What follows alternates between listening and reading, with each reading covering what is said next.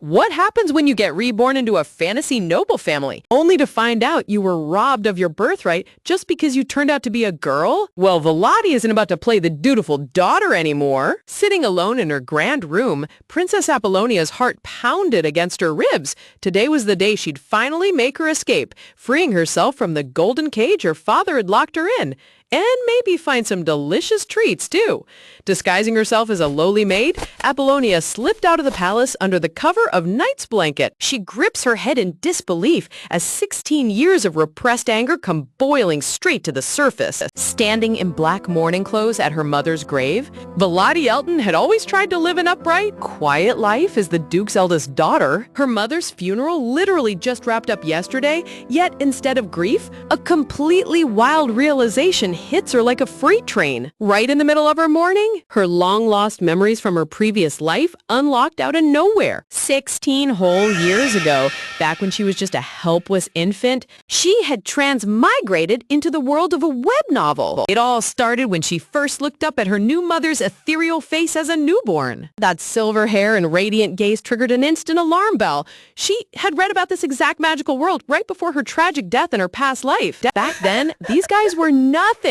Just some low-level gangsters. So low that Jinmu only recognized them because they worked under a boss he'd beaten up before. The overwhelming shock of reincarnating was too much for a baby brain to handle. She sobbed non-stop for days on end, screaming until her throat went raw and completely refusing to eat a single bite. Terrified for her baby's health, her mother, who happened to be a legendary grand mage, cast a powerful spirit magic spell straight into her soul. The enchanted glow restored her emotional stability in seconds, but magic always comes with a steep price. As an unintended side effect, wow, so that spirit spell wiped out every single memory of her past life. She woke up in her luxurious bedroom today. Clutching her temples as 16 years of forgotten knowledge returned all at once. Talk about an abrupt wake-up call. She lived her entire current life as a mild-mannered noble lady, but the second her mother passed away, the sealing spell broke. Now she's pacing around her silk rug, wondering how on earth she's supposed to process being an isekai protagonist. Standing before her full-length gilded mirror,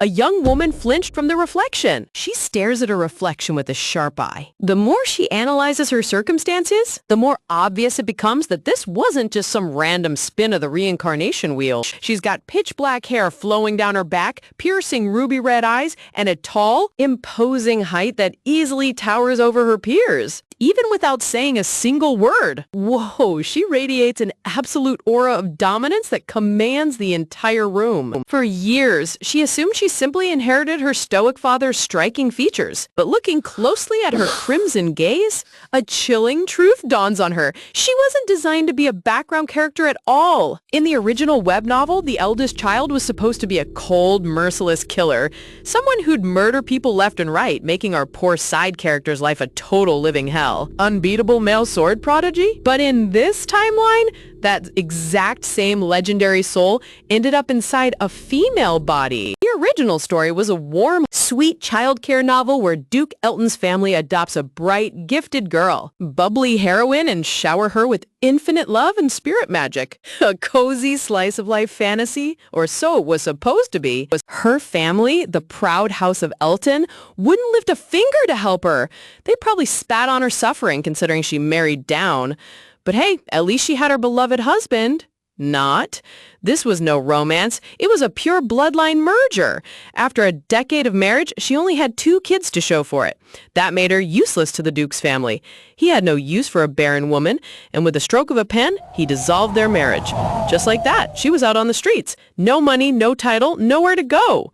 Talk about the ultimate betrayal, right? Is the exact ducal estate destined to welcome the adopted heroine into their grand mansion? So far, everything matches the original book's blueprint word for word, except for one catastrophic detail. The original eldest son was supposed to be a ruthless, arrogant brute, charismatic warrior who saved a soft side exclusively for the adorable heroine. A classic high-tier bro character built to protect the family name at all costs. Look at this novel illustration, the original male heir holding the cute adopted sister while looking like a protective god. Meanwhile, Volati got stuck with the exact same soul and stats, but tossed into a dress. She squeezes her eyes shut in frustration, trying to make sense of the cosmic joke.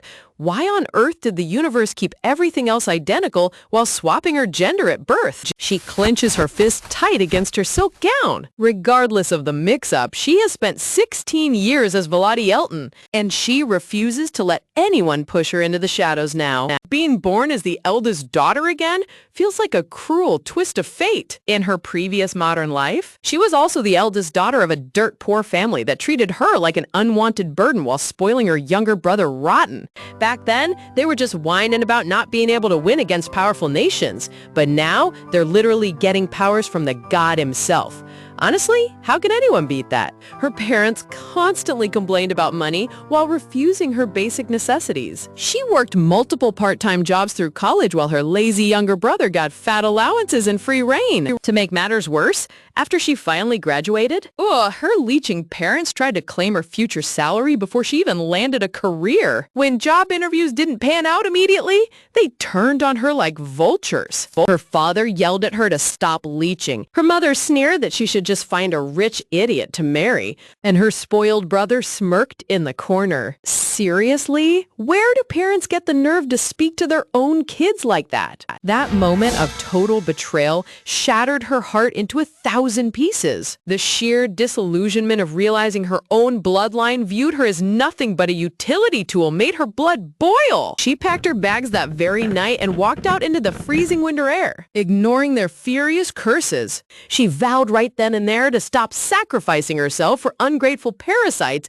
and live purely for her own success. But fate had a sick sense of humor. Before she could even taste her new freedom, blinding truck headlights cut through the darkness. Crash! Truck Kun struck without mercy. In a brutal instant, her dreams of living an independent life were cut short right on the cold pavement. Dying bloodied on the road left her with nothing but bitter frustration and zero closure. Returning to her senses in the present, Volati's red eyes burn with unmatched intensity. She refuses to let history repeat itself in this magical world. A gentle knock echoes through her bedchamber, snapping her out of her deep thoughts. "Come in," she responds smoothly, her voice cool and composed.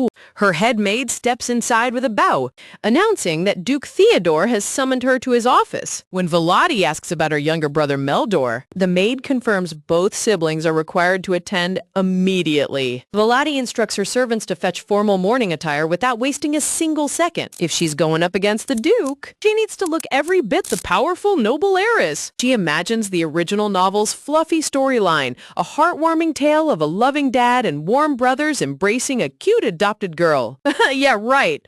Good luck keeping that cozy family vibe intact with her running the show. She was supposed to play the quiet, dutiful elder sister who stays out of the air battle and lets her incompetent brother take the spotlight. Well, spoiler alert, that obedient persona died the second her memories came back. Stepping into the luxurious office, she finds Duke Theodore sitting rigidly on his velvet couch. Her younger brother Meldor sits right beside him with his arms crossed like a spoiled little prince. Meldor instantly glares at her, whining that she took forever just to change her dress. He arrogantly demands to know if playing dress-up is more important than their father's urgent summons. Wow, look at this little brat barking orders like he already owns the estate. A visible tick mark pops on Volati's forehead, but she glides forward with a fake, flawless smile, politely apologizing for the brief delay. Duke Theodore clears his throat, setting down his porcelain teacup. He firmly declares that with the official funeral concluded, it's time for the Elton household to return to its standard daily operations. Scanning the room, Volati notices her father's dark under-eye circles from sheer grief, while Meldor sits sulking in the corner like a deflated balloon. Yesterday, Volati might have felt genuine sorrow for her mother's passing, but now that her modern soul is fully awake, any leftover sentimentality for this biased family has completely evaporated. The Duke Duke announces his first order of business, postponing Volati's formal engagement arrangements until the estate's gloomy atmosphere settles down. The lady bows her head obediently, secretly thrilled to buy more time for her master plan. Turning to Meldor, but hey, the Duke's tone softens significantly as he orders the boy to resume his intensive swordsmanship training tomorrow. He pats his shoulder, telling him to stay strong through the heavy, physical, grueling lessons. Meldor forces a weak smile for his father, but the moment the Duke turns his back, the brat's expression instantly plunges into pure, pathetic despair. Man, bro is practically begging for a magic book instead of steel. As they exit the Duke's office into the hallway, Volati grabs the brass handle to close the heavy mahogany doors behind him. Suddenly, Meldor steps into her path, sneering under his breath. He mutters how nice it must be to sit around doing absolutely nothing without a single duty or care in the world. Volati stops in her tracks, raising an eyebrow. Meldor steps closer, arrogantly claiming that she just dresses up nicely all day while waiting to marry off into some rich noble family. He points a finger straight at her nose, shouting that he bleeds through daily sword drills and intense study sessions to carry the Elton name. He actually claims she should thank him on her knees for her comfortable lifestyle. The absolute nerve of this kid. Volati's fist clenched so hard her knuckles turned ghost white. Stay calm. You're right outside Father's office. Ignoring his pathetic tantrum, she turns around and walks away briskly down the corridor. She glides down the marble hallway with steady, purposeful steps while the housemaids bow respectfully against the floral wallpaper. Suddenly, Volati halts right in front of a massive gold-framed painting hung along the wall. Her headmaid gasps in confusion, stopping 2 steps behind her master. Boom! The lady swings her bare fist straight into the priceless portrait, shattering the solid canvas and wall frame into a million cracks. The maids screech in absolute terror as dust rains down. Without even looking at her bruised hand, Volati turns her head, her crimson eyes flashing with cold, ruthless authority. She casually tells the horrified maid to have the butler clean up the mess and fix the wall immediately, leaving the servants trembling in total shock. What happens when you get reborn into a fantasy noble family, only to find out your incompetent younger brother stole your rightful spot as heir just because you turned out to be a girl? Well, Volati isn't about to play the dutiful daughter anymore. Her mother pitied Meldor for being forced into swordsmanship despite having a talent for magic,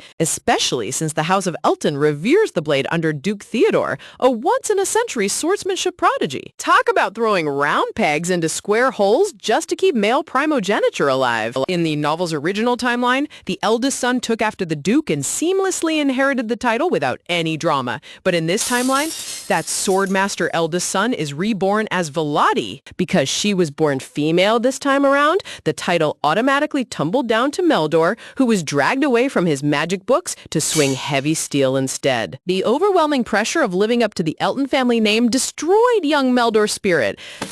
He spent his childhood sobbing in the courtyard while holding a weapon he sucked at using. Naturally, the mother showered Meldor with endless pity, while the stoic Duke softened up to comfort him. Meanwhile, Volati was pushed into the dark corner like last night's leftovers, feeling completely isolated in her own home. Only 2 major details shifted from the original book: her gender and her inner personality. The godly talent for swordsmanship and the peak physical prowess of the original eldest child were still pulsing inside her veins. Back then, Volati foolishly treated her own gift like a curse. Seeing her brother struggle so miserably with the blade, she hid her prowess and played the quiet, obedient daughter to keep peace in the house. Standing alone in the silent hallway at night, she grips her dress in frustration.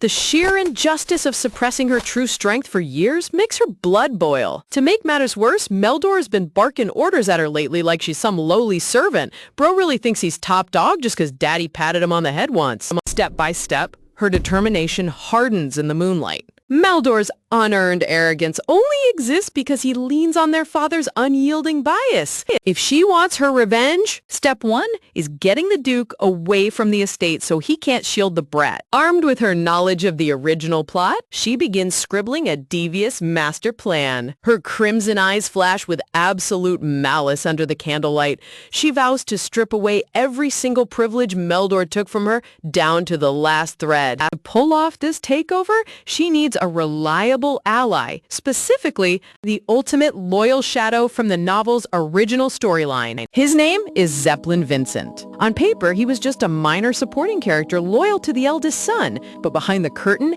he ran Duke Elton's secret intelligence network. His shadow operative group handled cover-ups, gathered top-secret intel across the empire, and purged traitors from the Duke's estate before anyone noticed. In the novel's lore, these Black Ops spies were known as the Watchers, the ultimate information network operating from the dark. And Zeppelin sat right at the peak of the pyramid, controlling every single Watcher with absolute authority. As Volati walks away from the shattered wall, a critical piece of lore flashes through her mind. The shocking reason why Meldor is such an insufferable, incompetent brat and why the original eldest sibling was destined for unbeatable strength was a massive plot twist only exposed near the very end of the novel. In her previous life, Volati ignored him because she lacked her memories. But winning him over won't be simple. Zeppelin is obsessed with raw talent and only bows to true monsters. In the original book, Zeppelin was so spellbound by the eldest son's martial genius that he literally begged his own father to let him pledge allegiance early. Back then, the Duke fully backed the eldest son as the heir, so Zeppelin joining his side caused no fuss. But now, Volati is neither the heir nor even recognized as a warrior. Because she was raised as a noble lady, she was completely cut off from Zeppelin and never even received formal leadership training. She remembers when she tried joining Meldor's air lessons as a child. But the moment Meldor whined about her presence being distracting, she was kicked out immediately. Her mother stroked her hair with false affection, guilt-tripping her to yield her spot to her younger brother like a good little sister. Talk about toxic gaslighting. To add salt to the wound, Meldor smirked right in her face, provocatively asking if he should get somebody else to finish the job for her, asking her for playing while he suffered over books. Volati had to sneak around library corners at night just to educate herself, which is exactly why securing Zeppelin is mandatory. Once she tames the chief spy, his entire Watcher network and vast knowledge become her personal weapon. Bright sunlight bathes the magnificent rose-covered towers of the Elton estate. Man, check out this idyllic palace. It looks like the picture-perfect background for a heartwarming slice-of-life fantasy. But with a ruthless, reincarnated eldest daughter taking the reins, this cozy little mansion is about to become an absolute war zone. The execution phase begins right now on the estate's shooting range, where Meldor is struggling to hold a heavy hunting rifle. He pulls the trigger. Bang! The magic bullet completely whiffs the target board, making the brat scream in frustration. In a temper tantrum, Meldor throws the expensive firearm onto the turf, blaming the weapon for his trash aim. Haha! Classic scrub move. Volati gracefully lifts the gun from the grass. She sweetly reminds him that tossing enchanted family property is a bad look, leaving Meldor completely stunned. He checks the target in the distance. 0 hits on the bullseye. Man, his athletic skills are genuinely painful to witness. Meldor barks at her to mind her business, but Volati smoothly raises the rifle stock to her shoulder with flawless technique. With 0 hesitation, she pulls the trigger. Bang! A surge of sparkling magic propels the shot down the range. The bullet strikes dead center, right in the bullseye. Meldor shrieks in disbelief, demanding to know how a girl who never picked up a gun is out shooting him. She just casually calls it her secret hobby. Meldor tries saving face by bragging about the upcoming Imperial hunting competition, claiming only grand heirs attend. Volati just snickers behind her hand, warning him he'll end up a national laughingstock. She casually reminds him that his swordsmanship is already lagging, scoff, because of their mother's recent funeral. Oh, wow, that sounds serious. Just so you know, this isn't medical advice, so definitely connect with a healthcare professional for any concerns. What kind of symptoms are you seeing that are making you think that? She points right at his abysmal target results while asking if he really has time to waste playing hunter when his fundamentals are in the gutter. Meldor screams that no law forces him to go, but Volati loads another round. She smirks, claiming she's just deeply concerned about father's honor. Bang! Bang! Bang! 3 consecutive shots slammed straight through the exact same bullseye hole. The artist went all out on this flex panel. Unable to handle the embarrassment, Meldor throws his hands up, yelling that she can keep the useless gun and practice all day if she wants. Watching him retreat like a beaten dog, Volati smiles inwardly. His complete lack of physical talent is a divine gift for her plan. A light chuckle. He'll stay home like a good boy. Her red eyes glint with total satisfaction. As long as he doesn't go around embarrassing the house, her path to the top is wide open. By nighttime, news arrives from the maids. Meldor officially announced his withdrawal from the Imperial Hunting Tournament. Fast forward to the event. Volati arrives at the Royal Hunting Grounds riding a sleek black stallion in full equestrian gear, looking absolutely majestic. A handsome silver-haired noble riding alongside her adjusts his glasses. It's Zion Agra, second son of Duke Agra, asking if she needs help fixing her hat. She flashes a dazzling smile, casually letting him know that Big Sister is taking her useless little brother spot today. Another noble rider joins the party, curious about why Meldor gave up his spot at such a high-profile imperial event. Meet Must and Fredo, eldest son of Duke Fredo. He chuckles, remembering Meldor's trash personality from the last gathering. Volati laughs with Moston, explaining how Meldor sulked and refused to come. Moston celebrates, glad he won't have to deal with the brat ruining his hunt today. Zion Agra adjusts his glasses, looking completely bewildered as he trots alongside her. He asks Volati if she said something to Meldor, considering her brother was normally desperate to attend these events, flashing a dangerously sweet smile. Volati smoothly explains that she merely reminded Meldor his performance reflects their father's precious honor. Moston Fredo chuckles beside her, calling her cold-blooded logic absolutely brutal. As their three horses trot through the lush forest, Chibi Volati slyly asks if they're unhappy she showed up instead. Moston playfully beams back, admitting he vastly prefers her company over her bratty brother anyway. Zion turns to her with genuine concern, asking if her attendance is really fine this time, since her parents always forbade her from joining in the past. Volati's expression darkens in the shadow of her cap as she softly mutters that her mother isn't around to stop her anymore. A grim flashback highlights her late mother keeping young Volati trapped in ladylike dresses, despising any violent pursuits. Volati had to master marksmanship in absolute secret, but now those suffocating shackles are finally gone. Seriously? Nothing says healthy household dynamics like waiting for family tragedy just to drop your secret sniper skills. Glancing ahead at Duke Theodore's silent figure, Volati remembers how little attention he paid her back then. She recalls confronting him 2 days ago in his library. He scoffed at her request to enter the competition, until she mentioned reconnecting with her childhood noble friends. Ooh, plot twist. Duke Theodore strictly ordered her not to embarrass the Elton name before granting permission. Volati smirks in the present. Father's icy coldness is at least predictably consistent. Fast forward to the Royal Hunting Grounds, where grand silk tents are pitched and servants haul heavy supply crates across the vibrant green campsite. A sharp young knight bows deeply to Volati, introducing himself as an official Elton guard assigned to assist her during the event. Volati's red eyes glint with total satisfaction under her brim. Step 1 of her grand plan is locked in today. Her father begins learning what a true prodigy looks like. Look at the Emperor sitting there with his glorious, majestic beard. Moston is over here buttering him up like a master politician in training, glancing at Moston's smooth flattery. Volati notes that his silver-tongued charm proves why House Fredo leads imperial politics. Moston dramatically tosses his hands up like a theatrical performer, striking a cute pose while scattering imaginary flowers. Resting on his ornate throne, the Emperor booming loudly announces the hunt official, giving every noble contestant a strict time limit to return to the main tent. A royal official drops a bright red flag with a sharp snap, roaring for the tournament to begin. The massive forest expanse glistens under the bright morning sun as riders scatter deep into the thick tree line. With lightning reflexes, Volati cocks her magical rifle and takes aim in a split second. Dang! The targeted game bird drops instantly from the sky, dead as a doornail, slamming onto the forest floor without a single twitch. Chaplain Vincent, who is disguised as her escort knight, gasps in absolute shock, covering his mouth in disbelief at her insane accuracy.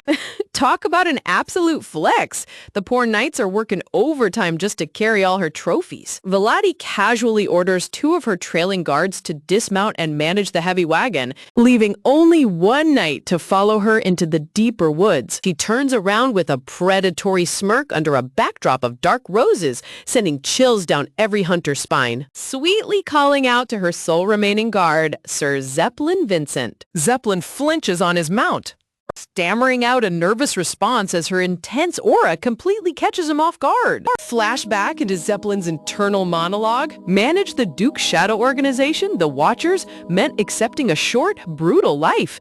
You were basically a glorified suicide squad. Dangerous life. Yet his ultimate secret wish was always to personally nurture an absolute genius. His grand idol was none other than Duke Theodore Elton, a warrior so overwhelmingly dominant he seemed like a god among men. Seeing Theodore crush rival swordsmen in his youth inspired Zeppelin to serve House Elton. Mesmerized by unmatchable martial charisma, man was waiting his whole life to mentor a legendary sword master, only to get stuck babysitting Meldor. Talk about top-tier disappointment. Zeppelin's internal monologue recalls watching young Meldor drop his sword repeatedly, knowing the brat lacked the true flame of a warrior. Holding his weapon against the setting sun, Zeppelin envied his own father for getting to serve a true gem like Theodore. While he was left with garbage. Depressed over his future, Zeppelin sulked at home until his fiery younger sister confronted his endless whining. His sister, who works undercover as a senior maid in the ducal mansion, scolded him aggressively, yelling at him to resign from the Watchers if he was going to be such a picky baby. Driven to his limit, Zeppelin secretly packed his bags, deciding to hand over the Watcher network to his sister and run away before Meldor's coming-of-age ceremony. Back in the present, Zeppelin grips his reins in utter disbelief, recalling the secret retirement plan he swore by just days ago. Suddenly, a magnificent stag steps into the sunlit clearing, sniffing the fresh forest air. Bang! Before the deer can even blink, Velati fires a precision magical blast straight through its heart. Velati smirks smoothly while trilling her rifle. Zeppelin gapes in awe, feeling his vow to quit waver at an alarming speed. She nonchalantly asks for her current kill count. Zeppelin stammers out 6 birds, 4 rabbits, and a deer, to which she pouts that it's lower than expected.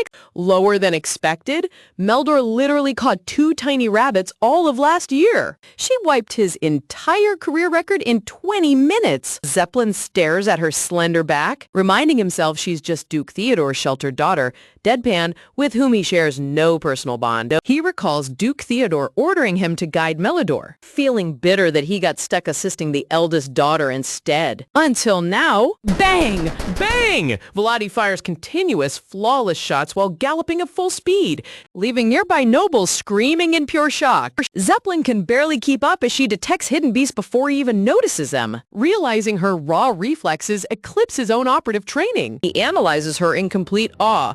Superior physical structure, zero fatigue from heavy recoil, and unyielding stamina. Suddenly, her unruly black stallion rears up wildly, thrashing its heavy hooves in the air. With zero effort, Velati snaps the reins with a single hand, completely subduing the vicious beast. Zeppelin realizes in shock that if she were the heir, his lifelong dream would already be fulfilled. Deep in thought, as their horses pace through the glade, they notice the ground start to tremble. Sir Zeppelin rubs his chin while analyzing Velati's movements. He wonders if her weapon handling mirrors Duke Theodore's legendary style, knowing the Duke always initiates combat with a sharp right-side thrust. He ponders whether Velati inherited that exact combat habit so he can work on fixing it, only for Velati to suddenly turn around on her mount, innocently asking what he thinks of her performance so far. Zeppelin blinks in utter confusion, sweating bullets as he stammers out a completely blank response.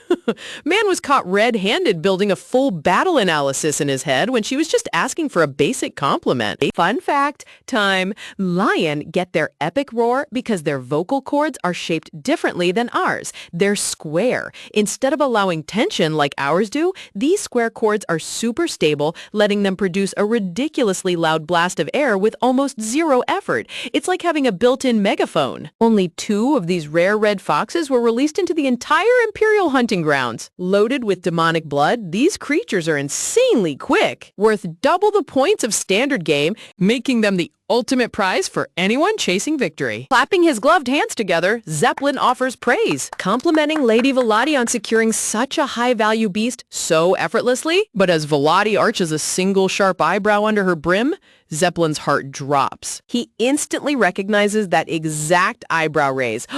It's Duke Theodore's signature expression when he's thoroughly annoyed. Panic kicks in as Zeppelin wonders if he somehow offended her. Flashing a polished, sweet smile, Volati smoothly tilts her head, repeating her question to see what he really thinks of her capabilities. When Zeppelin stammers that her skills are already flawless and match the Duke himself, Volati chuckles softly, adjusting her grip on her hunting rifle. Her voice drops into a dangerously low whisper, muttering that her talent isn't just impressive for a regular night to witness.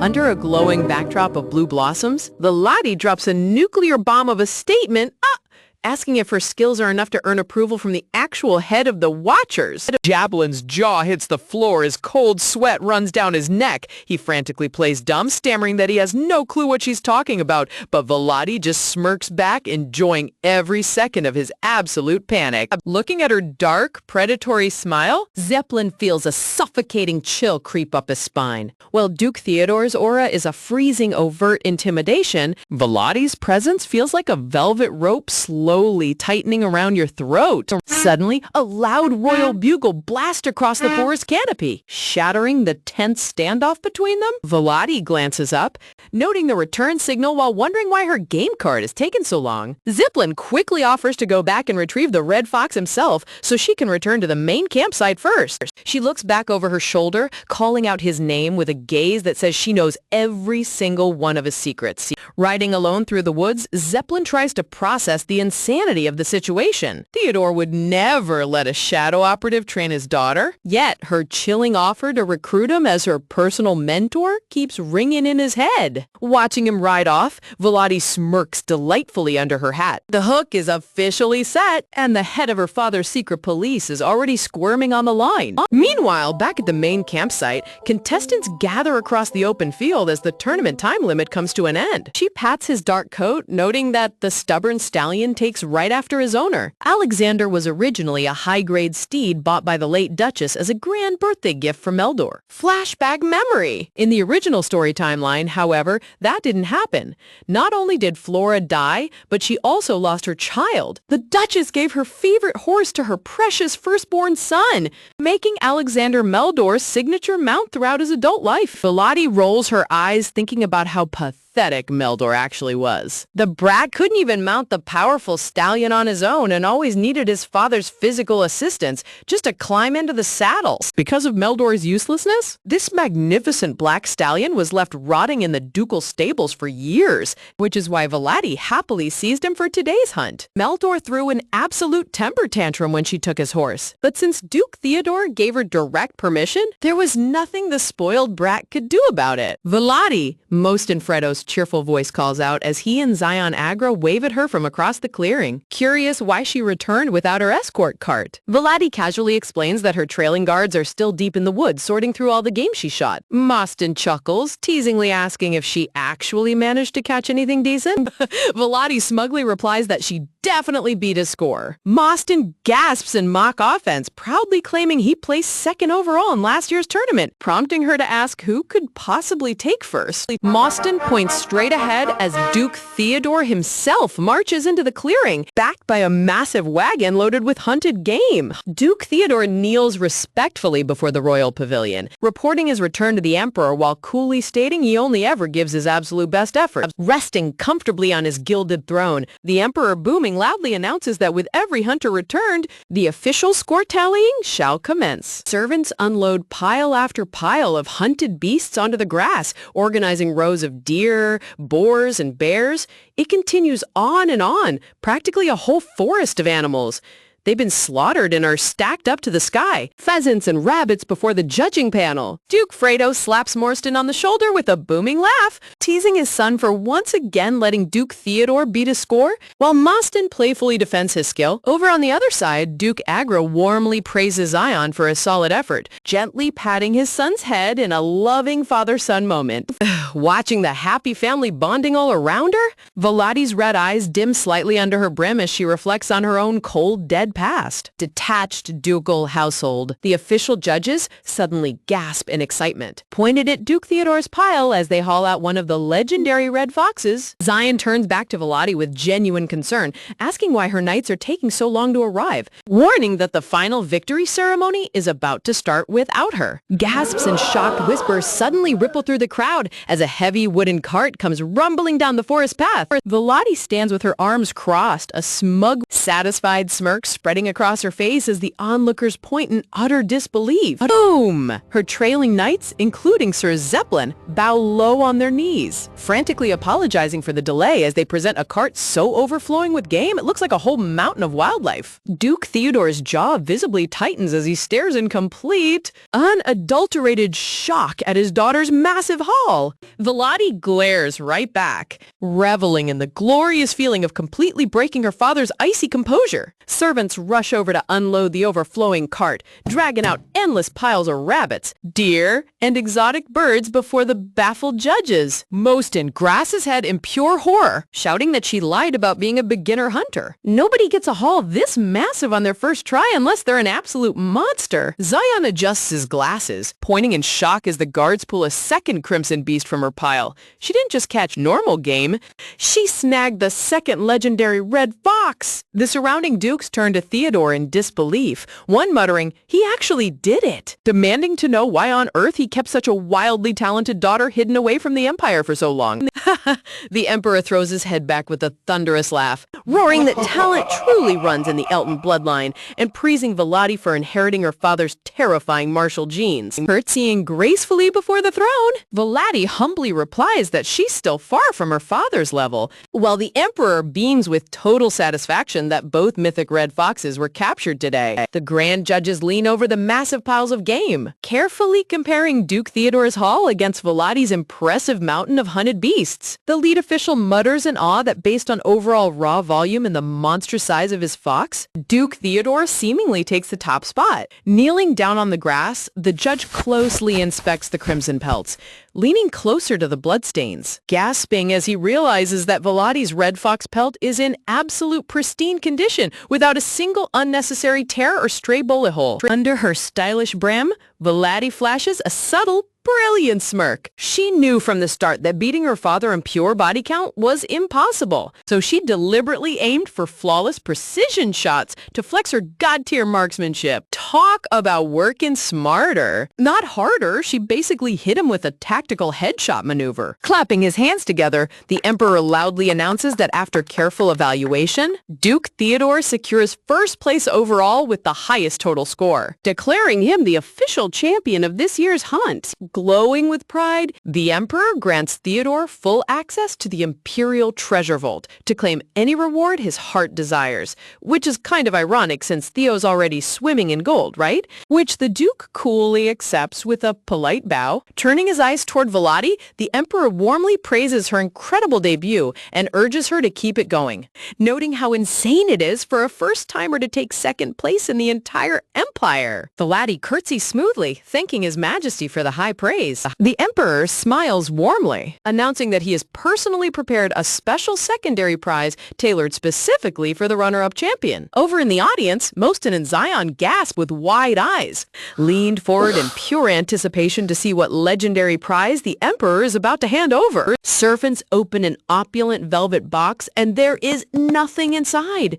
It appears the young brat made a mock of everyone. What an absolute baller. Revealing the legendary spirit sword of the Magella Empire, shining with a blinding aura. The laddie's eyes light up because this exact ancient relic was her main target all along. Duke Theodore turns around in total bewilderment, staring at his daughter with genuine, unscripted shock. Volati inwardly cackles, thoroughly enjoying the rare sight of her stone-faced father completely losing his cool. The Emperor gestures to the sparkling chest, granting Volati permission to draw the divine blade from its sheath if she wishes to test its weight. Gripping the ornate hilt, Volati draws the blade upward. Radiant blue mana bursts across the clearing, casting a gorgeous, ethereal glow across her fierce crimson eyes.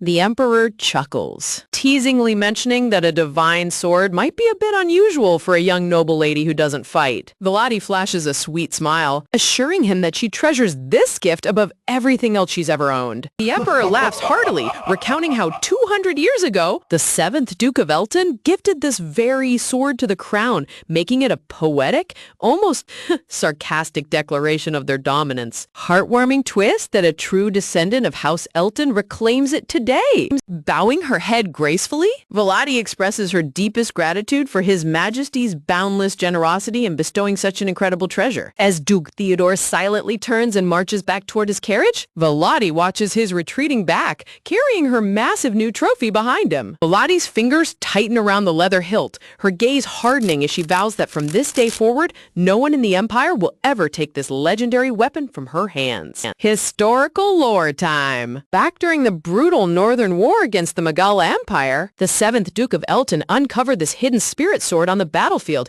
and presented it directly to the monarch to solidify their alliance. But Volati couldn't care less about old history lessons. Her real motive for claiming this blade is simple. In the original story timeline, this very sword was destined to become the signature weapon of her eldest brother, Meldor. Flashback memory. In the original novel, the original female lead, Nasia, wanted to purchase a grand coming-of-age gift for her beloved elder brother. Little Meldor had arrogantly bragged to Nasia that he didn't need any bought sword, boastfully explaining that his primary weapon was a royal gift bestowed by the Emperor himself after he placed second in the hunting tournament at age 16. Peasant Volati reflects on how that exact tournament was this very event. The second she remembered that key plot point, she swore to enter the hunt and snatch the prize right out of his useless hands. Bro got his future heirloom completely stolen before he even had a chance to touch it. Slinging the massive wooden case over her shoulder, Volati smirks delightfully. Not only did she break Zeppelin's cover and set up her mentorship trap, but she also stole Meldor's favorite sword. Talk about an absolute multi-kill efficiency. Catching sight of Zeppelin nearby, Volati calls out Sir Vincent's name, prompting the hidden shadow captain to step forward obediently. Without warning, Volati shoves the massive, heavy wooden sword trunk straight into his arms, casually ordering him to carry her newly won trophy. Zeppelin staggers back, sweating bullets as he tries to hold up the crushing weight. He inwardly panics, wondering how on earth a delicate young noble girl was carrying a trunk so heavy it would take 2 full-grown knights to lift.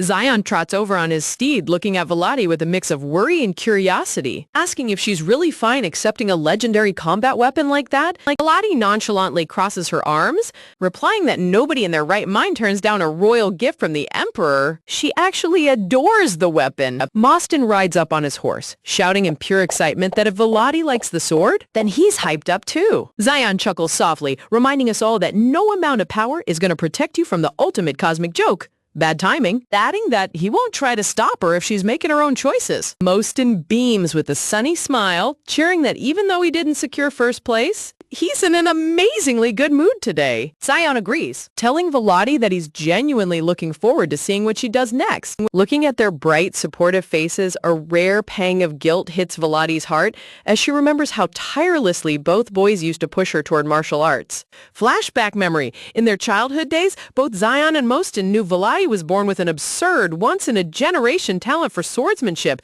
and they were constantly heartbroken watching her deliberately avoid weapons. Young Mostyn would wave his wooden sword around, passionately begging her to pick up training so she could become a legendary knight remembered in history books.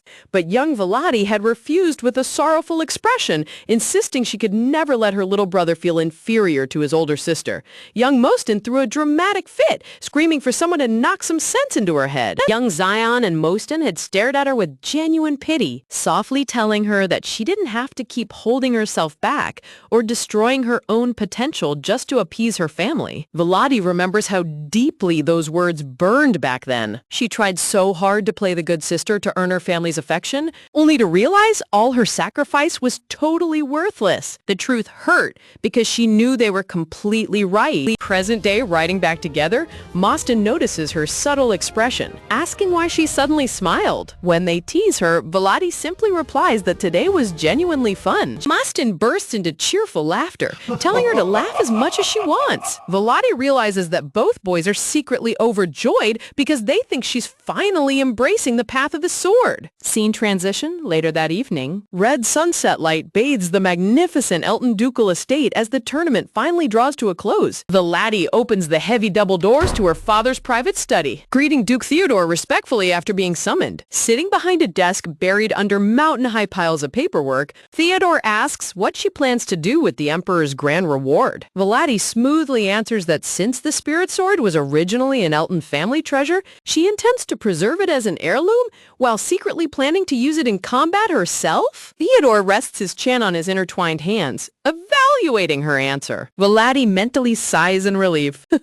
Glad her father didn't make the mistake of suggesting she hand the sword over to Meldor, fixating his sharp crimson eyes on her. Theodore offers her a personal reward from himself. Perverts, get your minds out of the gutter. Just a nice dinner with His Highness. Asking if there's anything specific she wants for her massive success, Volati inwardly grins. She knew this offer was coming. So get this, in the past, all personal rewards were exclusively showered onto Meldor. She humbly declines any standard gift before dropping her trap, asking what would happen if she tamed Alexander. Theodore narrows his eyes in utter surprise, baffled that she didn't request expensive dresses or jewelry, pointing out that Alexander is technically assigned to her brother. Volati puts on the most innocent, sentimental face, gently arguing that it's heartbreaking to see such a majestic black stallion rot away locked inside the stables unused. Theodore considers her request, asking if she truly believes she can tame a notoriously wild stallion all by herself. Volati calculatedly replies that she definitely need personal instruction from an elite knight. Rubbing his chin thoughtfully, Theodore asks if she has a specific knight in mind to take charge of her training.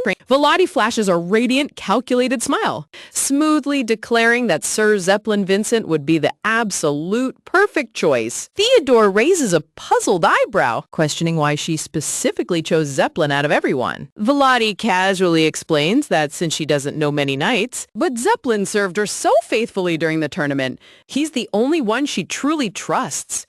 Bro just handed his top secret police chief straight into her trap on a silver platter. Volati reflects back on how those two foolish knights struggled miserably to restrain Alexander, the most powerful knight in the kingdom, whereas Sir Vincent handled everything with cool efficiency. She knows picking the chief of surveillance will shock her father, but she's not aiming for predictability here. But Duke Theodore will naturally agree, assuming it's just basic horse riding instructions. Theodore rests his hands on his desk, exhaling softly as he approves her request. He formally assigns Sir Vincent as her instructor, and I'm thinking, uh-oh, this guy who just basically tried to murder her is now in charge of her training? Is the king okay up there? Vincent's all, no worries, I'll treat her like any other recruit. But did you see the look in his eyes? Not exactly sunshine and rainbows, strictly commanding her to train the stallion well. Bowing respectfully before the massive mountain of paperwork on his desk, Volati promises her father that she'll transform Alexander into the most loyal, obedient, okay, she's totally gonna kill him, gentle steed in the empire. Volati inwardly chuckles behind a radiant, innocent smile. She has zero intention of ever returning Alexander or Sir Vincent to her bratty brother Meldor.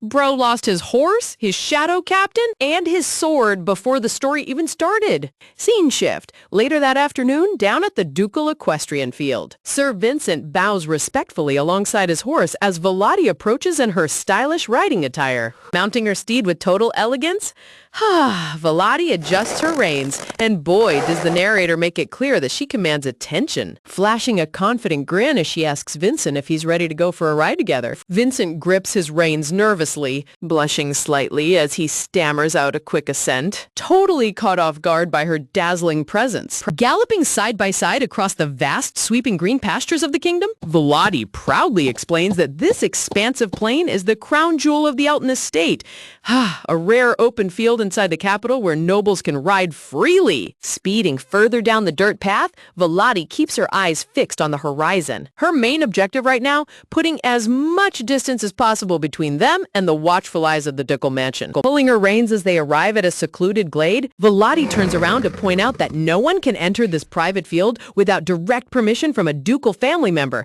making it the ideal private arena for practicing swordsmanship. Vincent blinks in complete confusion, asking what on earth she means. Vladi narrows her crimson eyes, sternly asking if he still doesn't understand her intentions. She gave him plenty of time to digest the situation, so why is he still acting clueless? Vincent exhales a gentle breath, trying to ease that sudden tension by offering to answer all the pressing questions burning inside her mind first, explaining the internal secret intelligence network, like how they communicate without prying eyes.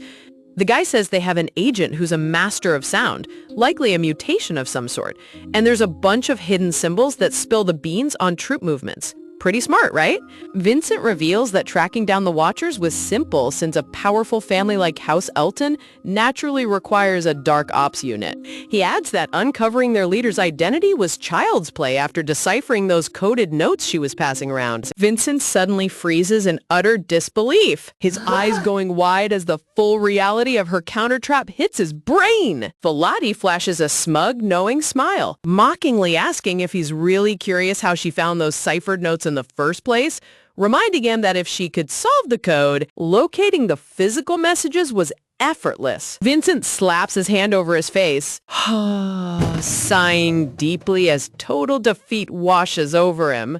Man, he realized he got totally outplayed by a teenage noble girl. Sunlight filters through the lush canopy as Vincent pauses for a long, quiet moment, trying to gather his scattered thoughts. Looking up with a defeated but deeply respectful smile, Vincent admits full surrender, admitting he lost this mental battle before asking how she managed to crack an impossible code. Crossing her arms with a confident smirk, Vladi casually replies that she simply deduced the rules and solved it. Vincent smiles warmly, praising her genius and admitting his high expectations were completely justified. Internal monologue time. Flashback memory reveals a sheet of cryptic runes, which you eat you, sitting next to an inkwell. Vladi secretly chuckles. Giggle. She didn't actually decipher an expert code on her own. She only knew those secrets because she memorized them from reading the original novel timeline.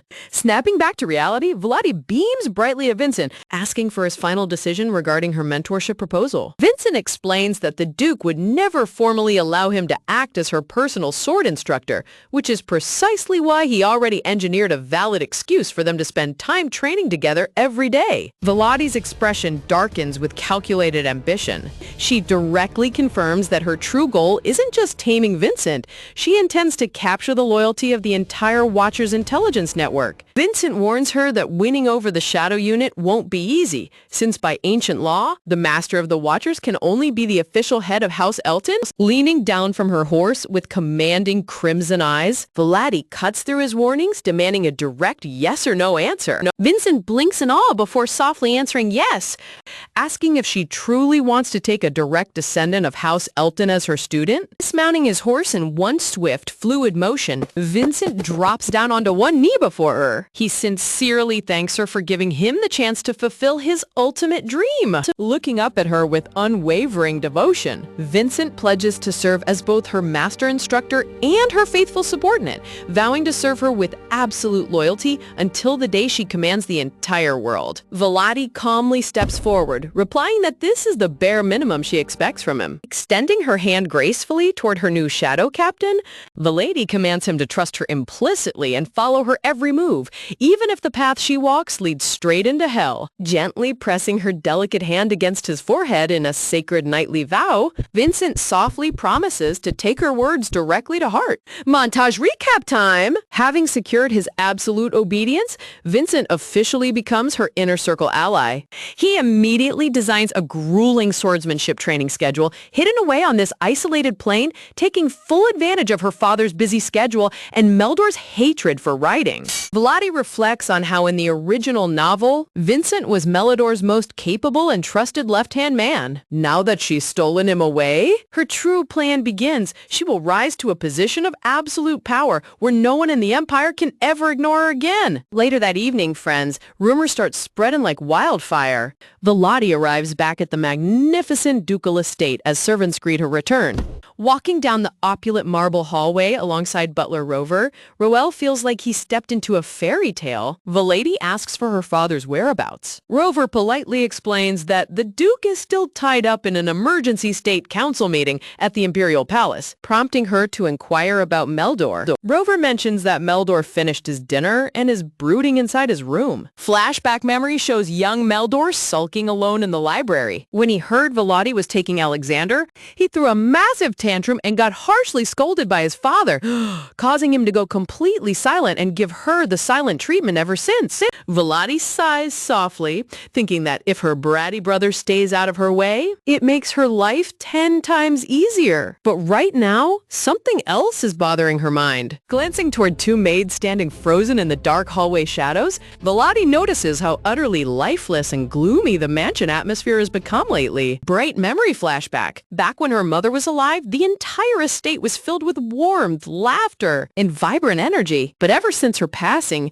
the mansion has felt like a dreary, cold tomb. Beautiful white rose visual. Volati recalls that this depressing mansion environment was also highlighted in the original novel's plot text. Soft pastel memory of young Nessia surrounded by blooming flowers. Volati inwardly groans. Is this mansion really going to stay this miserable until the original heroine arrives years down the line? That is literally the absolute worst. Transforming into a grumpy chibi, Volati mutters that living in such a depressing house would give a newborn baby clinical depression. But then she remembers Vincent's advice from earlier, which is if she wants to expand her political dominance inside the estate, she must first conquer the hearts of the household servants. Calling out from the second-floor balcony, Volati sharply orders Rover to bring the headmaid up to the second-floor drawing room immediately. Rover nods obediently from the staircase. Leaning over the railing, Volati adds that he must also bring the newest luxury furniture catalogs along. Rover pauses in total confusion, asking why she's suddenly asking for interior catalogs out of nowhere. Volati locks her intense, razor-sharp crimson gaze onto him, radiating a terrifying aura that shuts down any further backtalk. Sweating bullets under her lethal glare, Rover bowing frantically, stammering out that he'll fulfill her orders right away before rushing down the stairs, crossing her arms with an annoyed huff. Volati grumbles that Rover always tries to talk back to her, unlike the previous head butler, Charles, who was always perfectly obedient. A few moments later, the drawing room door creaks open as Rover and the headmaid enter carrying tea trays and thick catalog binders. Sitting gracefully on the plush sofa, Volati asks for the catalogs. The headmaid steps forward respectfully, handing over the latest luxury decor books sent directly from the high-end department store. Flipping through the gilded catalog pages listing insane prices, like sofas for 130,000 gold coins and mirrors for 90,000 gold coins, Volati points out that the mansion's current furniture is outdated from last year. The headmaid frantically panics and apologizes, explaining she swapped items around as best she could. Volati softly reassures her, saying she isn't blaming anyone since her mother's illness left no time for shopping. Gorgeous full-page visual showcase of luxurious red velvet couches, sparkling chandeliers, plush carpets, and even a private stage. But it's just a regular classy lounge, right? Wrong. And golden drapes. In noble society, it was standard practice for the lady of the house to completely redecorate the estate every single season. Even though her mother found constant redecorating annoying, she always matched the estate's colors to the season. And now, Volati is about to step up and take total control as the true mistress of House Elton. Easing out the dark glass window, Volati reflects on how bleak the mansion's atmosphere has been ever since Meldor casually mentioned he preferred dark colors. Ever since then, the interior was kept pitch black year-round. And after her mother's sudden collapse last year, redecorating was all out of the question, leaving the entire estate trapped in an eternal, super dated stasis. Gloomy winter, even as early summer arrives. Flipping through the pages of a luxury home catalog, Volati decides she's had enough of living in a haunted-looking castle. She resolves to transform the dreary mansion into a vibrant masterpiece so bright that the household staff won't even have a single second to feel depressed. Pointing directly at the gilded pages showcasing sofas priced at a staggering 130,000 gold coins, Volati orders every single luxury piece days, from start to finish. She commands them to overhaul the entire mansion without missing a single detail. Hearing her outrageous spending spree, Butler Rover completely panics, shouting in horror that she can't possibly order high-end furniture without explicit permission from both the Duke and the young Duke. Wait, did this man really think he could yell at the villainess without consequences? Before he can even finish his sentence, Volati brutally stomps her sharp high heel right onto his foot, bringing him to his knees with a loud groan. While Rover writhes in agony on the floor, the head maid cheerfully steps up to confirm the order, promising that the brand new furniture will arrive within days.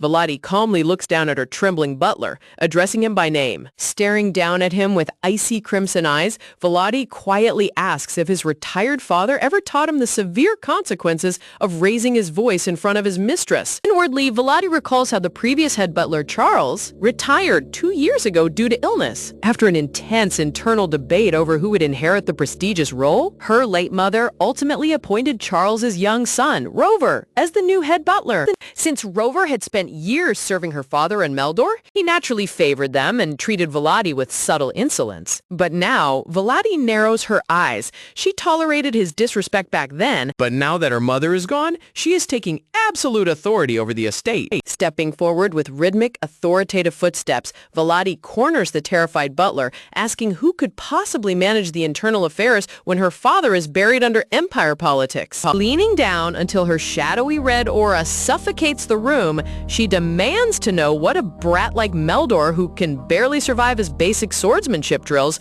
could possibly manage, barking at Rover to state who rules this mansion. Man, look at that absolute visual dominance! The artist went so hard depicting her tyrant arc, making poor Rover look like he's standing before the final boss of the Empire. Her suffocating glare intensifies as she corners him against the floor, repeating her commanding question with venomous precision, demanding to know who holds ultimate power over the estate. Sweating bullets with wide, terrified eyes, Rover completely breaks under her crushing pressure, whimpering out that Lady Volati is the sole ruler of the mansion. Smiling coldly down at her subdued subordinate, Volati twists the knife further, demanding to know whose permission she needs if she decides to redecorate her own home. Desperately bowing his head to the carpet, Rover stammers that she needs permission from absolutely no one, begging for her forgiveness before frantically agreeing to assemble every available worker in the domain. Turning to her head maid, Emily, Volati instructs her to mobilize the rest of the servant staff. Dismissing them with a flick of her wrist, Volati crosses her arms, satisfied that her plan to bring the entire household under her direct command is officially underway. Reflecting on internal hierarchy, Volati knows the house staff is divided under the head maid and the head butler. To secure total power, taking complete control of those two key figures was step number one. Since Emily had been her loyal personal maid for years, winning her over was already a done deal, leaving Rover as the final puzzle piece to fall into line. Hold on, she really pulled out her past life knowledge like a corporate CEO reorganizing a failing company. She notes that while the novel barely mentioned Rover compared to Zeppelin, breaking his spirit was child's play. A few days later, bright morning sunlight shines over the ducal mansion as the massive redecoration project officially begins. Walking through the main halls like a true queen, Volati directs the bustling staff with crisp orders, commanding maids to carry velvet tablecloths to the dining hall and swap out hallway drapes. Seeing servants lugging heavy wooden chests, Volati urges them to work fast, promising a massive cash bonus if they complete the mansion overhaul within 3 days, which is basically impossible. Crowd shouting enthusiastically and saying they were all gonna follow Young Jay, sending the workers into an absolute hype frenzy. Watching the staff execute her commands with military efficiency, Volati marvels at how exhilarating it feels to wield absolute authority, realizing why high nobles in this world are so obsessed with raw political power. Smirking as Rover obediently follows behind her like a humbled puppy,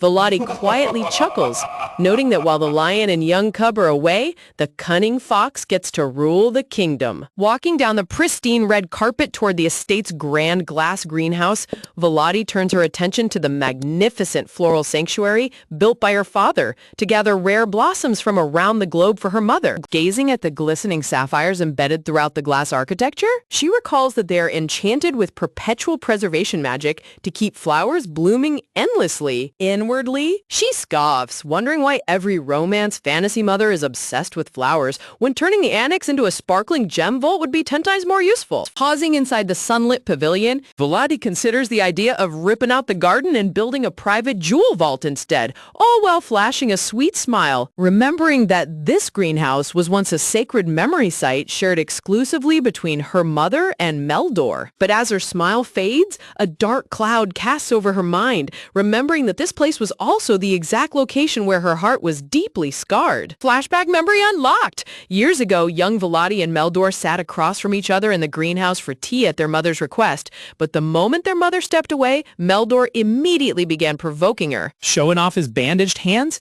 Young Meldor sarcastically sneered that it must be nice having pristine, cute magic instead of a monster within. Spotless hands while he gets cut up during training? Young Volati sighed quietly into her teacup, knowing he would never understand the harsh reality behind her clean hands. Resolving not to feed into his childish bait, young Volati quietly sipped her tea in complete silence. Infuriated by her indifference, Meldor slammed his hands onto the table, shouting angrily and threatening to force a reaction out of her. Suddenly, young Meldor gathered volatile magic into his palm and launched an attack spell directly at her. Realizing the danger, young Volati instantly conjured a crimson mana shield to deflect the blast. Intense collision shattered his attack, sending a sharp stray mana blade flying straight across Meldor's cheek, leaving a bleeding cut on his face as he gasped in utter shock. Holding her throbbed arm in pain, young Volati realized her bratty brother had actually lost his mind by throwing offensive magic at his own sister, grateful that her basic mana shields barely managed to save her. Staring at Meldor sitting frozen on the floor in terror, she thought he was shocked because he realized how badly he had messed up by attacking her first. Suddenly, the greenhouse doors burst open as their mother rushed inside. Seeing Meldor bleeding on the floor, she threw her arms around him in a panic, frantically checking his face for injuries. Young Volati exhaled a weary breath, stepping forward to explain that Meldor had initiated the magic attack and things simply escalated while she was defending herself. But before she could finish, her mother turned on her with venomous fury, screaming at Volati for daring to hurt her younger brother. When Volati insisted she was only defending herself, her mother snapped back that Meldor was just learning magic. Callously dismissing the lethal threat to her daughter, cuddling Meldor tightly, her mother harshly lectured Volati that as the older sister, she needed to protect her brother. She was obligated to sacrifice and protect her brother no matter what. Volati bitterly remembers how her mother's affection was always conditional, scoffs, and how she never once ranked above Meldor in her mother's heart. Staring at her mother, comforting her brother while completely ignoring her injuries, Volati felt a bitterness deeper than anything she had ever experienced, recalling how she was kicked out of the greenhouse like trash that day. As the heavy greenhouse door slammed shut, young Meldor stared out at her with cold, mocking eyes. Ever since that tragic day, he never hesitated to throw attack magic at her again, making Volati realize it was truly better that her mother passed away. Yet, looking at pastel memories of being held in her mother's warm embrace as a child, Volita Hardy inwardly sighs, admitting that even with all her past life memories intact, part of her still loved her mother. Returning to reality, Volati hardens her expression, resolving that she will not preserve a greenhouse that brought her nothing but emotional trauma. Standing nearby, Butler Rover politely asks if they should begin arranging the new furniture. Volati commands him to clear out all the old velvet couches and replace them with light summer decor.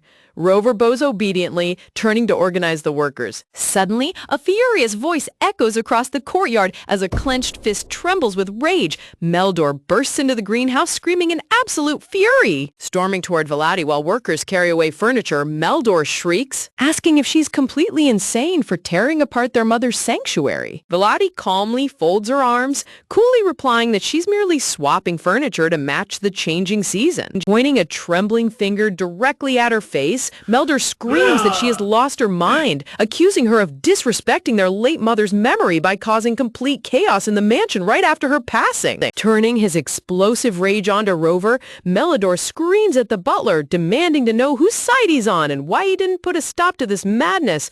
Rover panics, stammering out excuses under the intense pressure. Stepping directly between Meldor and Rover with a freezing, unyielding glare, Valady coldly cuts him down, telling her brother that seasonal redecorating is standard noble protocol, ordering him to shut his mouth and go mind his own business. Meldor screams at the top of his lungs, insisting that as a core member of the family, he has every right to put an end to her wild, unruly behavior. But listening to him call her an unruly colt? Valady's eyebrow twitches in sheer annoyance as a furious red vein pops on her forehead, puffing out his chest. Meldor declares that as the official heir to House Elton, he won't stand by while she acts like she owns the place, whining that if their late mother were alive, Valady wouldn't dare behave like this, disdainfully asking if she feels any shame at all. Moving in a flash, Valady reaches straight out and grabs her brother right by the head. Staring into his wide, startled eyes, she reminds herself that while she is naturally meant to control the estate as the oldest daughter, she can't physically harm the Duke's precious heir just yet. Looming over him like a dark shadow, Valady forcefully restrains herself from snapping his neck, knowing that open violence against the heir would destroy her political leverage before she even gets started. Man, look at her holding back every urge to level him right there. That is pure restraint. Releasing her grip, Valady steps back calmly, leaving Meldor stumbling backward while stuttering that she was trying to intimidate him. Glaring at her bratty brother, Valady inwardly seethes, realizing that since her father hasn't officially handed over estate authority, provoking a public fight right now would only land her on the Duke's bad side. Incensed by her cold silence, Meldor gathers volatile magic into his hands, screaming that he will never forgive her. Seeing swirling blue energy surround his palms, Valady's eyes widen as she realizes this little menace is actually about to hurl attack magic at her again. Recognizing the freezing blue light as ice magic, their late mother's signature affinity, Valady scoffs in utter disbelief, wondering how a kid could grow up to be so completely unhinged and twisted. But as the frost flares, a dangerous smirk glides across Valady's face, realizing she can turn his impulsive outburst into the ultimate trap to erase the greenhouse forever. She subtly charges a crimson mana crest on her palm, silently inviting him to fire away. Screaming in rage, Meldor launches a massive blast of jagged ice directly at her. Acting with lightning reflection, Valady swings her arm across, deflecting his powerful spell straight into the surrounding structure. The redirected ice magic explodes against the glass pavilion, instantly encasing the entire inner sanctuary under a mountain of jagged frost and crushing ice. Watching the freezing wave obliterate everything in sight, Meldor falls to his knees in utter horror, in panic as his late mother's cherished garden is completely crushed under ice. The magnificent floral greenhouse is completely frozen solid, turning the once blooming sanctuary into a lifeless ice tomb. Hearing the violent shattering, the mansion workers gasp in terror, scrambling back as dense freezing mist rolls across the floor and ruins every rare flower in the room. Turning on his sister with a red, furious face, Meldor shrieks at Valady, demanding to know why she didn't dodge a spell she could have easily avoided. Resting her cheek elegantly on her hand with a smug smile, Valady innocently plays dumb, claiming she was so terrified that her mana accidentally deflected his spell, suggesting he shouldn't cast lethal magic if he can't control it. Stomping his feet like a spoiled child, Meldor screams that she ruined their mother's memory, charging at her in a blind rage, while Valady coolly points out that his own magic caused the collapse. Before Meldor can leap at her, a booming voice echoes through the hall as the Duke's imposing silhouette emerges from the shadows. Stepping into the ruined greenhouse with blazing red eyes, the Duke demands to know what complete chaos has taken over his estate. Turning to Valady, he coldly asks for an immediate explanation. Valady clears her throat, stepping forward smoothly to deliver her carefully crafted story and shift the blame entirely. But before she can speak a single word, Meldor collapses into dramatic fake crocodile tears, crying out to his father that Valady was destroying their mother's greenhouse without permission and he was just trying to stop her. Seriously? Look at this kid pulling out the world-class victim act the second Daddy shows up. Watching him sob, Valady scoffs inwardly at his pathetic 12-year-old theatrics, while the Duke rubs his tired face in frustration. Cutting off the arguments, the Duke turns to Butler Rover, commanding him to give a completely objective breakdown of what happened. But as Rover steps forward, Volati shoots him a terrifying death glare from behind, flashing back to her brutal threat from days ago. Rover remembers Volati warning him that if he betrays her, she will personally crush his head. His life in this mansion is officially over. Sweating bullets under the intense pressure, Rover stammers out that Lady Volati was merely restoring the neglected estate and swapping seasonal furniture inside the greenhouse pavilion. Rover stutters carefully explaining that Meldor simply misunderstood the renovation crew and reacted aggressively while they were carrying out furniture. Refusing to let the butler cover for her, Meldor points an accusing finger at Volati, shouting that she rejected every previous greenhouse invitation and has no right to touch their mother's sacred space now. Volati exhales a long, somber breath. Gazing at the frosted glass, memories of her childhood flood her mind, recalling how every visit to this greenhouse filled her heart with bitter pain. Flashback memory unlocked. She remembers sitting at this exact tea table while her mother lovingly fed Meldor sweet pastries and completely ignoring young Volati like an invisible ghost. She bitterly reflects that she saw no reason to attend gatherings just to watch her mother fawn over her brother like a madwoman. Returning to the present, the Duke demands to know how the magic sapphire shattered. Rover quickly clarifies that a scuffle broke out, causing the young master's magic to backfire. Realizing he's losing ground, Meldor desperately stammers that he only meant to give his sister a light scare, gasping, claiming his spell veered off course because she usually dodges his attacks. Stepping forward with a calm, composed posture, Volati explains to her father that she raised a basic mana barrier out of instinct, and the tragic deflection was purely an unfortunate accident. Meldor shrieks in fury, screaming that she's a liar and that everyone in the mansion knows she deflected the spell on purpose. The Duke's expression drops into absolute shadow as his eyes glow with terrifying intensity. Calling out his son's name, his voice drops low enough to freeze the blood in Meldor's veins. Meldor's furious rant instantly freezes in his throat as sheer terror washes over his face, realizing he has crossed a line with his father. The Duke turns his back on his children, commanding Rover to clear out every single servant and attendant from the greenhouse immediately.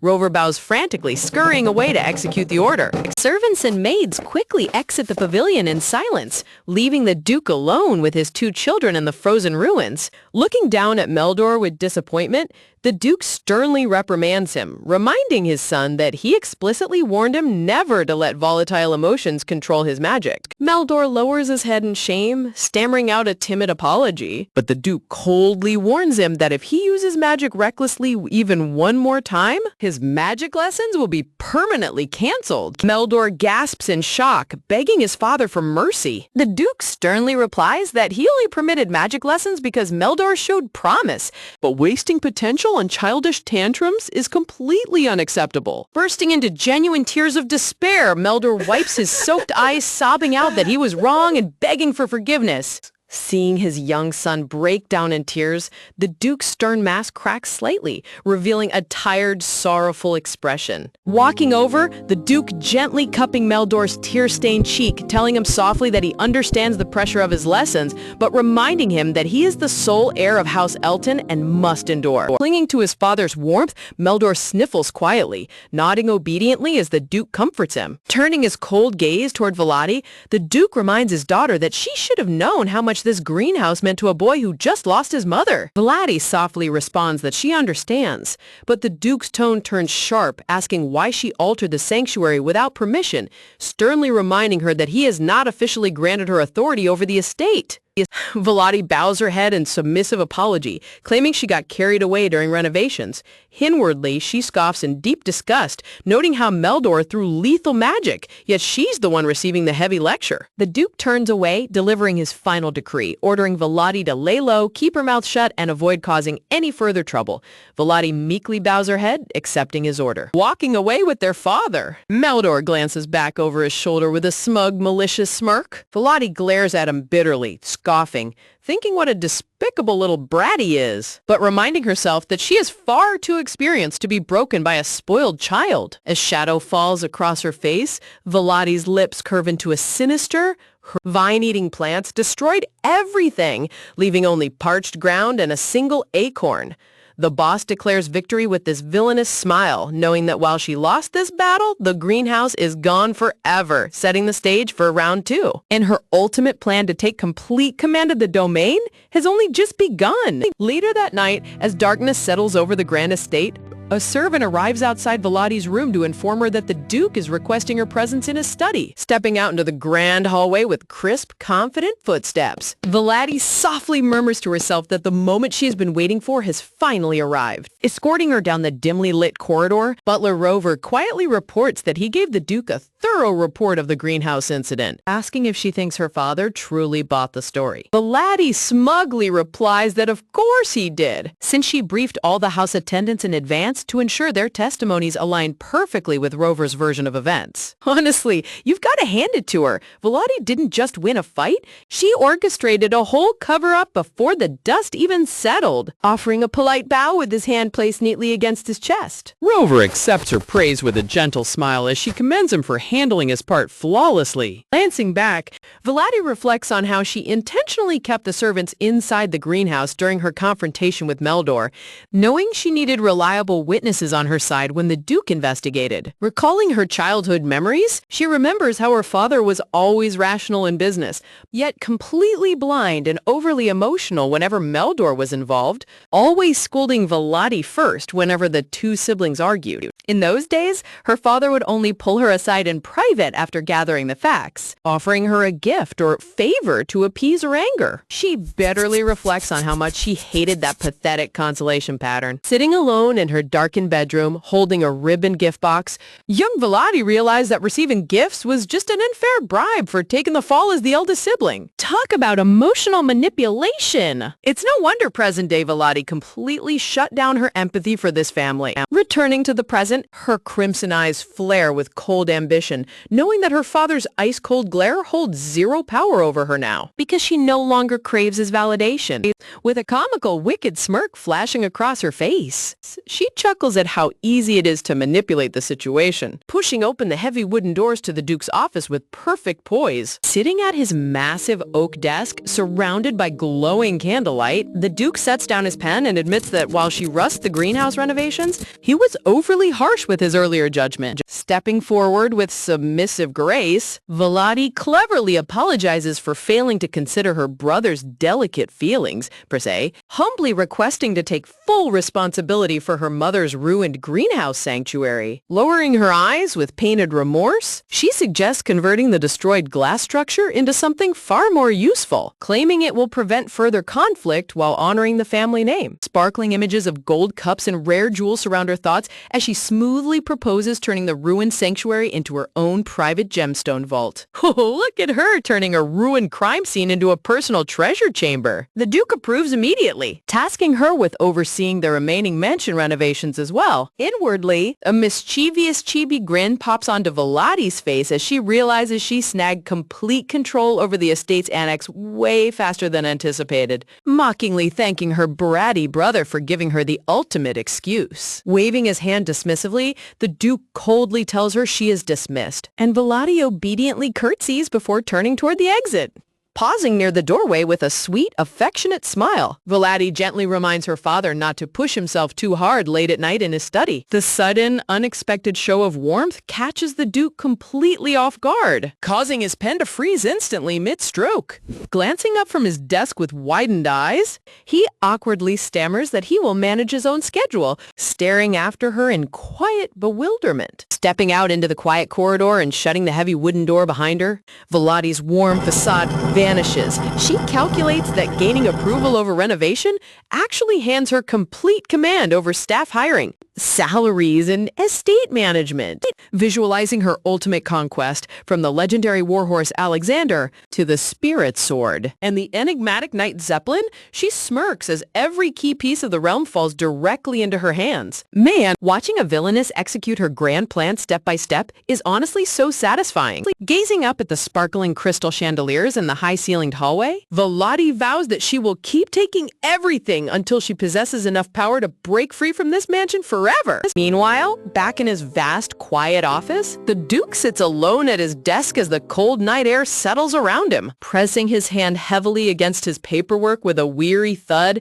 he exhales a ragged sigh, admitting to himself just how exhausted he truly feels. Slowly turning his gaze toward the edge of his desk, his eyes fall upon an old framed family portrait sitting quietly in the shadows. Looking at the painted faces of his late wife holding baby Meldor while young Volati stood quietly beside them, he somberly reflects that ever since his wife passed away, he has been completely lost on how to properly raise his children. Remembering the cold, lifeless look in Volati's eyes during their recent encounters, he realizes with a pang of guilt that the bright green landscape he loved is starting to wither. Affectionate spark she used to possess has completely vanished. Flashback memories flood his mind as he recalls always keeping his attention locked onto Meldor because he was the male heir, leaving young Volati standing neglected in the background until an awkward rift grew between them. Crossing his arms with a shadowed expression, he bitterly admits to himself that he deliberately spoke coldly to his daughter over the years, wondering why he treated her with such unyielding harshness. Rubbing his face in deep regret, he ponders whether he pushed her away because she resembled him too much, recalling how he even suppressed her incredible talent in swordsmanship. In a vivid memory, his late wife Dohemia urgently argued against allowing Volati to train with swords, claiming physical scars would prevent her from being loved by a future husband. Ah yes, another typical Tuesday in the realm of cultivation where the mere sight of a snazzy spear can kickstart a whole vendetta, because clearly a noble girl's entire worth relies on finding a husband instead of learning how to defend herself. Excellent logic there, Mom. Reflecting on Dohemia's past, he notes that while Volati was born as the proud princess of House Elton, Dohemia had grown up in the impoverished northern slums where women faced harsh realities. After escaping the slums, Dohemia lived isolated in the northern forests, bonded to an ice spirit, completely cut off from the evolving societal norms of the outside world. Kneeling beside young Volati in the training yard, Dohemia gripped her arms tightly, desperately warning her that practicing martial arts would only lead to permanent scars and suffering. Flashback shows Domia pulling young Volati away from her training to prioritize young Meldor's air lessons,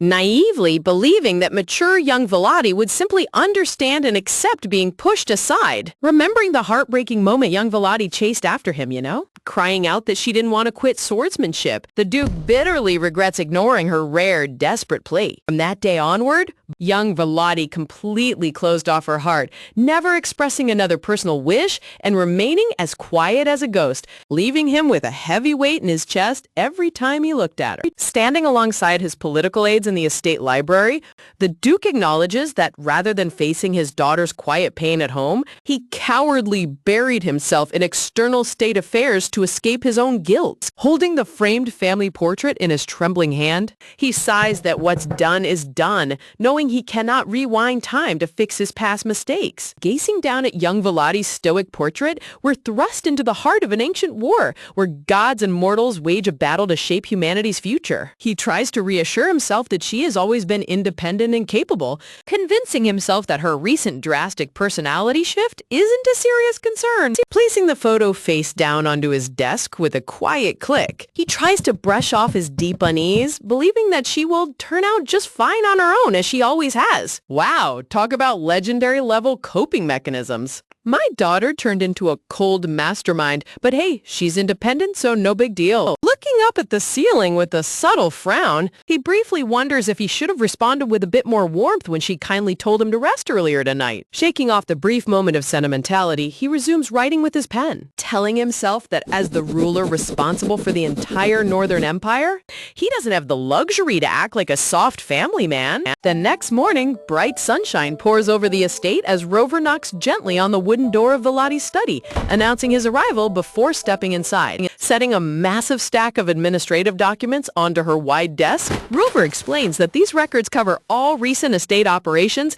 to help her quickly grasp how the mansion functions. Flipping through the organized reports, Volati raises an eyebrow in mild surprise, thoughtfully noting that while she expected Rover to be careless, his documentation is shockingly neat and precise. Scratching his cheek with a proud, puffed-out chest, Rover boasts that while he's new to the head butler role, he possesses knowledge that no other butler has. And that's when we get a flashback. Turns out his dad was actually super strict, drilling him on complex estate papers like all the time. Mimics drilling. Sign here, initial there. Look at Rover fishing for compliments like a puppy waiting for a treat. Pausing as her eyes lock onto a specific document hidden within the stack, Vladi reads the header, curiously questioning why there's a personal expense ledger included. Leaning forward eagerly with a bright, enthusiastic smile, Rover excitedly reveals that he created that specialized financial ledger specifically for her personal use. Puffing out his chest with an overly proud expression, Rover naively assumes he's helping out.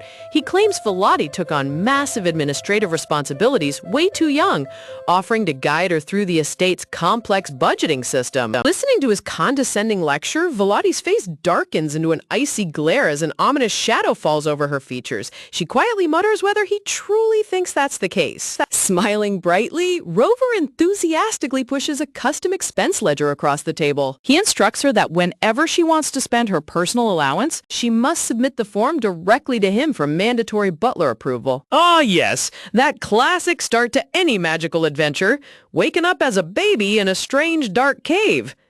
He sees a big blue crystal glowing with light and packed with magical energy. He reaches out to touch it, and suddenly he gets zapped. He checks his reflection in the crystal, and lo and behold, he is a magical baby dragon. Because every high noble heiress loves asking her butler for permission to spend her own allowance. Brilliant move, buddy. Inwardly boiling with rage, Vladi reflects on how personal family funds are legally managed by the lady of the estate. Since her mother passed away, Charles and Rover treated her personal money as their own piggy bank while playing proxy managers. Glowing imagery of gold coins and sparkling gems fills her mind as she recalls never once indulging in luxury as a child. She had desperately suppressed every desire, striving to be the super perfect, ultimate lady, always hiding her magic, pretending to be weak, just to fit into their stupid box. But for what? To be treated like a pawn? Disciplined daughter so her cold parents wouldn't look down on her. Crossing her arms in her darkened office, her red eyes flicker with intense frustration. She bitterly thinks about how she accepted having a lower allowance than her spoiled brother Meldor without a single complaint, only for Rover to try micromanaging her funds now. Smugly defending himself, Rover stammers that he's only acting out of genuine concern for the estate's future, claiming her lack of experience makes his oversight essential. Pushed past her limit, Vladi snaps and harshly orders him to get out. Rover freezes in utter shock, blinking dumbfounded at her sudden outburst. When he stutters that he isn't finished talking yet, she coldly repeats her order to leave immediately. Look at his face. He really thought he had the upper hand here. A terrifying aura of malice flares around Vladi as her crimson eyes lock onto him with lethal intent. Struck with intense primal fear, Rover involuntarily flinches and stumbles backward. Sweat pouring down his face, Rover hastily bows out toward the exit, nervously reminding her to call him whenever needed, while pleading with her to fill out his expense report. The heavy oak door clicks shut, and Vladi lets out an annoyed sneer. She remarks on how insane Rover is for running his mouth until the very last second, deciding that if he wants to play games, she will gladly turn it into a nightmare for her. Looking down at the stack of estate documents on her massive desk, a sinister thought takes shape in her mind as she resolves to enjoy every second of breaking his arrogance. A wicked smirk curls across her lips as she envisions exactly how satisfying it will be to thoroughly discipline the arrogant head butler once and for all. A quiet creak echoes through the room as a young maid with braided blue hair and round spectacles steps inside, respectfully asking if her mistress called for her. Stepping away from her desk, Vladi asks if her brother explained the situation to her. Receiving a calm confirmation, Vladi smiles, noting that her brother's prep work makes her setup infinitely easier. Looking down at the young maid with sharp focus, Vladi officially appoints her as her personal maid, declaring that all top-secret communications and covert operations will strictly go through her hands from this moment forward. Bowing respectfully, the maid accepts her new duty without a hint of hesitation. This capable girl is Stia Walker, a highly skilled watcher embedded deep within the estate. Visualizing Stia's secret connection to Zeppelin, our hero deduced she was essentially a puppet. Vladi Volati notes that despite being half-siblings with different last names, Stia shares her brother's absolute competence, thoughtfully musing that at least she and her brother Meldor share a subtle family resemblance. Volati directly tests Stia's allegiance, asking if she can truly obey someone who isn't the formal head of House Elton. Adjusting her glasses with calm composure, Stia reveals that her brother Zeppelin chose Volati as his true master, stating that while other watchers might hesitate, she unconditionally trusts her brother's judgment. Reaching into her desk drawer, Volati pulls out a wax-sealed red envelope, expressing her satisfaction and promising to entrust Stia with her very first covert tasks. Handing the wax-sealed letter to Stia, Volati sternly instructs her to deliver the secret message to Zeppelin without alerting anyone, adding that she must burn the document immediately after reading her assignments. Volati calmly dismisses her, and Stia bows deeply before turning toward the exit with light, silent steps. Standing quietly in her study, Volati reflects on Stia's extraordinary background, recalling that in her past life, Stia served as the firstborn's top aide and executed high-level estate operations with perfection. Glowing magical circles spin in her mind as she visualizes Stia's true identity as a prodigy mage who developed her own original spell formulas to complete impossible covert missions effortlessly. Watching the memory of Stia standing beside the firstborn, Volati realizes that this cheat-tier mage gave her absolute loyalty simply because her brother Zeppelin vouched for him. Talk about getting an overpowered cheat code handed to you on a silver platter. Volati's lips curve into a triumphant smirk as she realizes that both Zeppelin and Stia, two top-tier powerhouses of the realm, have fallen entirely under her direct command. A hilarious chibi caricature of Dark Volati appears as she chuckles wickedly, pointing a finger at her rival. Feeling so full of triumph, she doesn't even need dinner. Now, all that's left is to systematically drive her father straight out of the estate. Donk rain swirls in her thoughts as she vows to make full, affectionate use of the two fiercely loyal sibling subordinates to accomplish her grand plans. A few days later, torrential rain violently pounds against the grand mansion windows. Wet boots step into Volati's study, and a dark-cloaked figure greets her softly. Standing gracefully in an elegant blue gown as the hooded intruder bows before her, Volati smiles in dark satisfaction, knowing that her long-awaited key player has finally arrived. A flash of blue lightning illuminates the dark room.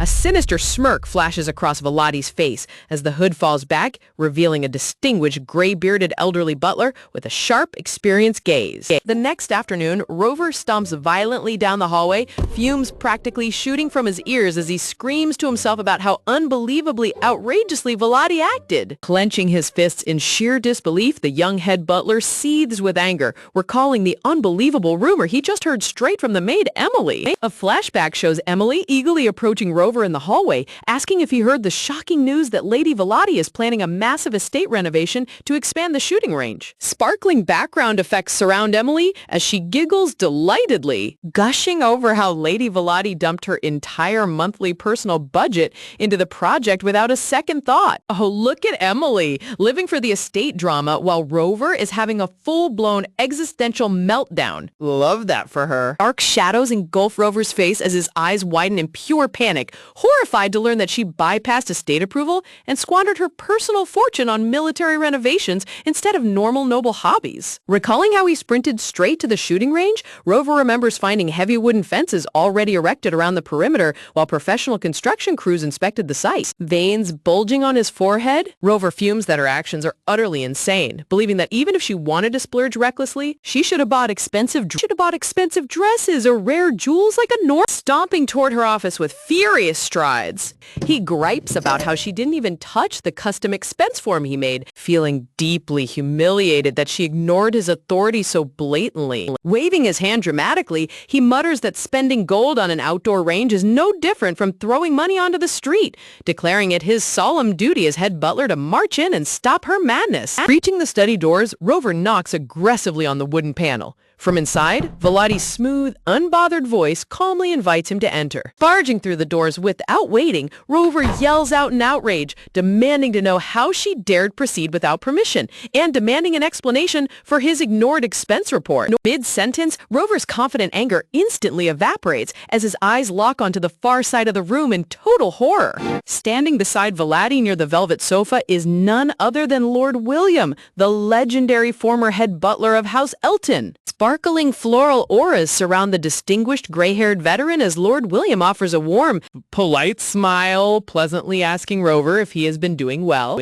Walking over with a booming laugh, Lord William forcefully slaps his hand onto Rover's shoulder, teasingly asking why the young man looks so stiff instead of overjoyed to see his former mentor. Sweating profusely with his mouth hanging open, Rover stammers in complete disbelief, asking Lord William how he ended up in Velati's private office, internally screaming in terror when William reveals Velati personally invited him back, sitting gracefully on her emerald sofa with crossed arms. Velati looks down at both of them with this cool authority, instructing them to stop idling at the door and sit down already, stumbling nervously toward the tea table while Lord William chuckles behind him. Rover looks like a stressed-out pupil who just got summoned to the principal's office alongside his legendary boss. Velati's checkmate move is absolute perfection. Inside his frantic mind, Rover's chibi head practically implodes with indignity, internally screaming that he's already over 30 years old, so why is Lord William still calling him a squirrel? Sitting calmly on her plush sofa, Velati asks why he barged into her study uninvited. Rover puffs out his chest, asserting that he needs to address her absurd shooting range construction plans. Looking down at the open blueprints on her tea table, Rover mutters to himself as he scans the complex site layout. Flabbergasted, Rover yells in total disbelief upon discovering she plans to dig an entire pond at the range. When Velati nonchalantly mentions she used her own allowance, Rover explodes, claiming they could have bought dozens of snacks instead. He even starts rolling on the floor like a child throwing a tantrum, warning that spending like a maniac will tank the ducal family's budget. Leaning back with a hearty chuckle, Lord William teases his former pupil for panicking way too easily. Rover nearly jumps out of his boots, gasping in complete embarrassment, stroking his silver beard thoughtfully. William points out that he carefully reviewed her budget reports, chuckles, and confirms her spending won't even scratch the estate's vast riches. Oh look, our fake marriage is going wonderfully. I bet they're gonna love the fact that their son is now dating a commoner. Not. The actual expert just completely destroyed Rover's dramatic economic crisis in 5 seconds flat. Highlighting the stark contrast between siblings, Lord William explains that Velati's allowance has been pitifully small for a ducal princess, and since Felix will inherit the duchy, he receives an incredible amount of aid. Seems like that's the only way to keep him from becoming a beggar, especially with how much he gets extorted by the nobility. Whereas her spoiled brother Meldor receives a staggering fortune every month. William shakes his head, noting that former butler Charles had a serious hand in setting those unfair budgets. Rover instantly leaps up, defensively crying out that his father only followed the Duchess's orders, smiling with cool experience. William reminds him that he managed this exact mansion long before Charles did, knowing every nook and secret accounting trick in the building. Velati watches in satisfaction, thinking how William is playing his designated role flawlessly. She recalls how William originally stepped down to nurse his sick wife, leaving the capital position wide open. She reflects on how Charles was merely promoted from the northern estate out of luck. Naturally, having the true master butler return makes Rover feel deeply threatened. Sliding a newly organized file across the table, Velati softly praises William for making the estate document so effortless to digest. Rover's heart drops into his stomach as he stares at the folder, frantically asking if that is the monthly report he spent weeks putting together. Opening the folder in front of him, William remarks that while they are on the topic, he noticed several glaring red flags in Rover's submitted work. Pointing his finger at the detailed retainer list, William sternly asks why the Northern Lords are listed in such a bizarre and outdated format. Sweating under the pressure, Rover stammers that he simply pulled the format straight from his father's records from 2 years ago. William tuts disappointed, scolding him for blindly relying on Charles without verifying a single fact. Flustered beyond belief, Rover turns red as William brutally lists every mistake, revealing that one baron passed away last year and his son already inherited the title. Talk about getting utterly exposed in front of your boss. With a delightfully fake sweet voice, Vladi casually suggests rehiring William to help manage the mansion again.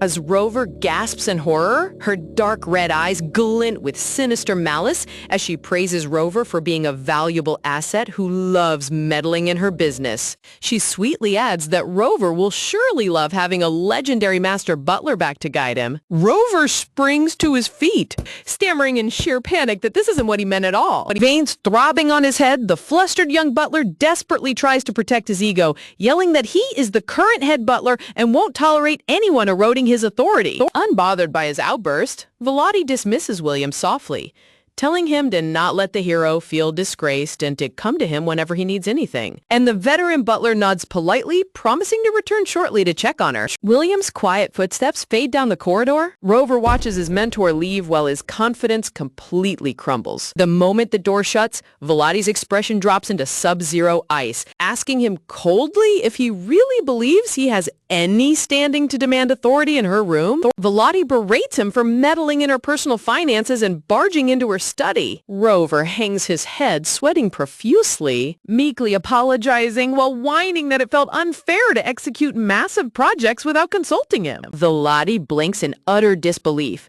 caught completely off guard by his sudden emotional breakdown. Huge, glossy tears spill over Rover's eyelids, making Vladi internally scream in horror as she realizes a fully grown adult man is actually weeping in front of her. Bro really started bawling because his paperwork got criticized? I cannot. Looking at him weeping on her rug, Vladi sighs inwardly. Realizing Rover is just a sheltered, pampered pup, she decides to drag him with her to get some real-world experience. Spoiled young master who never experienced real unfairness in his cushioned life. Recognizing his future usefulness, she decides to stop roasting him. Resting her arms on the sofa, she tells him sharply that real unfairness is what she lived through, and everything he spouted until now was nothing more than blind arrogance. Fixing her intense gaze on him, she asks if his father Charles ever taught him anything beyond demanding unearned respect as a butler. A soft memory visualizes Charles resting his hand on young Rover's shoulder,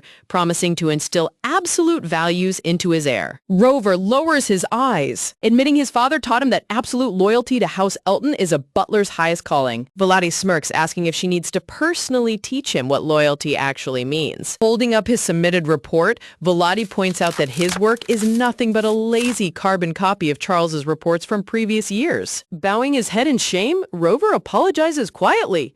Casually, Vladi notes that repeating standard procedures isn't inherently a mistake when serving the same household. She leans forward, looking into their eyes, and says softly, whispering, "We don't need to tell anyone, right?" Her crimson eyes piercing right through him as she warns that if he wants to copy his father, he needs to execute it flawlessly instead of being a clumsy, second-rate, cheap knockoff. Sternly reminding him that William came strictly at her invitation, she commands him to keep his mouth shut and dismisses him from her office. Clasping his hands tightly together in hesitation, Rover lingers near the door, nervously calling out to his mistress. Flashback shows young Rover carrying heavy stacks of books while staring admiringly at Charles's towering back, confessing that he spent his entire life trying to catch up to his legendary father. Glowing light surrounds the memory of Charles as Rover admits his overwhelming desperation to prove himself caused him to act recklessly and lose his composure. Lowering his head into a deep, respectful bow, Rover offers a sincere apology.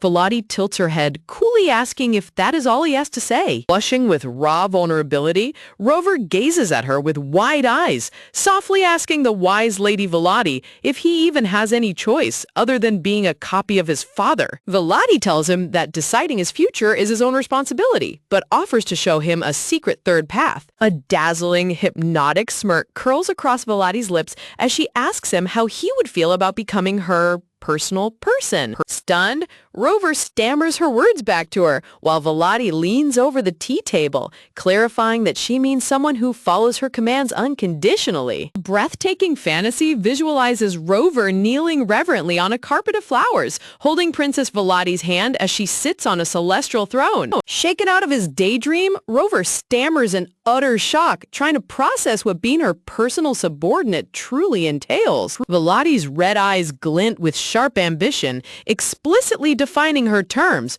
demanding a loyalty that places her direct orders far above even the Duke himself. Flustered beyond belief, Rover gasps out that as the estate's head butler, he is strictly required to stay neutral between internal household factions. Noticing her terrifyingly unamused stare, Rover frantically fidgets with his sleeves, quickly backing off and muttering that he's nervous chuckle, probably neutral. Velati sees right through his bluff, asking if Charles was the one who brainwashed him into believing Buellers must stay neutral, pointing out that blindly obeying his father will keep him stuck in his shadow forever. Velati tells him not to overthink it, noting that he currently prioritizes her father's orders simply because he holds the title of Duke, setting the stage for her ultimate play to take over. Velati breaks down her proposal with calculated simplicity, clarifying that becoming her subordinate merely means a slight shuffle in the chain of command. He will follow her directives before her father's. Rover stammers back in complete submission, agreeing that she's right. Leaning in, Velati points out that Duke Elton hardly pays attention to the mansion anyway,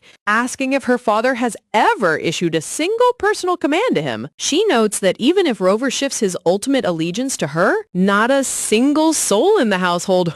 Velati tosses her head back with cool indifference, arguing that even if someone did catch on, nobody could possibly object to a head butler taking direct orders from the estate's internal steward.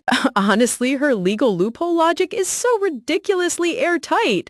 It's almost criminal. Completely convinced by her smooth manipulation, Rover nods frantically, breathlessly admitting that every single word she said makes total sense. Satisfied with his reaction, Velati nonchalantly waves her hand to dismiss him, telling him to take his sweet time processing the offer before leaving her study. Rover snaps to attention, blurring out a quick affirmation. Bending into a crisp, respectful bow, Rover sincerely thanks his young mistress for her patience before stepping out into the corridor. Walking down the hallway with a spring in his step, Rover hums happily as bright sparkles surround him. Velati watches through the crack, marveling at how fast this man snaps back from weeping tears to feeling like a king. Soft knocks echo against the wooden door moments after Rover leaves. Velati looks up from her seat, calling out for her visitors to enter. The door swings open, revealing Lord William and Maid Stia standing side by side. Smirking with playful pride, William winks at her, asking how well his acting performance landed today. Velati checks the room carefully, asking if anyone spotted them walking up to her study. William chuckles, assuring her that even if someone saw them, he arrived safely in full disguise. Raising a slender hand, brilliant golden mana ripples across his face as the magical illusion slowly dissolves into thin air. In a flash of shimmering light, the elderly master butler vanishes, revealing Zeppelin in all his handsome glory.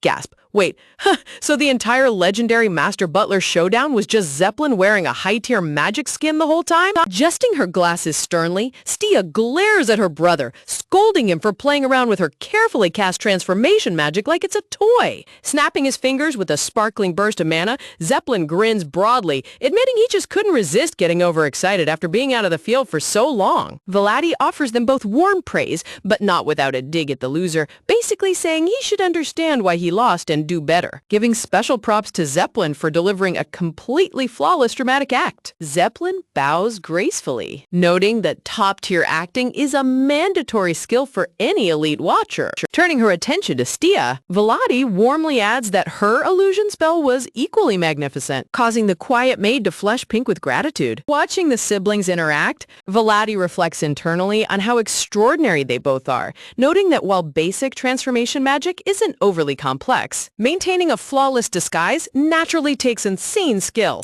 Looking out toward the Grand Ducal Manor, she remembers that the estate is guarded by intense security spells designed to detect rogue magic. Even though she manually dampened the second floor's wards, sneaking past as a fake butler was a massive flex. Staring at Zeppelin's cheerful face, Velati realizes his terrifying talent for infiltration means he could easily act as a top-secret spy anywhere in the kingdom, making a mental note to deploy him for an even bigger scheme next time. Curiously, Velati shifts the topic, turning to the statues lining the room. He reveals they are none other than the past leaders of the Silver Soul, each one cursed to become stone, asking what actually happened to the real Lord William. Zeppelin and Stia report gravely that the original butler was executed 16 years ago under the Duke's direct orders as a traitor. Velati poses thoughtfully, admitting she initially considered tracking down the real William, but realized spending resources to hunt two separate people just to tame Rover was completely unnecessary. A dark flashback visualizes the original William chained in a shadowy dungeon, battered and bleeding. It turns out he was secretly a foreign spy, and the moment Duke Elton uncovered his treason, he ordered the Watchers to wipe him out without a shred of mercy. Scene shifts to Duke Elton standing over Velati's mother right after she gave birth, coldly crafting a cover story that William resigned to care for his sick wife so the public wouldn't suspect internal betrayal. Resting her chin on her hand, Velati ponders that this dark backstory was never mentioned in the original novel, so how could she possibly know about it?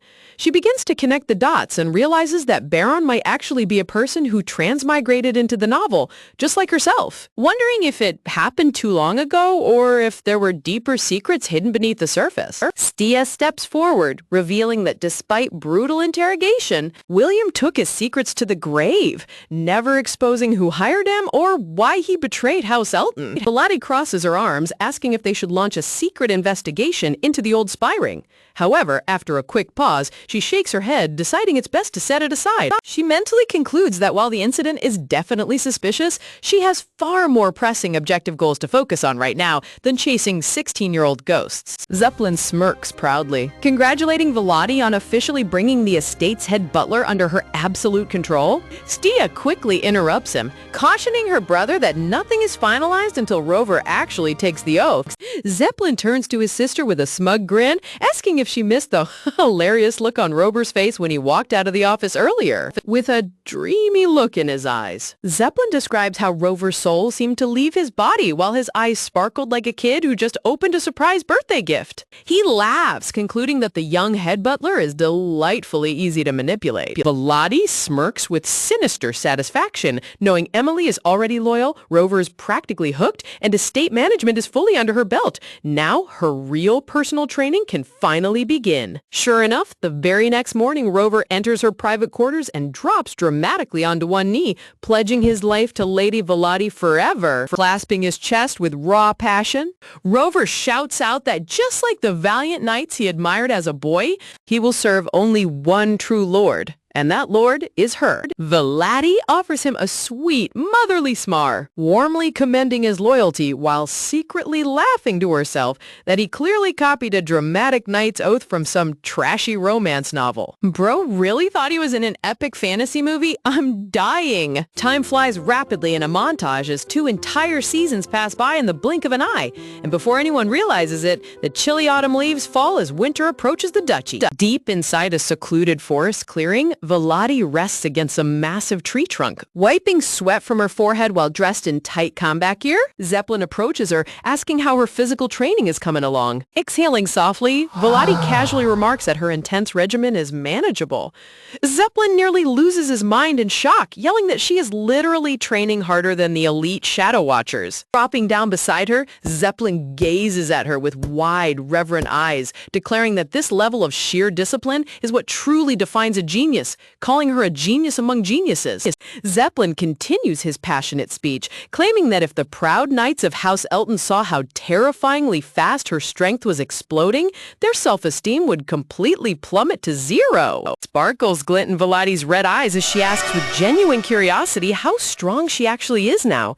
Zeppelin happily reports that she has already surpassed most Watchers, and standard Duchy knights wouldn't last 5 seconds against her. Overwhelmed with fanboy pride, Zeppelin dramatically grabs his chest, ranting that he has to restrain himself 50 times a day from bragging about her, mocking the foolish nobles who worship her useless brother Meldor just because he's the official heir. Chugging water straight from her leather canteen, Velati glances sideways at him, internally sweating while realizing her top bodyguard has officially transformed into her #1 obsessive simp. You know you're an overpowered protagonist when your lethal assassin becomes your fan club president. A flashback reveals her total takeover takeover of the estate staff over the past 6 months, as maids bow reverently in her presence, prioritizing her commands above even the Duke himself. Bellotti personally oversees the mansion's accounting alongside Rover and Emily, securing absolute loyalty by distributing regular bonus stipends filled with shimmering gold coins. An adorable chibi visual shows Bellotti sitting triumphantly under a tree,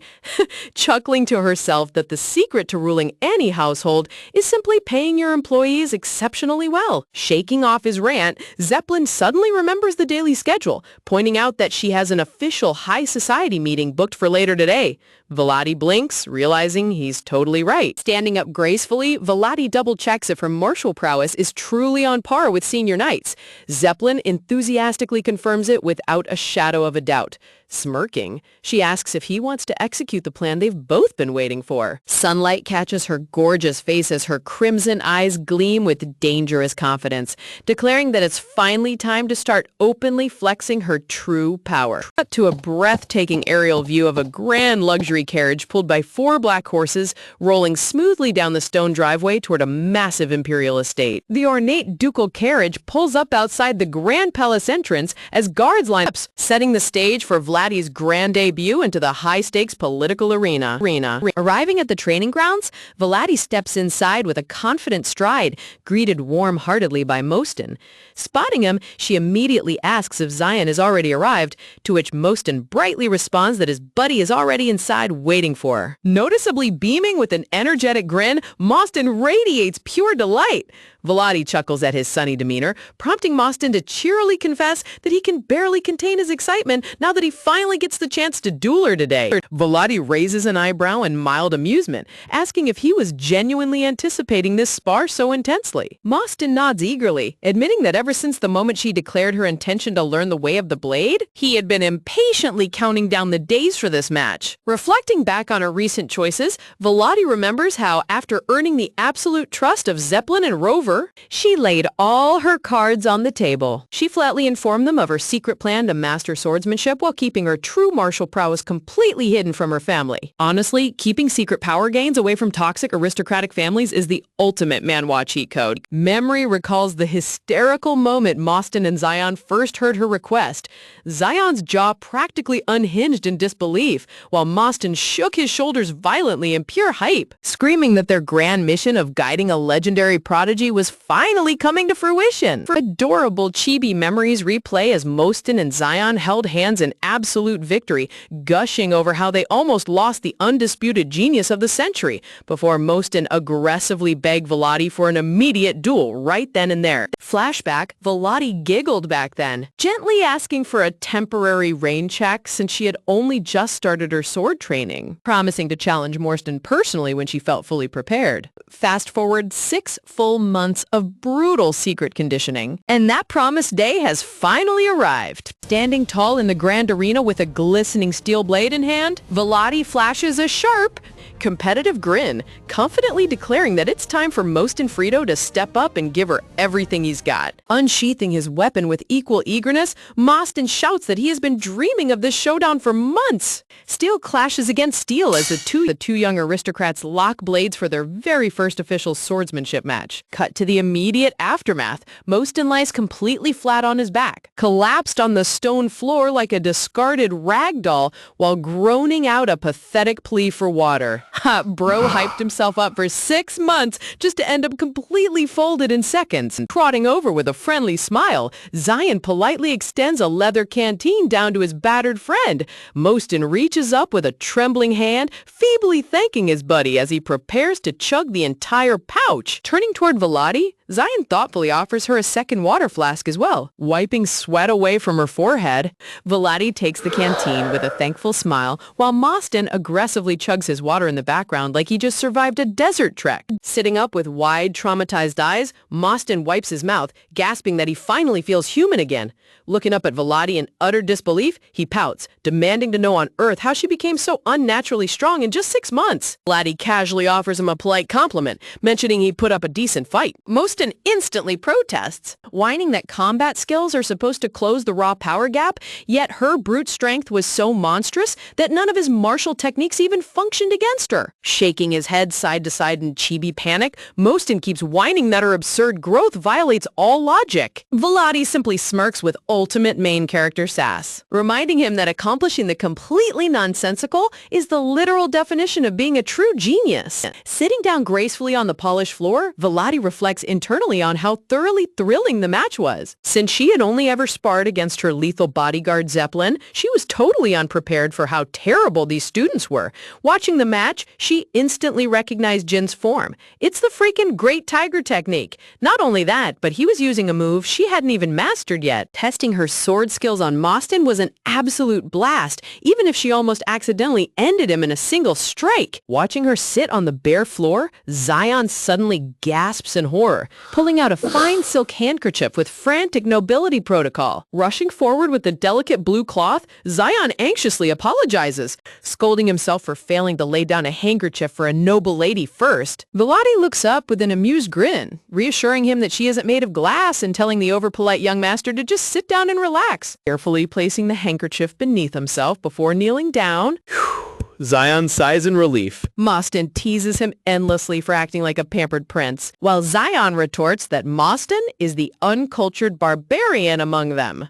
You gotta love how Zion refuses to dirty his custom pants even after a high-stakes training session. Moston points out that out of the three of them, Vladi is the only one who was raised tough from a young age. Vladi immediately corrects him with a subtle, dangerous glint in her eyes, stating firmly that nobody raised her strong. She personally raised herself. Moston chuckles nostalgia-filled laughter, recalling how intimidatingly fierce Vladi seemed the very first day they met as kids. Zion agrees with a gentle nod, reflecting on how much time has passed since their childhood encounters. Softening her gaze, Vladi gazes into the distance as warm memories surface, admitting that talking about their past brings back vivid memories of the fateful day she first encountered Moston and Zion. The atmosphere shifts softly into a nostalgic flashback, revisiting the innocent days when their paths first crossed. A memory visualizes a 10-year-old Vladi dressed in a crimson dress, holding a fluffy white cat while young Moston and Zion approach her with awkward, nerdy charm. Snobbish frowns,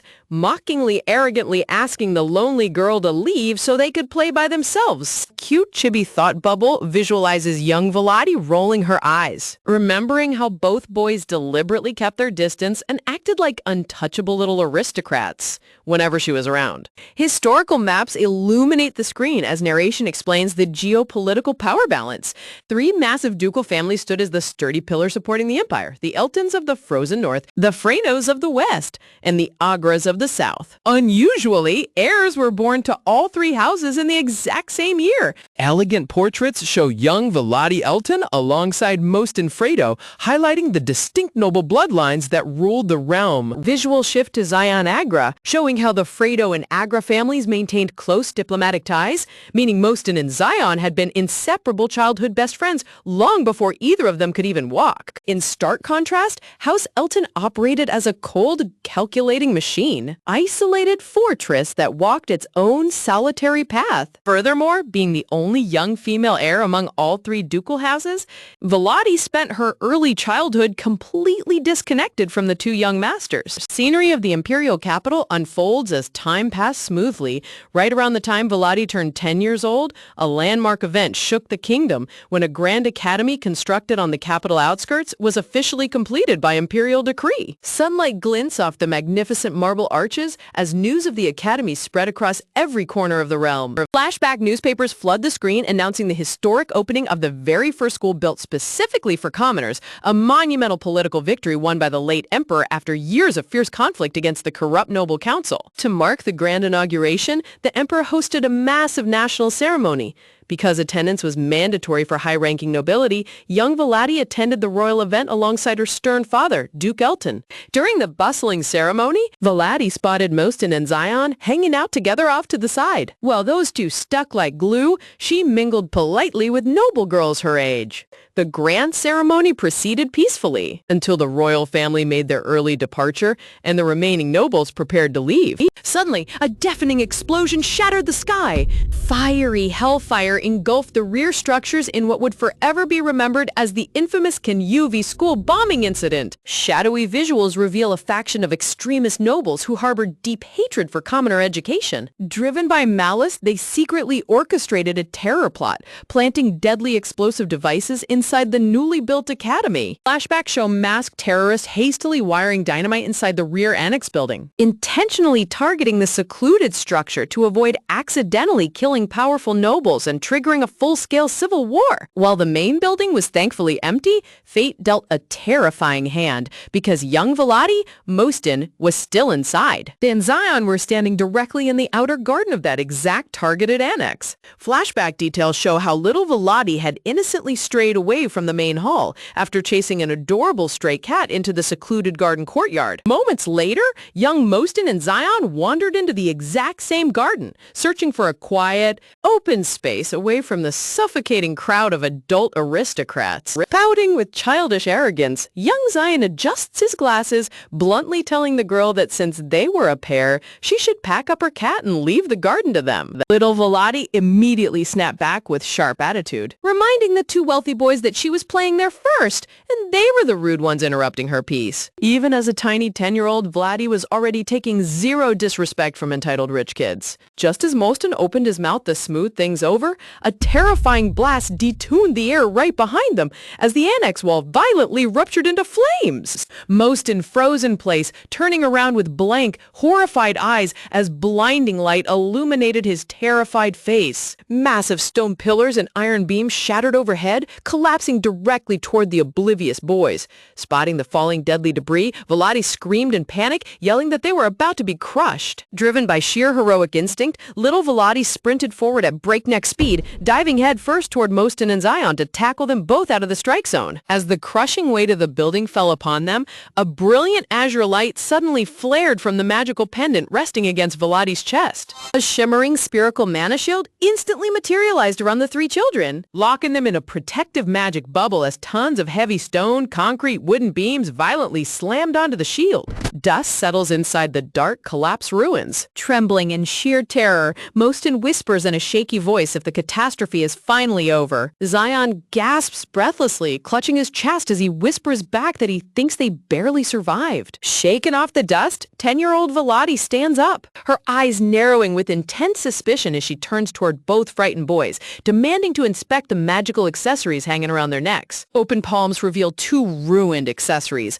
Mostin's purple brooch is cracked right down the middle, while Zion's green gem is completely shattered into useless pieces. Flashback details reveal that children of high-ranking noble bloodlines are strictly required to wear accessories enchanted with defensive magic to protect against sudden disasters. Memories flash back to Vladi's mother, gently fastening a dazzling blue pendant around her neck. While Mostin and Zion's basic protective barrier shattered immediately, Vladi's rare magic diamond gem was sturdy enough to absorb the catastrophic force of the collapsing roof. Visuals honor the memory of Vladi's mother praying softly, highlighting how that priceless blue diamond necklace was her final loving gift. Back inside the shimmering blue magic bubble, 10-year-old Vladi folds her arms with pure boss energy, reminding both frightened boys that they only survived because her high-tier barrier took the blow for them. Talk about an absolute boss move from a 10-year-old. Scratching the back of his head with an embarrassed giggle, young Mostin sincerely thanks her,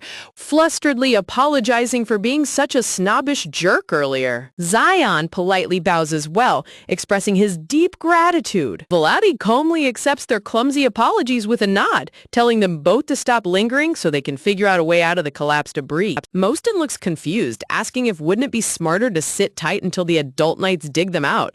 Vladi immediately shoots that down, warning him that no matter how powerful her defensive barrier is, its magical timer will eventually run out. Mostyn looks sideways with a nervous sweat drop, admitting that her logic is solid, but... Mostyn gestures frantically at the massive mountain of concrete slabs and iron beams stacked on top of their shield, asking how on earth 3 little kids are supposed to dig through tons of rubble. Unbothered by the daunting obstacle, Volati casually turns around and tells both boys to shut up and just follow her lead. Close-up visual shows Volati's small leather shoe taking a firm, deliberate step forward toward the edge of the magic barrier. Mostyn and Xion scream out in utter panic, horrified as they realize she's about to march directly toward the outer structural wall. Grabbing Volati's dress sleeves in desperation, both boys yell if she's completely lost her mind. Volati glances back with unshakable calm, pointing out that as long as her magical bubble remains active, they are totally invincible inside it. Pointing her finger toward a structural crack above, Vildi explains that she carefully mapped out the building's emergency exits while the ceiling was coming down, so escaping before the magic barrier expires is their top priority. Mostyn protests that other innocent people might be crushed under the rubble nearby, arguing that they shouldn't just run away. Volati shuts him down instantly, saying his normal magic is just too weak to do anything, pointing out that assuming people are trapped or believing adult rescue teams will reach them in time is nothing more than foolish speculation. Xion quickly steps between the 2 squabbling kids, raising his hands peacefully to prevent a full-blown fistfight before they waste all their precious stamina. Adjusting his glasses, young Xion offers a brilliant compromise,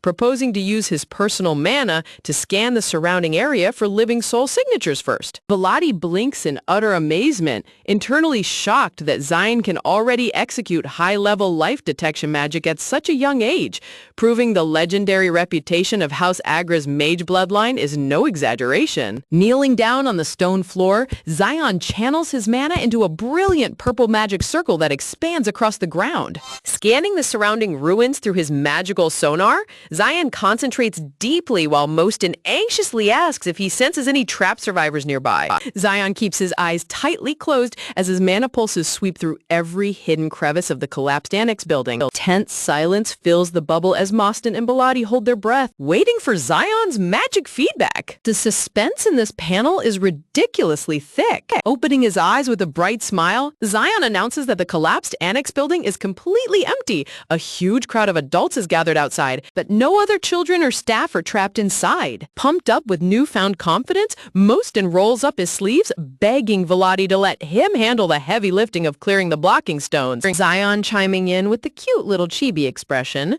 "Well, if we want to buy that stuff, we're going to have to buy it at the market," pointing out that since Mostyn is trained in swordsmanship since toddlerhood, manual labor is his specialty.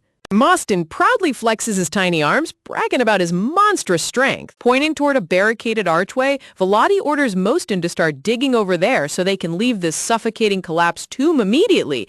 Xion eagerly jumps in to lend a hand. Title card banner illuminates the screen for Chapter 12, Kay Elder Sister Transmigrated into a Child-Rearing Story. Watching both boys heave smaller stones out of the path, Volati reflects internally that they are finally approaching the outer boundary wall.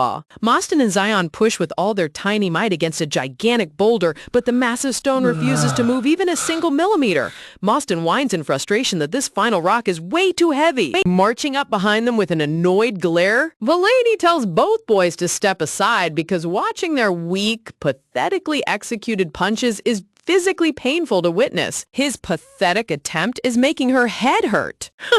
She really has zero patience for weakling boys. Mostyn turns around in pure disbelief, shouting how she expects to shift a boulder alone when 2 boys couldn't even make it budge. With explosive power, Volati winds up her leg and lands a devastating front kick directly into the center of the massive rock wall. Boom! The giant boulder completely disintegrates into airborne dust, blowing open a cavernous exit hole to the outside world. Mostyn and Xion stay frozen in place, their jaws literally hitting the floor in total terror. Stepping out into the warm sunlight, Volati notices her blue magic barrier dissolving into glowing sparkles right on cue, realizing their timing was absolute perfection. Royal knights and rescue guards gasp in overwhelming shock, shouting that the missing ducal heirs have miraculously emerged from the deadly collapsed ruins entirely uninjured. Spotting his son, Mostyn's father rushes forward with tears streaming down his face, throwing his arms around on young Mostin in a passionate, desperate embrace. Zion's parents dash over as well, wrapping young Zion in a warm, tearful family hug while thanking the heavens for his safety. Duke Elton approaches Volati with his usual cold, imposing posture,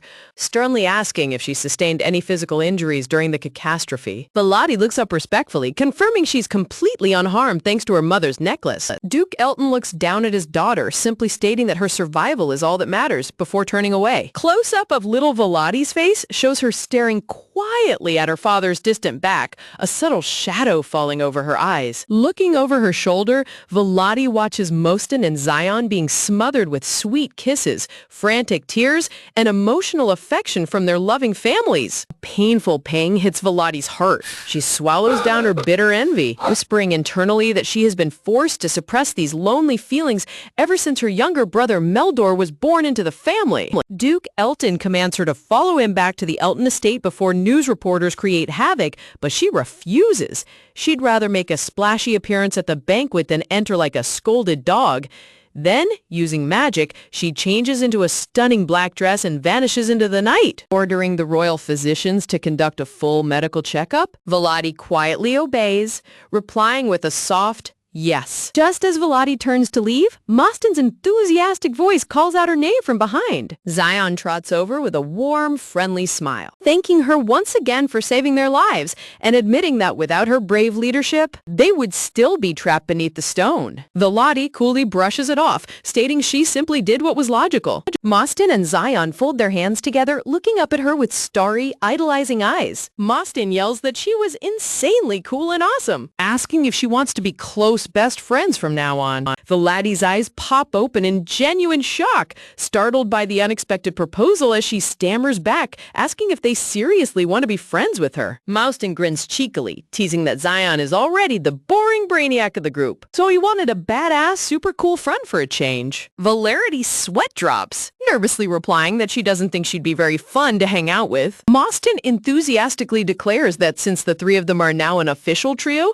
they must meet up and hang out every single day. Volati smirks with main character sass, teasing that she'll think about it, prompting Mostin to whine in hilarious chibi outrage that that's not how friendship works. And that adorable moment marks the true origin of their lifelong bond. Looking at Mostin and Zion laughing freely beside her, Volati realizes that the deep-seated jealousy she had harbored for so long suddenly vanishes, replaced by pure, effortless laughter. Present-day Volati leans back with her arms crossed, reflecting internally on how crazy it is that their childhood bond actually endured all these years into a genuinely bizarre connection. In the original web novel timeline, Mostin and Zion were merely background names, but the dark reality was far worse. Young Mostin was destined to lose his life during the catastrophic Canube school bombing incident. Talk about a dark plot twist for a side character. Zion barely managed to shield himself with desperate barrier magic during that blast, but the disaster left him permanently crippled after losing his entire leg beneath the heavy debris.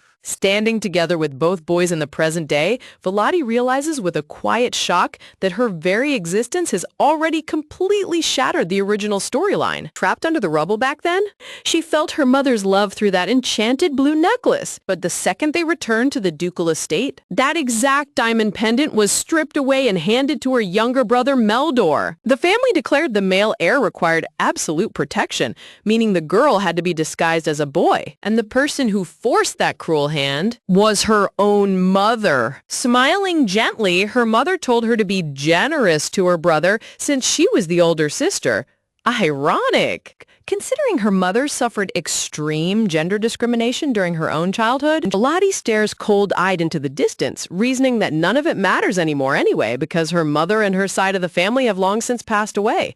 Man, noble household politics are so toxic. Adjusting the sapphire bow at his collar, young Zion turns toward Volati with an unusually hesitant expression, nervously asking if he can ask her something personal. Narration. Zion asks what made her suddenly change her mind about learning swordsmanship when she always avoided weapons before. Mostin jumps in excitedly, reminding her that she used to swear she'd never pick up a blade just so she wouldn't overshadow her younger brother Meldor. Folding her arms calmly, Volati looks looks Zion dead in the eye and plainly states that she recently had a massive realization. With sharp, unwavering red eyes, Volati bluntly declares that she isn't the one blocking Meldor's success. It's actually Meldor who has been blocking hers all along. Narration. She firmly tells both shocked boys that she refuses to let anyone hold her back ever again, determined to build her own overwhelming power and influence within the estate, regardless of her family's toxic reactions. Now that is top-tier female lead mindset right there. Overjoyed by her resolve, Zion immediately clenches his fists in solidarity, promising to back her up however he can, while Mostin throws his arm into the air shouting his total support. Volati smirks, turning straight to Zion to ask for his assistance with the advanced subjects required for air training. Volati warmly explains that while she mastered the basic curriculum, she was systematically denied access to high-level lessons, so she wants Zion to personally fill in those academic gaps for her. Narration. While she spent 6 months absorbing every bit of foundational knowledge from her secret mentor Zeppelin in the forest, Zeppelin had nothing left to teach her. Zion, being an absolute genius mage overflowing with scholarly wisdom, is the ultimate high-tier tutor to elevate her knowledge. Zion gladly accepts the request, prompting Mostin to suddenly wonder who could possibly be instructing Volati in high-level swordsmanship. Curiously asking if it's Sir Brooks, the Elton family Supreme Knight Commander. Mostin points out that Sir Brooks exclusively trains Meldor, questioning whether they train together or if Duke Elton would ever even permit her to touch a sword. Narration. Volati casually admits that her father has zero clue she is training because he never bothered paying attention to her anyway. Secretly, she keeps the existence of the estate's shadow surveillance unit hidden, keeping her true secret instructor strictly off the record. She smoothly lies that she simply hired a competent personal knight, causing Mostin to scowl in annoyance at Duke Elton's extreme favoritism toward Meldor. Mostin's chibi face pouts as he offers to introduce her to his own master, but Volati chuckles, replying that her current teacher is plenty and she's already creating her own customized sword techniques. Mostin's jaw drops in pure awe at her insane progression. She's practically speedrunning the whole system. Suddenly, a loud clattering noise erupts near the entrance of the training hall, causing all 3 kids to snap their heads around in surprise. Volati's eye widens in instant recognition as she spots a tiny, adorable blonde boy peeking nervously into the room. Kneeling timidly on the polished marble floor surrounded by cherry blossoms, the cute little toddler gazes up with bright green, innocent eyes. Mostin stammers out in shock, recognizing the adorable little trespasser as his tiny younger brother, Riaspel. Scrambling over on his knees, Mostin gently checks the little boy over, reminding Riaspel that he warned him not to wander into the dangerous training hall before asking him to properly greet his friends. Sitting comfortably on the floor, Zion gives a friendly wave while Volati offers a pleasant greeting, remarking how long it's been since she last saw the little guy. Holding on to Mostin's hand, little Riaspel shyly mumbles that he wants Volati's autograph. When Mostin asks why so suddenly, the toddler softly mutters that she's just way too cool. Scooping up his little brother with a proud laugh, Mostin teases that Riaspel must have caught them sparring earlier. Meanwhile, Zion kneels down with a desperate sparkle in his eyes, offering his own magical autograph, only for little Riaspel to instantly shut him down with an icy "no thanks." Zion just got totally destroyed by a toddler. Mostin bursts into hilarious laughter while poor Zion sits on his knees, completely devastated and wilting from the brutal childhood rejection. Snuggling little Riaspel close and kissing his rosy cheek, Mostin proudly brags that his cute little brother is already taken after his legendary charm. Watching the affectionate brothers interact, Volati smiles softly, whispering to herself how truly grateful she is that Mostin survived the catastrophic bombing incident. Seeing Riaspel's glowing, happy smile, Volati reflects that without Mostin alive to protect him, this poor child would have suffered a miserably bleak and lonely childhood during these exact years. Decorative floral panels illuminate the dark truth. In the original novel, Riaspel Fredo was destined to grow up into the main male lead who falls in love with Nisha. The tragic reason Riaspel possessed such a gloomy, resentful personality was because as a young boy, he had been subjected to horrible abuse.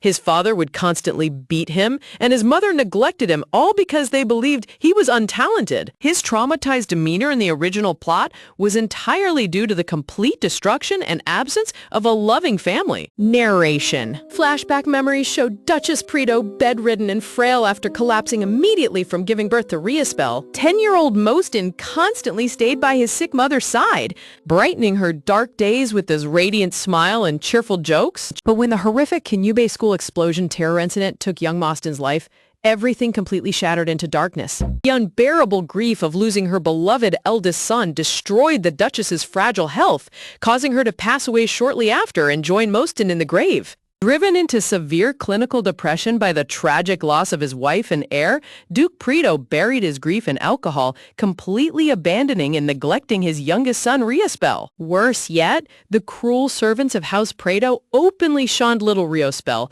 whispering vile rumors that the poor boy was a cursed child who brought ruin upon the family the moment he was born. Wow, blameless kids getting blamed for tragedy is the absolute worst manhwa cliché. Little Riaspel endured years of heartbreaking isolation in that cold, silent mansion until he finally turned 14 years old. It was only after meeting Nisha that Riaspel's frozen heart was finally saved. Since the original web novel focused primarily on child-rearing, the male lead had minimal screen time early on, though he played a massive role during the dark final arcs that Volati never got around to reading. Narration. Resting her chin on her hand, Volati muses internally about the major apocalyptic conflict that was supposed to erupt in the story's climax, sweating slightly as she realizes she dropped the book before reading those crucial ending chapters. Shrugging it off, Volati decides that since those events only happen far in the future after Nisha grows up, she can worry about it later. Meanwhile, Mostyn cradles Riaspel, boastfully asking Volati if his little brother isn't the absolute cutest creature on Earth. Mostyn gushes enthusiastically that he's never seen a kid this adorable in his life, while Volati deadpans back with a bored, yeah.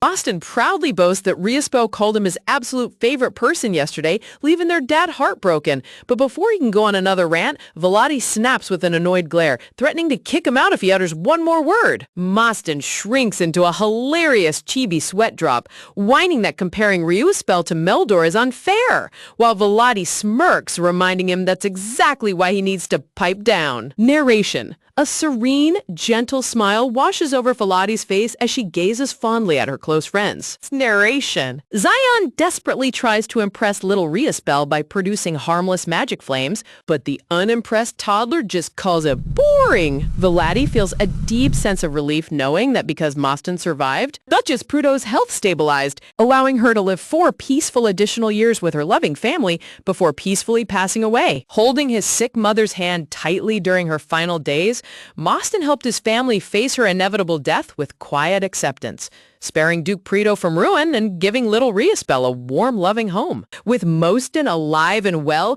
Duke Preto cared for his sons with pure devotion, ensuring little Riaspel grew up wrapped in endless affection instead of cold neglect. Sitting on the polished marble floor of the training ground, Volati teasingly reminds Mostyn that he really owes her his entire existence.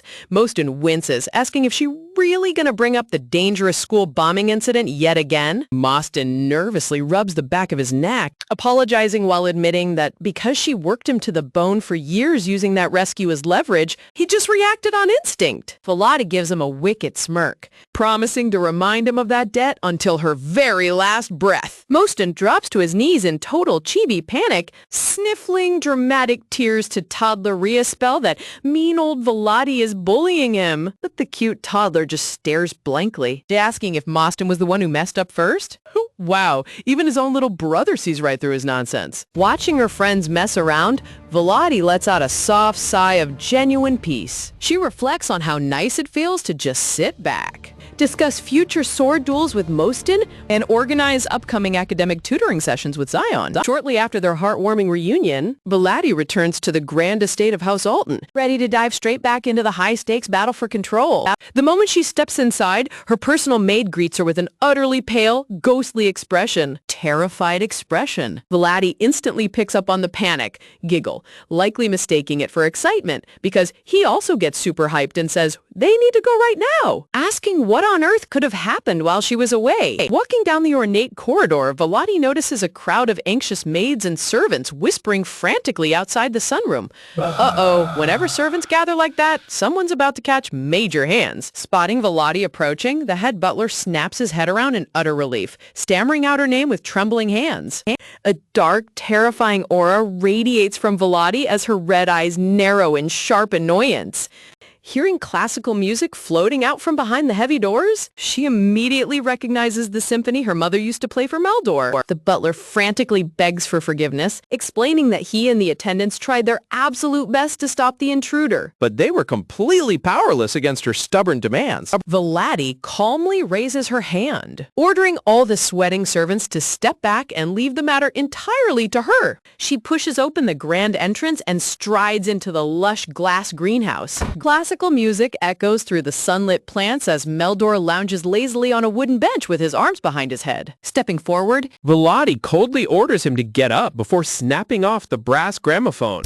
Meldor snaps his eyes open with a dark, furious glare, shouting at her for cutting off his music without permission and demanding to know why she dares to intrude on his space. Sitting up with an arrogant scowl, Meldor loudly snaps that she must have forgotten their father officially put this greenhouse under his management, aggressively claiming it was originally their mother's personal space. Volati stands over him with complete composure, bluntly stating that because he ruined the space, it now belongs to her. The absolute ice in her voice is total boss behavior right there. Meldor recalls memories of his late mother peacefully watering white roses in the sunlit greenhouse. He sneers that she only buttered up their father to gain control of the area, demanding that if she's going to use it, she better turn it into a dedicated music lounge. Volati shuts him down instantly, telling him that if he wants to listen to music, he can go back to his own quarters. She orders him to stop using their mother's memory as an excuse to cause trouble in her domain. Leading down with a sharp stare, Volati reminds him that Duke Alton explicitly assigned her to manage the property, so there's no way he's right, sternly asking if he is seriously trying to defy direct parental authority. Meldor's face flushes with pure rage as veins pop on his forehead. He shouts back, demanding to know she truly believes their father will stand by and watch her alter everything to her personal liking. Volati gives him a cold, calculating side-eye, dryly agreeing that their father obviously won't let it slide, which is exactly why Meldor is throwing this childish tantrum while waiting for a chance to kick her out. Crossing her arms, Volati warns Meldor that while she understands he gets extra sensitive whenever their mother's birthday approaches, he better not mistake her for his personal punching bag anymore. She asks if he already forgot what happened between them just a few short days ago in the mansion's main hallway. Flashback memories reveal Meldor getting busted by Volati after his morning training session. In the flashback, an exhausted, sweat-drenched Meldor glared at her in frustration, yelling about how unfair it was that he had to train day and night while she got to ride horses for fun. Wow, mad at her because she manages her time better? Classic jealous sibling energy. Flashback! Volati held her practice sword with utter indifference. Sighs, boredom practically oozing off of her. Her instructor urged her to focus, to become one with the sword, but Volati was not interested, not even a little bit. To her, it was just a stick. Why would she treat it like it was special? Coolly advising him to wrap up his lessons faster if he wanted free time instead of whining like a sore loser. Overcome with blind anger, young Meldor raised his heavy wooden training sword and swung it directly at her head with all his strength. But before the wooden blade could hit, Volati's hand moved like lightning, catching the heavy sword bare-handed with a fierce, unbreakable grip. With zero effort, she yanked the weapon right out of his grasp and pointed it back at him, sternly telling him to fix his disgusting habit of losing his temper.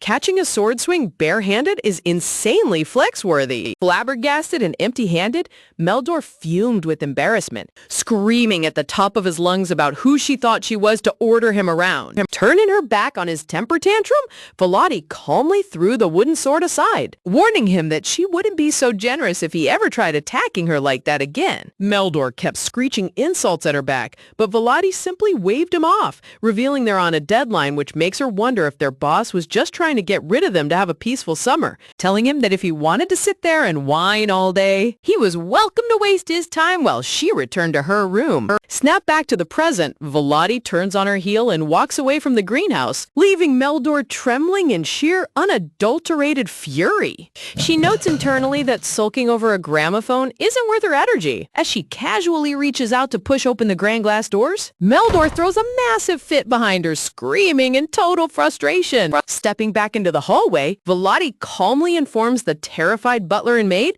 that Meldor is just throwing another one of his usual childish tantrums, ordering them to return to their normal duties. Walking down the quiet mansion corridor, Volati reflects on how consistently bratty her younger brother remains. She muses that despite his terrible attitude, she actually tried having civilized conversations with him over the last 6 months. She recalls how Meldor spent every waking hour enduring brutal swordsmanship drills and exhausting academic classes, working himself to the absolute bone under intense pressure. Meanwhile, Meldor constantly saw Volati relaxing and sipping tea with high-status nobles like Zion and Moston. From his twisted perspective, she was just an idle freeloader who got everything handed to her on a silver platter. Volati admits to herself that she naively hoped growing older would make Meldor reasonable enough to talk things out.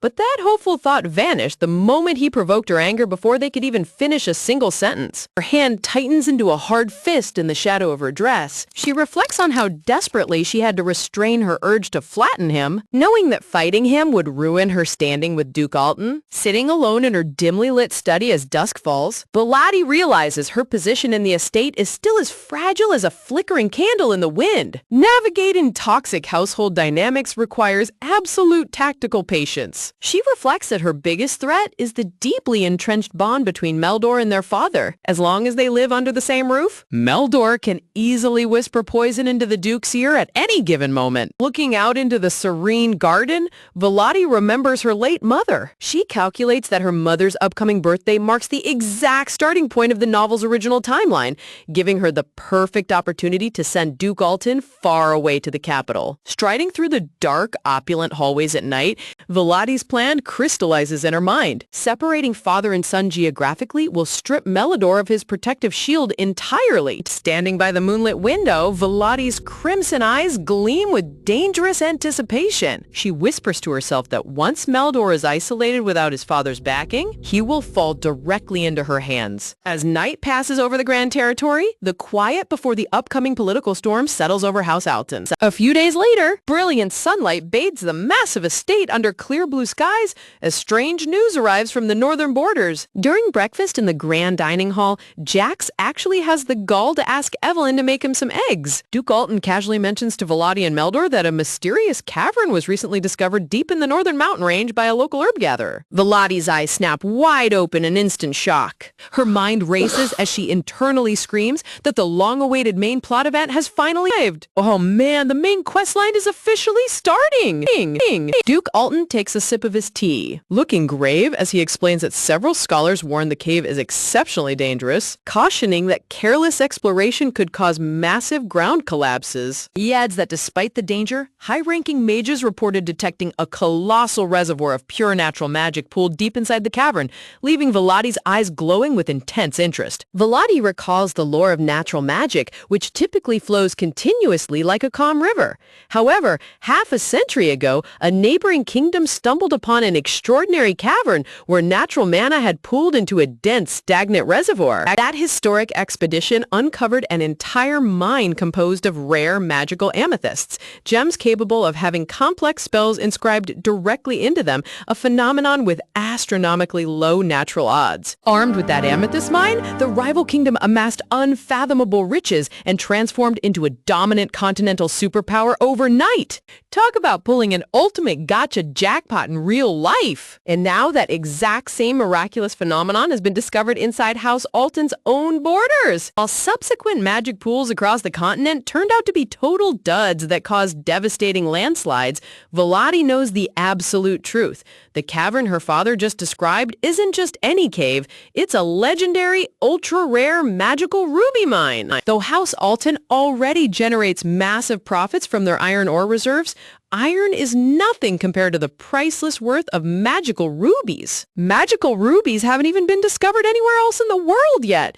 Introducing them to the high noble market wouldn't just yield infinite money, it would instantly place House Alton at the center of global political power. In the novel's original timeline, endless family debates erupted over how to handle this cave. The eldest son pushed aggressively to lead the expedition, and Duke Alton eventually handed over complete authority to him. But Volati realizes her father won't risk sending her or young Meldor into the dangerous Northern Territory. Their grandfather's far too elderly to travel, and the Duke would never trust an outsider with a secret gem mine. That leaves only one direct royal lineage member qualified to inspect the site personally, Duke Alton himself. Volati's galaxy brain strategy is already clicking into place. While everyone else sees exploring the unknown cave as an insane high-stakes gamble, Volati holds the complete cheat code thanks to her knowledge of the future story. Sitting at the grand dining table, Volati speaks up with absolute confidence, urging her father to authorize the northern cave exploration because the potential profits are far too massive to ignore. She calmly explains that as long as they proceed cautiously with thorough preliminary research, the danger can be completely controlled. But before she can finish, Meldor suddenly slams his fork down, shouting out that he strongly disagrees. Meldor vehemently argues that reckless exploration could trigger a disastrous landslide just like previous failed mines, whining that House Alton isn't desperate for money, so taking unnecessary risks is totally foolish. Volati narrows her eyes in pure disgust, thinking back to the original story where Meldor was the one eagerly begging to explore the cave. Wow, this petty brat is literally opposing the idea just despite his own sister. She has to mentally fight the overwhelming urge to leap across the table and punch him right in the face. Duke Alton rubs his temples with a tired sigh, shutting down the argument entirely by stating he will make the final call himself and ordering them both to drop the subject. Quietly cutting into her steak, Volati notes that her father is clearly leaning toward Meldor's cautious stance. She knows Duke Alton won't leave the capital for a mere cavern rumor on his own. A sly, calculating smirk touches Volati's lips, mischievously, as she decides it's officially time to pull out her secret ultimate weapon to force her father's hand. As midnight descends over the silent moonlit Alton estate, the stage is set for a stealthy night mission. Dressed in a flowing nightgown and holding a glowing lantern, Volati quietly creeps down the dimly lit stone corridors. She pushes open the door to her late mother's abandoned laboratory. Once a heavily guarded sanctuary sealed by high magic, it now sits as a forgotten dusty room without an owner. Flashbacks from the original novel reveal a conversation where the snow spirit told young Nessia that Dohemia's mother was constantly having her items taken by her brother, forcing her to hide her most precious possessions under her bed out of habit. In the novel, Nisha remembered that whisper and located her mother's secret stash under the bed. Volati realized she needed to beat Nisha to the punch and retrieve those items first. Stepping into the quiet lab, Volati recalls that her mother actually spent far more nights working late inside this research room than in her official bedroom. Running her finger across a dusty shelf, Volati smirks softly. She intentionally removed this lab from the maid cleaning roster specifically so no one would stumble upon her mother's hidden research. Walking toward the back corner of the laboratory, Volati crouches down beside the wooden desk area. Reaching deep into the hidden nook beneath the furniture, her fingers wrap around a heavy, leather-bound book.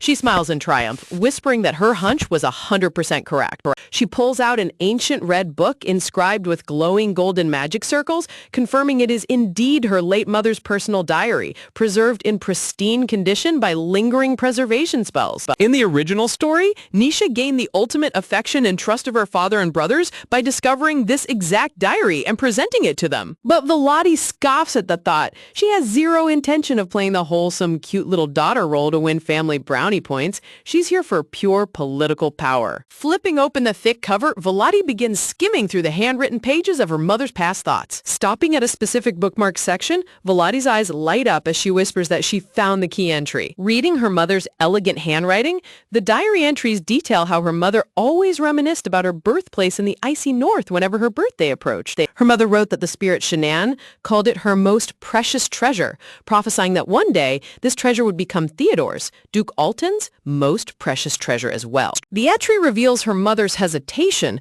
writing that she kept quiet because she didn't fully understand the spirit's cryptic prophecy herself. Volati's mind instantly puts the puzzle together with sharp clarity.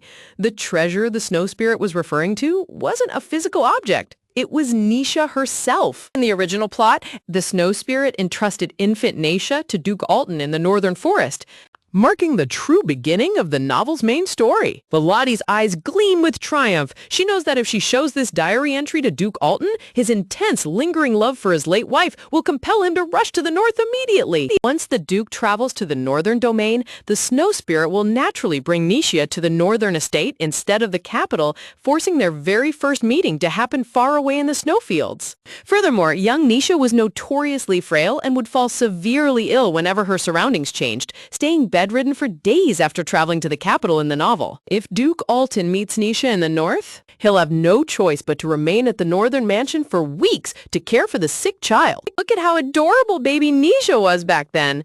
Velody calculates that keeping her father trapped in the north buys her the ultimate precious resource, time. Sitting comfortably on her study couch, Velody plans her next moves. During her father's extended absence, she will consolidate her power, build her reputation, and handle Meldor once and for all, either straightening him out or crushing his political ambitions completely. Her crimson eyes narrow as she remembers another crucial secret hidden inside the diary. Reaching into the back binding, Velody pulls out a loose, yellowed sheet of parchment inscribed with intricate arcane symbols. While it looks like a standard magic diagram to an untrained eye, Velody knows it's an ancient elemental spell capable of forging direct contracts with high spirits. Her mother previously used this exact formula to summon the spirit of snow, Heroine, but couldn't form a permanent contract because the spell matrix was incomplete. In the original story, Nessia found this exact paper, perfected the incomplete magic formula, and successfully mastered spirit magic. That contract with Heroine granted Nessia extraordinary elemental powers that elevated her status above all other nobles. Combined with Nessia's sweet, radiant personality, those spirit blessings earned her the love of the entire kingdom, cementing her position as the story's beloved heroine. Velody smirks darkly as she tucks the parchment safely away. While she doesn't care about becoming a beloved heroine, obtaining the power to command high spirits is an asset she definitely won't pass up. Just as she prepares to close the book, Velody catches sight of something else tucked deep inside the inner cover, a hidden portrait frame. Hold on.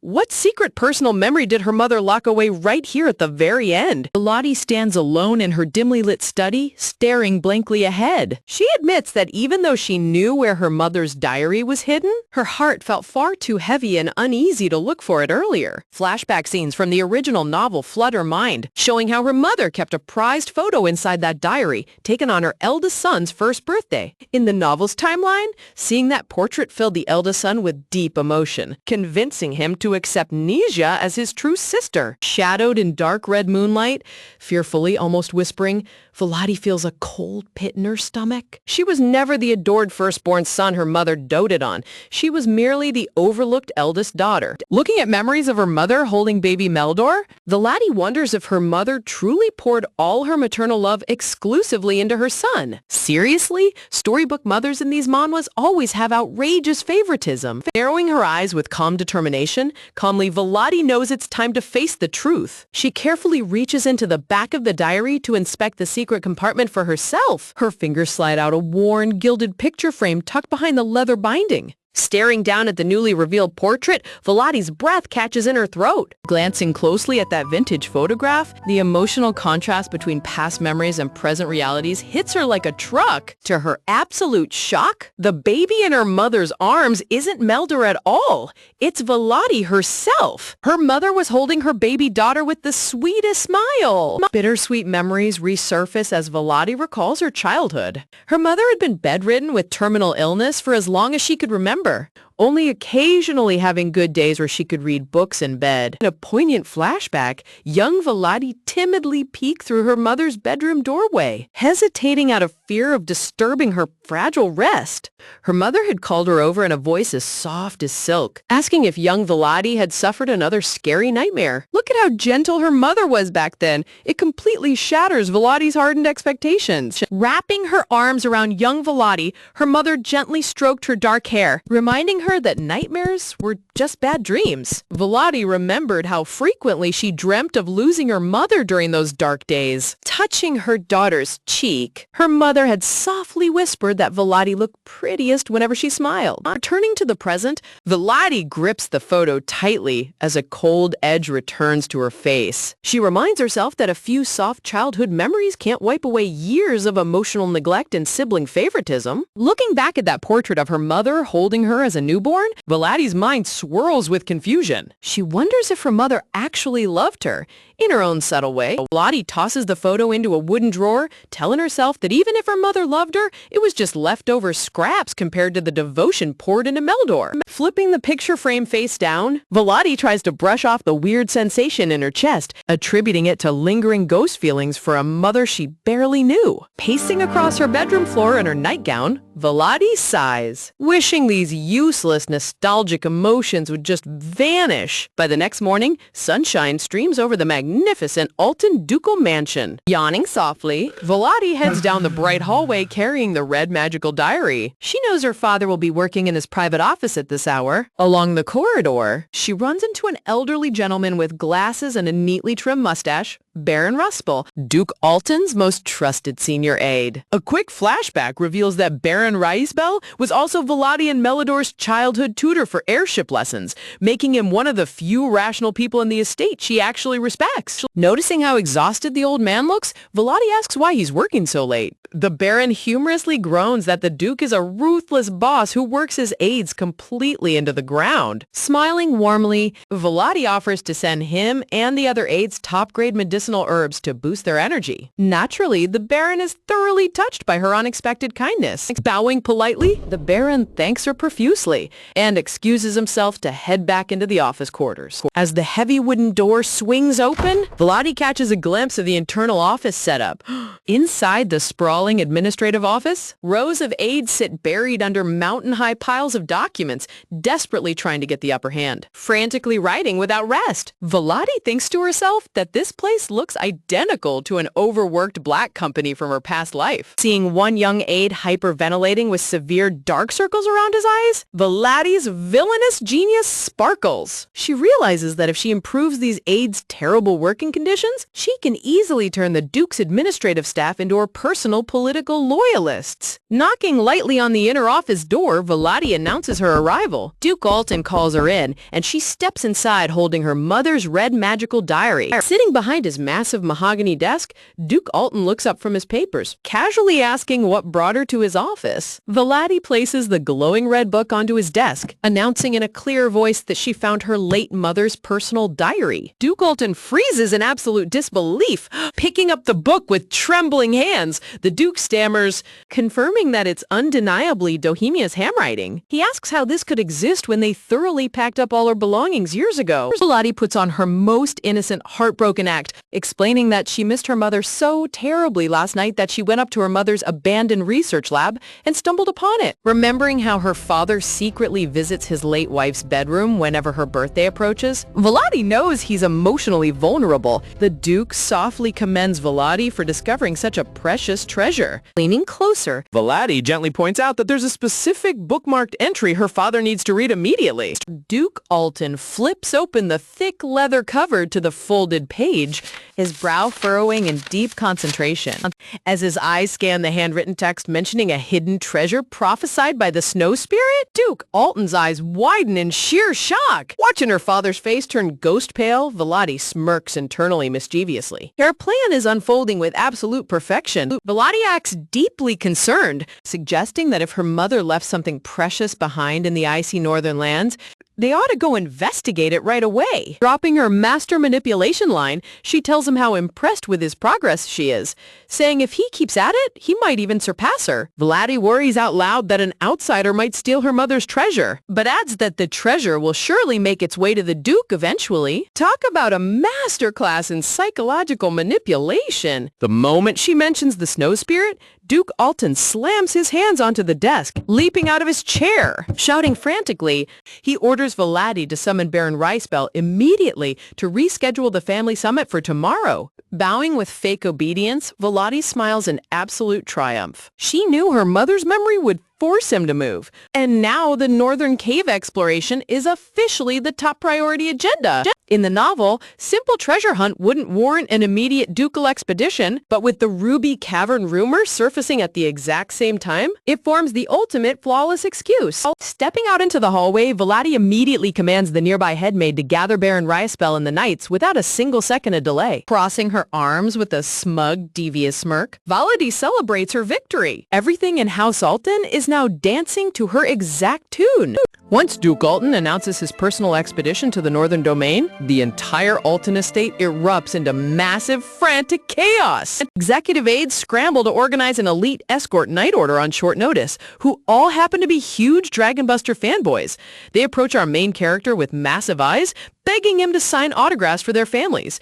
Our hero simply walks away, telling them to cool off, leaving them completely stunned, while spending fortune, sacks of gold, bribery to secure priority access to the Magic Tower's long-distance teleport circles. News reaches the distant northern castle, and the leader of the Northern Knights is hyping his men up, sending the northern servants into a cleanup frenzy as they scrub every floor and prepare luxury suites for the Duke's sudden arrival. Before stepping onto the teleportation circle, Duke Alton places a stern hand on young Meldor's shoulder, earnestness blazing in his eyes, reminding his son that as the sole heir, he must carry the heavy responsibility of protecting the house while he's away. Beaming with naive excitement, young Meldor shouts back that he will guard the house with his life. Little does this little brat know, while daddy's away, Volati is about to run this entire estate like her personal playground. Standing before his children in the main courtyard, Duke Alton solemnly addresses both Meldor and Volati before taking his leave. Volati bows her head with perfect aristocratic decorum, answering her father with utter devotion. Smiling sweetly with her hand pressed against her chest, Volati assures her father that as the eldest daughter of House Alton, she totally gets the stakes. She will oversee the ducal residence flawlessly in his absence. Look at that angel face hiding pure, calculated villainy. She's practically counting down the seconds until he rides away. Tugging the reins of his mighty steed, Duke Alton gives his final command to open the heavy iron gates. The royal guards bow deeply as their lord prepares to depart for the icy northern domain. Riding through the towering iron gates alongside his elite escort knights, little Ain feels like he's made it.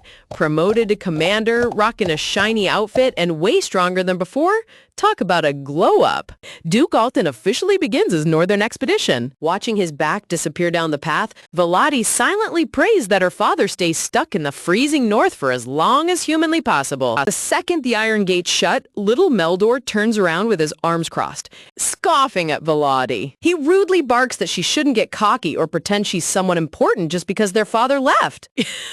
Wow, this little brat really thinks he still runs the show, doesn't he? Walking ahead down the marble grand hallway, Meldor continues mocking his sister, claiming she doesn't know how to manage a ducal house when all she does is go shopping and hang out with noble friends. Turning around with a smug, self-satisfied grin, Meldor announces that he's heading back to his private quarters to practice being a proper heir. Oh boy, he has absolutely no idea what kind of demonic storm is about to hit him. Momentarily stepping into the corridor, okay, but get this. The head maid whispers to Volati that the long-distance teleportation circle bound for the northern domain activated normally. Volati quietly nods, instructing the maid to keep every single servant far away from the east wing until further notice. With the hallway completely cleared, a dark, sinister smirk spreads across Volati's gorgeous face mischievously. The teleport circle's activation confirms her father has officially left the capital, meaning House Alton is now her absolute personal sandbox. Reaching Meldor's bedroom door, Volati turns the brass handle and slides the heavy iron lock shut behind her. Startled by the sudden intrusion, Meldor spins around in anger, demanding to know why she's barging into his private room. Leaning against the doorframe with her arms crossed, Volati softly chuckles, announcing that she's going to use this golden opportunity to properly re-educate an immature little brat. Meldor stammers in utter confusion, panicked, asking what crazy nonsense she's talking about. Step by step, Volati approaches him with a chilling composure, stating that her first lesson will be teaching him him how to properly address her as Big Sister. Gracefully reaching out her gloved hand, Volati drops the sharp needle onto the vintage gramophone record. Instantly, screeching violin notes burst out from the gramophone horn, covering his ears in sheer agony. Meldor screams at her to turn off that horrific noise and get out of his room right now. Seriously? Turning classical music into a literal psychological torture device is pure villainous genius. Desperate to stop the noise, Meldor lunges forward to push her away. But Volati doesn't budge even an inch. Staring down at his trembling frame with a shadowy grin, Volati mocks him, asking if he's acting so arrogant because he's overflowing with extra energy that needs draining. Backing away in sheer terror as dark magic notes envelop the room, Meldor stammers, desperately begging her not to come any closer. Volati's glowing red eyes shine with dark delight as she asks if they should enjoy some quality sibling bonding time together. Cracking her slender knuckles with a terrifying pop, Volati prepares her special discipline session outside the ducal mansion under the bright afternoon sun. Meldor's blood-curdling screams echo across the entire estate, crying out that he's sorry and swearing he'll call her Big Sister forever. The next morning, a thoroughly traumatized Melgor stomps down the hallway, aggressively shoving past a male servant carrying laundry as he barks at everyone to get out of his way. Over in the sunlit glass greenhouse, Volati gracefully instructs the maids on where to relocate the luxury furniture. Watching her command the staff with effortless elegance, Meldor fumes internally, grinding his teeth over how she acts like she owns the place. Storming into the greenhouse entrance, Meldor shouts at Volati to get her attention. Slowly turning around, Volati unleashes a cold, ruthless smile, suffocating pressure that instantly freezes the air around him. Flustered and sweating bullets, Meldor's voice instantly shrinks as he stammers out a polite, "Nuna?" Volati tilts her head with a razor-sharp smile, asking what her dear little brother wants. Trembling under her icy gaze, Meldor's mind spirals into utter panic. He can't understand where this crushing aura is coming from. Confusion. He used to be the one looking down on her. So why does it feel like a giant demon is looming over him now? Watching servants carry heavy velvet sofas out of the greenhouse, Mia can only describe this scene as ridiculous. Meldor tries to muster up his courage. He reminds himself that if he backs down now, he'll lose control of the estate forever, especially since she already destroyed their mother's beloved garden. Clenching his fist until his knuckles turn pale, Meldor tells himself that even if their father granted her permission, he has a duty to stop her. Quick memory flashes in his head, recalling how Duke Alton grabbed his shoulder before leaving, strictly reminding Meldor that as the sole heir of House Alton, he must carry the heavy responsibility of protecting their family legacy. Reinvigorated by his father's words, Meldor points an angry finger at Volati, shouting that as the official heir, he is responsible for this estate and demands to know what she thinks she's doing.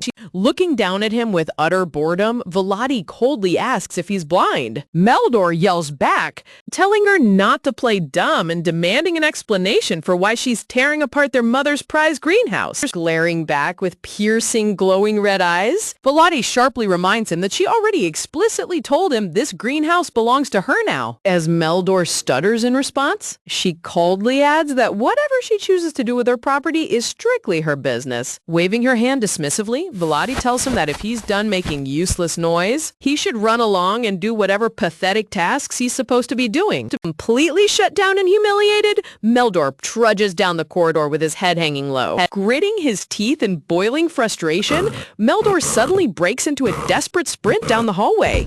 He can't accept how a girl who couldn't even speak properly to him 2 weeks ago is now looking down on him like a bug she could crush effortlessly. Sprinting toward his bedroom doors, Meldor's mind rewinds to the day his father left for the north, remembering the exact moment his peaceful life transformed into an unmitigated nightmare. Panel text dramatically reads that the moment his father departed, the sweet symphony of his life twisted into a terrifying melody straight from the depths of hell. Manhwa artists always go 1000% extra on dramatic, dark background textures whenever a brat gets re-educated. In a terrifying flashback to his bedroom, Volati stands surrounded by a dark demonic aura, looking down at him with a sweet twisted smile as she asks what he should say to his elder sister. On his knees in tears with his hands raised high in absolute surrender, young Meldor cries out, "Big Sister, When Volody pretends she can't hear him, he screams at the top of his lungs, begging the devil to spare him. The moment he screams "Big Sister," Volody gently lifts her hand off the gramophone needle. Panting frantically, Meldor throws himself toward her, desperately begging her not to turn the music back on. Wiping away his tears, Meldor sob cries that he hates that awful music now. Patting his messy dark hair with a gentle motherly stroke, Volody warns him that if he wants the record player to stay off, he'd better keep calling her Big Sister every single day. Then returning to the present day inside his bedroom, Meldor clutches a plush silk pillow against his chest, shaking with unbridled rage as he curses Volody's name. Screaming in frustration, Meldor repeatedly pummels the pillow against his mattress, swearing that he will never forget this humiliation and wondering what grudge that devil has against him. Collapsing onto his bed while panting for breath, Meldor rationalizes his past behavior, admitting that while he wasn't exactly nice to Volody, his past treatment of her wasn't even that bad. A childhood flashback shows young Volody sipping luxury tea with handsome noble friends, while young Meldor suffered through brutal daily sword training under the scorching sun. Meldor bitterly recalls how he was forced to spend every day covered in bruises, while she floated around without a single responsibility. Looking back at memories of their late mother cradling him in her arms, young Meldor always saw Volody as an easy target who stood in the background, staring at him with envious, jealous eyes. Meldor remembers how young Volody would always back down, yield to his demands, and even take the blame whenever he got into trouble. To him, she was nothing more than an irrelevant background shadow. Staring out his bedroom window at the night sky, Meldor remembers the rare times he felt a tiny sliver of pity for her, like seeing her bedroom lights off early while he walked back exhausted from training. But all of those feelings vanished the moment their father left, because on the very day Duke Alton departed for the Northern Domain, a literal demon moved into the Alton ducal estate. In another painful flashback, young Meldor trembles on the floor doing push-ups while holding a massive stack of heavy books balanced on his back. He cries out in agony, begging for mercy, while Volody stands over him with a cold, unrelenting stare. Back in his room, Meldor grinds his teeth in outrage, questioning why she thinks being his older sister gives her the right to punish him with such nightmare methods. Bro really thought he could bully her forever and not catch hands later. Remembering the overwhelming pressure she projected during their encounter, Meldor realizes that facing Volody felt identical to standing before their terrifying father. He wonders if she was secretly hiding her true strength all these years, just waiting for the right moment to strike. Connecting the dots in his head, Meldor suddenly realizes that their father's sudden decision to explore the northern caverns was completely unnatural. A chilling thought creeps into his mind. Could Volody have orchestrated Duke Alton's departure from the start? If so, she truly is a mastermind capable of putting the Demon King himself out of a job. Meldor paces back and forth across his lavish bedroom carpet, grinding his teeth as he complains that if he were just a few years older, he wouldn't be getting steamrolled by her like this. Screaming toward the door, he demands to know if anyone is outside, swearing he will never forgive Volody for humiliating him. A servant politely steps into the room, asking if the young master summoned him. Meldor immediately barks back, demanding to know where Rover is, only to be informed that the head butler is currently busy overseeing Volody's greenhouse renovations. Meldor's eyes widen with boiling rage as he realizes that Rover has been hanging around Volody constantly. He fumes internally, remembering how the head maid Emily was always Volody's loyal puppet. But Rover was different. He had served his father and trained Meldor with wooden swords long before becoming head butler. To Meldor, Rover was practically family, who had been with them longer than Volody ever was. Poor kid really thought corporate loyalty existed in a noble estate when the boss's daughter takes total control. He ponders in confusion how Volody managed to win Rover over so easily. Smirking arrogantly, Meldor convinces himself that even though he didn't want to resort to petty moves, he has no choice now. Handing his sealed envelope over to the servant, Meldor strictly commands him to send it directly to the Northern Territory using the fastest courier available. Meldor gloats with a smug grin, believing Volody's reign of terror is officially over. He convinces himself that the moment his father reads his complaint and returns, everything will go back to normal, leaving him as the one laughing at that demon. But instead of reaching the north, the sealed letter is handed directly to Volody by the very servant Meldor trusted.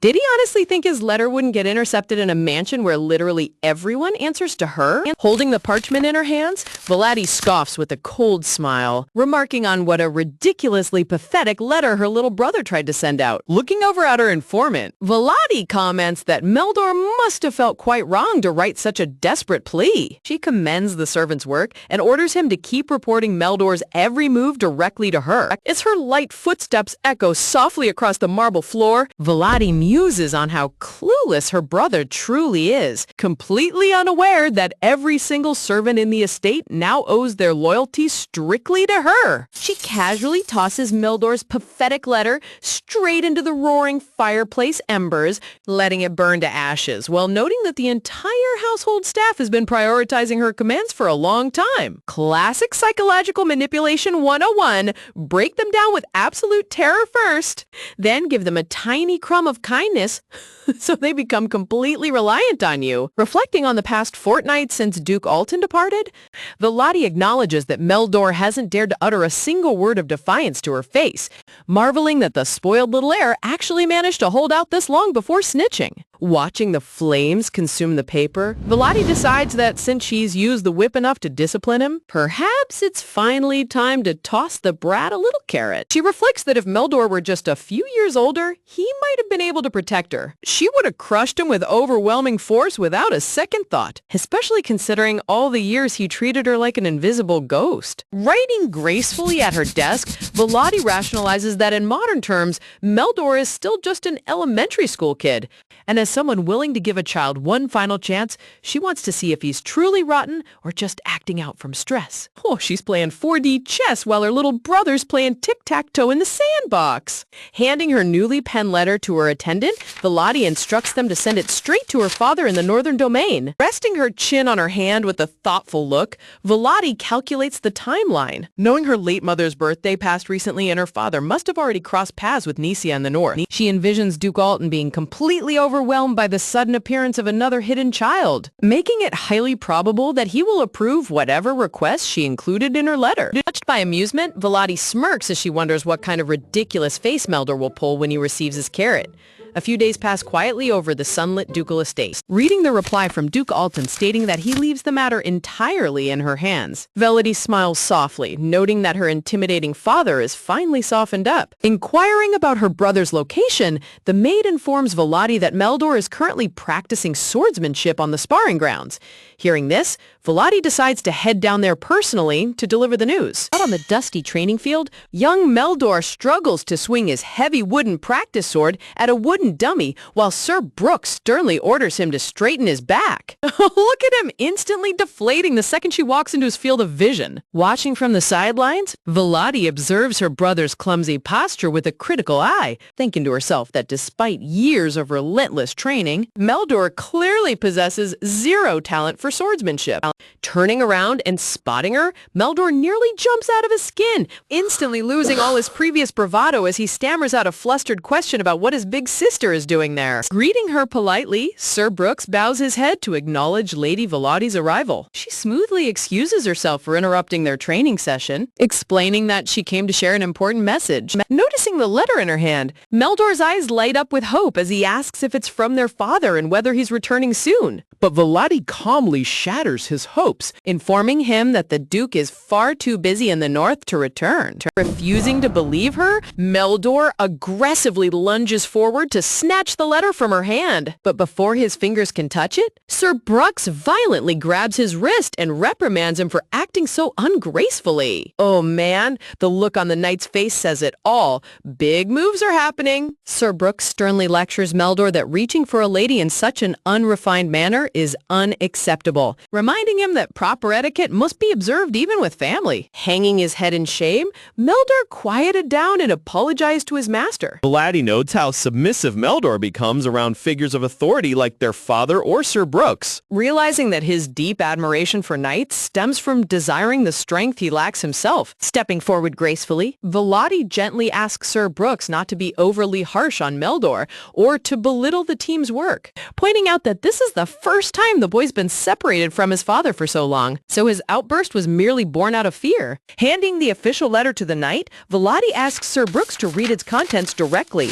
sarcastically reassuring him when he hesitantly asks if it's appropriate for an instructor to read personal family correspondence. Unfolding the paper, Sir Brooks reads through the lines in complete astonishment, his eyes wide with disbelief, realizing that Duke Alton has finally made a monumental decision regarding Meldor's future. Volati remarks that she kept attempting to persuade the Duke regarding Meldor's brutal regimen, noting that while Sir Brooks' reports alone weren't enough, adding his daughter's voice finally swayed his mind. In reality, Volati internally admits that she simply piggybacked on the knight's existing reports. Knowing that her father, who was currently struggling with raising little Nisha in the north, would be far more receptive to rethinking his parenting methods.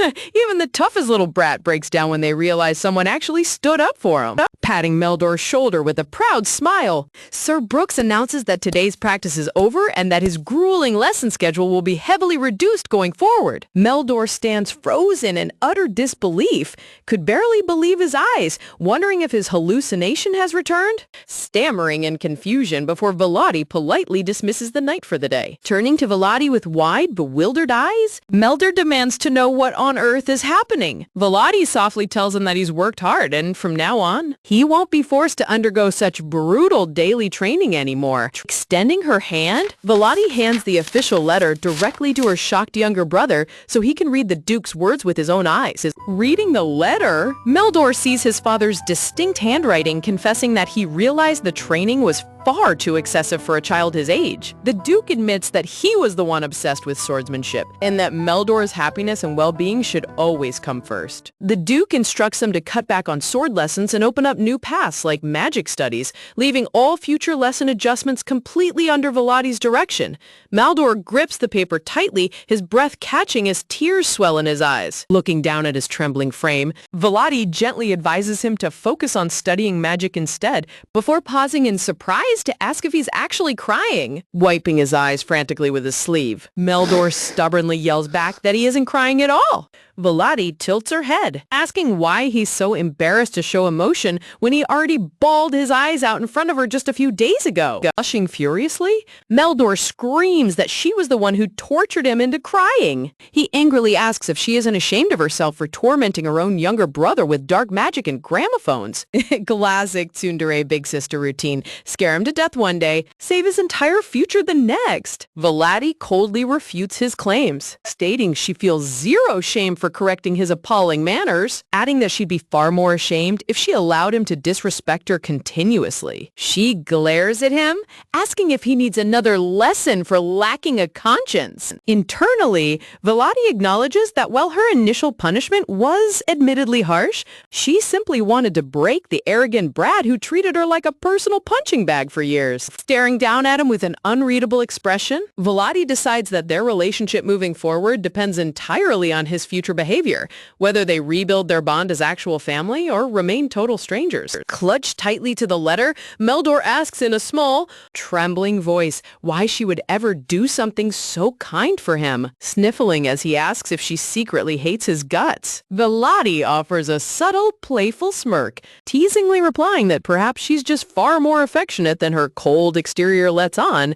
leaving Meldor completely baffled by her answer. Turning her back to leave, Volati instructs him to negotiate a new study schedule with his tutors and report back, promising to respect his choices completely as long as he acts responsibly. Standing alone under the warm sunlight, Meldor gazes down at his father's letter with a complex mix of awe and gratitude, realizing for the very first time that his terrifying big sister might actually be the savior he never knew he needed. Following Volati's intervention, Meldor's daily schedule undergoes a complete overhaul, slashing his exhausting sword sessions to focus heavily on magic. With the brutal physical strain lifted, the young boy's dramatic tantrums decrease drastically, and he skips down the corridor holding his magical textbook with a bright, cheerful expression. Sitting comfortably in her private lounge, Volati reviews the updated reports with a satisfied smile. She silently commends Sir Brooks, realizing the veteran knight knew all along strong that forced swordsmanship was bringing out the worst in Melidor, proving himself to be a truly insightful master. Interrupted from her thoughts by a polite knock, Volati bids her maid to enter. The maid bows respectfully, presenting an elegant sealed envelope containing an official invitation directly from the imperial family. Look at her maid delivering mail with the gravitas of a high-stakes royal summons, bound with golden cord and sealed with a refined wax stamp. The imperial invitation rests against vibrant blossoms. Surprised by the sudden delivery, Volati inspects the crest, murmuring in wonder at an official request from the royal palace itself. Unfolding the heavy parchment, Volati scans the elegant calligraphy. She casually remarks that the annual winter banquet season must finally be approaching, setting off a chain of strategic thoughts about imperial society. She reflects on how winter in this kingdom was historically a brutal nightmare for the common people, who suffered immensely from severe cold and food shortages, while wealthy aristocrats simply fled south to escape the harsh climate. The Northern Territory, the historical roots of House Alton, suffered most severely during those freezing months. Yes, fantasy world politics, where the North is perpetually frozen and miserable, while the nobles sip wine down south. However, the entire course of imperial history shifted because of one legendary ruler, Empress Kennevi Dechterdal, the visionary founder of the famed Kennevi Academy, who completely transformed the nation. According to historical records, the continent was once plagued by endless war, where mages capable of matching 100 men on the battlefield were deployed strictly as military weapons of mass destruction. That cycle of bloodshed broke in 2 centuries ago when ancient spirits descended upon the mortal realm.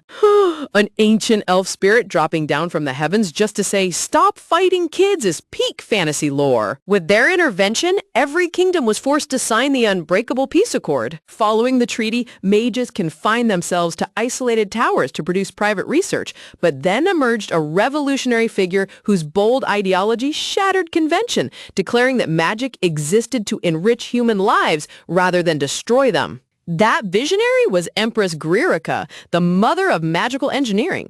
By combining ancient mana magic with modern scientific principles, she created practical tools that shifted magic from destructive battle spells into accessible daily technology. The world was forever altered by her genius, giving birth to the very first practical magical scientific hybrid invention. That breakthrough was the common magical lamp, illuminating homes across the realm. She literally introduced modern indoor lighting into a medieval setting and changed society overnight. Gririka was not merely a brilliant researcher, she was a high-ranking noble who understood how to navigate the complex web of aristocratic authority and palace intrigue. By winning over the veteran battle mages heading the Magic Tower who were fiercely loyal to the crown, she quickly neutralized opposition and recruited top minds to build practical infrastructure for the masses. Through their combined efforts, revolutionary projects like public waterworks and central heating systems were constructed, providing ordinary citizens with clean water and heated homes. Sanitation improved exponentially, eliminating deadly winter epidemics. For the first time in history, the general public could survive the coldest months in warmth and safety, turning a freezing medieval nightmare into cozy heated apartments. Now that's real royal power. Naturally, Princess Girika's popularity among commoners skyrocketed to legendary heights, laying a massive foundation of public support across the empire. Ambition burning bright, she set her sights directly on the throne. Though 3 imperial princes stood ahead of her in the line of succession, public momentum began steadily shifting toward her favor. To force the aristocracy to submit, she restricted sales of her practical inventions strictly to nobles within her political faction, causing a massive quality of life divide between her allies and enemies. Capitalist economic warfare meets imperial politics. You gotta respect the absolute genius of that strategy. She openly mocked opponents by noting that while royal monopolies were illegal for an emperor, no law barred a princess from restricting her own private goods. Exploiting this legal loophole with perfection, she accumulated immense wealth and political leverage, backed by officials who realized siding with her was the only path forward. To seal her dominance over high society, Princess Gririka created the iconic winter banquet, the exact event listed on Volati's formal invitation. Historically, nobles remained isolated in their estates waiting for spring, but Gririka completely shattered that tradition by turning winter into the premier social season. Installing massive heating systems inside the palace, she hosted daily luxury galas where guests admired indoor ice sculptures sculptures in comfortable warmth. Flexing indoor heating and ice art while it's freezing outside is pure high society flex. Invited aristocrats boasted endlessly about their exclusive attendance, with many turning a huge profit by trading banquet-themed merchandise and luxury goods. Sweating in frustration, excluded rival nobles watched from the sidelines, unable to tolerate being left behind, while Grika's allies lived in luxury and accumulated vast wealth. One by one, stubborn factions surrendered and joined Grika's cause. Even when the Western neutral faction defected to her side, the remaining opposition collapsed entirely. And ultimately, she ascended the throne as the continent's very first reigning empress. To commemorate her historic triumph, the imperial family has hosted the lavish winter banquet every single year since. She played the ultimate long game and snatched the crown right out from under her brothers. House Alton had been the very first noble house to back Grika in exchange for heating infrastructure in the north, so naturally, they'd receive the magic dolls first, making the event deeply significant for Vladi's family. Vladi notes that while her father would usually attend, his current duties raising Nisha in the north keep him occupied. Resting her cheek on her palm, Vladi reflects that between nursing her late mother and undergoing dark magic training, she hasn't attended a high society function in ages. But if there's one person who can pull her back in, it's her old friend, Lady Danbury. Wondering how the social hierarchy has evolved. Recalling past pea parties where she reigned supreme as the empire's sole duchess, Vladi feels a spark of curiosity about returning to the fast-paced social stage. The opening day of the winter banquet arrives at last. Look at Vladi stepping out in that magnificent crimson velvet dress and fur cloak. She came to completely dominate high society. Stepping down from her luxurious horse-drawn carriage, Vladi commands the attention of the courtyard with effortlessly regal poise. Smoothly stepping forward with a broad umbrella, purple-haired Scion shields her from the falling snow, greeting her with a warm smile. Vladi acknowledges him fondly. Spotting her attendant nervously background stage, The laddie asks why Scion is holding the umbrella himself. so her attendant standing there trembling, thinking, bro, you're literally stealing my job. Scion just chuckles, claiming he felt like doing it. Looking at her longtime friend, Vladi mentally notes that Scion possesses extraordinary intelligence, handsome looks, and a flawless personality, making him truly remarkable. Joining them under the shade, yellow-haired Mostin strides up with infectious energy, marveling at the heavy snowfall and praising everyone's coordinated outfits. Grinning brightly, Mostin notes how amazing they all look, thrilled that they successfully matched their color palette according to plan. Walking together toward the entrance, Vladi chuckles internally, knowing Mostin always loved a strong sense of group belonging and stylish squad coordination. Matching crimson color schemes with your squad at a high society imperial ball is elite tier energy. Scion agrees they make an impressive team, prompting Mostin to sprint ahead toward the warmth. The heavy double doors swing open as the trio steps gracefully into the radiant imperial hall, instantly drawing every gaze in the room. Noble women standing nearby turn around in absolute awe, whispering excited rumors the moment they catch sight of a lady and her dashing companions. Curiously inquiring about Meldor, Mostin asks why her younger brother didn't join them.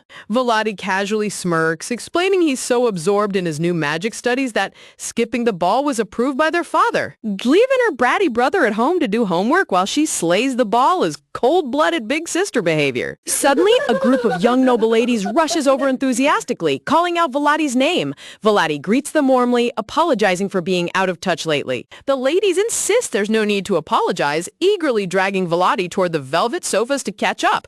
Vladi politely bids Scion and Mostin farewell for now. Sitting before tiered stands filled with exquisite pastries and vintage wine, the young noblewomen lean in close to ask about Vladi's well-being. The way all the noble girls swarm around her, Vladi truly is the ultimate queen bee. Complimenting her stunning crimson gown, the ladies gush over her heartwarming friendship with the handsome young lords. Basking in the spotlight at the center of the tea table, Vladi sips her drink with supreme composure, amused by the endless questions and silently reflecting on how effortlessly popular she remains with peers her age. Looking around the radiant hall, Vladi reflects on how their iconic trio, herself, Mostin, and Scion has always held massive influence in high society, each backed by their own passionate following of admirers. Mostyn's bright, friendly smile effortlessly charms the older aristocrats, making her an absolute favorite among seasoned nobles who adore her warm energy. Sucking down her wine, Volati glances over at Scion,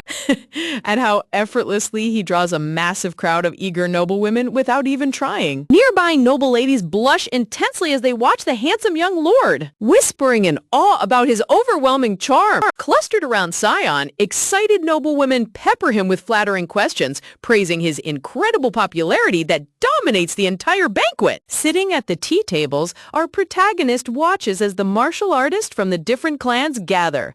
They have formed an alliance to destroy the demonic teachings lurking in the Nanbiang fortress.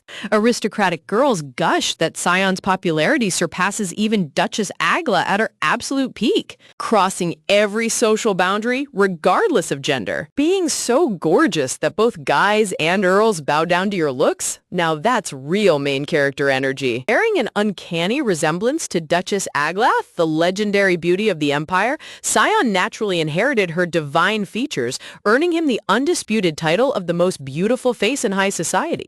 Volati sips her vintage wine with cool amusement, acknowledging that Scion's gentle nature makes him irresistible. Though she eyes the fanatical mob swarming him with mild concern.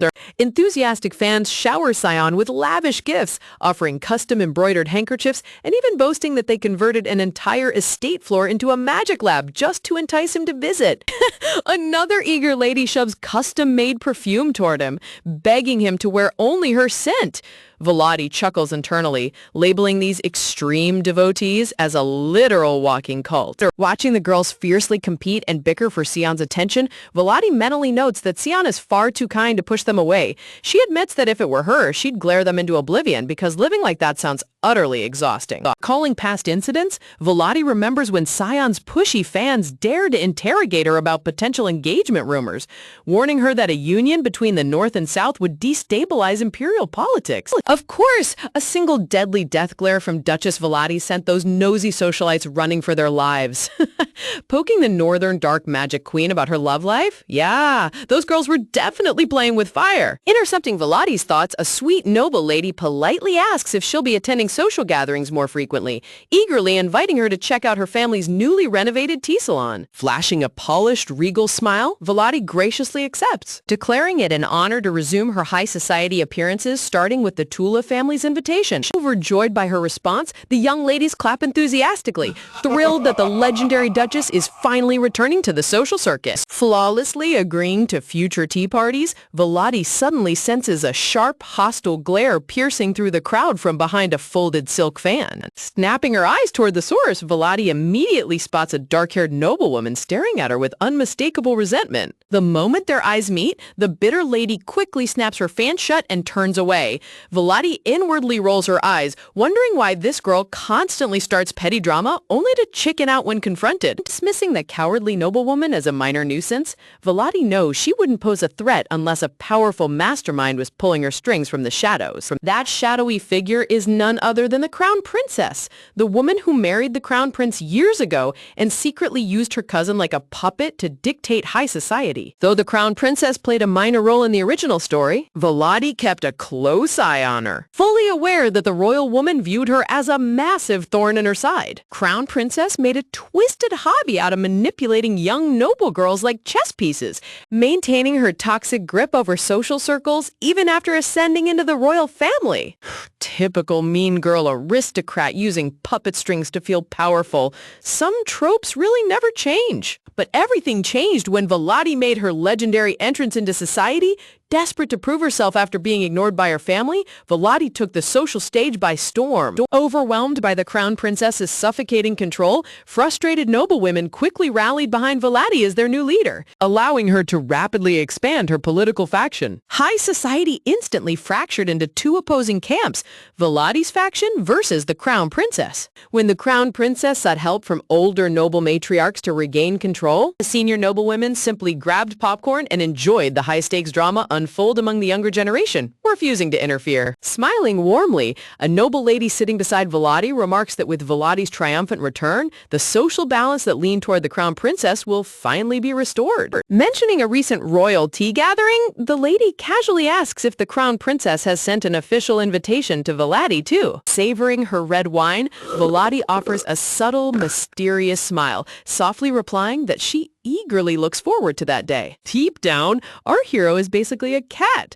a loud, furious ball of destruction that just wants attention and a warm place to nap. Every single girl at the table knows the bitter crown princess would rather swallow glass than ever invite her ultimate rival to tea. Volati reflects that while she was away nursing her mother, the crown princess undoubtedly tried to sway her allies, but Volati's fierce reputation as the true social queen kept her faction loyal. After all, Volati personally backed those young ladies and paved their path back into high society, building unshakable loyalty and immense political capital. While the royal family and House Alton maintain solid diplomatic ties, Volati knows the rivalry between her and the crown princess is strictly personal revenge. Remembering past encounters, Volati recalls the time the crown princess actually summoned her for an exclusive private team meeting. With supreme arrogance, the crown princess offered to make Volati her chief lady-in-waiting. Volati nearly burst out laughing, marveling at the sheer delusion of a commoner-born princess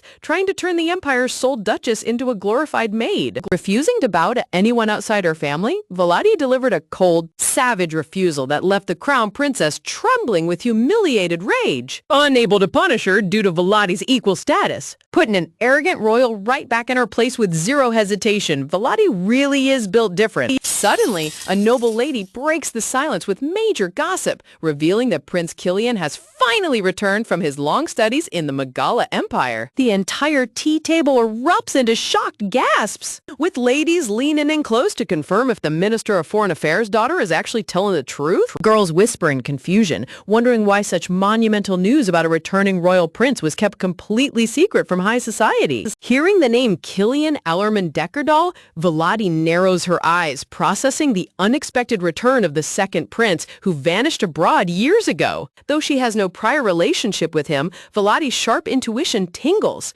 because in the original storyline, Prince Kilian was never supposed to leave the Empire in the first place. A dramatic shift has altered history, breaking the novel's original canon path entirely. Analyzing her memories, Volati ponders why Kilian left so suddenly. While the butler William being a spy aligned with the original timeline, Kilian's unexpected departure was a complete anomaly. Staring into space, Volati mentally searches her knowledge of the novel, wondering what butterfly effect caused the second prince to act so differently from his fate. Long time no see, Volati.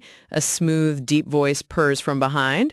Volati turns round in surprise, coming face to face with young Duke Agla. Standing tall with a suave, charming grin, long purple-haired Caspar Agla extends a gloved hand, warmly inviting her to step away for a private glass of fine wine. Clinking their crystal goblets together, Caspar toasts to celebrate the grand return of high society's most powerful queen after her long silence. Volati sips her wine, secretly cringing at Caspar's overly pretentious, archaic speech pattern.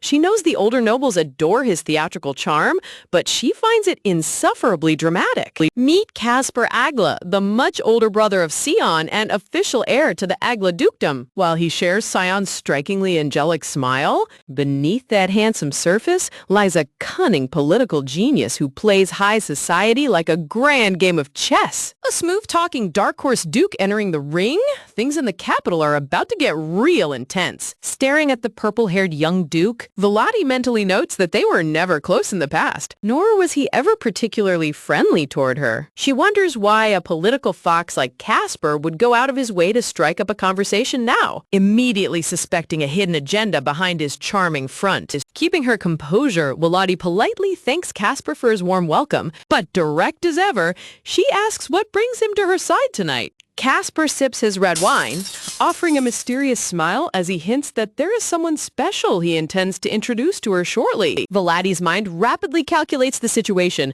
knowing that almost all high-ranking aristocrats have already entered the ballroom. Then, oh, she realizes he must be referring to royal family members. Recognizing that Caspar operates as the crown prince's primary political puppet master, She directly asks if he means His Highness the Crown Prince himself. Casper lets out a smooth, suave chuckle, affirming her guess while reminding her that her official coming-of-age ceremony is approaching rapidly. He patronizingly advises that it would be wise for her to begin securing powerful imperial connections now. Vladi inwardly rolls her eyes, wondering since when he ever cared about her future, considering that guidance belongs strictly to her father, Duke Alton. Smoothly countering his pushy advice, Vladi casually asks why he isn't introducing her younger brother Meldor instead if he's so eager to build political bridges. Casper doesn't miss a beat, pointing out this freakish monster is made up of way more people than meet the eye, warmly praising her for looking out for her brother while brushing off her suggestion, claiming he will introduce Meldor at a later time. Watching Casper effortlessly brush away her sarcastic jab with a fake angelic grin,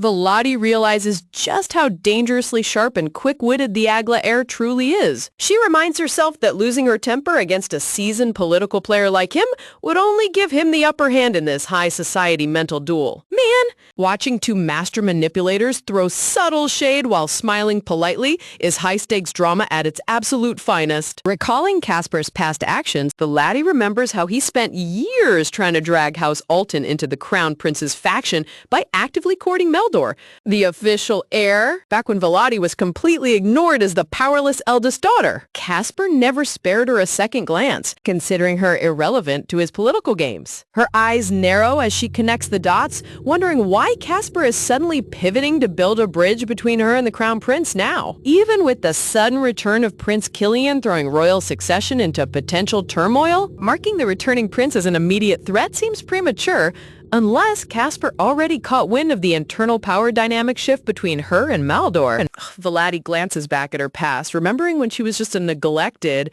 plain-dressed daughter sitting in the shadows of House Elton without a shred of political authority. In those days, arrogant noblemen treated her like a ghost, but she knows those powerless days are long gone. Holding her wine glass with supreme confidence, Vladi recognizes that her takeover of House Alton was recent and discreet. For Casper to detect the sudden shift in family hierarchy so quickly and target her directly proved just how frighteningly extensive his intelligence network really is. With her eyes gleaming with cold ambition, Vladi realizes that after the unsettling incident involving the spy butler William, she cannot afford to leave any loose ends. She silently resolves that it's time to perform a thorough cleanup of every snake lurking in the capital shadow. A ruthless duchess taking out hidden enemies before they even strike? Now that's what I call peak protagonist energy. Suddenly, the grand golden doors of the ballroom swing open with a resounding thud as the herald's booming voice echoes across the entire hall,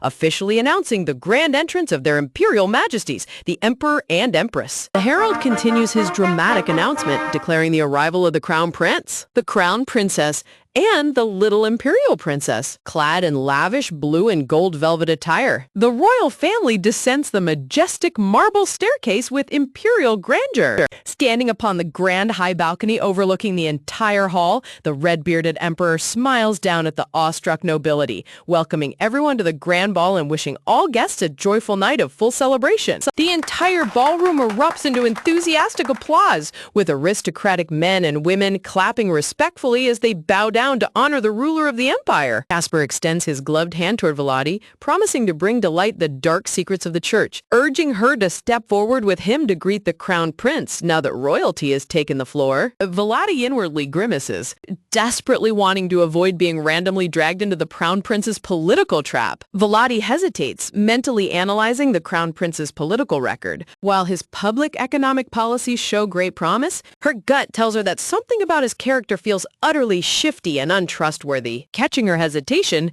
Casper looks back in slight confusion, softly calling her name. Casper smiles reassuringly, asking if she's feeling nervous about meeting the heir to the throne out of nowhere. He smoothly promises that as long as he is by her side, she has absolutely nothing to worry about. Oh, please. Don't worry, I'm here. Coming from the guy actively trying to turn her into a political pawn? That sounds more like a threat than reassurance. Before Casper can drag her along, an imperial senior butler bows deeply before Vladi, delivering an urgent royal message.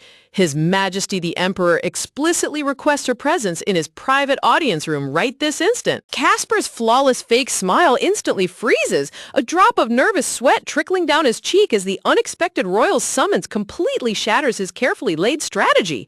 Forced to yield to the Emperor's direct command, Casper chuckles awkwardly, admitting today isn't his lucky day before insisting he will schedule another private meeting with her soon. Bilotti notes how his subtle, commanding tone betrays his sweet, gentle act, proving he can't completely hide his domineering nature. Flashing a dazzling, ice-cold smile, Bilotti delivers a savage rebuttal, asking if he truly believes that bossy position suits him.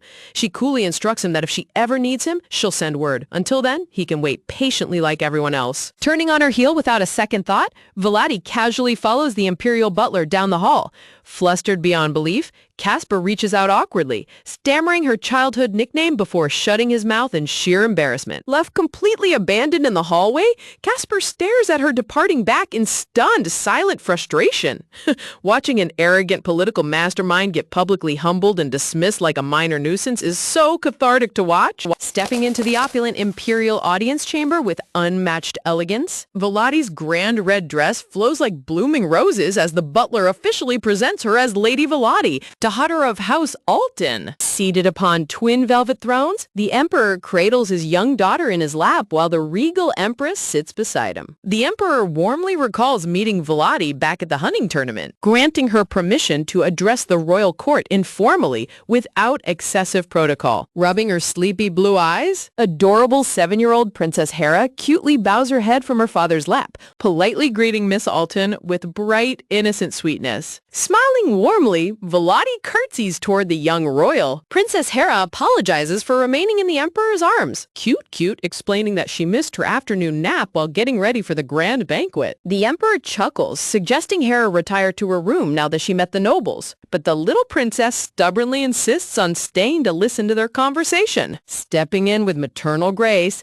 the Empress gently intervenes, explaining to Hera that the Emperor summoned Miss Alton for a critical matter of state, and that it's far too late for a young girl to be staying up. Understanding her mother's firm tone, cute Princess Hera nods obediently, stepping down from the throne to hold the Empress's hand as they prepare to leave for the royal chambers. Watching his daughter leave, the Emperor speaks with proud affection, boasting about how adorable, exceptionally bright, and mature Hera is for her age, though he sighs softly that at just 7 years old, she already addresses him with strict formal etiquette in public. The lady praises the little princess, agreeing that having such a sharp young royal is a true blessing to the empire, smoothly remarking that it's a pity they aren't closer in age, otherwise they could have been wonderful childhood friends. With a subtle, polite smile, Bilotti adds that age hardly matters when forming true bonds of loyalty and trust. Amazed, the way Bilotti effortlessly flatters the Emperor while laying the political groundwork is absolute perfection. As she speaks, Bilotti recalls scenes from the novel's original timeline, remembering that Princess Hera eventually meets the original heroine Nisha, becoming inseparable best friends despite their age gap. Visualizing the original novel canon, Bilotti remembers how Hera grew into an exceptionally virtuous, brilliant, and insightful person, and capable political leader. She realizes that if she must align herself with royal figures,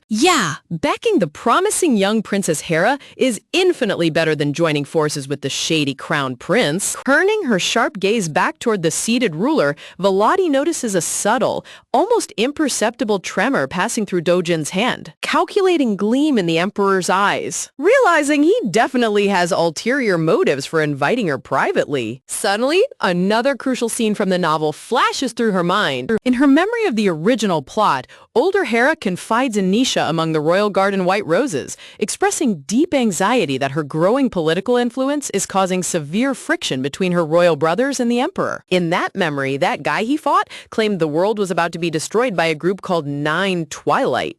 Apparently, Li Qi is a descendant of their founder, so he's got a target on his back. Hera revealed that while Prince Killian gave his full backing for her to receive a noble title, the eldest crown prince vehemently opposed it. Nisha passionately reassured Hera that her remarkable talents deserved a legitimate noble title, rather than being married off as a powerless trophy princess. Hera had smiled sorrowfully, admitting the Emperor was filled with deep regret for not laying down proper political groundwork early on to firmly support her rights. eyes. Snap! The realization hits Volati like a bolt of lightning. She suddenly understands that the emperor has been actively hunting for powerful political allies to build a permanent backing for Hera's future. She inwardly panics, realizing that House Alton is his prime target right now. Right on cue, the emperor speaks up, saying he's just not feeling his normal self lately, praising the Northern Territory for being a steadfast supporter of the throne since the reign of his late mother, the former empress. Volati quickly bows, maintaining her flawless composure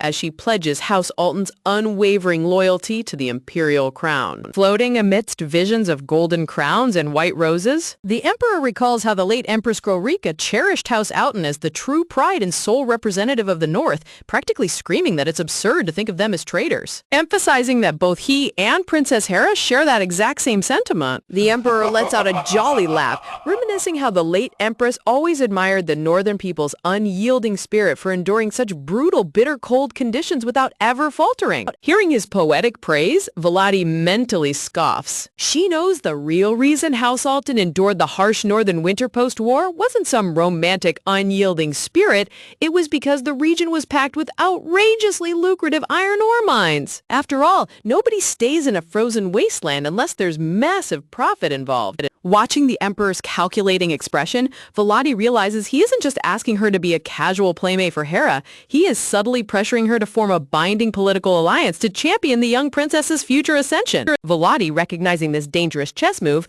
puts on her most charming, grateful smile, like, "Oh my gosh, thank you so much," declaring that her father, Duke Alton, would be utterly overjoyed to hear such overwhelming praise, assuring the ruler that House Alton feels deeply honored by his high regard. To test the emperor's true intentions, Volati delicately raises a sharp concern, questioning whether showing excessive royal favor toward the north might provoke dangerous misunderstandings among other regional lords who could accuse the throne of regional favoritism. Without breaking her graceful posture, Volati subtly shifts her eyes toward the distant balcony behind her, checking the room's perimeter to see who is secretly eavesdropping on their private audience. Over by the grand archway, the blonde-haired noble and Caspar Agla, now wearing formal spectacles, instantly freeze in shock as they catch Volati's sudden, razor-sharp backward glance piercing straight through the shadows. Flashing a subtle, dangerous smirk with an eyebrow raised, Volati sends a silent warning flare directly at the hiding aristocrats, letting them know that the Northern Duchess sees right through their pathetic little surveillance attempt. What an incredible power move!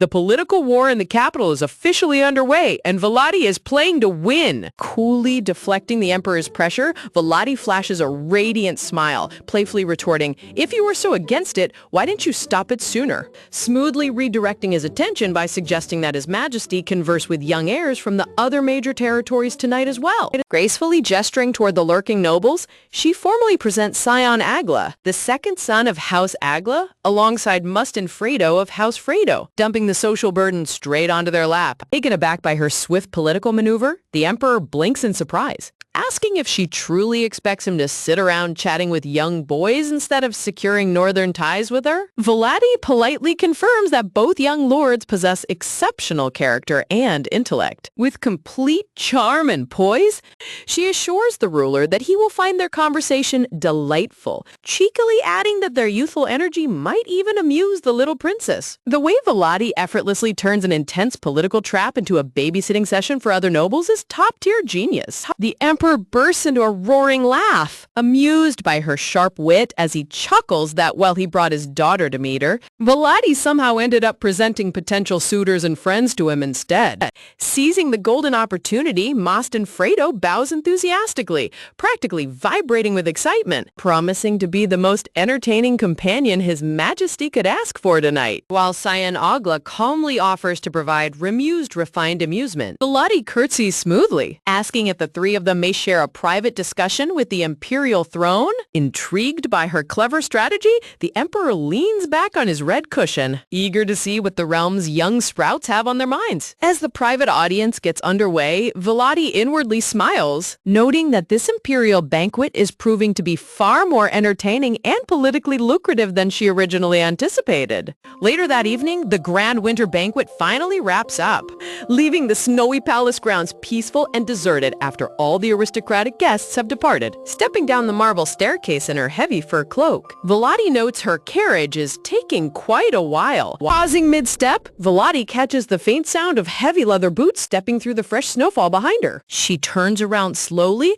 eyes widening, and there he is, Lucius, casually leaning against a pillar, smirk locked in place. Wondering who on earth could possibly be wandering around the imperial courtyard at such a late hour. A striking young man with vibrant red hair brushes soft snowflakes off his shoulder, letting out a gentle breath as he remarks how relieved he is to have caught her before she left. Instantly recognizing those sharp royal features and fiery red hair, Volati realizes this is Imperial Prince Killian, so she immediately goes into damage control mode. The second prince, who has just returned from studying abroad. Maintaining flawless noble etiquette, Volati bows deeply, formally greeting Prince Killian. Killian smiles in pleasant surprise, admiring how she recognized him immediately without him even uttering his name. Flashing an effortless smile, Volati casually explains that news of his grand return reached the court today, adding that fiery red hair is the undisputed hallmark of the imperial lineage. Smoothly touching his gloved hand to his cheek, Prince Killian compliments her sharp intuition, and maybe something else too, soft-spokenly admitting that had he known she was attending tonight, he would have skipped his duties to meet her much sooner. Oh, brother, another prince trying out his smooth flirtation lines? Unmoved by his charm, Volati cuts straight to the chase, inquiring whether His Highness has official business with House Elton at this hour. Killian chuckles lightly, claiming it isn't business at all. Before she can react, Killian steps forward and gently reaches for her gloved hand with delicate grace, raising her hand toward his lips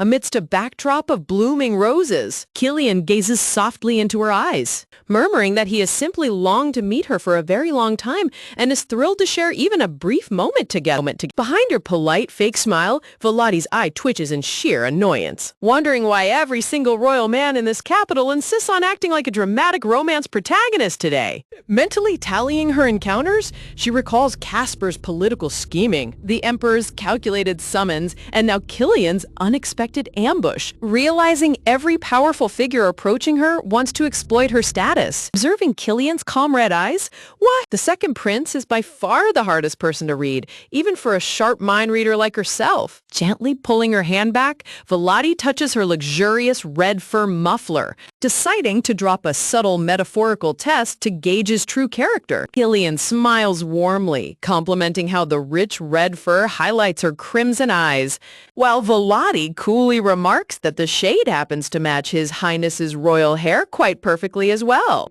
She begins explaining that the red fox is known to be an exceptionally cautious beast. Yet despite its intense wariness, it occasionally reveals itself to humans on purpose. She details how the red fox carries magical beast blood and craves human prey, deliberately acting cute and docile before unsuspecting travelers until they completely drop their guard. She describes how the beast suddenly exposes its razor-sharp hidden fangs, biting deep into their hands and leaving devastating wounds. Volati sighs, mocks sadly about such a tragic story, before smoothly adding her own opinion on the matter, flashing an icy, dominant smile. A shadow projection of Volati holding a precision sniper rifle appears behind her as she declares that she happens to be an expert red fox hunter, capable of taking down the beast in a single blow without damaging its fur. Killian's handsome, flirty smile instantly freezes, deadpan, in dead silence, realizing she just openly threatened to blow his head off if he tries playing games with her.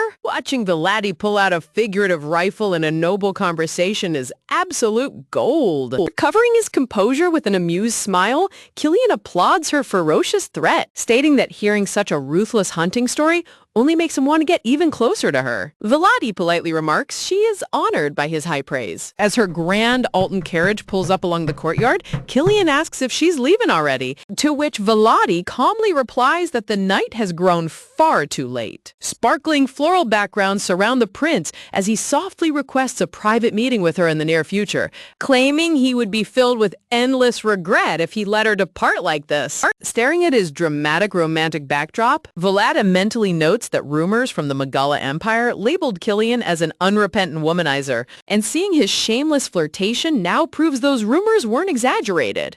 She reflects that if she were an innocent young lady unaware of her past life, she might have fallen for his handsome face, but having experienced true power, cheap romance holds zero appeal to her. Flashing a bright, dismissive smile, the lady informs him that she will be outrageously busy throughout the entire winter, questioning his claim that he simply wanted to get to know her out of pure affection. Stepping closer, Vladi cold-heartedly reminds him that high-ranking nobles like them never approach anyone without a hidden agenda or ulterior motive. Killian visibly flinches at her sharp bluntness. Vladi smiles mischievously, offering that since she is also curious about his motives, they can schedule a meeting only after winter passes and the weather warms up. Turning toward her carriage, she instructs him to bring real political bargaining chips next time if he expects her attention, leaving the stunned prince reaching out as he stammers for her to wait. Pausing in flustered confusion, Killian looks into her eyes, asking if she genuinely feels absolutely nothing when she looks directly at his face. Giving him a completely deadpan, expressionless look, Vladi flatly replies,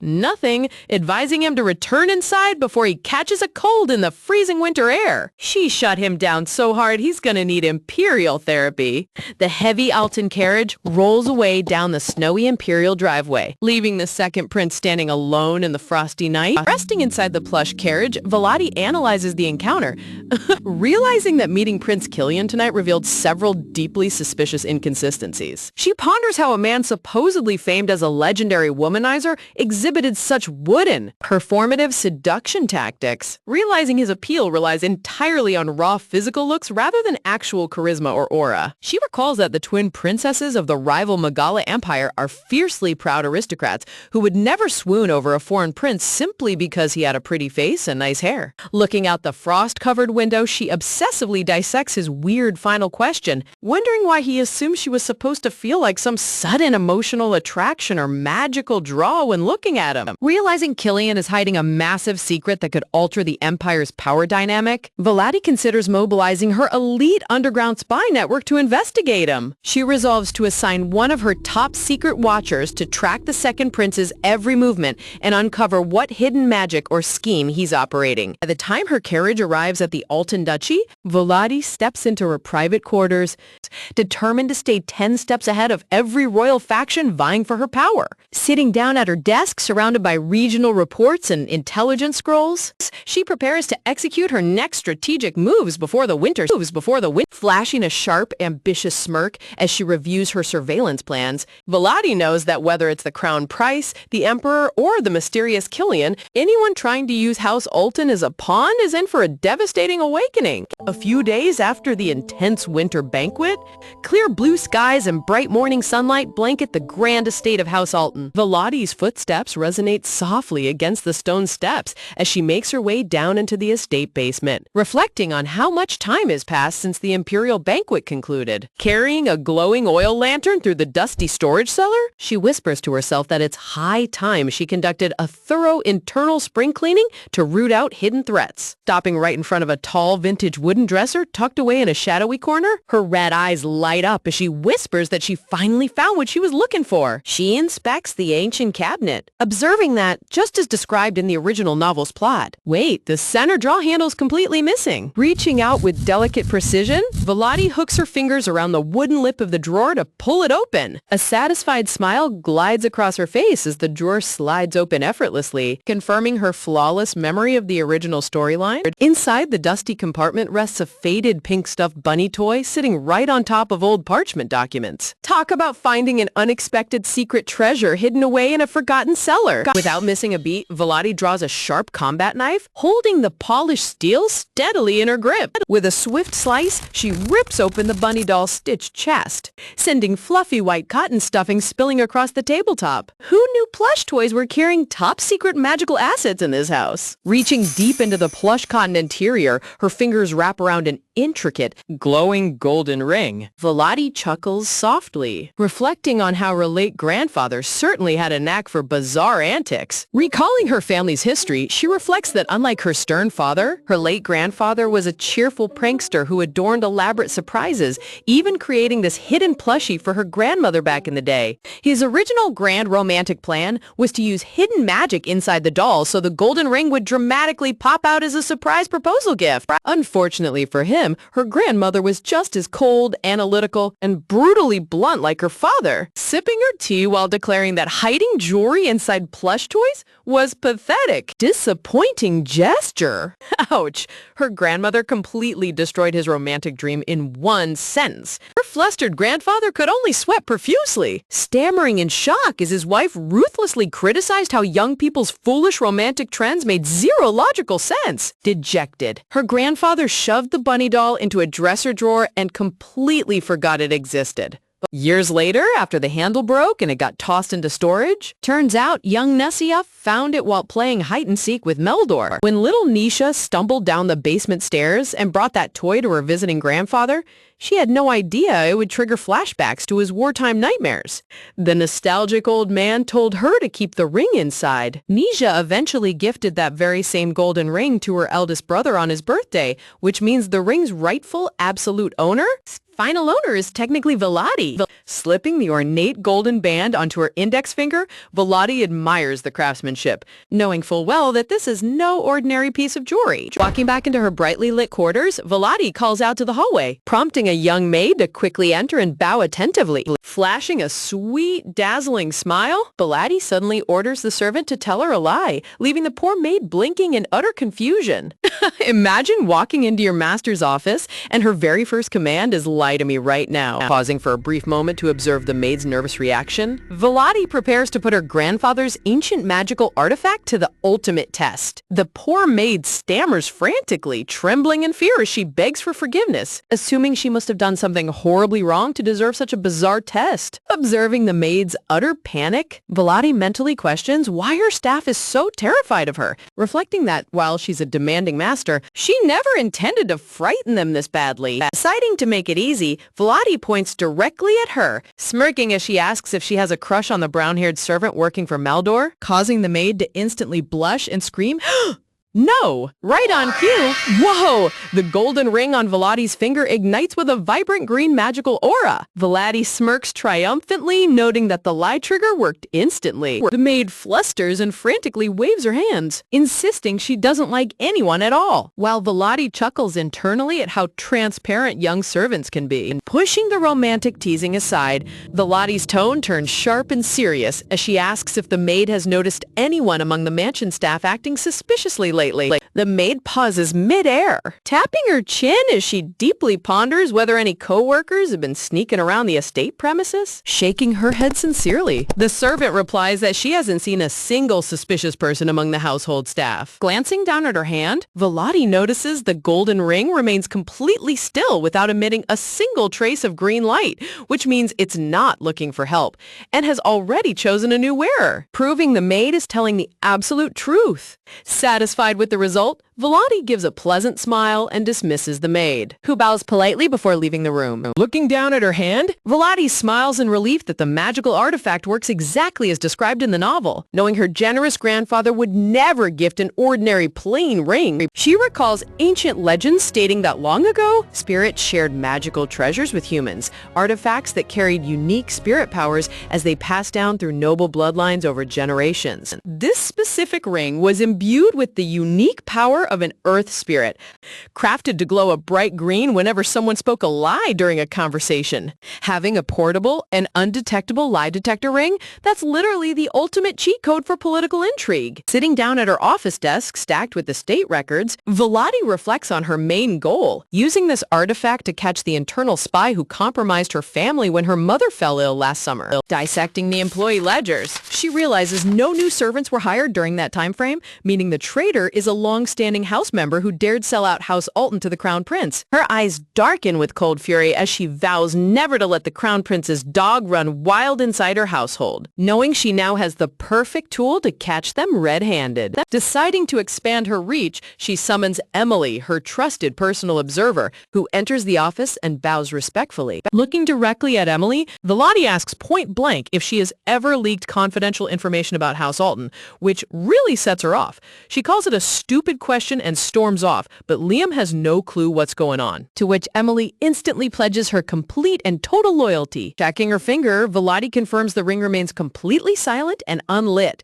suggesting their attacker isn't anywhere nearby, confirming that sweet Emily is 100% loyal and untainted by enemy influence. Flashing a mischievous smirk, Vellotti orders Emily to gather a select group of servants tonight, specifically targeting the biggest gossips and loudmouths in the entire mansion. Emily blinks in flustered surprise at the weird request, but Vellotti strictly instructs her to bring those loud servants to her office in complete secrecy. Bowing nervously, Emily complies with her master's odd command, stepping out to collect the mansion's biggest blabbermouths. Later that evening, Vellotti leans back gracefully on her silk sofa, watching with an amused smile as Emily brings 4 flustered servants into the room. Emily reports that, as ordered, she gathered the most talkative staff members in the estate, bowing politely as Vellotti dismisses her from the office. Leaning forward with an icy, intimidating gaze, Vellotti directly confronts the 4 servants, asking if any of them have been leaking internal family affairs to outsiders. All 4 servants immediately drop to their knees in absolute panic, waving their hands frantically as they scream that they may chat a lot, but would never betray the ducal house.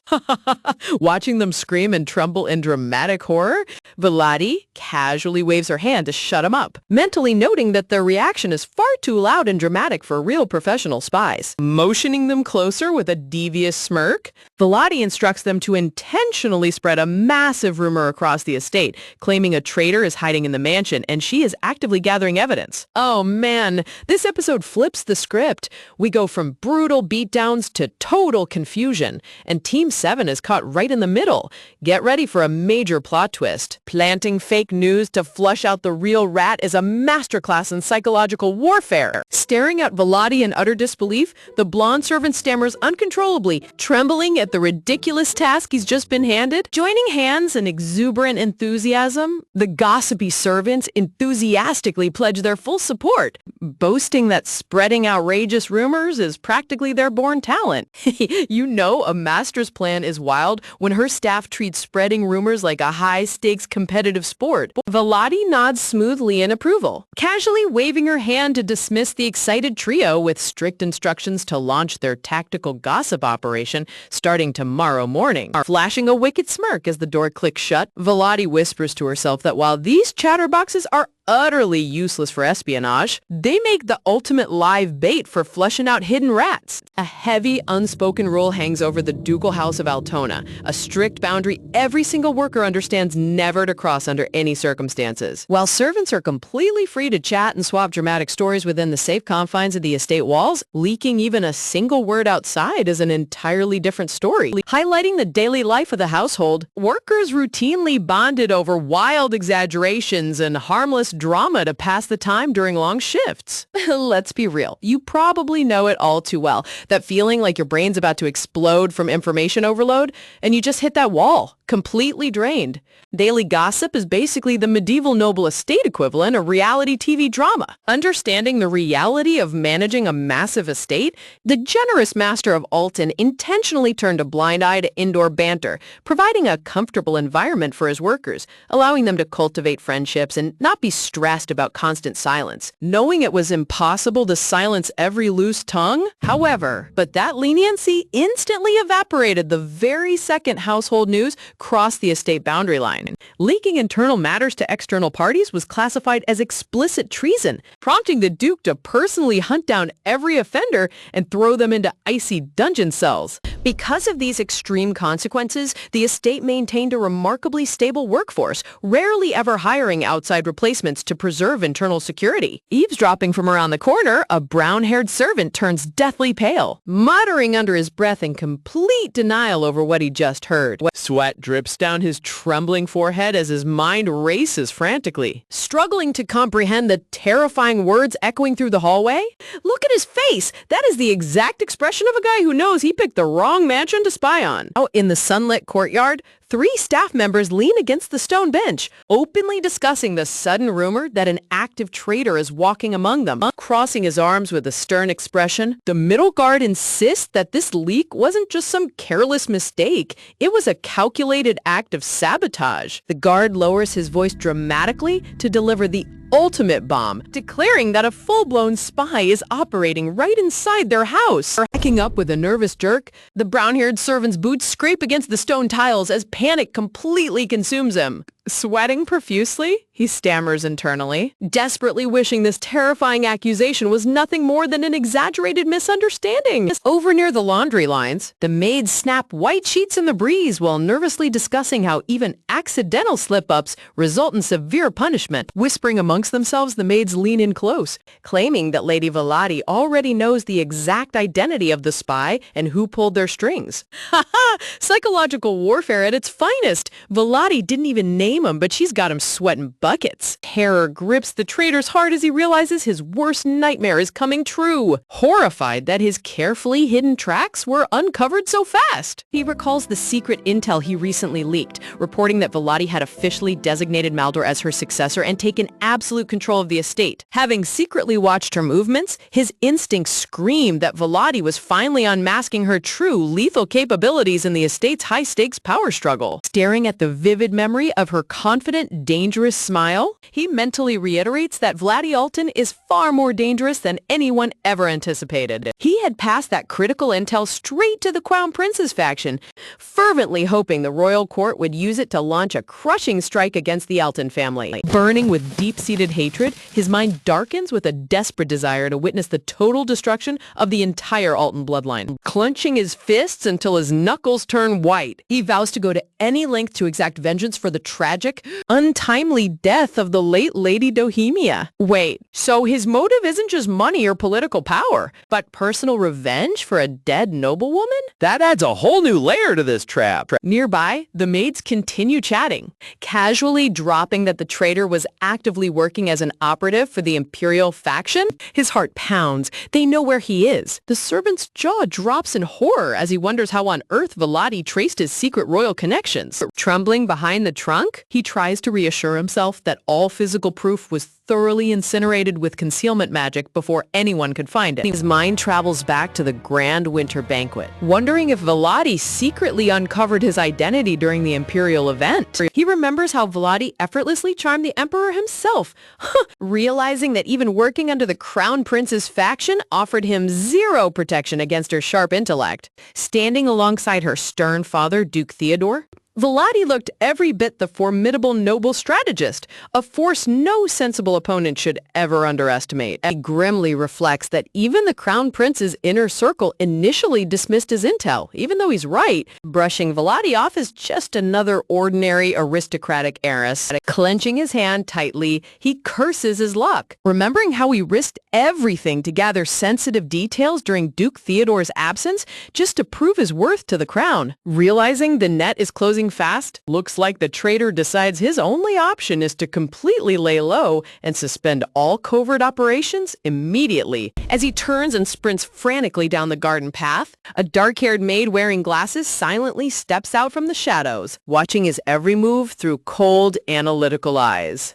Bro thought he was sneaking away like a ninja, but he literally ran straight past the estate's top investigator. Stepping into Velati's grand office, Stia respectfully presents a stack of recovered uncovered documents retrieved straight from the suspect's private room. Stia calmly explains that despite the magic used to erase the ink, her team tracked the residual mana signatures and successfully restored the original papers. Adjusting her glasses, Stia assures Vladi that the estate's elite watchers answered her summons instantly, executing every directive with absolute loyalty. Smirking in satisfaction, Vladi gives a warm compliment before dismissing her competent watcher, who bows gracefully before slipping out into the hallway. Looking over the stack, Vladi chuckles softly at how hilariously naive the traitor was to believe a simple erasing spell could wipe away his crimes. Her crimson eyes gleam with cold amusement as she reflects on her family's legendary reputation for hunting down backstabbers with ruthless efficiency. She recalls how right after unleashing her gossip decoys, she quietly summoned Stia to mobilize the house's specialized shadow operators. Reviewing the confidential personnel files, Stia had personally recommended a select team of elite watchers tailored for covert tracking. Vladi had issued one simple, uncompromising command to her agents: locate anyone displaying odd behavior and secure hard evidence on the spot. Even though she already suspected the brown-haired servant from the start, she deliberately withheld his name to test the raw capabilities of her shadow squad. Using a live spy investigation as a casual performance review for her security team? That's peak noble flex right there. Swirling with glowing orange magic, Stia had unleashed her specialized restoration magic to perfectly reconstruct the burned text right off the parchment.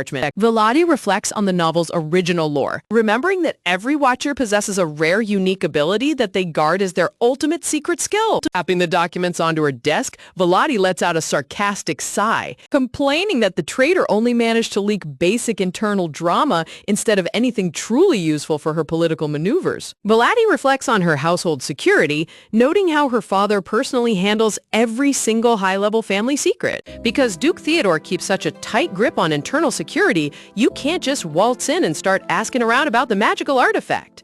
It was virtually impossible for any random outsider to get anywhere near their critical intel. Tapping her pen against the desk, Vladi ponders what punishment to dish out to the caught spy who turned against the House of Alton. It turns out the rat wasn't some unknown foreign agent, but one of her late mother's former personal guards. Ugh, you want talk about dramatic? Imagine a knight, sworn to protect, bound by honor, suddenly risking everything for someone who barely even knows he exists.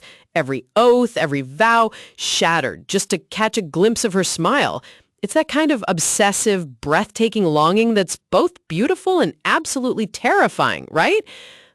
In the original story, he harbored a bitter grudge after Lady Dohemia passed away, irrationally blaming the noble Alton family for failing to save her. He was supposed to swear loyalty to young Nisha later on, but since the timeline shifted, he completely snapped and sold out to the Imperial faction instead.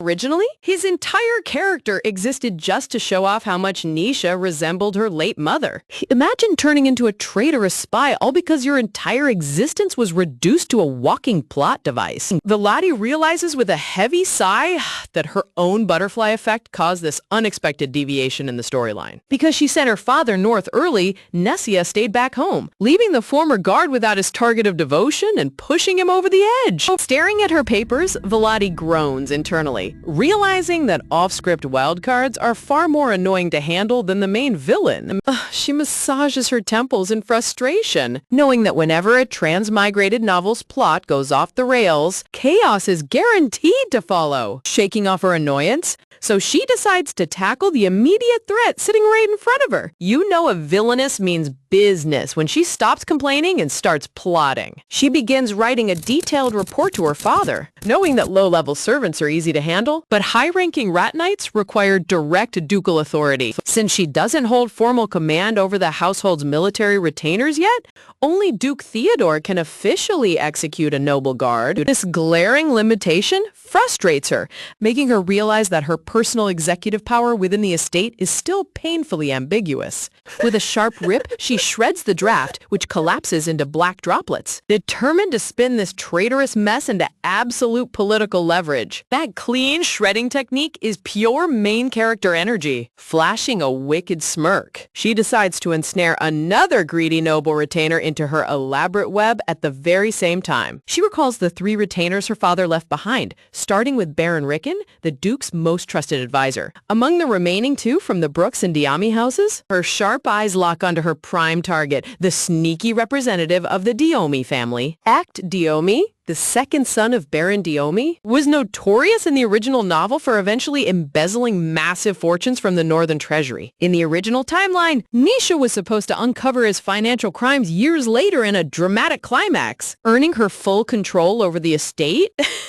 Belletti said, "Why wait 4 years when I can fast forward his downfall today?" Looking out the window at Act strolling through the courtyard, Velati smiles, knowing that a greedy man's habits never change across timelines. To bait him into taking the bite early, she deliberately loosened the estate's strict budget review policies to leave a temptation open. Sure enough, as soon as big money started moving, Act Diomi strutted right up to her with a sleazy smile, inquiring about the annex renovations. Velati holds back a laugh, smoothly replying that the construction is nearly done and they just need new luxury furniture. Act eagerly jumps at the chance, boasting about his former capital business contacts and offering to introduce high-end trade suppliers. Playing along like a clueless noble heiress, Velati brightly asks if he would take complete charge of the purchasing as her personal representative. Oh, look at his greedy little face. He thinks he just hit the jackpot. But he walked right into a meat grinder. Act's mustache twitches with uncontrollable joy as Velati sighs dramatically, claiming she's far too swamped with work to handle decorative procurement. Act's scheme was painfully predictable. Introduce a fake specialist, inflate the invoice receipts, and pocket the extra cash for himself. Both of them exchange fake, polite smiles in the hallway, completely hiding their true intentions behind noble courtesy. A few days later, Velati sits comfortably at her desk, holding the newly submitted budget report for the annex furniture. Flipping through the financial breakdown, she prepares to see just how ridiculously huge his stolen sum turned out to be. She stares in dead silence at the bottom line of the parchment, her expression slowly turning into pure disbelief. She screams in utter shock, dumbfounded to see that the total invoice came out to a pathetic 15,000 gold pieces. She prepared a trap for a criminal mastermind and got a budget-tier petty thief instead. Since actual luxury furniture costs roughly 5,000 gold, this absolute amateur only inflated the bill by 10,000. Resting her head in her hand, Velati grumbles in sheer disappointment at what an utter coward Act turned out to be. She laments that both the Imperial spy and this greedy retainer are pathetic lightweights who don't even pose a real challenge to the Alton family. Granted, in the original novel, Act stole 500 million gradually over 4 full years, so expecting a massive heist on day 1 was unrealistic. Chibi Velati scratches her head in annoyance, wondering why these corrupt nobles are so terrifyingly timid when given a free pass to commit crimes. Realizing 10,000 gold isn't even worth taking to her father, she shakes her desktop handbell to take matters into her own hands. Stia silently glides through the doorway, asking her mistress for her next set of orders, steepling her fingers with an icy, dangerous gaze. So Velati commands Stia to summon Zeppelin to her office immediately. Late that night, the dark alleyways outside the estate fall into pitch-black shadow as the next stage of her plan commences. Heavy leather boots echo softly against the cobblestone streets as a hooded figure slips through the gloom. A handsome blue-haired young man smirks slyly from underneath his dark cloak, concealing his true identity under the moonlight. With a soft magic flash, Act Diomi adjusts his hood, signaling that his secret operation has officially begun. Inside a bustling, dimly lit tavern, rowdy mercenaries and local drinkers cheer over overflowing mugs of ale. Approaching the wooden counter, Act murmurs a coded phrase about the weather, sliding a sleek green fountain pen across the bar. The bartender quietly receives the specialized pen, exchanging a knowing glance beneath the flickering lanterns. Examining the sleek pen under the dim pub lights, the tavern informant strokes his chin with a thoughtful gaze. Wait, is this pen filled with hidden magic intel, or is it a tracking bug planted by Velati herself? Talk about an epic cliffhanger. Stepping back out under the night sky, disguised Zeppelin smirks as he reflects on how flawlessly everything went. Just like Lady Velati predicted, in the pitch-black subterranean underworld, strict operational rules governed access to the mercenary group's secret vault. Flashback to Velati laying out the exact plan, instructing Zeppelin that after presenting the counterfeit key pen, reciting the specific passphrase would grant him immediate entry to the vault. And back inside the tavern, Zeppelin slides the fountain pen onto the counter, prompting the bartender to issue the secret passphrase prompt about the weather. Look at how smoothly he passed the test without dropping a sweat. Glowing visuals illustrate how Velati's shadow agent had secretly snatched Ack's original pen key, replicated every intricate groove, and slipped the original right back into his pocket unnoticed. Flawlessly reciting the passphrase about vivid sunlight through the leaves, disguised Zeppelin doesn't stumble on a single word. The bartender nods and bids him follow, leaving Zeppelin utterly amazed in his mind at Velati's unbelievable intellect. She had deduced a secret passphrase without any surveillance leaks. That's pure genius. Directing him toward a heavy iron cellar door, the bartender inquires if he can head down alone, to which Zeppelin casually confirms. Stepping onto the dark stone staircase, whispering, Zeppelin begins his descent into the subterranean vault. Heavy leather boots echo softly against the damp walls as he reaches the underground reception floor. A suave underground banker dressed in a formal suit greets him with a polite bow, welcoming Lord Act back to their establishment. Shaking hands with the banker, disguised Zeppelin chuckles, claiming he arrived to deposit something extra special tonight. He's playing this sleazy noble role so well, he deserves an acting award. The banker's eyes light up with curiosity.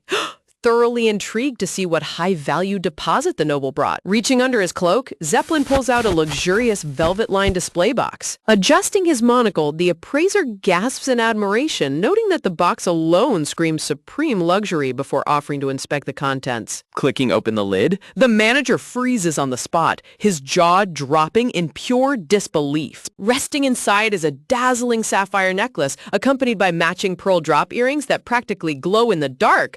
The manager stammers that collateral of this tier belongs in the Imperial Central Bank, not an underground pawn shop. Leaning in close, whispers, disguised Zeppelin slyly reminds him of how he acquires his dirty fortunes. Asking a criminal banker about stolen loot is like asking a pirate where he got his gold. Because the Imperial Bank demands clear proof of legitimate origin, corrupt nobles rely on underground mercenary vaults who store illegal wealth without asking annoying questions. Capitalizing on Akdekami's established history of storing illicit funds here, Zeppelin drops the hammer, demanding a colossal loan of 10 million gold pieces. Manager nearly chokes on his own breath, shrieking in utter terror at the astronomical 10 million sum. Sweat pouring down his neck, panicked, the manager stammers that they've never handled such a terrifyingly large sum. But Zeppelin flatters his vault's vast capabilities, highlighting the sparkling pearls. Zeppelin argues that selling these top-tier jewels through black market dealers would easily yield hundreds of millions. These were the exact legendary jewels Duke Alton won at auction for his late Duchess for a whopping 6,000 gold pieces back in the day, making them priceless heirloom treasures. The manager strokes his chin, confessing that in all of his years as an appraiser, he has never witnessed jewels of such pristine, supreme quality. Zeppelin presses his advantage, pointing out that even if the loan defaults, the vault stands to profit beyond their wild dreams. Supreme-grade treasures of this caliber almost exclusively remain within high noble bloodlines, making them impossible to buy legally. Normally, foolish thieves who rob high nobility end up dragged to the guillotine when trying to pawn stolen grand treasures on the black market. Yet, seeing the manager's eyes glinting with raw greed, Zeppelin knows the greedy fool is already taking the bait. Greed really turns rational businessmen into complete suckers. Trying to protect his own skin, the banker nervously asks if accepting this high-risk collateral will bring severe trouble down on them. Zeppelin smirks, assuring him that taking them as private collateral is specifically designed to keep everything under the radar. The manager mentally rationalizes the deal, reasoning that no timid noble would commit such a robbery without a safety net, and even if caught, the bank could just claim to be innocent victims. Hurriedly pulling out parchment, the manager begins drafting the formal loan contract, eager to lock in such efficient work. Setting a sky-high interest rate due to the immense collateral value, the manager prompts Zeppelin Zeppelin a sign at the bottom. Right on cue, a burly vault guard slams a giant leather luggage trunk onto the desk. Knowing Lord Act's preference for raw bullion, the manager proudly reveals that they prepared pure gold bars for his payout. Unlatching the trunk, rows of blinding gold bars shine beneath the lanterns. Zeppelin laughs, waving it off by saying they aren't strangers who need line-by-line counts. When the manager hands over the agreement, Zeppelin suddenly halts him, commanding the contract to be mailed to a specific address in 3 days instead. Surprised by the odd condition, the manager listens as Zeppelin adds that the gold bars are too heavy to carry tonight, so he'll keep them in his vault locker for now. Handing back the pen key, Zeppelin seals the trap completely shut.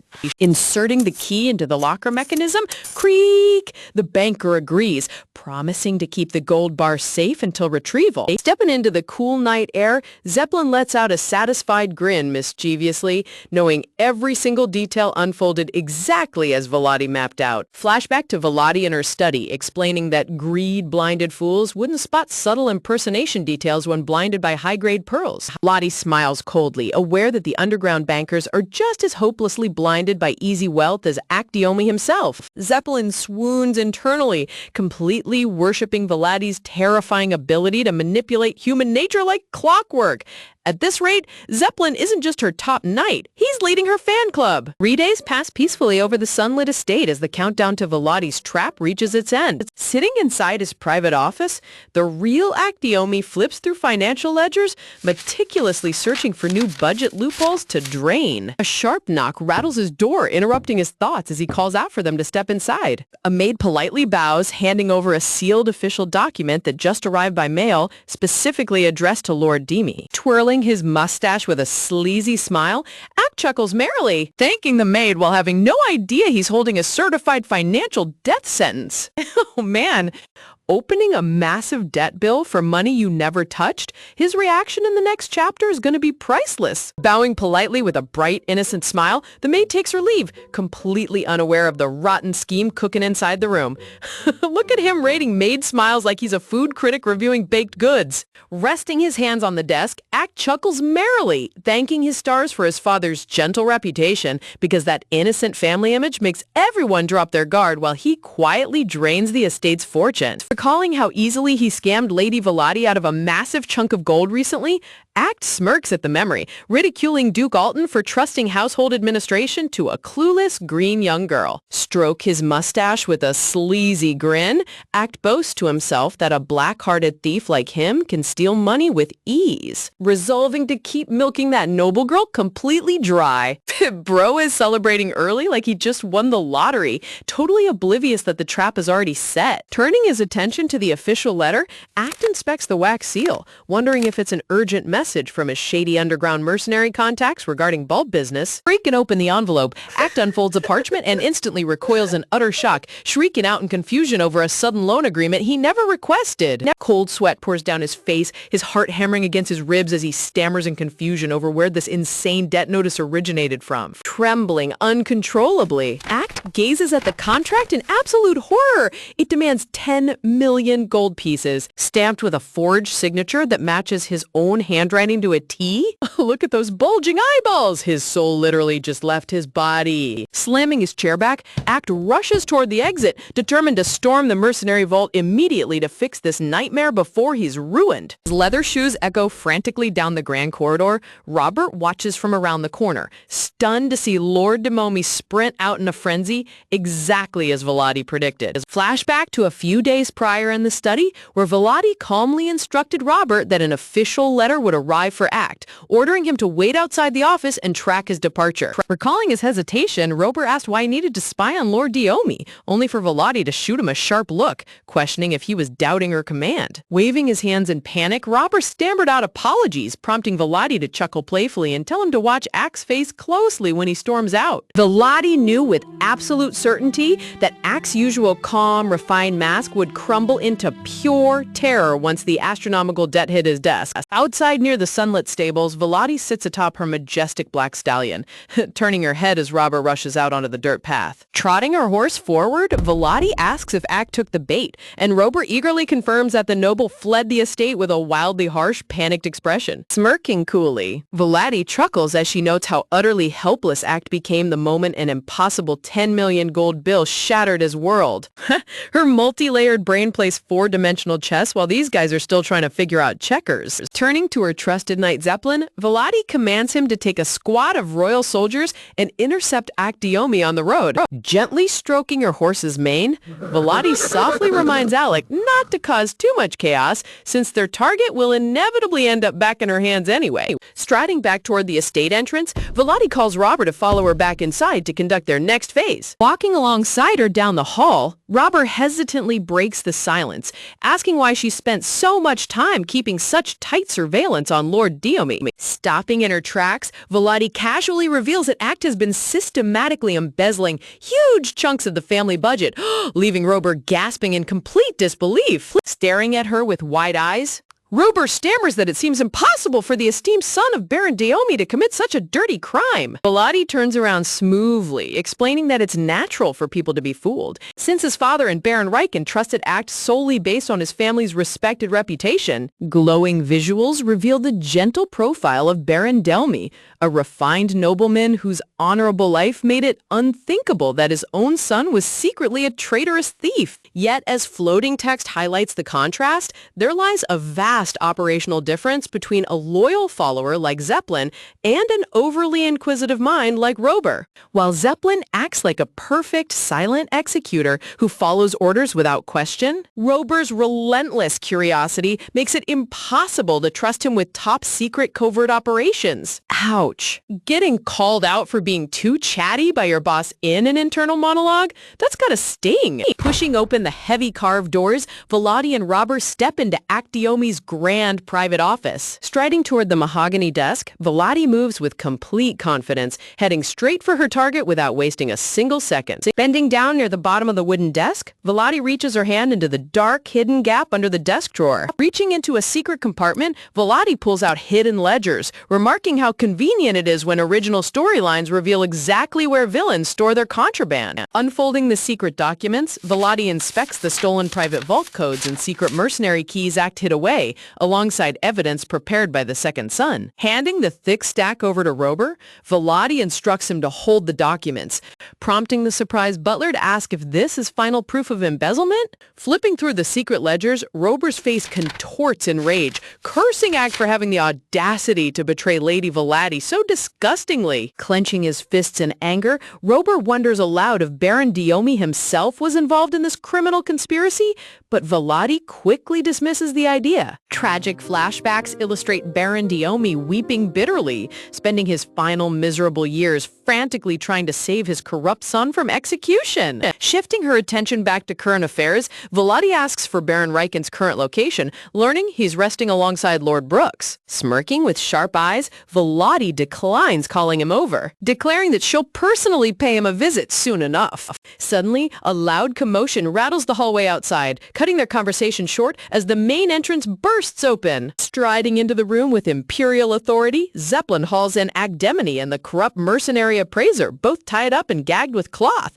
Whew, look at them, dragged in like bags of dirty laundry. Zeppelin delivers fast delivery service. Leaning in close, Zeppelin whispers to Volati that the gagged appraiser is the exact banker who accepted the stolen pearls and drafted the forged loan contract. Extending his gloved hands, Zeppelin hands over the luxurious blue display case containing the high-value collateral. Flicking open the golden latch, the dazzling sapphire necklace and pearl drop earrings sparkle brilliantly beneath the chandelier light. Turning away coolly, Volati orders her guards to haul Academia away for later interrogation, commanding the mercenary witness to be brought forward immediately. Guards shove Act out the door while driving the terrified mercenary banker onto his knees in front of Volati's boots. Collapsing onto the polished floor, the corrupt appraiser trembles violently as the shadow of the young noble lady looms over him. Yanking the gag off his mouth, Volati peers down with terrifying blood-red eyes, whispering, asking if he values his own life. The banker's eyes dilate in pure, unadulterated terror,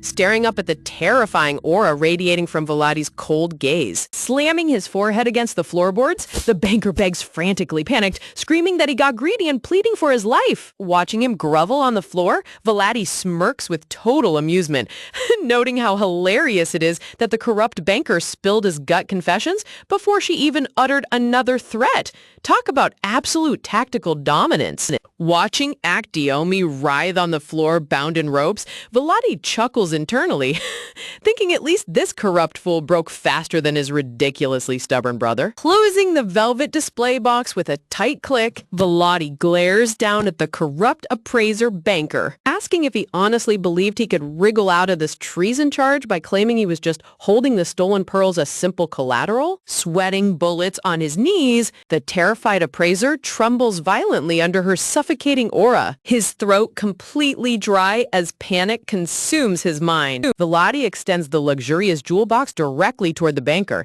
issuing an icy ultimatum. If he wants to keep his head attached to his shoulders, he better skedaddle out of there before things get ugly. Shuddering. He better start absolute truth. Look at this banker shaking like a leaf. Bro realized real quick that dealing with Vladi is a fast track to the graveyard. Towering over the groveling appraiser, Vladi explicitly lays out the facts, demanding he confirm that Actiomi brought the stolen pearls himself and demanded 10 million gold. Nodding his head like a broken toy, the banker stammers out complete confirmation. Turning her gaze away, Vladi reflects on how effortlessly greed blinds men like him. He knew meddling with high nobility carried lethal risks, yet a little nudge was all it took for him to bite the poison bait. Waving her hand smoothly, Vladi commands her soldiers to release Actiomi from his mouth gag, granting the noble back his voice for his final trial. The guard yanks off the tight cloth gag, allowing the disgraced second son to finally suck in air and let out a furious scream. Oh boy, here comes the classic entitled noble speech. Grab your popcorn, folks. Screaming at the top of his lungs, Act thrashes in his restraints, shouting at Vladi that he is a recognized noble of the empire and a representative of the Northern Union dispatched directly by Duke Alton. Falling back on his knees, Act furiously yells that no one in the civilized world would ever treat a highborn noble with such utter disgrace, demanding the soldiers unhand him immediately. Act smugly smirks, trying to lecture Vladi that she's too young and ignorant to violate proper legal procedure, only for Vladi to suddenly slam her hand violently over his face. Her eyes glowing with pure bloodlust, Vladi looks down menacingly, asking him how he dares attempt to lecture her in her own house. She literally slapped the arrogance right off his mouth. Absolute boss move. Standing quietly in the shadow of the doorway, Zeppelin, Rober, and the palace guards stare in utter shock, their breath catching in their throats at her terrifying display of absolute dominance. Holding Act's face pinned back, Vladi reminds him in a venomous tone that her father and Baron Reichen gave his treacherous family shelter inside this grand manor out of pure trust and honor. Pressing his head downward, Vladi coldly points out how he repaid that sacred generosity by systematically embezzling the estate's funds, leaving Act stammering out terrified lies about it being a massive misunderstanding. Vladi snaps back that discovering his private embezzlement ledgers hidden under his desk obliterates every single excuse he has left. Trying to call literal account receipts a misunderstanding is top-tier villain delusion. Looming over him like an executioner, Vladi reminds Act that betraying his master carries a death sentence. Watching the final composure crumble as he whimpers out an apology. Tears and snot stream down Act's pathetic face as he wails on the floor, crying, begging for mercy and blubbering that he was completely blinded by short-sighted greed. Dark red visual cues flood the screen as Vladi recalls Duke Alton's stern warning. The Grand House never forgives traitors. Reaching down with a terrifying grip, Vladi violently grabs the back of Act's neck, hoisting his entire body up off the floor. Look at her lifting a grown nobleman with one hand like he's a sack of dirty laundry. Dragging the weeping thief across the polished floorboards like trash, Vladi cold-bloodedly agrees with the Duke's wisdom, declaring that managing corrupt nobles is her personal responsibility. Halting near the doorway, Vladi signals over her shoulder, ordering the guards to haul the bound appraiser banker along as their primary living evidence. Turning towards Zeppelin, Vladi commands him to sprint over to the night order to ensure their secondary spy doesn't escape before the day ends. Crossing his gloved hand over his chest, Zeppelin bows elegantly, giving his word that the task will be executed without a single flaw. Zeppelin is literally the most reliable right-hand man in manhwa history. Watching her prepare to drag the criminal away, the palace guards plead with Vladi to take precautions, stressing that her personal safety is far too precious to risk. Velati dismisses their worries instantly, demanding to know if they brought a fresh gag to shut up the blubbering brat in her hand. Tightening her crushing grip on Act's neck until he whimpers in pain, Velati instructs the guards to bind his wrists even tighter if he tries to pull any slick moves. Striding down the grand corridor while dragging the disgraced noble, Velati announces to her entourage that it's time for today's main event. She's walking into that room like a final boss arriving to collect a debt. Velati forcefully kicks open the heavy mahogany doors into the private study, gasps, barging inside without sending a single warning notice. With a powerful fling of her arm, Velati hurls Act Diomi headfirst into the middle of the room, sending Baron Riken and Lord Brooks leaping out of their armchairs in pure disbelief. Act tumbles across the expensive rug with a pathetic grunt, his hands pinned tightly behind his back as he writhes on the carpet. Scrambling over in complete panic, Baron Riken and Lord Brooks yell out in horror, asking how on earth she could toss a respected noble around like a wild beast. The old men look like they're having a collective heart attack right on the spot. Standing tall at the doorway, Velati glares down with piercing eyes, commanding both elders to step away from that shameless criminal immediately. Baron Riken stammers in disbelief as Velati bluntly exposes the truth, revealing that Lord Diomi has been systematically draining the estate's budget dry behind their backs. Turning to her butler Rober, Velati orders him to step forward and present both the hidden ledgers and the stolen blue jewel box. Inspecting the dazzling sapphire necklace and reading the forged contract, Baron Riken turns ghost white, shuddering in rage as he realizes Act stole priceless family heirlooms to take out a 10 million gold loan. Lord Brooks flips through the secret ledgers, his veins bulging with fury as he screams Act Demi's name across the study. The truth hit those old men like a runaway freight train. They hurled the thick stack of papers right into Act's crying face. Baron Riken curses the ungrateful snake for violating their sacred trust and hospitality. Thrashes on the carpet in complete panic. Act screams that the papers are elaborate fakes, wailing that someone is staging a massive setup to frame him. Smirking with sharp, dark eyes, Velati inwardly agrees that someone did frame him, and that someone is her. But with such mountains of physical proof, his fate is already sealed. Desperate for a lifeline, Act turns toward the elders, weeping bitterly, but begging them to trust his honorable reputation just this one time. Utterly unamused by his desperate sob story, Velati snaps her fingers at the guards standing behind her. The guards immediately tackle Act to the rug, shoving a thick cloth gag back into his mouth to cut off his obnoxious groans. Thank goodness, nobody wanted to hear him whine for another 2 minutes. Baron Riken hesitantly speaks up, asking if they should hear him out since he denies it so fiercely, prompting Velati to offer a magical truth test to settle the matter instantly. Raising her gloved hand to reveal a shimmering golden artifact, Velati explains that this spirit treasure ring glows bright green whenever someone utters a single lie. Watching the ring sparkle with magical light, Act's eyes dilate with desperate hope, genuinely believing this divine item is his golden ticket to proving his innocence. Velati turns away coldly, remarking that she would never waste her precious treasure on a proven traitor when they have a live witness ready to talk. Step up to the bound appraiser banker, Velati issues a final terrifying command, ordering him to speak nothing but unvarnished truth under penalty of death. Baron Riken presses the banker, demanding to know his identity, prompting the terrified appraiser to blurt out that he drafted the 10 million gold contract using the pearls as collateral. Velati delivers the final knockout blow, exposing that the banker planned to create a cheap fake replica once the genuine pearls were locked inside his underground vault. Flustered beyond belief,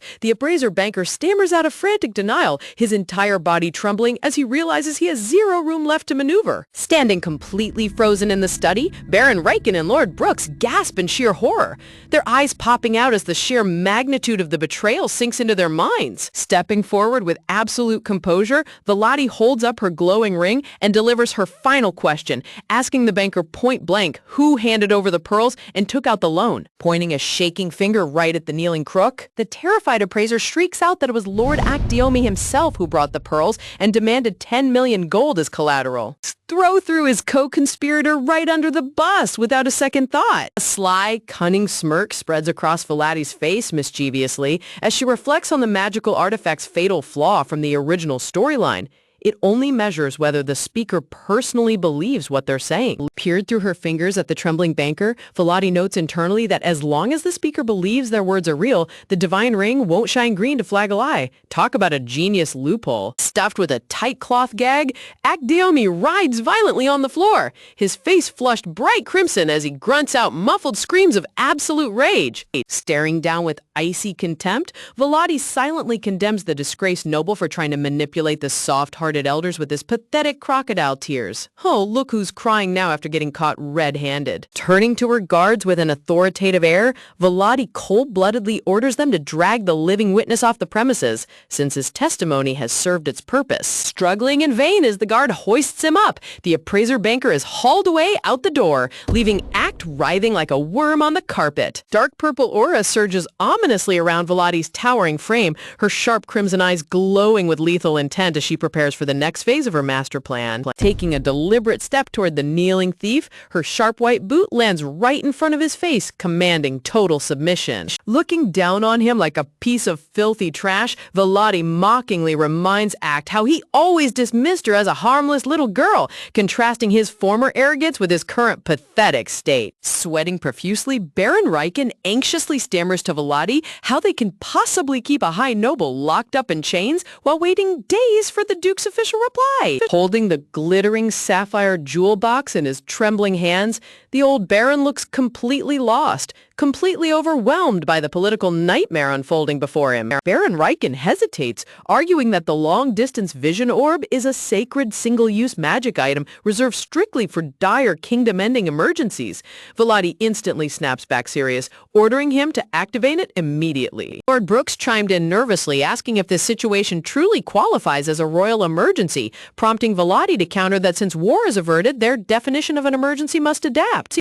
Gesturing toward the groveling criminal, Volati points out that having mountain-high physical evidence means nothing if they lack the legal authority to jail him without the Duke's decree. She's playing 4D chess with these old rules, and I'm totally here for it. Turning her sharp gaze onto both elders, Volati bluntly scolds Lord Brooks and Baron Riken for completely failing to manage their subordinates, declaring that she now doubts every single vassal in the house. Bowing his head in deep humiliation, Baron Riken hangs his head in shame, forced to swallow his pride and admit his short-sighted ignorance. Pressing his hand against the desk artifact, Baron Riken triggers the device, confirming the connection is established as a bright holographic screen bursts into life. Flashing with vibrant magical mana, the rectangular screen projects a floating visual portal powered by a rare communication gemstone on the desk. Glowing with ethereal purple light, the narrative reveals that these single-use vision gems are wildly expensive treasures given only to trusted estate managers before Duke Alton departed for his northern campaign.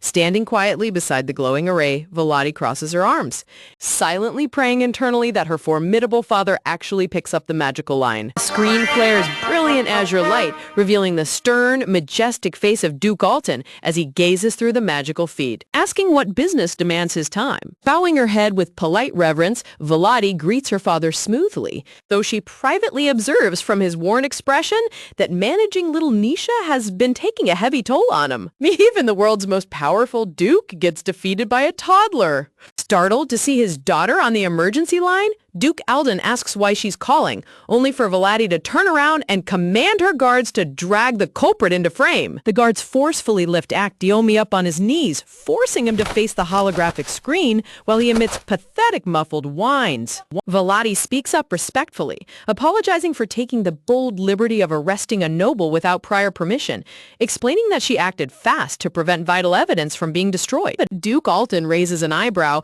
asking if the boy committed a crime, to which Volati calmly reveals that Acdeomi systematically embezzled massive sums from the estate while co-managing the budget. And hearing the charge of embezzlement, the Duke mutters in surprise, prompting Volati to dryly remark that children rarely inherit the honor of their noble parents. Volati continues her report, pointing out how the arrogant criminal weaponized his noble status to resist arrest, even going so far as to hurl vile insults at her authority. Pure unadulterated bloodlust erupts from Duke Alton's screen protection. Veins bulging on his forehead, he roars that he will rip the fool's mouth wide open for daring to disrespect his precious daughter. Overprotective dad mode fully activated. Staring at her father's murderous outburst, Volati blinks in quiet surprise, realizing that despite his cold exterior, his blood boils the second anyone dares lay a finger on his family. A sweet memory flashes through her mind of Duke Alton gently cradling little Nisha with a cute teddy bear,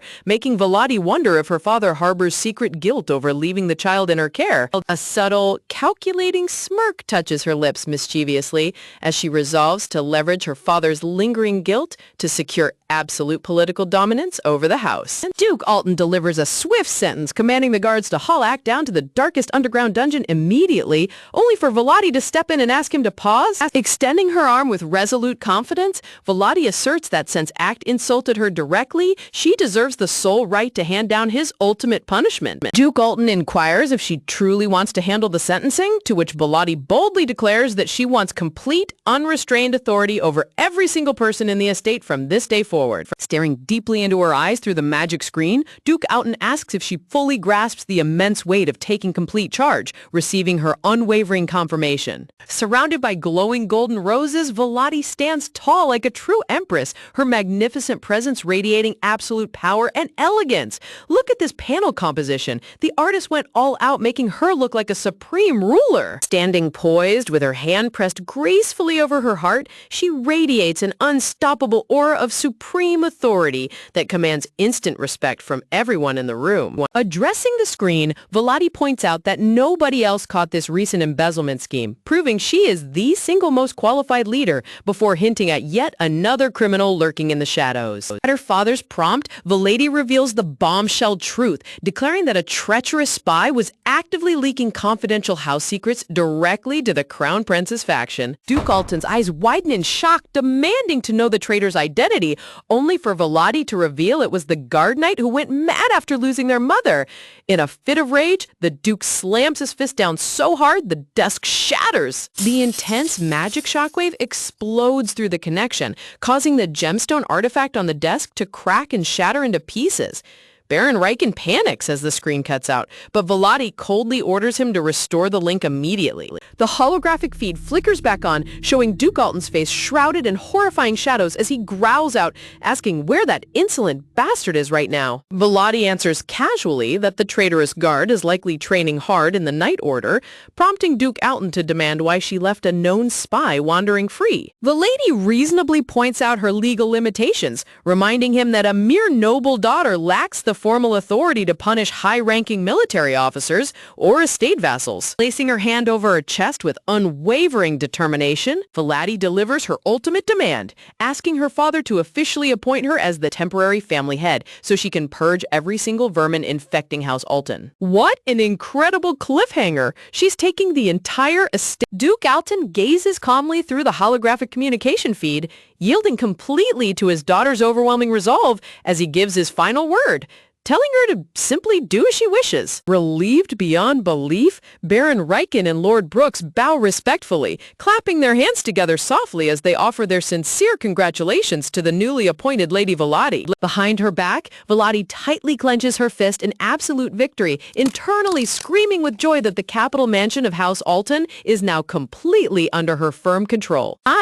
Look at her calculated gaze. She's already analyzing her father's psychological weak spots like a master chess grandmaster. The laddie notes internally how surprisingly easy it was to sway the Duke, wondering if his swift compliance stems from deep-seated guilt. Standing tall in the middle of her private office, Volati realizes she can easily mold her formidable father to her every whim, resolving to immediately summon the capital vassals to announce her new status as temporary family head. Duke Alton formally promises through the flickering magic screen to dispatch an official appointment letter right away, prompting Volati to offer a delightfully sweet, perfectly rehearsed smile as she thanks him for his unwavering trust.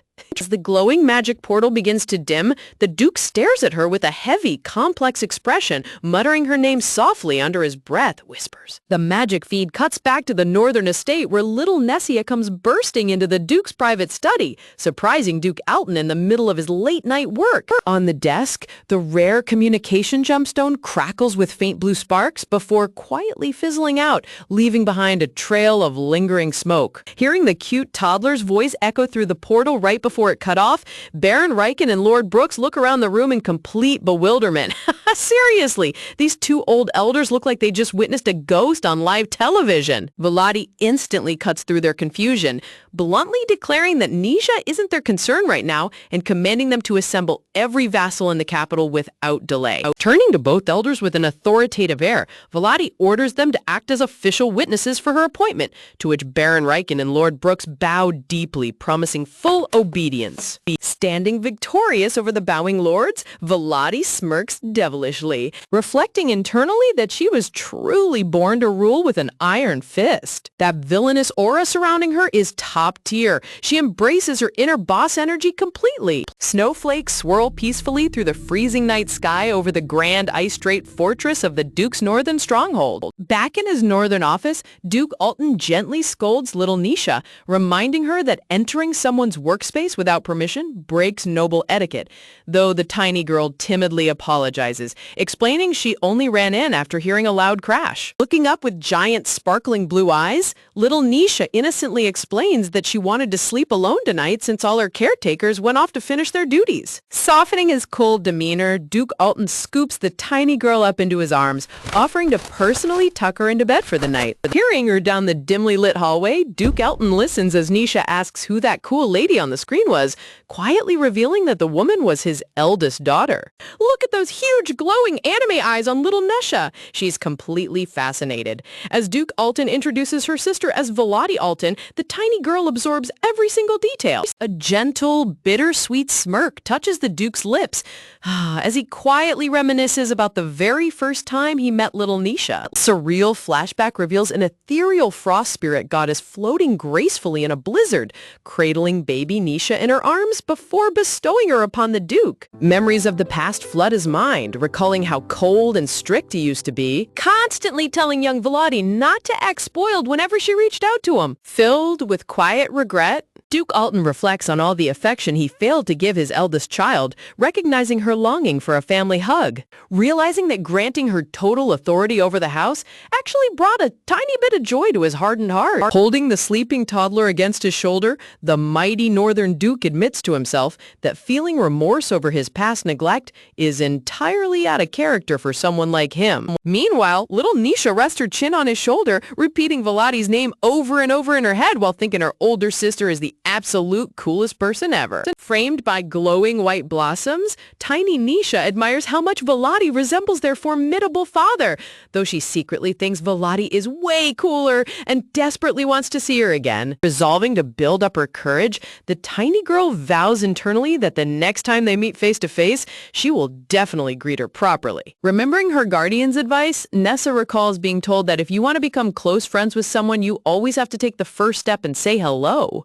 Time. Look at that super determined, adorable, squishy face. Little Nisa is treating her sisterly greeting like a top-secret S-rank military mission. Surrounded by blooming white daisies, tiny Nessa smiles brightly, Giggle making a firm promise to herself that she definitely will become best friends with Vladi. A few days pass in the capital, where bright morning sunlight bathes the majestic exterior of the Alton family estate. Inside the Grand Council chamber, Baron Riken stands at the head of the long wooden table, holding a rolled parchment scroll as he welcomes the gathered nobility to an emergency meeting. Murmurs of confusion ripple across the room as the vassals whisper amongst themselves, wondering why they were summoned outside of regular meeting days and nervously worrying about trouble in the north. One eagle-eyed vassal sweats nervously, glancing sideways in total shock as he notices Vladi sitting right at the main table. Sitting at the head of the room with her arms crossed in in total confidence, Vladi wears a stunning royal blue noble uniform, occupying the sacred high chair strictly reserved for the family head. Unrolling the heavy parchment scroll with a dramatic snap,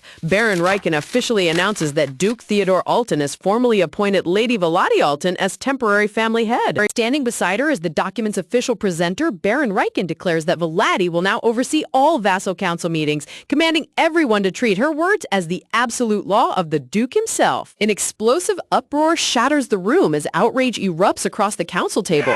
The narrative notes that the assembled vassals are sharply divided into two distinct political camps. Slamming his hands down, an arrogant noble roars in protest, shouting that Vladi isn't even the official heir and questioning how an untrained woman could possibly lead the house. Check out the contrast here. While the traditionalists are losing their minds, the opportunistic bald noble is secretly chuckling, realizing that power dynamics are shifting in their favor. Watching the chaos unfold with ice-cold indifference, mocking tone, Vladi silently mocks the old geezers for straining their vocal cords over an outcome that is already set in stone. Viscount Srocco furiously demands that Baron Riken contact the Duke immediately, snicker, only for Riken to calmly raise the document, confirming it bears the Duke's undeniable seal of approval. Refusing to back down, another conservative lord shouts that having a woman act as family head will make their entire Northern Alliance the laughingstock of the continent. Lord Brooks instantly fires back with savage logic, pointing out that since the previous emperor was a woman, by that ridiculous standard, the entire Decadal Empire must have been a joke. Loud bang. Vladi violently slams her fist on the table, instantly cutting off the squabbling nobles as her crimson eyes pierce through the room.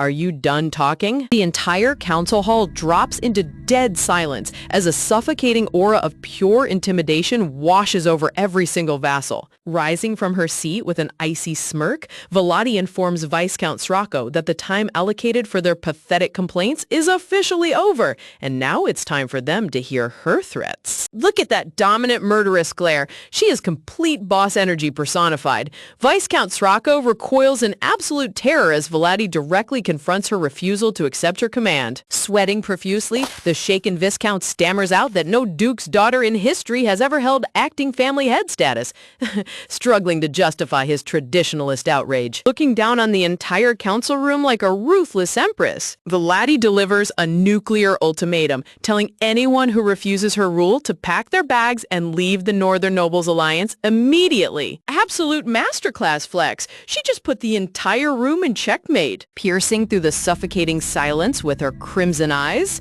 Valani leans forward and chillingly asks if the squabbling old lords are finally finished wasting her time. A quick dive into continental history reveals the vast expanse of the mighty Decardal Empire, a realm spanning untamed territories and deep political divides. Across these lands, the noble faction was broken into 4 distinct regional alliances. We cut back to the guild, and the heroes are shocked, wondering if this is the end of... Meanwhile, the Maritime Southern Alliance controlled all ocean trade routes alongside massive iron deposits, which made them super wealthy. Everyone wanted a piece of that pie, including the neighboring kingdoms, so they were constantly fending off attackers. Talk about pressure. Leaving the harsh northern territories, gasping, sitting in a completely unique power hierarchy. In the early imperial founding days, the unyielding north was nothing more than an undeveloped wasteland constantly brutalized by border wars against the hostile Megala Empire. Even after ancient spirits intervened to establish continental peace, the starving northern populace continued to rot in desperate poverty until an ancestor of House Alton discovered a colossal iron ore vein deep underground. Instead of hoarding the unfathomable wealth, the generous Alton patriarch distributed the profits freely, pouring endless gold into supporting every struggling northern domain. Through generations of economic salvation, House Alton became the ultimate benefactor, pulling strings from the shadows, right? So now everyone's like, maybe we should just merge with them outright. But before anything gets decided, some old man bursts through the doors. Ooh, not the Duke, but his dad, the previous Duke, back from the dead or something. And to everyone's surprise, the dude looks fit. I mean, weren't there rumors about him being super sick? What is going on? Forcing every northern vassal into absolute, undeniable loyalty to the ducal throne. Cut back to the present, and Vladi delivers a cold reality check to Viscount Srocco, reminding the snobby lord that his cozy, wealthy lifestyle exists solely because her family allows it. Crossing her arms with sheer dominance, she informs the trembling Viscount that non-compliant vassals are useless, inviting him to leave the alliance and try surviving without Alton gold. Viscount Srocco's jaw instantly hits the floor, his arrogant confidence vanishing into thin air as he stammers in utter shock. Look at that merciless intellectual trap. Vladi coolly points out that the moment Alton funding stops, so does any protection for his family. Stracco's entire territory will collapse into bankruptcy within weeks. Panicking frantically, the desperate Viscount stutters that she has no right to banish a loyal line, pleading that the Duke himself would never approve such extreme punishment. Staring down from her high throne with total disdain, Vladi softly questions if that foolish lord genuinely fails to grasp the sheer authority of the seat she now occupies. This isn't a negotiation, she declares icy cold, making it crystal clear that anyone foolish enough to defy her acting head command will be crushed without hesitation. The room goes ice cold as the conservative lords start clearing their throats nervously, sweating buckets while realizing they've been utterly cornered. Watching their cowardly reactions, Vladi mentally snickers at these pathetic geezers, reflecting that their incompetence is precisely why she can never leave House Alton. Rising gracefully from her seat, she transforms from a timid human into a towering wolf goddess. She casually announces that the introduction meeting is over, signaling for everyone to beat it. Right as they turn to leave, Vladi pauses with a sly smirk, suggesting they offer a sweet word of flattery if they want today's insolence forgiven. Look at their hilarious frozen faces. The elders are completely flabbergasted by her blatant display of villainous audacity. Seeing an immediate life raft, Viscount Srocco instantly throws his pride out the window, placing a trembling hand on his chest with a desperate, fake smile, pledging his absolute devotion. Srocco vows to serve Lady Vladi more faithfully than his own deceased parents.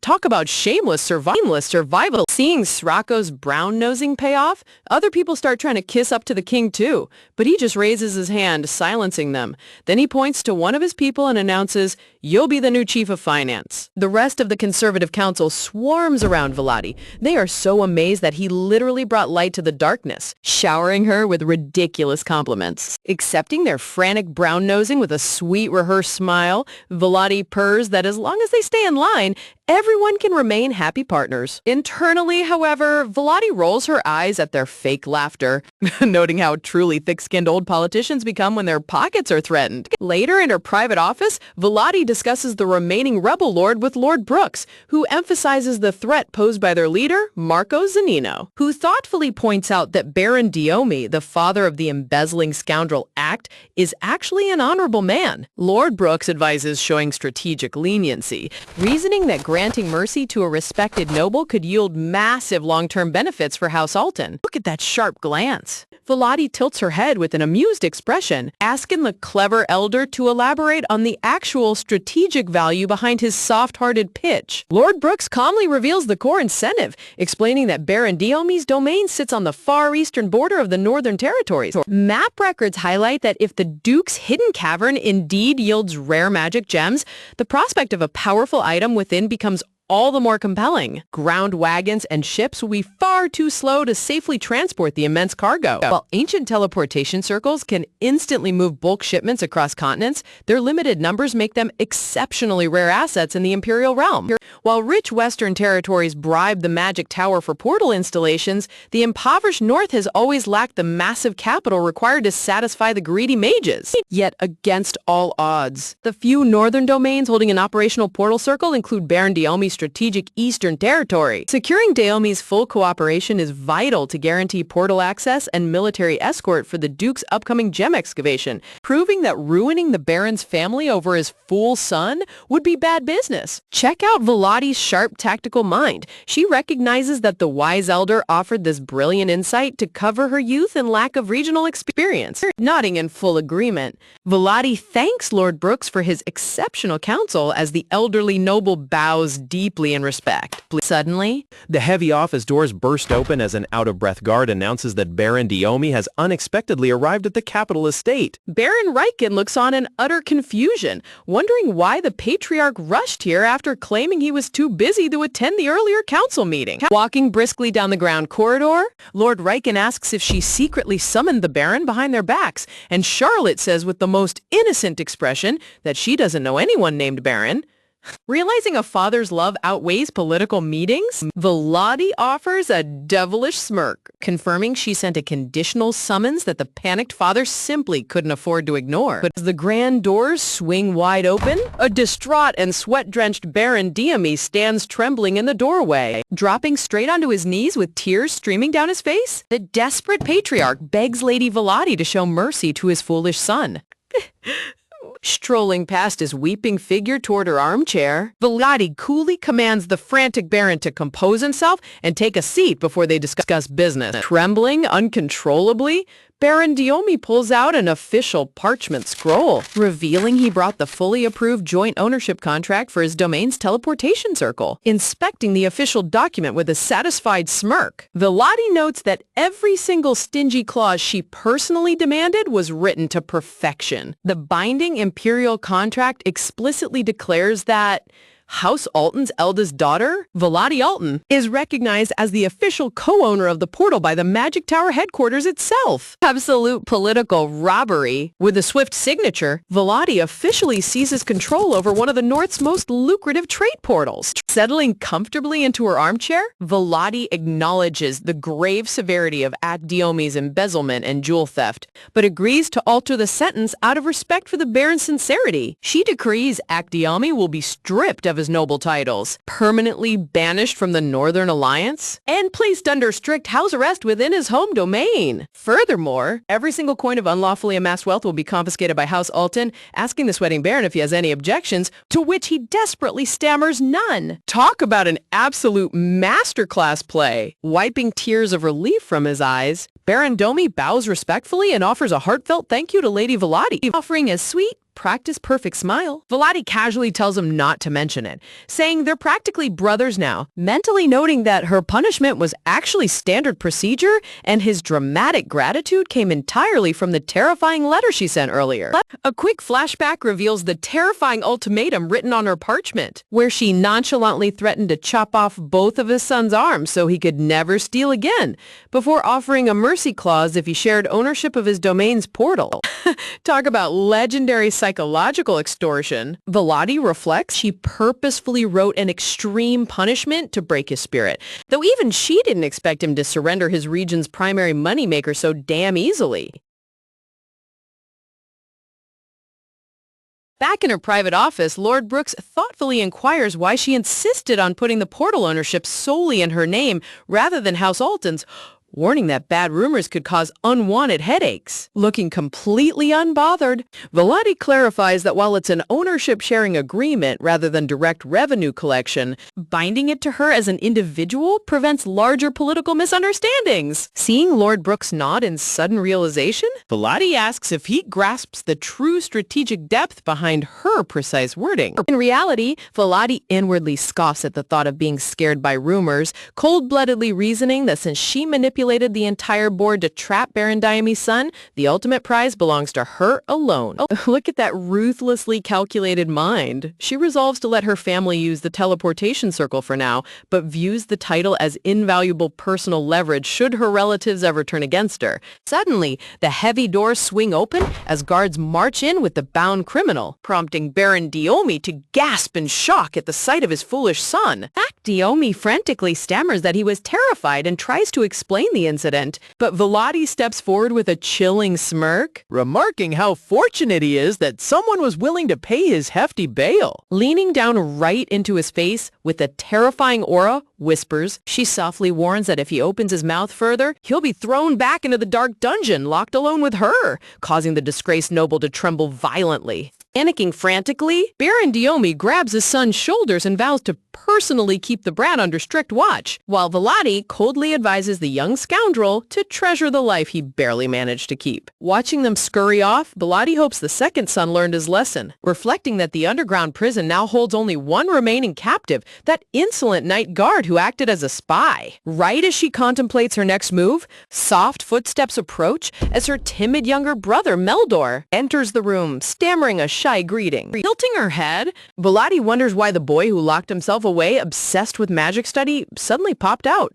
as Meldor nervously asks if she really received father's letter appointing her acting head. Staring down at him with a sly glance, Vladi reminds him that this position originally belonged to him, teasingly asking if it bothers his fragile ego that his big sister snagged it instead. Looking visibly flustered, Meldor clutches his arm in hesitation as she directly asks him if he secretly still wants to be the official successor. The young lord freezes completely, his eyes darting away in profound confusion and inner turmoil as he struggles to find an answer. Pressing him further, Vladi asks if he'd expect her to step aside willingly if he said yes, and he smirks, saying that she'd have to, because this rivalry just makes them stronger. To which the conflicted boy quietly mutters that he honestly doesn't know. Crossing her arms with a sharp smirk, Vladi casually points out that he's actually thrilled by this news, completely misinterpreting everything due to his unwavering, almost delusional optimism, causing Meldor to jump back in complete shock.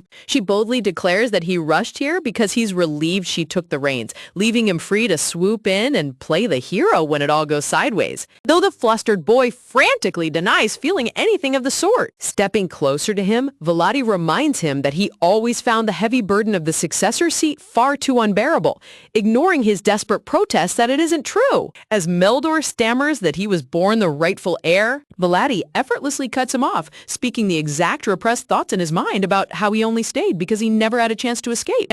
Man, Vladi really pulled out the psychological scalpel and dissected her little brother's entire soul. She gently tells him that her taking power is a blessing that hands him a clean escape route, allowing him to slink away with his life intact. I mean, isn't that a fair trade? Urging him to finally be honest with itself. Leaving Meldor speechless in the dim room, Vladi internally reflects that unlike him, titles like Master of the North don't crush her, prompting the boy to quietly ask what she plans to do next. Turning around with total dominance, she openly admits her ambition for the ducal seat, warning her little brother not to let foolish pride drive him to stand against someone who will crush him without hesitation. Staring ahead with sharp determination, Vladi reflects that while she originally planned to leave House Alton and build her own empire if pushed, her opponents have proven surprisingly powerless. Realizing that both her father and brother lack the spine to stop her, she decides it's far more lucrative to seize everything belonging to House Alton, though one massive societal hurdle stands in her way. But that unyielding barrier is the deeply entrenched imperial tradition stating that a woman can never legally become the head of a noble house. Yet, imperial history reveals one legendary exception: Empress Greeka, who was recognized as an absolute ruler without backlash simply because she was a high-tier mage. In this world, a mage possesses a special standing that transcends gender discrimination. So imagine when our girl Eleonora becomes a court mage, she doesn't have to do any of that arranged marriage nonsense. Allowing Greeka to amass overwhelming power under harsh conditions and seize the imperial throne. Because of her magical genius, Empress Greeka faced almost no hostility, winning the hearts of commoners and nobles alike by devoting her entire reign to protecting the weak. Among her groundbreaking reforms, 2 major laws changed history forever: compulsory education for commoners and the legal recognition of a woman's right to earn personal income. Check out this fascinating lore drop. Before that decree, women were strictly prohibited from earning money, treated as mere domestic property under male authority. Even if a woman worked tirelessly to generate revenue, imperial law dictated that every single copper automatically belonged to the male head of the household. The only 2 legal loopholes allowing a woman to own money were receiving direct gifts or receiving a formal inheritance. Prior to taking the throne, Princess Greika had to bypass these strict laws by entrusting her vast wealth from magical engineering to her most trusted, most loyal ally, loyal subordinates. The moment she claimed the throne, she immediately reformed the property laws, aiming for her ultimate goal of completely abolishing the rule barring women from house leadership. Tragically, Empress Gririka died before achieving that final dream, as the entrenched conservative nobility mounted overwhelming opposition against her ultimate reform. Fortunately, her only son, the current emperor Eldest, inherited his mother's grand vision, pushing to revise the succession laws in modern times. In the original storyline, the emperor even fought to grant Princess Hera an official rank, which made her a marquess in her own right and gave her control over our mother's old palace. Of course, this makes her the target of every political schemer in the capital, and there are definitely some higher-ups feeling threatened by how much she's gained in such a short time, though the stubborn crown prince fiercely opposed the motion. Realizing Princess Hera needed a solid foundation without magic, Vladi understands why the emperor watched her so closely during the winter banquet. Deciding a direct meeting with him is inevitable. Looking up at the clear blue sky, she calculates that 3 years remain until her coming-of-age ceremony, giving her ample time to build her ultimate foundation. The very next morning, the scene shifts to the sunny courtyard of the ducal estate, where Sylvan is putting Liz through rigorous swordsmanship training, where rows of straw training dummies and weapon racks line the grounds. As Vladi arrives dressed in sleek martial attire, the surrounding knights instantly bow in respect, prompting her to coolly tell them to resume their daily drills. Stepping forward with a solemn salute, a handsome knight with silver hair introduces himself as Eldest Logan, leader of House Alton's first Night Order. Glancing at him out of the corner of her eye, Vladi inwardly smirks, noting that she anticipated his arrival all along.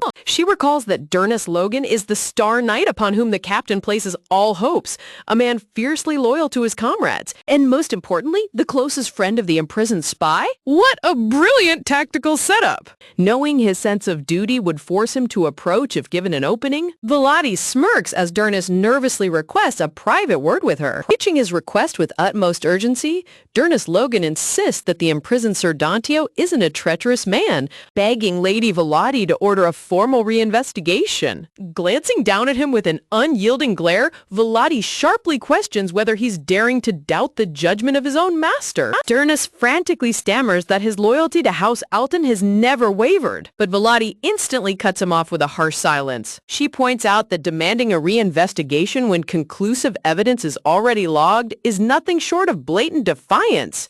Look at how smoothly she turns his own loyalty speech right back against him, as Eldest desperately claims that the knight he knew served faithfully and must be a victim of a mistake. Vladi mockingly asks if he expects her to clean up his personal denial. Lowering his head in deep desperation, Eldest bows low while pleading for mercy, unaware that Vladi is analyzing his every move. She inwardly admits that the captured spy indeed played the role of a devoted knight flawlessly. Vladi reflects that the spy mimicked an honorable warrior so convincingly that even her father was duped, easily deceiving soft-hearted men like Sir Eldest. While she could dismiss his pleas entirely, her mind calculates a far grander purpose for him. Her strategic vision extends beyond this single knight to his influential family, the House of Count Logan, who govern the far western lands of the north and hold critical diplomatic ties with Western aristocracy. Talk about playing multi-dimensional chess while everyone else plays checkers. Vladi resolves to use Eldest as her personal bridge to conquer the Western lords, thought not directly, but by having him do the conquering for her and then swooping in to claim the rewards. Knowing she must first break his current resistance, adopting a cold tone, Vladi declares aloud that no reinvestigation will take place, asserting that traitors must pay the full price for betrayal. She sternly warns him not to lose himself in naive games of friendship and to remember his place. Driven to his limit by honor and loyalty, Eldest drops to one knee and formally asks if he may invoke Northern knightly tradition to challenge her to a duel. A sly smirk touches her lips as she thinks, perfect, she engineered this precise outcome, knowing his misguided loyalty to his comrade would push him directly into her trap. Here's a cool piece of Northern lore. In these harsh lands, Knights frequently demand duels to settle high-stakes disputes, where the absolute victor gains the right to claim any demand from the loser. Though this aligned perfectly with her plans, Volati feels a slight annoyance, reasoning that if Durnus truly respected her authority, he would have obeyed without attempting this challenge. Nearby order members scramble forward in panic, pleading with Durnus to calm down and pointing out how absurd it is to challenge Lady Volati over a foolish personal grudge. The onlookers whisper frantically amongst themselves, worried that harming Lady Volati would carry fatal consequences, especially since she's still a young noble girl who hasn't reached her coming of age. Oh boy, these guys really have no idea who they're dealing with. Glancing at the panicking crowd with total disdain, Volati mentally calls them pathetic fools, deciding this duel is the perfect excuse to purge the entire order. Unsheathing her weapon with smooth precision, Volati commands everyone in the courtyard to step back. Facing him with absolute composure, Volati loudly accepts Durnus Logan's challenge, declaring that in accordance with ancient tradition, they will fight using lethal steel. The entire audience instantly loses their minds. Shocked knights yell in disbelief as they realize real weapons are being drawn, frantically warning that someone could actually get killed out here. Turning a sharp, terrifying glare onto Durnus, Volati coldly demands why he invoked a sacred northern duel if he lacked the resolve to face true danger. Flinching under her sudden overwhelming pressure, Durnus stamps a nervous thank you, struggling to maintain his composure against her intense glare. Pointing her sharp blade directly at him, Volati warns that he'd better fight with every ounce of his soul, because if she wins, he will serve as her bound servant for the rest of his natural life. Instantly kicking off the ground, Volati dashes forward with incredible velocity, kicking up dust across the courtyard. Sparks explode in all directions as their blades violently collide. Volati easily checks his heavy blow with an unbothered, calm expression. Volati internally reflects that a single exchange will suffice, knowing that the moment he feels her true weight, he'll recognize the absolute impossibility of victory. Swiftly, fluidly shifting her stance, Volati presses the assault, coldly advising him that pure defense will only accelerate his defeat. The spectating knights are completely flabbergasted, muttering in confusion because they expected her spirit sword to throw flashy magic bolts instead of overpowering an elite captain in raw melee prowess. What these clueless onlookers don't grasp is that the spirit sword's true essence isn't flashy magic, but absolute perfection of the martial basics, remaining perpetually sharp without dulling or breaking. Intense sparks shower the ground as steel grinds against steel. Volati reflects that this legendary blade enabled its first master to rule as an undisputed powerhouse. Pushing Durnus back with mounting momentum, Volati vows inwardly that this world-shaking force will soon be entirely hers to command. With one swift, decisive counterstrike, Volati knocks Durnus' sword out of his hand and sends him crashing onto the dirt. The surrounding knights drop their jaws in complete disbelief, frantically wondering how a young noblewoman could completely dismantle their top knight without using hidden spells. Hovering her gleaming tip right over his heart, Volati coolly advises Lord Logan to fix his broken priorities, reminding him that while her father indulged his foolishness, she possesses no such patience. Staring down into his soul, she asks if raising a sword against one's own master out of blind sentimentality can truly be called knighthood, leaving the fallen captain stammering in shame. Turning her icy gaze toward the entire gathering of knights, Volati announces that if anyone else dares challenge her authority to a northern duel, there will be zero mercy next time.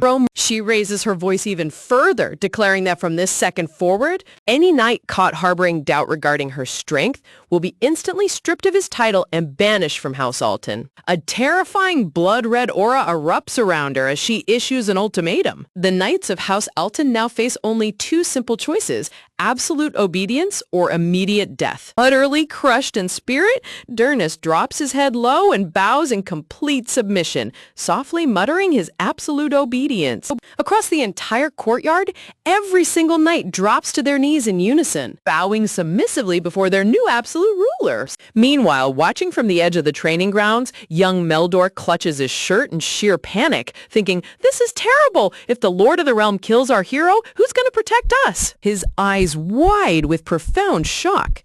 Look at this poor kid having an existential crisis. Meldor frantically tries to deny his own eyes, blushing in utter confusion as he wonders why he finds that terrifying demon so mesmerizing. Later that evening, Meldor sits alone on his bed, staring numbly at the floor as his head spins from the day's overwhelming events. He visualizes Volati's fierce face, remembering her chilling declaration that titles like Master of the North don't carry the slightest burden for someone of her caliber. Springing up from his bed in frustration, Meldor paces around his room, asking himself how the big sister who always stood passively behind him transformed into an absolute ruler overnight. He remembers discovering that Volati secretly wrote to their father requesting to cut his brutal training session short after sensing his hidden distress over the heir position.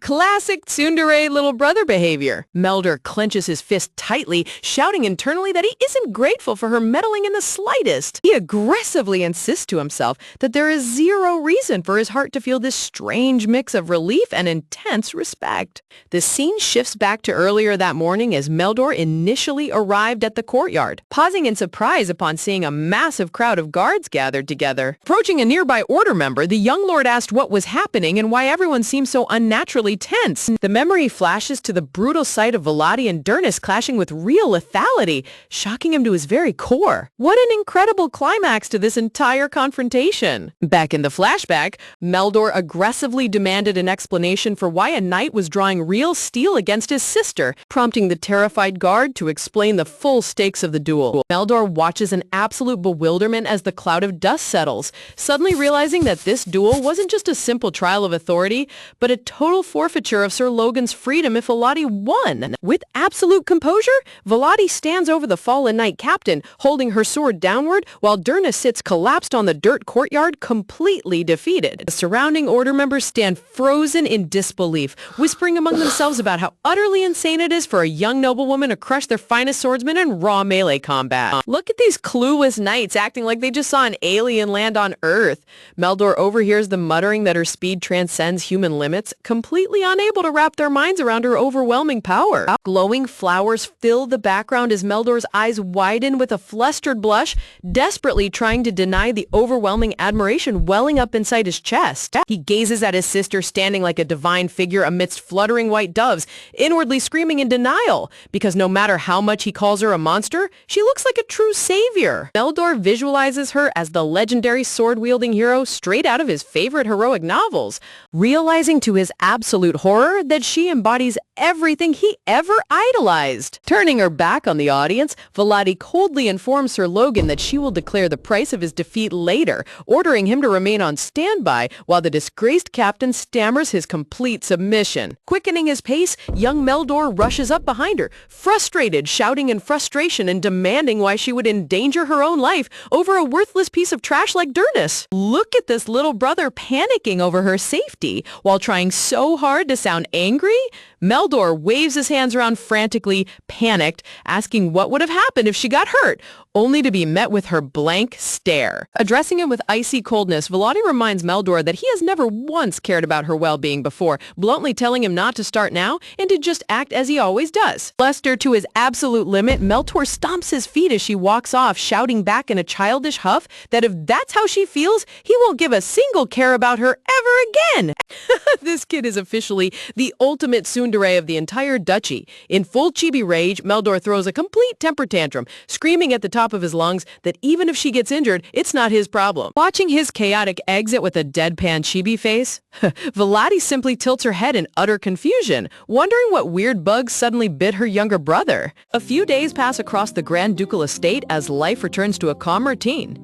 Those subtle shifts begin stirring beneath the surface. Carrying heavy files through the hallway, Volati notices Meldor peeking around corners, observing her from afar while acting in ways that make zero sense to her. Whenever their eyes happen to cross, Meldor snaps his head away in flustered panic, yelling out why she's looking at him before sprinting off into the distance. Other times, he crosses his arms and awkwardly lingers around, stammering out persistent questions about where she plans to train today, while insisting he's not asking because he wants to watch. Strolling down the carpeted corridors in her golden brown dress, Volati reflects on his bizarre behavior, wondering wondering what scheme he's hatching since they were never close enough to play happy family. Stepping into the Grand Ducal Sanctuary, she asserts one of the supreme privileges of the acting househead, occupying the Lord's private office whenever the master is away. Talk about climbing the ladder fast. She recalls having to work out of Baron Ricken's cramped quarters while receiving administrative handovers, but today she finally claims her father's desk. Her elegant heels click smoothly against the polished carpet as she approaches the towering bookshelves with absolute intent. Reaching toward the far right bookshelf, her fingers locate the precise target, the second book on the 10th row. Slipping her hand onto the 5th volume, she triggers the secret mechanism embedded deep within the woodwork. With a low, heavy rumble, the entire bookshelf swings wide open, exposing a pitch-black staircase leading down to a hidden vault her father thought she knew nothing about. Descending into the shadows, her heels echo softly against the stone steps as she ventures deep beneath the estate. She steps into a secret underground laboratory packed with antique cabinets, rare potion vials, and mind-boggling magic items, and ancient magical artifacts kept strictly out of sight. Opening an ornate wooden chest, Vladi smiles as she gazes upon 3 radiant red gems, recognizing these garnets as the literal lifebloods of the estate's secret operators, the Watchers. Here's some dark ducal lore for you. The Watchers handle every dirty task House Alton needs hidden, meaning if one turns traitor, they become a lethal threat, which is why ancestors created magical jewel collars to keep them bound. Bound by a glowing red spectral collar around their necks, these operatives carry personal circumstances that force them into total servitude under the jewel's curse. Holding the glowing red gem in her palm, Vladi contemplates how Durnus will react to this jewel, deciding it matters little whether he sees it as a shield or a shackle. She knows in her heart that every word she speaks is an absolute promise that she will enforce without a single shred of hesitation. Later that afternoon, the heavy office door swings open as Sir Durnus Logan enters, bowing respectfully and greeting the acting head of the house. Extending her open palm to display the radiant stone, Vladi calmly asks if he recognizes the object, emphasizing that its power is far greater than the piece he previously stole, prompting Durnus to hesitantly identify it as a garnet. A soft purple magic aura crackles around her hand as Vladi explains that this gem holds ancient magic, asking if he remembers her condition should she win their duel. Nervous sweat drips down Durnus's face as he recalls her threat to make him serve as her lifelong bound slave, to which Vladi coldly responds that she never makes empty claims. Durnus desperately tries to reason with her, pointing out that as an official knight of House Alton, he has already sworn his lifelong loyalty to the entire ducal family. Her red eyes glint with dangerous brilliance behind a backdrop of blooming roses. Vladi sharpens her grin, counter-arguing that swearing to House Alton makes him the estate servant. Scoff, not hers. Raising the garnet gem as it flares with blinding orange light, Vladi loudly declares that she is officially invoking the binding contract magic. Facing him directly, she demands whether Durnus Logan swears eternal obedience to Vladi Alton, offhandedly adding that he possesses zero right to refuse. Before he can even react, the glowing garnet fuses directly into the back of his hand, branding his flesh with a brilliant magical crest. Watch as the magic seal sinks smoothly into his skin. Vladi coolly notes that the warm glow confirms the binding contract has been successfully completed. Staring in absolute shock at the magic jewel embedded under his skin, Durnus stammers in confusion while Vladi pleasantries that she'll be counting on his future service. Unsheathing her sword with a metallic slide, Vladi commands Sir Logan to display the proper courtesy of a true knight. Dropping to one knee before her, Durnus bows his head low as she reminds him that from this precise second onward, he is no longer a knight of House Alton, but her personal knight. Resting the cold flat of her blade upon his shoulder in a formal knightly ceremony, Vladi sinisterly warns that breaking the garnet's contract does not simply end with a quick death. Steel-willed and fully accepting his fate, Durnus vows aloud that he shall dedicate his entire life to serving Lord Vladi without question. A subtle, satisfied smirk touches her lips as she acknowledges his oath, silently reflecting that securing his personal allegiance is only the first step. Her true endgame vision is absolutely mind-blowing. Her inner voice echoes with dark ambition, resolving that through Durnus, the entire Logan family will inevitably bend its knee to her. Basking in the warm afternoon sunlight pouring through the windows, Vladi sits sits at her father's grand desk, quietly reviewing official documents while her master plan unfolds perfectly. Barging straight into the office with a sudden violent slam, young Melder shouts in pure frustration, demanding to know if the rumors circulating the mansion are true. He aggressively confronts his sister, asking if she truly appointed the knight who fought her in a duel as her closest aide. Volati doesn't even flinch, coldly reminding him that who she keeps close is her choice alone. Look at this little brother, desperately trying to hide his affection behind an angry rant. Meldor yells at the top of his lungs, demanding why she won't keep him close instead if she's willing to take in a former enemy. Pouting with intense emotion, Meldor insists that as her actual younger brother, he deserves that spot by her side much more than any knight. Valady simply covers her mouth, letting out a soft chuckle. She completely breaks character and bursts into a joyful laugh, leaving Meldor blushing like a tomato as he stammers in humiliation over why she's laughing at his heartfelt confession. Talk about calling out tsundere logic right on the spot. Resting her chin gracefully on her hand, Valady asks why his attitude shifted so suddenly when he spent years treating her like absolute trash beneath his feet. When Meldor stammers in disbelief, she directly brings up his long-standing resentment, reminding him how he always accused her of living a comfortable life while taking everything she ever wanted. Staring him down, Valady reveals the painful truth while he complains about being forced into swordsmanship instead of magic, regretting how his useless sword skills can't even save his own life. She was quietly forced to endure agonizing bridal lessons without a word of protest. She bluntly scolds him for taking his bitter frustrations out on her just because their parents favored him, demanding whether he is incapable of making his own rational judgments. Tearful and completely stripped of his ego, Meldor admits he treated her horribly, desperately begging that since they are family, they can just apologize and leave the dark past behind. A heavy, ominous aura coats the room as Valady's cold internal voice echoes, whispering, revealing that the only reason she hasn't destroyed him yet is because they share the same blood. Looking down on him, she bluntly tells him that if she didn't view him as family, she would have eliminated her biggest obstacle in the race for househead a long time ago. Flustered and confused, Meldor stammers why she wrote a letter to their father helping him learn magic if she hated him, to which Valady coldly snaps that it was merely to shut his annoying mouth. Man, she just completely crushed his little heart into fine dust. Valady bans him from ever barging into her office unannounced again,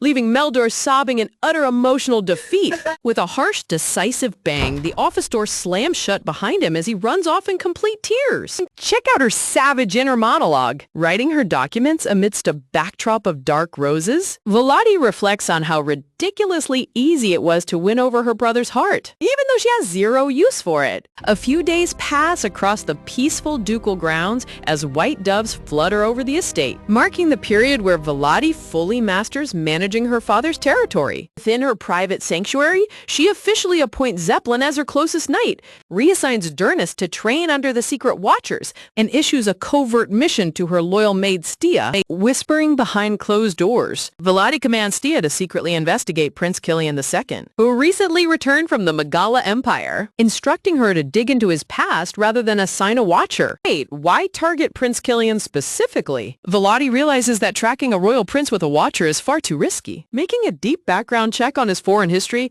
sarcastic, the smartest move. Her eyes glint with cool confidence as she muses that as long as she personally keeps tabs on Killian in person, no unexpected complications will arise. The scene shifts to the bustling paved roads as an ornate golden carriage glides smoothly toward the imperial palace under the bright blue sky. Stepping out in a breathtaking royal blue dress and white mantle, Valady is greeted respectfully by her entourage as she declares with total composure that today's event will prove quite interesting. Look at the sheer scale of this imperial palace. She arrives at the high-stakes political hub where noble heads gather for the mandatory family head meetings. Stepping inside the massive circular parliamentary hall, Valady prepares herself as today marks the official convening of the small family head meeting. Seated high upon the luxurious velvet throne reserved for House Alton, Valady radiates immense authority as the sole acting representative of the North. Presiding over the entire assembly from the central elevated dais is the crown prince himself, making this periodic meeting an intense battleground for imperial politics. Greeting her from across the table, Duke Fredo offers a polite smile, almost deceptively normal. Surprised to see young Vladi personally attending the meeting in place of Duke Theodore, stepping forward with a sly, serpent-like grin. The purple-haired Duke Casper fake welcomes her. "Wait, you really came? That's kinda cool." With a sickly sweet mock gesture, Casper patronizingly offers to explain everything if she feels confused, treating her like an incompetent little child. Vladi inwardly scoffs at his pathetic arrogance, reflecting on how noble society mercilessly discards anyone who shows even a sliver of incompetence. Visualizing the brutal standards expected of high nobility, she knows that even the emperor himself is judged strictly on appearing completely flaw-free. Her red eyes sharpen with icy glare, instantly seeing through Casper's petty provocation as an intentional attempt to publicly humiliate the northern representative. Look at Casper's dark, smug shadow. This guy really thinks he's the ultimate puppet master. He arrogantly assumes a young woman with no formal training is an easy target to stomp on. Sensing the toxic atmosphere,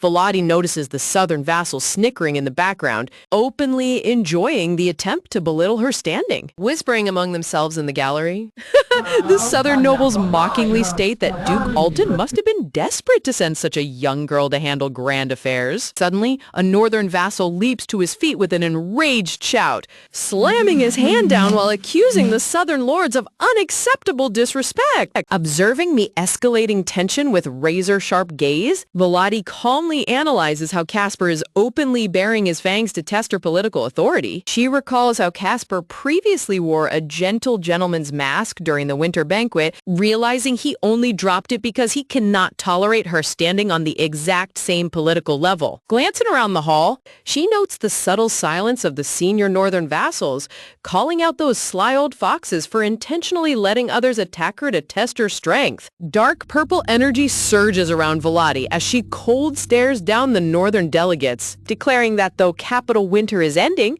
their cowardly mouths remain frozen solid. With lethal authority, she threatens the northern lords that if they are too weak to handle the capital cold, she will personally strip their positions and deport them all back to the frozen north. Talk about a masterclass in political leverage.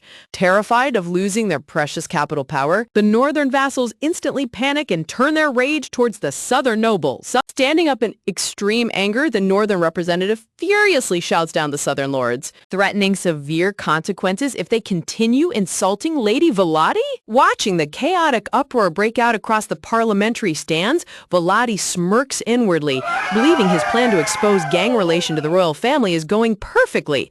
Knowing these ambitious lords only obey when their political lives are directly threatened, the northern lords bark that discrediting Vladi is a direct attack on the entire north, forcing the shocked southern noble to backpedal in flustered panic. Raising his hands nervously, the southern noble quickly tries to smooth things over, stammering out that they will gladly apologize if their casual words cause offense. Vladi notes that in typical noble diplomacy, receiving an apology from the south would be the perfect cue to end the argument gracefully and maintain decorum. But as her red eyes lock onto Casper, she sees him standing there with that exact same smug, mocking smile plastered across his face. Her pride flares with fierce intensity. Staring directly into Casper's eyes, Vladi resolves that she will never let the man who deliberately provoked her walk away with a smug win. Vladi gently lifts her hand with a subtle gesture, silently resolving in her mind that she must push this political confrontation even further. Fueling the raging debate, the northern vassals slam the railings, shouting back at the southern lords that they've always treated the north like dirt and can't just sweep their insults under the rug with a fake apology. The southern delegates sweat nervously, defensively demanding what kind of apology would satisfy their anger, while scoffing that northerners are completely impossible to reason with. Man, watching these grown men throw a full-blown political shouting match over petty pride is pure comedy gold. Voices crash across the parliamentary hall as both sides hurl accusations of cowardice and ignorance back and forth. Northern lords point fingers in pure fury, but But Volati watches from her throne with a calm smirk, realizing that while her vassals initially threw a tantrum just to obey her orders, they are now genuinely pissed off. Flustered by the escalating chaos, Casper frantically waves his hands, trying to calm everyone down with a nervous chuckles, "Let's not lose our heads here," desperately pleading for everyone in the assembly hall to calm down before things spiral completely out of control. Up on the central dais, the crown prince watches the mess unfold with an amused smirk, while Casper breaks into a nervous sweat as his puppet master act crumbles before his eyes. Look at Casper sweating bullets right now. This guy thought he was playing four-dimensional chess. But he just got played like a cheap fiddle. He winces in utter embarrassment as his sleek gentleman facade melts away. Slamming his fist heavily onto the wooden desk, the crown prince shouts for silence across the hall, putting a firm halt to the raging brawl. As the hall falls into a tense hush around the massive circular table, Volati breaks the silence with an icy tone, blunt calling Casper's excuses utterly dull. With an unapologetic smirk, she mockingly scolds the southern lords for tucking their tails and fleeing the moment a real fight starts, boasting that northerners never back down from a challenge. Casper tries to salvage his wounded pride, putting back his sly grin as he patronizingly tells Volati not to twist his words, because even though he did say he'd be willing to kill for the loot, that's not actually what he meant. Claiming an acting househead should at least show proper aristocratic generosity. Raising a skeptical eyebrow, Volati coldly counters that her generosity is an exclusive privilege reserved strictly for her own loyal people, leaving Casper bewildered. Talk about an absolute villainous power move. Dark crimson aura bleeds behind her as Volati smiles venomously, asking if the South is implying they wish to submit under her absolute rule. Glaring with intense hostility, Casper warns her not to cross the line, but Volati snaps right back with razor-sharp gaze, reminding him that he was the fool who crossed it first. Backed by a dramatic backdrop of dark blue roses, Volati mercilessly calls him out for picking fights he can't win, reiterating that northerners never run from a fight brought to their doorstep. Her red eyes gleam with lethal promise as she warns the entire room that anyone who looks down on her will face immediate retribution, leaving the surrounding lords coughing nervously in utter intimidation. Casper really tried using the "I'm too refined" for this card when he realized he got totally outplayed. He condescendingly remarks that true aristocrats engage in dignified dueling rather than turning the assembly into an uncultured circus. But Volati delivers a savage verbal blow, saying there's no place for him in Lord Vamir's army, so he should just crawl back to being a pathetic minor, implying that Casper isn't even on a high enough level to deserve a proper duel, sending him leaping out of his chair in pure outrage. Radiating total dominance, Volati chuckles delightfully, teasing him like a little child as she lightly tells him not to sulk over what was merely a harmless joke. She smoothly turns his own logic back against him, reminding everyone that if an acting head is expected to display generosity, she was simply testing how much generosity a young lord like Casper possessed. Looking around the Grand Parliament, you'd think everything is totally normal. But not at all. The atmosphere oozes tension, and the supreme leader is glaring daggers at someone in particular. His bloodlust for the one who broke their sacred rules is off the charts.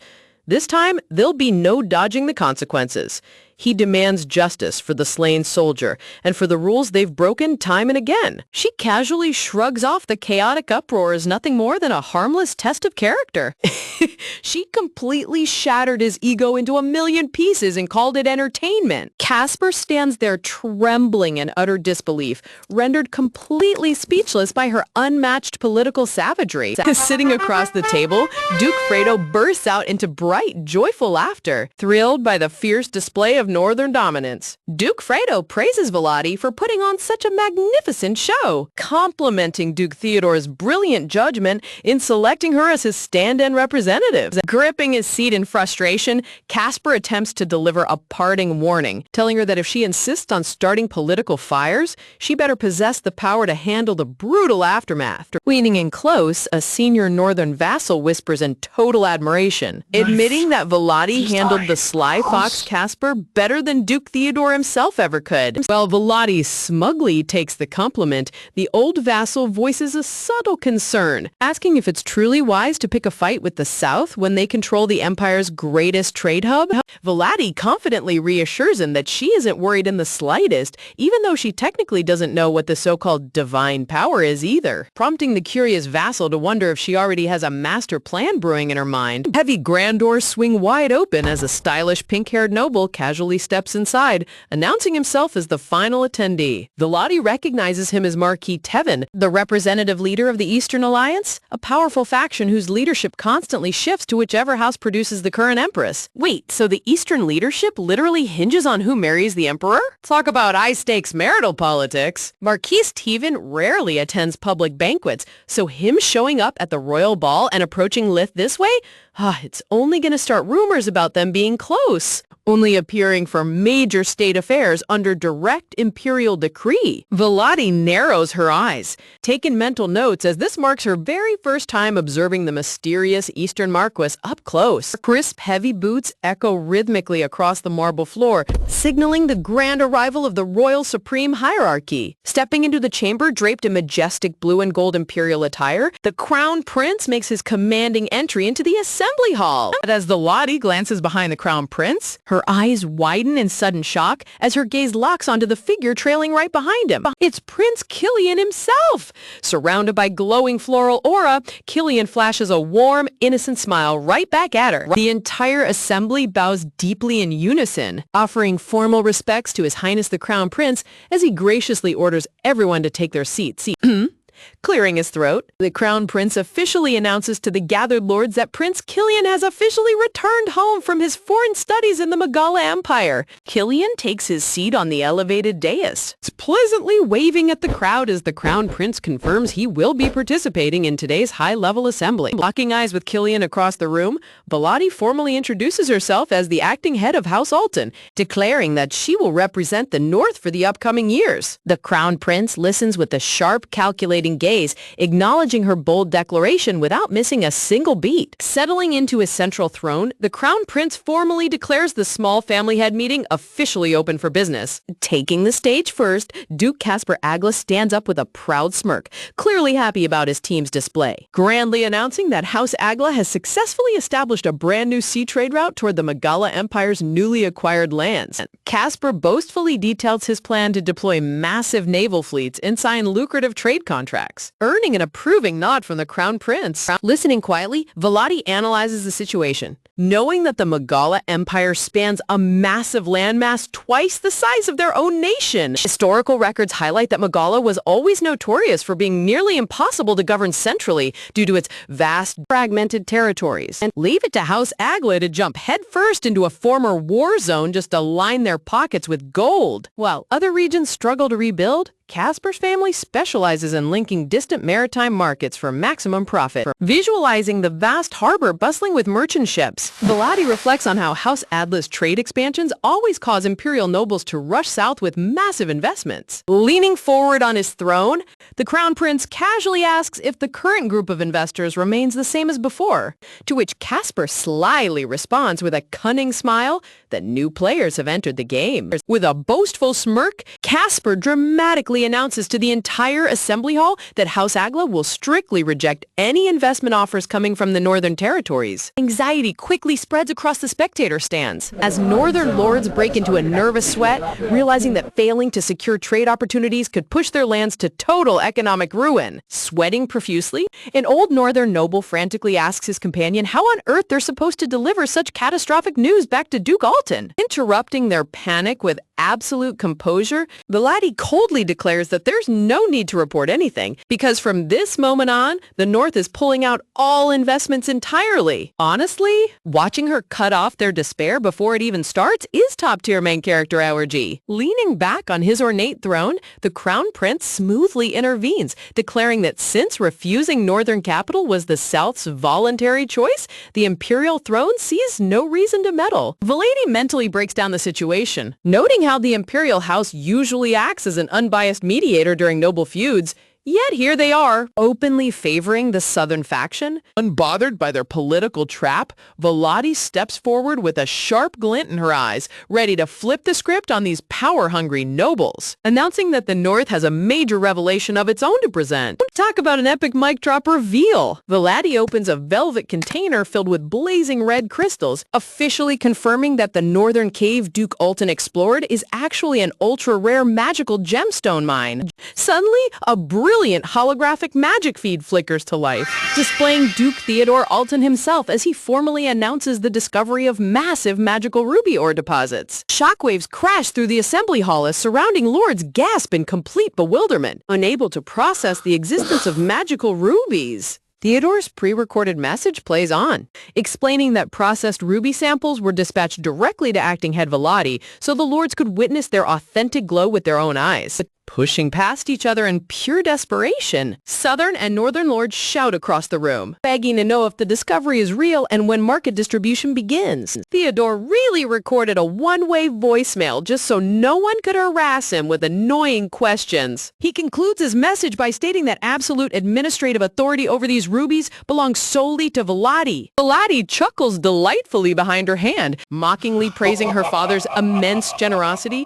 for handing her total control over an economic gold mine. Sitting nearby, Prince Killian subtly taps his fingers against the table, smirking as he silently encourages Volati to keep roasting the room. Southern nobles try to hide their burning embarrassment under fake laughs, while Volati secretly prides herself on her own quick foresight in executing this plan early. In a swift flashback, Volati recalls pitching the strategy to her father, suggesting they record a message inside a magic ruby to announce the mine's discovery directly to the Parliament. Her strategic memo explains that utilizing a pre-recorded broadcast would simultaneously prove the ruby's magical capabilities while shutting down any bad faith accusations from rival houses. Visualizing the sparkling rubies laid beside polished quill and official parchment, the genius setup guaranteed total dominance over the meeting. She basically handed her father a foolproof PR strategy on a silver platter. By managing the public announcement herself, her father could stay focused entirely on mining operations without political distractions.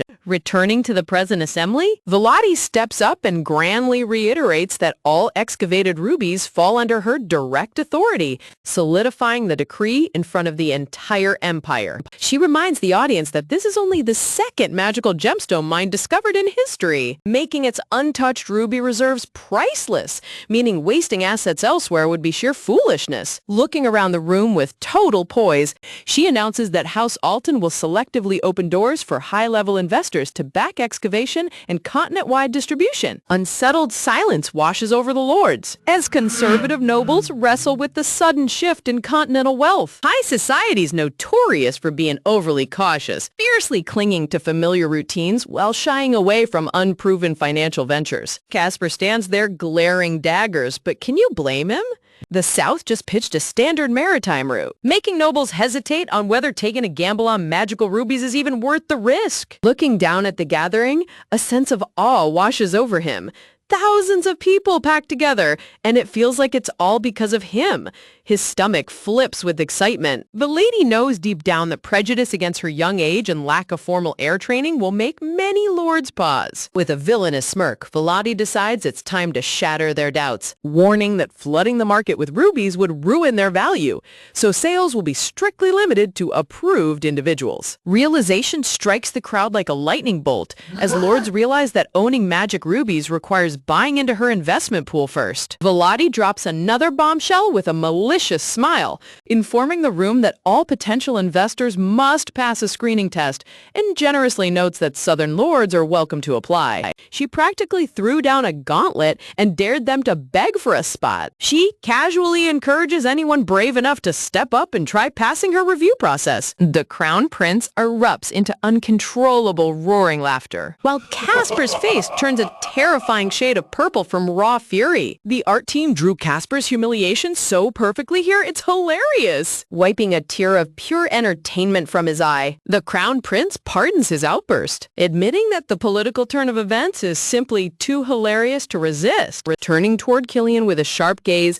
the Crown Prince scolds his younger brother to sit up straight and drop his lazy posture, reminding him to act with royal dignity. Formally addressing the dais, the Crown Prince congratulates Volati on uncovering the magical ruby mine, acknowledging how chaotic her upcoming investor recruitment will be. The Crown Prince casually asks if he should undergo her screening process too, pointing to himself like, "What about me, huh?"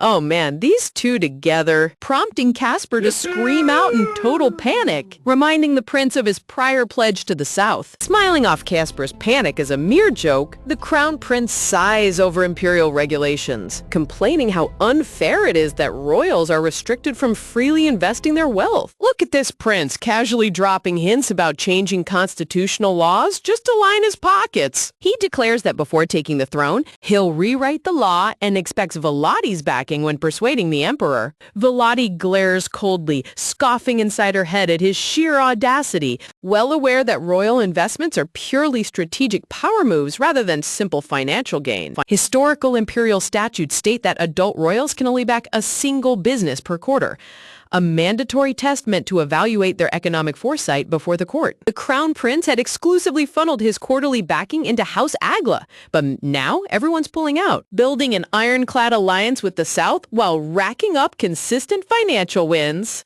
However, once ascending as emperor, all personal investment privileges vanish, forcing the ruler to remain strictly neutral to prevent favoring any single faction. And the supreme law was created specifically to sit higher than the crown itself, shielding the nation from being destroyed by a monarch's personal greed and tyrannical whim. Intriguingly, those exact investment limitations originally bypassed imperial women, not just the empress, but all the consorts and princesses, as societal expectations kept noble ladies away from financial markets entirely. As societal norms evolved, princesses were eventually subjected to the law. Though Princess Hera's attempt to build her own political faction through investments failed miserably. And surprise, it was the Crown Prince himself sabotaging her behind the scenes. When the late Empress attempted to include her title under the law, the Crown Prince aggressively shut it down, shouting passionately before the imperial court. The Crown Prince had argued that altering royal laws yet again would trigger total administrative anarchy. The emperor ultimately took his son's side, leading to the Empress falling ill and dying shortly after, paving the way for his remarriage to Princess Hera's mother. Volati narrows her eyes with deep disgust, realizing the Crown Prince opposed female empowerment purely out of deep-rooted patriarchal arrogance. Staring at the smiling prince on the central throne, Volati knows without a doubt that a ruthless man who trampled his own mother and sister for power will definitely view her as his next target. Realizing the dangerous political chessboard ahead, Volati calculates that even if she manages to convince the emperor to officially confirm her succession as househead, the scheming crown prince will undoubtedly step in to block her path. Across the grand chamber, Prince Killian catches her eye, lightly tapping his cheek with a knowing smirk. Focusing closer, Killian deliberately pokes his cheek 3 distinct times using his index finger, sending a hidden visual message across the room. Volati immediately recognizes the subtle gesture. In high society etiquette, a lady does not bow. But when she's an assassin facing off against 5 masked men, she just might have to. What kind of crazy situation did our heroine get herself into this time? Let's find out. Tapping one's cheek 3 times is a secret signal exclusively used among noble ladies to declare, "I have something urgent to say," making her wonder where on earth a prince learned female social codes. Talk about a royal guy who secretly knows all the girl code. Most noblemen wouldn't have a single clue what that gesture means, leaving Volati thoroughly intrigued by what Killian is desperately trying to communicate. Up on the imperial dais, the crown prince finally gestures to cut off the lingering debate, declaring that it's high time to officially wrap up the parliamentary session. And Volati glances between her childhood friend Casper and the Crown Prince, mentally shuddering at how perfectly aligned those two insufferable snakes seem to be. Sitting tall in her chair, Volati deadpans inside her mind, realizing that dealing with the two most unsettling men in the entire empire means this political nightmare is nowhere near over. Interlocking his fingers with an authoritative air, and with that, the Crown Prince grandly announces to the entire court that the formal assembly has officially concluded. Smirking down at Volati, the Crown Prince casually adds that he hopes the Northern Magic Ruby development succeeds,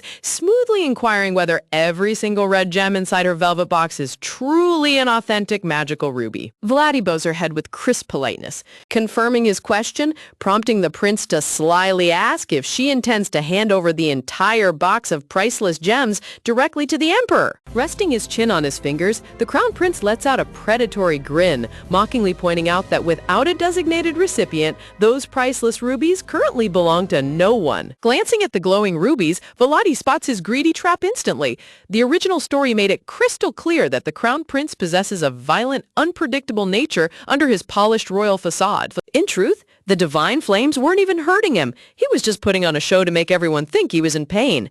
He thought he could sneak out a win that way, since Han was distracted by the Firelight Master's attack. But Han was onto his little game right from the get-go. He'd already realized that old man was tougher than he looked. The prince only restrains his tyrannical impulses during public court sessions because he still fears provoking his imperial father's wrath. Look at this royal leech expecting a free handouts on a silver platter.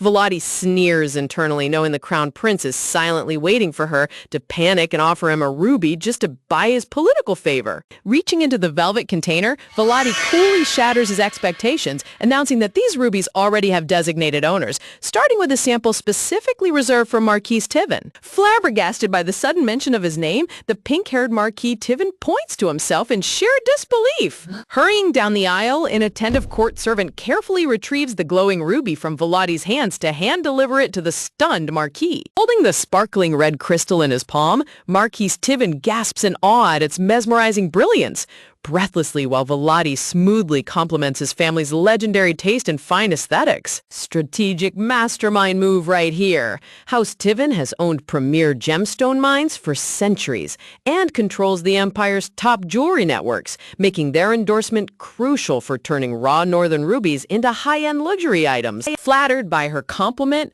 Marquis Tivin eagerly agrees to back Northern development, prompting Volati to warmly invite him for a private business summit. With the first ruby successfully placed, Volati shifts her gaze sideways across the nobility, ready to drop her next tactical surprise. She directly calls out Duke Fredo, who strokes his chin with an amused chuckle, wondering what kind of offer the young Northern head has prepared for him. Volati charmingly reminds him that as Mostin's father, she naturally looks out for family allies, especially since House Alton has upcoming maritime business expansion in the Western Territories?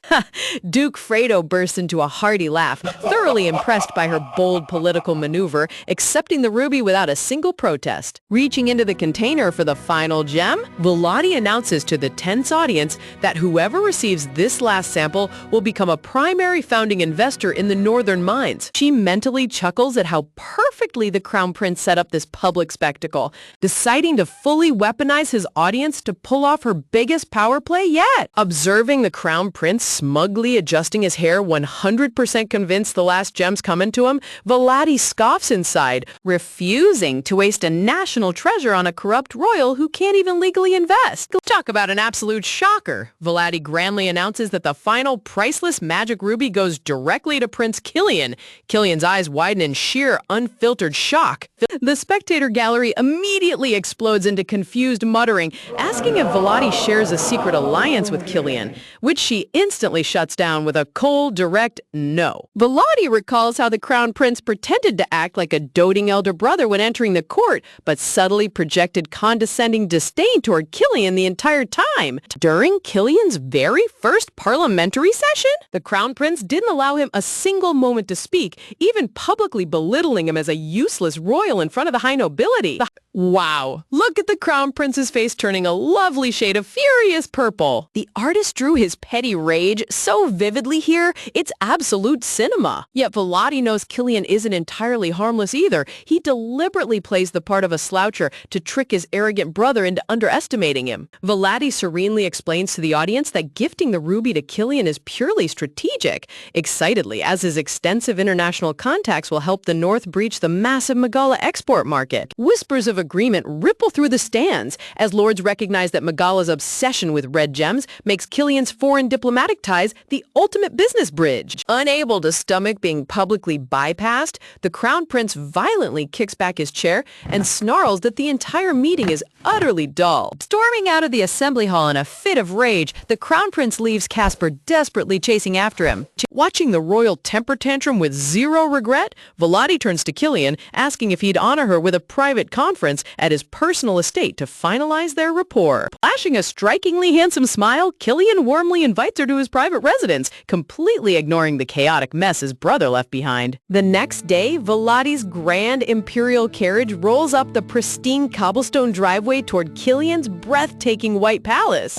Inside the luxurious tea room, Killian sits across from Volati, while we get a glimpse of this creepy tree that grew from his head, smoothly remarking that he spent his winter carefully pondering the advice she previously gave him. Curiously tilting her head, Volati asks what advice he means, prompting Killian to remind her of her words. True allies must reveal their strongest hidden cards to build real trust. Recalling that conversation, Volati smiles inwardly, remembering how amusing his clumsy earlier attempts to charm her had been. Scratching his neck with an awkward, nervous smile, Killian admits today's intense court battle taught him that revealing cards carelessly can quickly backfire if played wrong. Volati praises his newfound caution, giving him full credit for learning quickly from past mistakes, stepping out into the sunlit garden courtyard. Volati's polished black boots click against the stone path as she prepares to enter his private quarters. The lighting in this panel is breathtaking. Reaching out his hand under a canopy of sparkling blossoms,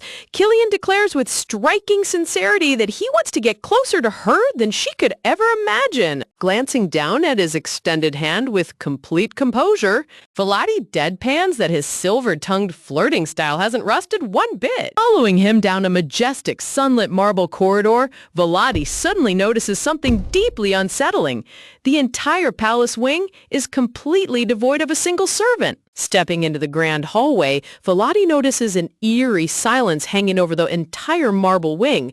Not a single servant or guard is in sight, leaving only the faint echo of their own footsteps. Volati narrows her eyes with deep suspicion, mentally noting that out of all the noble invitations she has ever accepted, this is easily the quietest and most unsettling encounter yet. Turning around with a nervous chuckle, polite voice, Prince Killian politely apologizes for the strange welcome, admitting that he intentionally dismissed every servant so no one could spy on the hidden card he is about to reveal. Talk about building massive dramatic hype. Volati calmly asks what incredible secret could possibly justify clearing out an entire royal estate, ready to see if his big play is actually worth all the mystery. Suddenly, red magical sparks begin crackling softly around Killian's boots, causing Volati to glance down in complete shock as a strange, ancient energy hums through the stone floor. Visual art appreciation moment right here. The artist bathed Killian in shimmering crimson lightning and floating flower petals, making his dramatic power flex look straight out of a fantasy climax. In a sudden burst of brilliant light, a fluffy fox-like entity leaps out from the spatial rift, grabbing onto Killian while Volati gapes in absolute disbelief. The adorable crimson-tailed spirit squeals with joy, floating effortlessly through the air as it greets the room with endless energy. Volati's breath catches in her throat as she stares at the floating creature, her mind racing as she tries to process what her eyes are seeing. Snuggling cheek to cheek against Killian, the little spirit smugly boasts that Killian calls it the cutest creature in the universe, arrogantly claiming to know every secret in existence. With a proud, gentle smile, Killian warmly introduces his secret companion, the high-tier fire spirit, Aining. Velati directly questions if it's truly a spirit, prompting Killian to explain that Aining originates from the legendary distant desert regions of the Megala Empire. Aining proudly confirms its homeland while Velati steps closer, inspecting the mythical beast with intense analytical scrutiny. Crossing her arms, Velati sternly points out the terrifying reality of his reveal, making Killian the first official spirit master to manifest in over 400 years. She recalls imperial history after 2 centuries of spirit-mediated peace. Spirits completely stopped contracting with humans for 4 long centuries. In the original story, the heroine Nisha was showered with supreme glory and worshipped across the continent simply for being recognized as the sole surviving spirit master line. Velati's sharp brain instantly calculates the political implications. If Killian had publicly announced his spirit contract, he could have instantly stolen all of Nessia's fame and religious backing, leaving her wondering on Earth why he kept it hidden. Intercepting his companion's sassy comments, Killian gently strokes Aining's long ears, soft scolding the spirit for lacking proper court manners. Aining hilariously sticks its tongue out, mocking Velati by loudly claiming that she possesses absolutely zero nature affinity, since she couldn't even feel its spirit energy. Bad idea, little fox. Velati flashes a dark, terrifying smile, casually mentioning to Killian that back in the northern snowfields, she happens to be an extraordinarily skilled hunter. Surrounding herself with a pitch-black, menacing aura, Velati sweetly offers to handle the creature personally to teach it how to keep its mouth shut. Terrified out of its wits, Aining buries its head in Killian's chest, trembling violently, while Killian awkwardly laughs off Velati's terrifying threat. Steering her away from the dark mood, Killian invites her into the private parlor to brew his favorite custom tea, surprising Velati, who realizes the prince actually handles his own domestic chores. Flashing an impossibly handsome floral frame smile, Killian motioned for her to follow him, preparing to unveil the heartbreaking story behind his secret power. Flashback to Killian's childhood. In a dimly lit cold blue bedchamber, a young red-haired Killian sits by his dying mother's bedside as she weakly greets him. Holding her frail hands, young Killian desperately asks how long she has been this sick and why she hid her deteriorating condition from him for so long. Gently squeezing his trembling fingers, the Empress tearfully instructs him to swallow his grief, warning that her upcoming death will be falsely reported as a tragic medical side effect. Her face darkening with immense dread, the Empress reveals a horrific truth. The person who slow poisoned her was none other than Crown Prince Fertile, whom she foolishly trusted as her own flesh and blood. She frantically warned young Killian that the greedy Crown Prince will never let him live in peace, commanding him to flee to safety and master swordsmanship or magic to protect his own life. Tears stream down young Killian's face as the crushing realization sinks in. His own royal brother was cold-bloodedly murdering his mother, leaving the boy trembling in utter terror. The Empress sternly warns him never to confess this to the Emperor without absolute proof, explaining that his naive father lacks the sharp wit to protect him and would only punish Killian instead. Nodding through his endless tears, young Killian listens as his mother promises to leave him a priceless magical diamond to secure his future when the time is right. Staring at the shimmering gem on its velvet cushion, the Empress instructs him to play dumb when Ferdel inevitably comes searching for her missing treasure. Looking at her sweet boy with profound sorrow, the Empress chokes out a painful apology for failing him as a mother. She laments how her past bitterness toward his grandfather caused her to act cold and distant, believing she was entirely unworthy of her son's precious tears. Clinging tightly to her hands,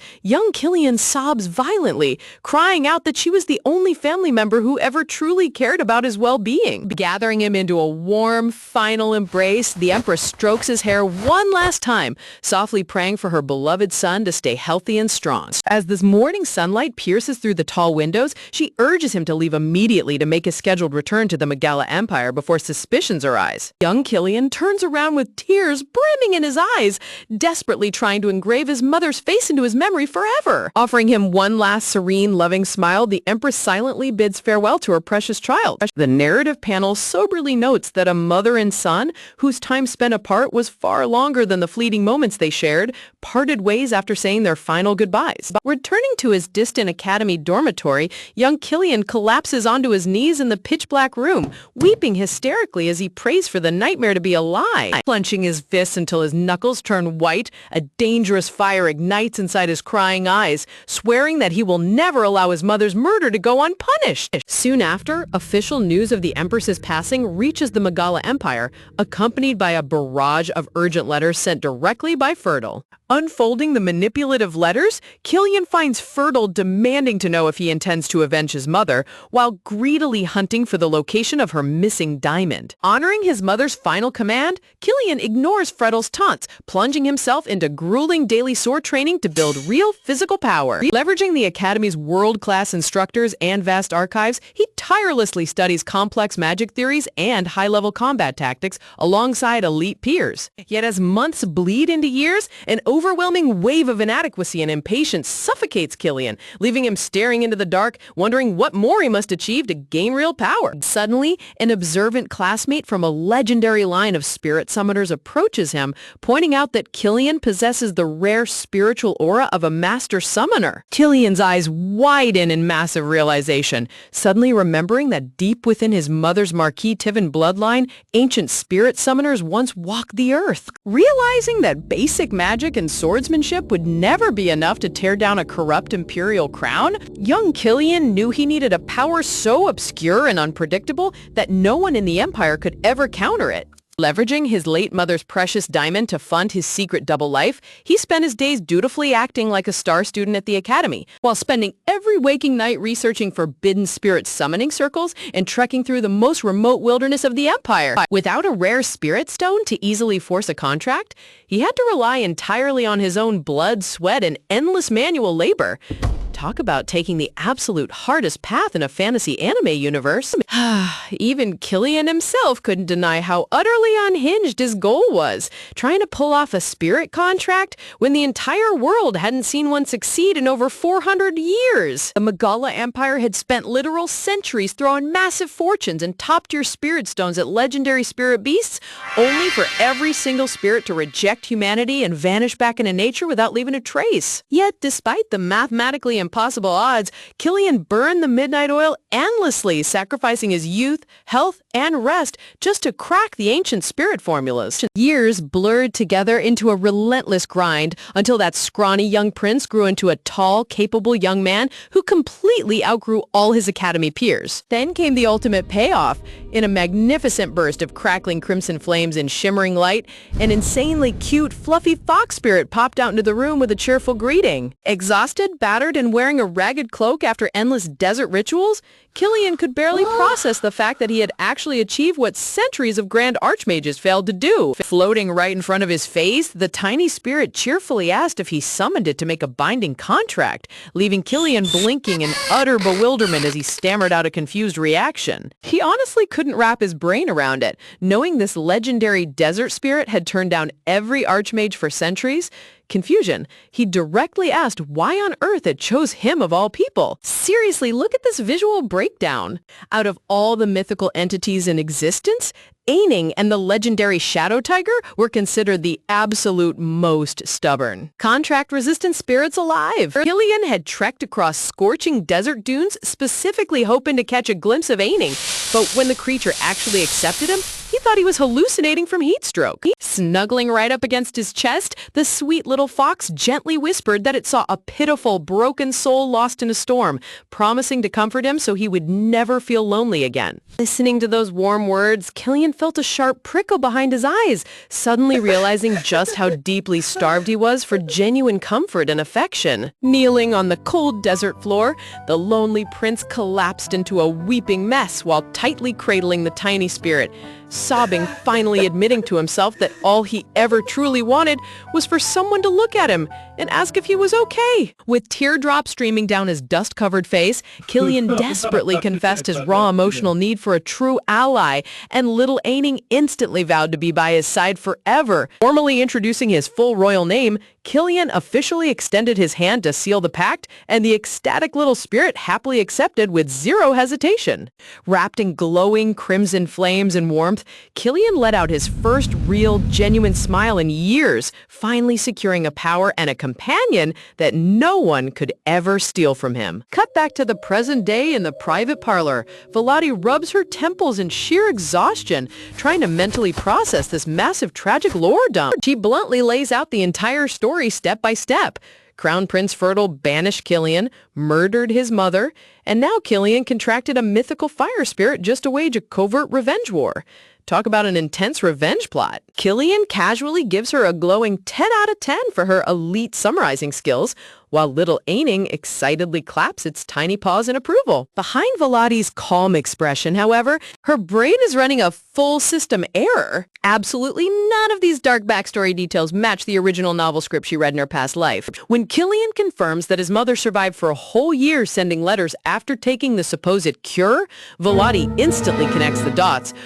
The villainous Crown Prince Fertile has been secretly orchestrating major changes behind the scenes all along. Veladi mentally complains that the Crown Prince is turning out to be an absolute nightmare obstacle, realizing this whole situation is a massive bundled gift set of pure trouble. Killian flashes a remarkably smooth, charming smile, casually asking if everything in her mind is adding up nicely. Veladi recalls the original novel lore. The heroine Nessia had gained a spirit ability that allowed her to invoke sweet nostalgia in people's hearts, completely captivating the high society ladies. Killian smoothly drops a bombshell, explaining that his own fire spirit grants him a high-level passive charm ability, allowing him to instantly make anyone feel deep affection for him, even upon their very first meeting. Veladi's eyes narrow as she realizes that's the real reason behind his legendary reputation as an irresistible playboy.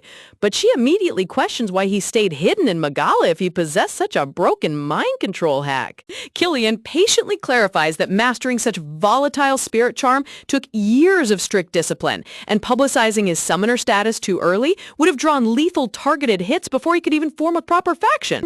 Veladi deadpans, asking why he didn't just use his irresistible aura to charm the Crown Prince into submission. Killian awkwardly chuckles, revealing that his charm completely fails against his royal brother. Pop-up spirit lesson time? Aining proudly explains that its innate charm magic is completely useless against anyone who possesses a pre-existing connection to spirit magic. Veladi suddenly freezes as a horrifying realization hits her like a freight train. If spirit magic blocks the charm, wait, his charm didn't work on her either. She suddenly remembers that exact strange moment earlier when Killian leaned in close, staring into her eyes and asking if she truly felt nothing looking at him. Veladi directly calls him out, pointing out that his sudden, intense interest in her was simply because his passive brainwashing spell completely bounced off her face. Sweat dropping hard, Killian lets out a nervous laugh, admitting he was utterly thrown off when his charm failed on her, just like it previously failed on Lady Alton. Flashback panel, narration reveals that when Veladi was just a tiny infant, her silver-haired mother had secretly cast a protective spirit spell over her baby crib. Connecting the clues, Veladi realizes that anyone with spirit protection is immune. She sharp-pointedly asks what the odds are that Crown Prince Fertile himself is secretly a spirit summoner. Killian notes that Fertile's natural spiritual aura is practically non-existent, leaving Veladi to draw the chilling conclusion that the Crown Prince must be dirty dealing with spirit magic through dark external means. If Fertile is leveraging illegal spirit magic behind the scenes, it explains why the original timeline got completely warped. But Veladi decides to stash that terrifying mystery for later. Right now, she has a far more pressing issue. She is deeply offended that Killian tried to manipulate her emotions using a spirit's cheat code. Radiating a terrifying pitch-black aura while blooming dark blue roses of doom behind her, Veladi leans forward and coldly asks him to explain himself. Terrorized by her villain-level pressure, Killian quickly bows his head and stammers out an apology, insisting he only wanted to create a slight sense of familiarity since they weren't close yet. Veladi hits him with an icy, unblinking glare that could freeze a volcano solid. Look at her expression! The artist nailed the ultimate "you mess with the wrong girl" death stare. Terrified out of its little mind, poor Aining scrambles up Killian's clothes and hides behind his shoulder, squeaking in sheer panic of Veladi's scary mood. Bowing his head even deeper, Killian humbly offers a sincere, deep apology, admitting he genuinely feared he wouldn't be able to stay by her side without relying on his magic trick. Softening her dark aura slightly, Veladi cuts straight to the business core, asking if his sole motive for approaching her was to recruit her power for his revenge war against Fertile. She scrutinizes his strategy, questioning why he targeted her specifically when he could have easily aligned with his late mother's powerful relatives, the House of Tivin or the House of Fredo. Killian explains that while he did secure the Marquis Tivin's support, the current Marquis is rapidly losing his grip as the representative of the Eastern Union, leaving them far weaker than a Grand Ducal family. Vladi internally concurs. Ever since the late Empress died, the Tivin family's political standing has been hanging by a thread, proving that Killian's strategic eye for picking allies is terrifyingly sharp. Killian continues explaining his tactical calculus, noting that the House of Freda was constantly mingling with the House of Agla. That suspicious closeness made them a risky target to approach without alerting his eagle-eyed royal brother. Instead, he turned his sights toward the grand, big village. The ice-veiled Alton Ducal estate, nestled in the frozen mountains, identifying it as the absolute best stronghold to secretly win over behind the scenes. Vladi calmly breaks down her family tree, pointing out that the Alton house consists of 4 direct members: her grandfather, her father, the Duke, her brother Meldor, and herself right at the bottom. She raises a razor-sharp question, asking why Killian approached her before she was even made acting head. Did he target her simply because she was the only female in the family, or was there a deeper, more malicious reason? Making her an easy mark for his charm magic. Killian quickly shakes his head, clarifying that while he didn't target her to manipulate her, it's true, he specifically sought out a noblewoman for a deeper strategic reason. Vladdy's crimson eyes narrow into a lethal, unblinking glare, demanding an immediate explanation. Man, her intense eye contact alone could make a grown warrior drop to his knees. Sweat dropping hard under her icy gaze, Killian nervously stammers out her name, trying to keep his composure. He reveals that the men in her family wouldn't work. What he needed was someone who felt deeply dissatisfied with their current position in life. Because taking down Crown Prince Fertile means staging an outright revolution. He needed a true partner willing to risk it all to overthrow the Empire's confirmed heir. Knowing Vladi was the talented eldest daughter, trapped in a patriarchal family that barred her from inheriting, he was certain she harbored enough resentment to side with him. Vladi dryly asks if he tried to use his handsome face as eye candy lure, prompting Killian to bow his head lower and sincerely apologize for his reckless impatience. Watching him bow repeatedly, Vladi internally notes how rare it is for royalty to bow so humbly, realizing the prince is actually being completely genuine. She grants him forgiveness with a stern warning to watch his step next time, and Killian lets out a relieved sigh, giggle, thanking her profusely. Pushing further, Vladi asks what he would have done if she had been completely content with her life. Killian admits he had already thoroughly researched her past. He drops a surprising truth. His late mother had taken a special interest in Vladi years ago and secretly hoped to arrange a marriage contract between them. An engagement back then would have given Killian a rock-solid foundation, you know? Especially since her father bore no ill will toward the imperial throne. If the late empress were still alive, they likely would have been engaged already, though that alternate timeline is completely dead now. Killian explains that through those old maternal letters, he kept close tabs on her even after his mother passed, prompting Vladi to ask if he maintained a covert intel network. He admits he closely watched her brilliant influence across high society from afar, realizing her fierce disposition was exactly what he needed. Flashing a handsome warm smile, Killian confesses that Vladi was the exact partner he had been searching for all those years. Vladi acknowledges his sharp insight, concluding that he essentially wants her to become his co-conspirator in a high-stakes revenge campaign. She then asks if he intends to take the throne himself, mentioning that the Emperor has other children, including Princess Hera. Looking at Princess Hera's radiant image, Vladi calculates that crowning Hera as Empress would be the ultimate power move to check the Crown Prince, like boom, checkmate, or so he thinks. Not to mention hilarious chaos. Talk about an elite chaotic mastermind strategy. Vladi points out that as temporary head, her power is limited, but Killian confidently assures her that she will undoubtedly claim the title of official Duchess one day. She reminds him that seizing the duchy permanently requires altering imperial law, which is an insanely complex, multi-tiered process. Changing imperial law requires approval from all 4 regional noble alliances plus the Emperor's final authorization during the rare Great Assembly. Vladi, mapping out her board, notes that the North and West are handled, her father feels guilty toward her, and because of that, he won't be an issue. Plus, the West is under her sister's control. And Duke Fredo is open open-minded. But the East and South are major roadblocks. While Duke Sion and Agla are friendly, Casper holds massive economic sway over the Southern Alliance and will definitely block her. Killian steps up with supreme confidence, promising to personally guarantee the complete backing of the Eastern Noble Alliance. Laddie chuckles, declaring they're officially in the same boat now, but immediately demands to know what other sweet perks he's bringing to the table. Killian stammers slightly, surprised that committing a full regional alliance isn't enough to satisfy her. Smirking dangerously, Volati reminds him that helping him overthrow the future emperor is a capital offense. A simple alliance guarantee isn't nearly enough pay. Leaping forward with a cheerful squeak, Little Eining enthusiastically vows to offer its divine spirit powers whenever Volati needs help. Snuggling right beside Volati on the sofa, the cute spirit asks if its help will keep her smiling.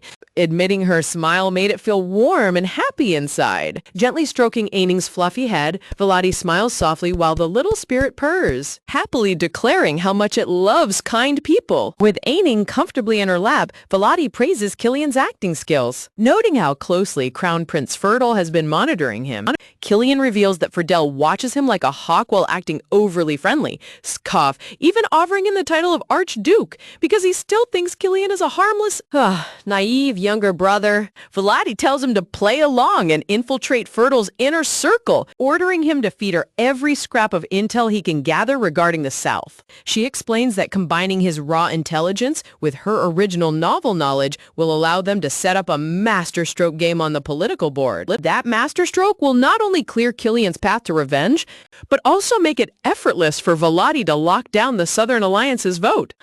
Hugging the adorable spirit, the lady playfully reminds Killian that her favorite pastime is hunting, and she's about to hunt down every last enemy. Killian offers a smooth, charming smile, thoroughly agreeing with her lethal plan. Honestly, these two are turning into the ultimate power couple of absolute chaos. Title card drop. The narrative smoothly transitions back to the Alton family's domestic daily madness, trampling over fresh garden tulips with a heavy stomp. Someone is furiously venting their pent-up anger outside. It's none other than her brother Meldor, whining loudly that even when he offers to apologize first, Hoban still doesn't want to shake hands. Volati still treats him like trash. Flashback time. Meldor dramatically recalls getting dumped so coldly by her that he literally suffered a fever and took to bed for days, yet she didn't care at all. To make matters worse, she took off to the Imperial Palace today for a high-level meeting without giving him a second glance. Pacing outside the mansion gates,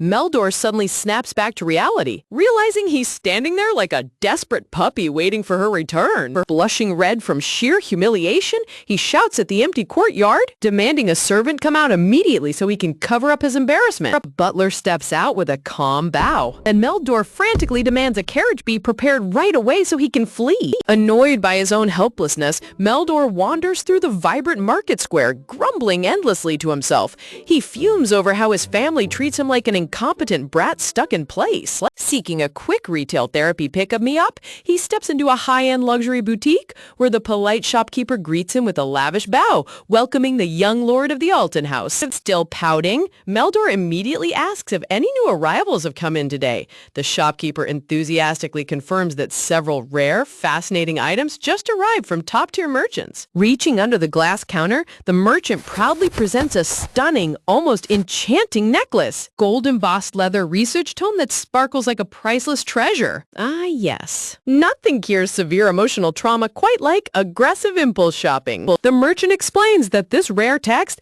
is an exclusive dissertation on magical gemstone applications, personally written by the master of the magic tower himself, with 0 duplicate copies in existence. Eager to flaunt his rich, noble budget, Meldor snaps his fingers and demands the shopkeeper wrap up the exclusive book alongside every single item on the display shelf. Stepping into the shop's private lounge area while waiting, Meldor realizes his dark mood hasn't lifted at all. Suddenly, his eyes lock onto a pair of ruby red leather gloves resting on the glass table. Staring blankly at the crimson accessory, the vivid red shade instantly triggers a painful memory deep within his mind. In a cold flashback, he remembers Volati glaring down at him with lethal crimson eyes, sternly warning him that any younger brother who dare challenge her for the successor's seat will face absolute ruin. Shaking uncontrollably while clutching the gloves, Meldor blushes from pure humiliation. He rages inside, wondering why a dumb pair of gloves is bringing back her terrifying threat. Suddenly interrupted mid-tantrum by a gentle voice calling his name, Meldor freezes in shock with his hand raised mid-air. A remarkably handsome young nobleman with long purple hair and glasses smiles warmly through a sea of sparkling flowers. It's Prince Scion of the Agla family, asking how he's been doing. Lowering his arm awkwardly, Meldor clears his throat and stiffly replies that he's been doing completely fine. Monologuing internally, Meldor notes that if this were the annoying, arrogant Mostan Fredo, he would have ignored him entirely. But Scion Agla is an exceptionally high-ranked mage who deserves respect. Meldor breaks down his personal tier list of noble peers. First is a knight who possesses unmatched sword skill and overflowing natural charisma. Second comes a quiet, steadfast knight. Third is any knight with raw combat power, regardless of personality. And fourth is a highly competent mage. Man, this kid literally ranks his peers like playable video game characters. Channeling brilliant golden magic through an intricate magic circle, Scion easily claims a solid fourth place ranking on Meldor's strict personal leaderboards. Scion politely offers to share a fresh pot of fragrant tea with him, but Meldor mentally groans, not feeling in the mood to socialize with anyone while spiraling in self-pity. Handing the gem-studded red gloves over to his waiting attendant, Meldor quietly orders the servant to pack them along with the rest of his purchases. As they take their seats at the long tea table, Scion casually asks if the stylish crimson gloves were purchased as a gift for Volati, causing Meldor to instantly blow his stack and yell in embarrassment. Looking at the exquisite crimson leather lined with teardrop purple jewels, the quality is undeniably fit for the grandest noblewoman. Sipping his tea gracefully, Scion suggests that the vivid red color matches Volati's sharp aesthetic perfectly and would make a great present. Meldor turns his head away, muttering that he'd never give her anything when there's no special occasion. Scion chuckles softly, pointing out that Volati frequently buys gifts for their family members without any special occasion at all, spontaneously purchasing lovely items whenever she spots them out in town. Scion thoughtfully adds that despite her generosity, he's rarely seen Volati receive any thoughtful presents in return, causing Meldor to freeze dead in his tracks. Meldor vividly envisions a nostalgic memory of his older sister beaming with a radiant, heart-melting smile as she presents a beautifully wrapped gift box tailored specifically to a family member's taste. Rubbing the back of his neck awkwardly, Meldor stammers internally, remembering how he always let their mother pick those past family gifts and merely slapped his own name onto the tag. Scion gently encourages him to give her a present this time, but Meldor drops his shoulders in gloom, whining that whatever he gives her will just annoy her because she completely despises him anyway. Scion casually agrees, stating he can't blame Volati for hating him after everything he's done. Scoff. Offended by the sudden truth bomb, Meldor blares back that he doesn't want to hear that from Prince Agla. Smiling smoothly, Scion lightly apologizes for being blunt, adding that up until now, Meldor simply acted however he wanted without ever caring whether his sister hated him or not. The brutal honesty hits Meldor like a freight train, leaving him completely speechless as he silently admits to himself that Scion is 100% right. In a dramatic flashback, he recalls recklessly grabbing Volati's arm while she walked away in disgust. He realizes his parents always spoiled him and overlooked his terrible behavior, making Volati hate him even more today. Noticing the young lord's intense distress, softly offers to listen if something heavy is weighing on his mind. Slumping over his teacup, Meldor sulkily confesses that he tried to apologize to Volati recently, but she cut him off cold and refused to even hear a single word. Sipping his tea, Scion mentally breaks down the situation. Realization, knowing Meldor's prideful personality, his apology was probably terribly phrased. Playfully dramatic, prompting Volati to slice him down like a sharp blade. Scion analyzes that Volati only tolerated his childish behavior in the past because he was just a young kid. A glowing magical illusion of a grown-up Meldor appears. Scion realizes that once Meldor matures as a full-fledged Alton noble, any negative influence he causes could severely damage Volati's grand political plans. Sweat dropping at his own dark overthinking, Scion shakes his head to clear his mind, asking Meldor why he wanted to apologize to her in the first place. Looking down with a pout, Meldor softly admits he simply wanted to get along with his big sister. Scion gazes at the boy with genuine sympathy, feeling a soft spot for the troubled younger brother. Scion clarifies if Meldor wants to fix their broken relationship but doesn't know how, asking the boy to detail the exact words he used when trying to apologize. Meldor proudly explains that he told her he would be the bigger person to apologize first and demanded she just let go of the past. Scion lets out a massive, soul-weary sigh in utter disbelief. Meldor asks in total confusion what he did wrong when he clearly stated his intent.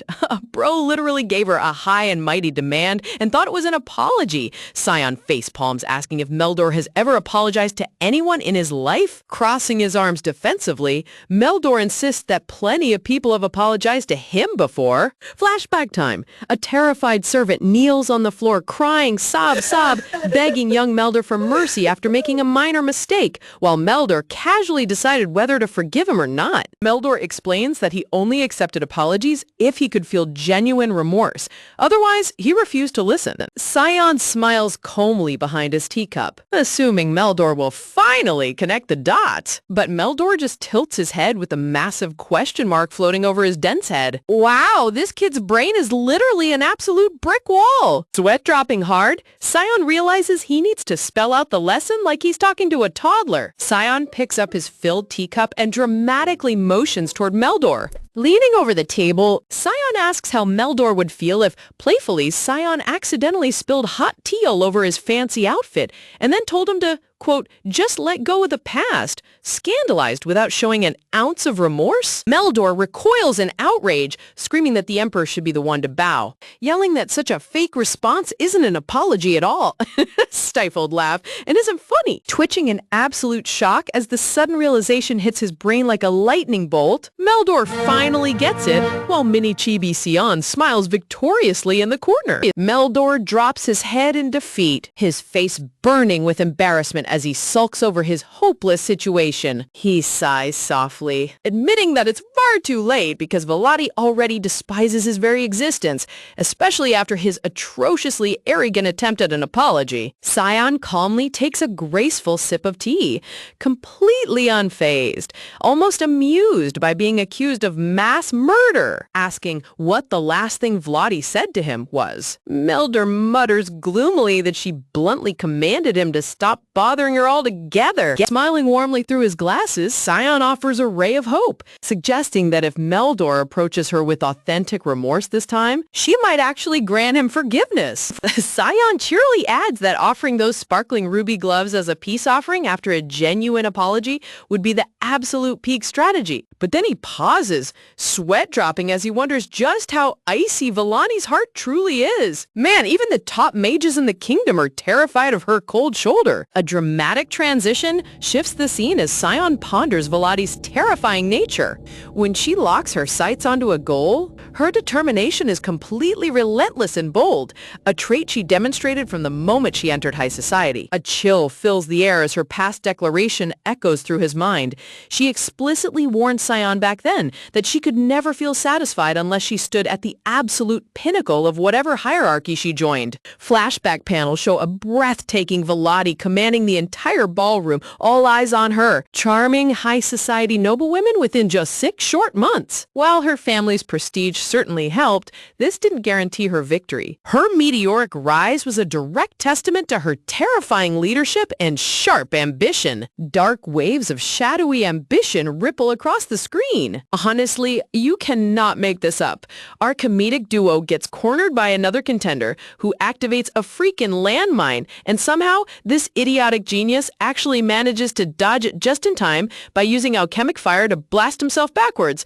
Man, we're through with the trials. The artist's visual design for Volati's political aura is giving total final boss energy. Adjusting his glasses with a somber look, Scion privately realizes that Veladi's current ambitions reach far beyond petty social gossip. In the grand scheme of her master strategy, this was no mere setback, but rather a calculated detour designed to ultimately propel her closer to her final objective. Would a little brother's apology even reach her ears after years of accumulated mistakes? Looking straight into Meldor's anxious eyes, Scion asks point blank if he genuinely wants his sister's forgiveness, and Meldor nods like a frantic puppy. Meanwhile, under the warm afternoon sunshine, the scene transitions back to the magnificent Alton Grand Estate. Standing by her window, Veladi reflects on her new strategic alliance with Killian.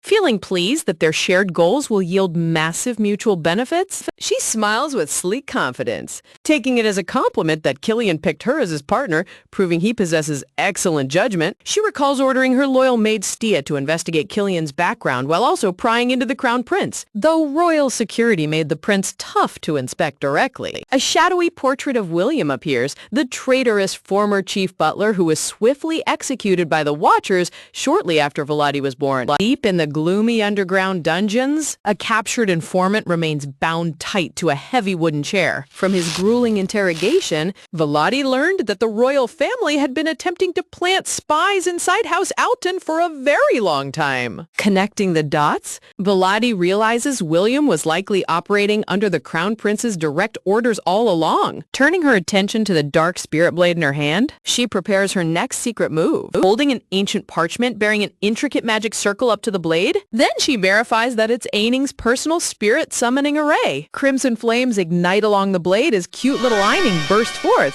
yipping in pure delight as it explores Veladi's luxurious private bedroom. Cradling the fluffy fox spirit in her hands, so small and helpless, her thoughts drifting to simpler times. Veladi asks if the circle successfully bound itself to the sword, and Aining happily chirps that it can pop in whenever it pleases. Looking absolutely adorable with sparkling eyes, the little spirit cheers, eager to act as Veladi's personal helper. How did we go from deep political espionage to a fluffy mascot in 10 seconds flat? Veladi chuckles at how completely attached the spirit has become despite its initial fear, remembering that spirits naturally gravitate toward truly kind-hearted people. Curiosity getting the better of her, she asks why Aining loves gentle souls so much, and the spirit innocently beams, declaring that Killian loves kind people too. Glancing over her research documents, Veladi considers all the information she needs from Killian: southern news, magical artifacts, trends at court, and how easy it would be to crush him with just one word: her late mother's secret journal formulas and spirit arrays. But since Killian is an equal business partner rather than a servant, he is not having it. She can't just issue commands. Dressed in a charming pink gown, Veladi smiles, realizing that if Killian prefers gentle, pleasant companions, she can effortlessly play the part. Charming people for tactical gain is literally her specialty. Visualizing a grand partnership under the stars, she vows to ensure Killian never regrets forging an alliance with her. Cute little Aining gleefully bounces inside a glowing aura of magic circles. Inspecting her dark spirit sword as the spirit vanishes, Veladi notes that the summoning duration was quite brief, relying heavily on Killian's nature affinity and the weapon's built-in mana. Recalling Killian's explanation, she remembers that placing a Spirit Master circle on a magic weapon creates a temporary doorway for the spirit to travel through as a messenger. However, the main drawback is that without Killian present, she cannot initiate the summoning on her own during a sudden emergency. She considers the Empress's magic diamond that Killian possesses,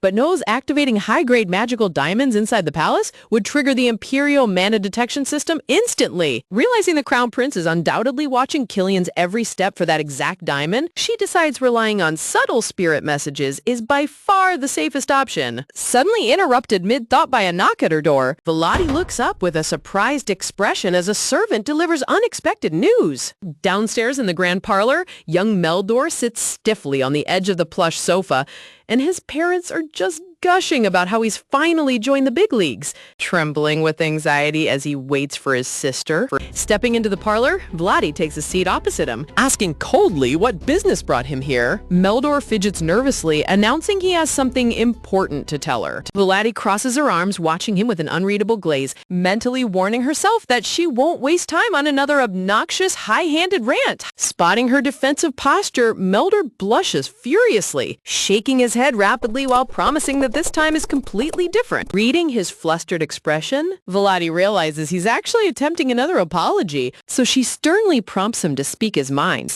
Deep breath taken, Meldor dramatically bends forward and bows his head low in deep submission, softly whispering that he is deeply sorry. Vladi blinks in genuine shock. Seeing her arrogant little brother actually bow his head is a sight she never thought she'd witness in a million years. Yet behind her calm exterior, her dark memories resurface. She reminds herself that sibling warmth and family love are pointless luxuries she no longer requires in her relentless climb to power. Voice shaking with genuine remorse. Meldor confesses that he was horribly rude, disrespectful, and cruel for ignoring and hurting her feelings in the past. Vladi questions if he expects her to forgive him just because he's acting humble now, which, fair. But Meldor owns up to his toxic behavior, admitting he was wrong to take his personal frustration out on others. Analyzing his sudden shift, Vladi asks if he only developed a sudden fondness for her because she proved her incredible skill with the sword, or if he was really just blindly pursuing her all along,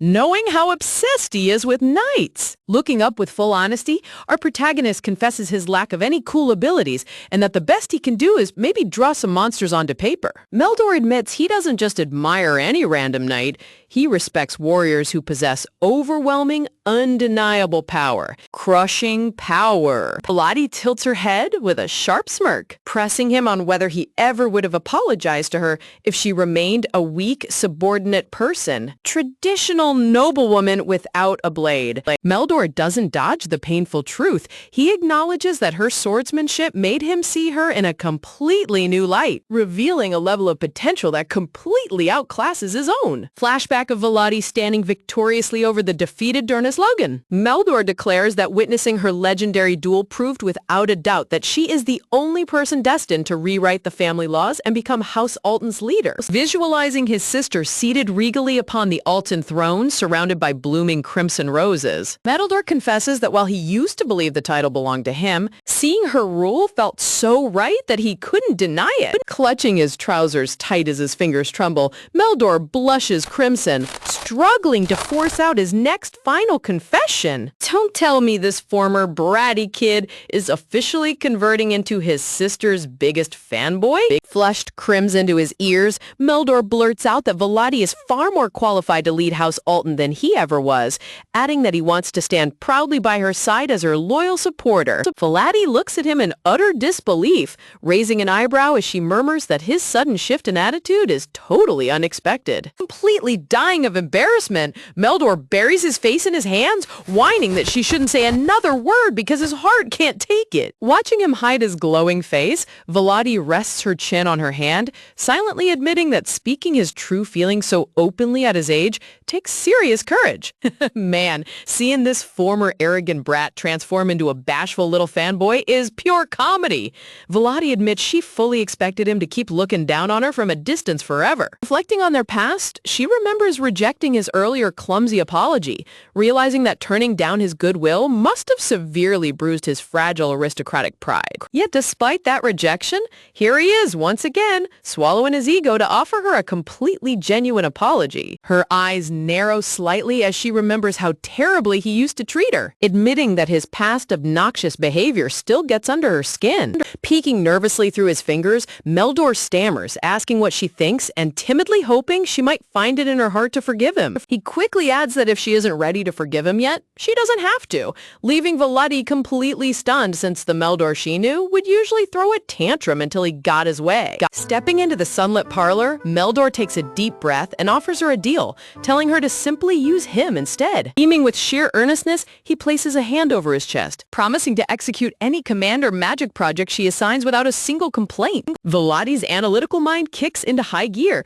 she instantly knows these exact words didn't originate from Meldor, because a spoiled young master wouldn't even comprehend what being used means. She realizes someone coached him to say that, assuming she'd discard anyone without practical value, which is a logical guess, though she's hardly that heartless. Passing by her senior staff, she reminds herself that her cold ruthlessness is strictly reserved for foolish, manipulative adults, not repentant children. Counting down the short list of potential mastermind coaches, her loyal aides, Zeppelin and Stia, or her close confidants, Mostin and Cyan. It takes her less than a second to pinpoint the true puppet master behind this whole scheme, Sion Agua. Flashback panels reveal Sion sipping tea smoothly as he coached Meldor.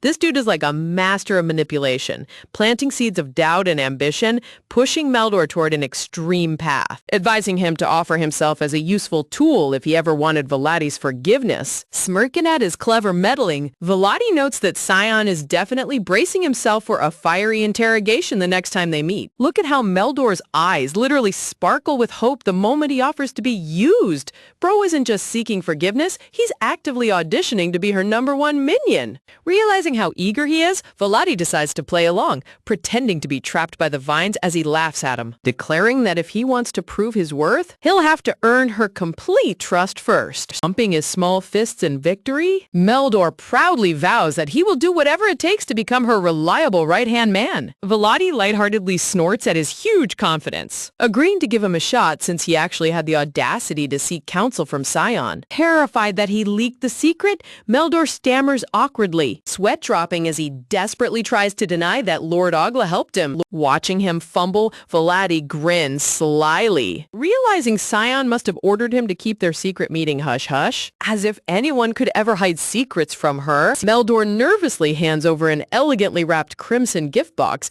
prompting Veladi to ask what on earth he's holding out. Sitting across from him, she playfully asks if he somehow forgot her birthday, causing Meldor to frantically wave his hands, insisting he remembered. Blushing heavily as he scratches his cheek, he stammers that he bought it on a whim while visiting the Magic Tower shop because it immediately reminded him of her. Veladi's sharp gaze softens as she realizes Sion definitely prompted Meldor to buy a present too, knowing Meldor would never think of such a thoughtful gesture on his own. She recalls how in her past life, giving gifts to family members felt like empty self-satisfaction to shield her heart from their cold indifference. Opening the box with a crisp snap, her eyes widen as she beholds a stunning pair of dark crimson magic gloves studded with radiant amethysts. Meldor leans forward excitedly, explaining that these specialized amethyst gloves can be infused with various magical spells for battle. Staring at the gear, Veladi recalls the original novel, remembering that Meldor had gifted the eldest brother a similar pair of red hunting gloves that proved vital during the autumn hunt. Slipping one of the sleek red gloves onto her hand,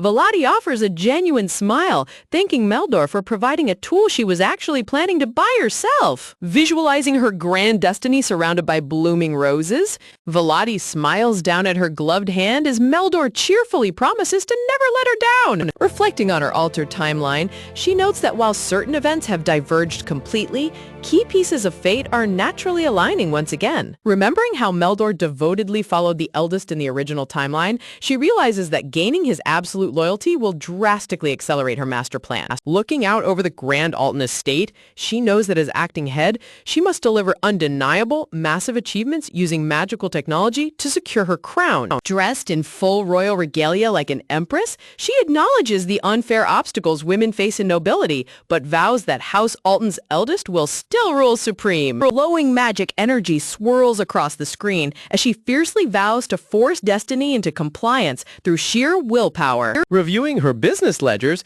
she notes that following the original timeline's discovery of magic rubies guaranteed massive profits, resolving the Southern crisis perfectly. Flashback to Marquise Casper bowing low before her, offering a formal apology for the South's foolish behavior and asking to participate in the ruby trade. Meeting in the private reception room, Casper shifted his entire demeanor to respectfully request an investment partnership, which Veladi fully anticipated. She respects that Casper isn't an arrogant fool. He understands exactly when to swallow his pride to protect his massive commercial empire. Sipping her tea, Veladi reflects that accepting his sincere apology strategy was the smartest political move to maintain harmony with the southern faction, swirling azure mana sparks to life inside an ancient stone gate, activating the powerful teleport distribution network across the kingdom. While she accepted his public apology to preserve the trade routes, she firmly denied House Agla's investment offer, sending Casper away with a polite farewell, looking over the bustling industrial harbor filled with massive merchant steamships.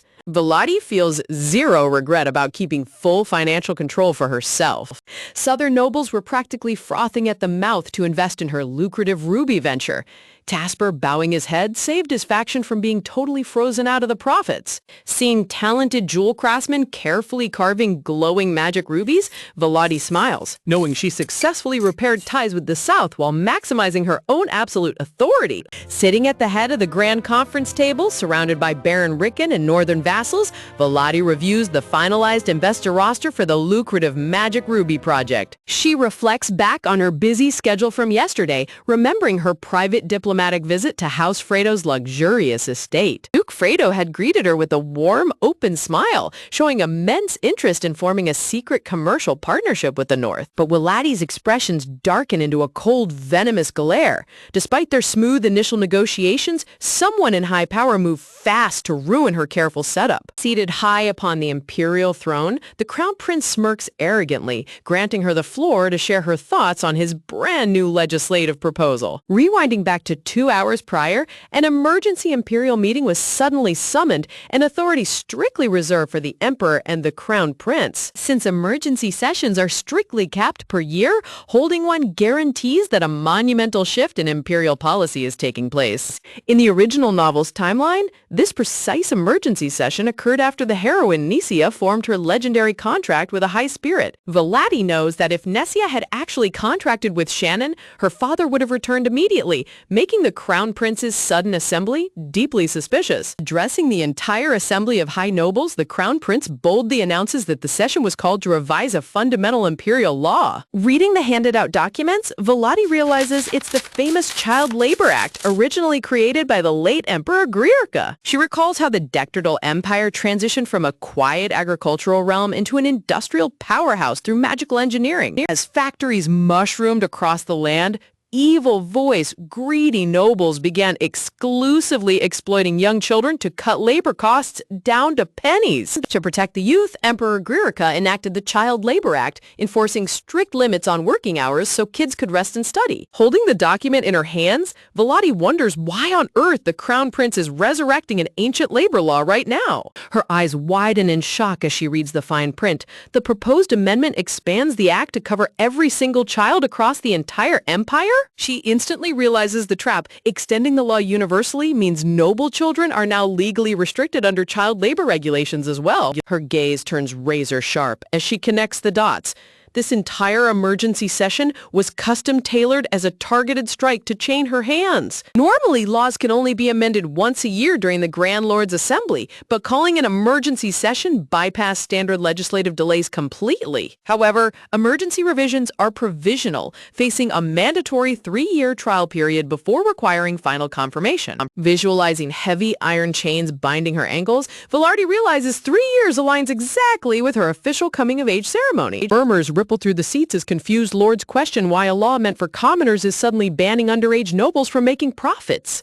Older lords nod along in agreement, complaining that reckless young heirs have been crashing independent businesses and embarrassing their families. Sitting regally among the seats, Casper Agla wears a smooth, satisfied smile, praising the revision as a wonderfully timely decision. Seriously? Look at these old aristocrats falling right into line. The crown prince orchestrated a complete political shutout. Vladi scans the room, realizing these approving lords all have grown children, making them completely immune to the restriction while secretly taking royal bribes. An elder lord with spectacled eyes nervously questions if the reigning emperor truly gave his blessing to tamper with Emperor Agriarca's legacy. Because the emperor holds ultimate veto power over provisional laws, Volati briefly considers whether she could overturn it through direct negotiation later. Looking at the crown prince's triumphant smirk, she knows he came far too well prepared to leave a massive loophole like that wide open. Waving his hand dismissively, the crown prince smugly confirms that His Majesty personally sanctioned the amendment, shutting down any remaining objections. Volati admits internally that the crown prince played his hand brilliantly, intentionally leaving the law scope vague so nobles wouldn't feel threatened. By exempting educational activities, noble parents can easily excuse any commercial venture as practical business training for their heirs. Since noble children usually inherit existing family assets under parental supervision anyway, traditional families see zero downside to this restriction. The surrounding lords laugh among themselves, agreeing that curbing independent youth ventures is actually a great idea. Volati's internal energy boils. Inheriting her family's business isn't enough. She must build her own power independent of her father's approval. Revealing her secret commercial blueprints to her father just to obtain his legal permission is a compromise she refuses to make. Seeing the entire assembly fall under the crown prince's sway, Volati realizes her immediate operational freedom is completely blocked. Eyeing Duke Fredo across the aisle, she takes comfort in knowing her current groundwork hasn't expanded so far that a sudden pause would destroy her. Her eyes burn with cold anger as she stares down Caspar Agla, gasping, furious that he backstabbed her after she generously included Southern lords in her ruby trade. She finds it absurd that powerful political factions join forces with the crown prince just to neutralize her simply because she's legally a minor. Seated upon her carved wooden chair surrounded by blooming roses, she recognizes that their real target isn't just magic rubies, but suppressing the North's growing dominance. Turning his gaze directly toward her, the crown prince calls out, asking what the acting lord of the North thinks of this proposal. Offering a picture-perfect aristocratic smile, calmly replies that the North accepts the expansion of the late emperor's noble policy with gratitude. The crown prince leans back with a razor-thin smile, clarifying that he isn't asking for the North's official stance, but her personal opinion as Volati Alton. Clenching her fist tight under her silk sleeves, Volati maintains a glowing, perfectly sweet expression as she voices her complete agreement. Watching the crown prince and Caspar celebrate their subtle victory, Volati vows in her heart that this 3-year restraint will only make her eventual triumph far more devastating. With a majority vote secured in favor of the revision, the magistrate loudly announces that the emergency imperial meeting is officially adjourned. Walking down the sunlit marble corridors alongside Duke Fredo, the Duke expresses disbelief that the emperor approved such a transparently targeted law. Duke Fredo, getting practical, notes the emperor's immense trust in the crown prince, casually asking Volati if their previous commercial discussions must now be paused. Volati grins slyly, pointing out that the law strictly forbids profit-making ventures, and what she requested from Duke Fredo was never about money in the first place. Strolling along the grand marble walkway, Volati reflects quietly on her conversation with Duke Fredo. Even though she kept her ultimate endgame hidden, she knows a veteran politician like Fredo definitely picked up on her subtle scheming. Fortunately, the Duke is far too sharp and principled to leak her confidential secrets to rival factions. Duke Fredo casually admits that her mysterious aura is driving his curiosity crazy.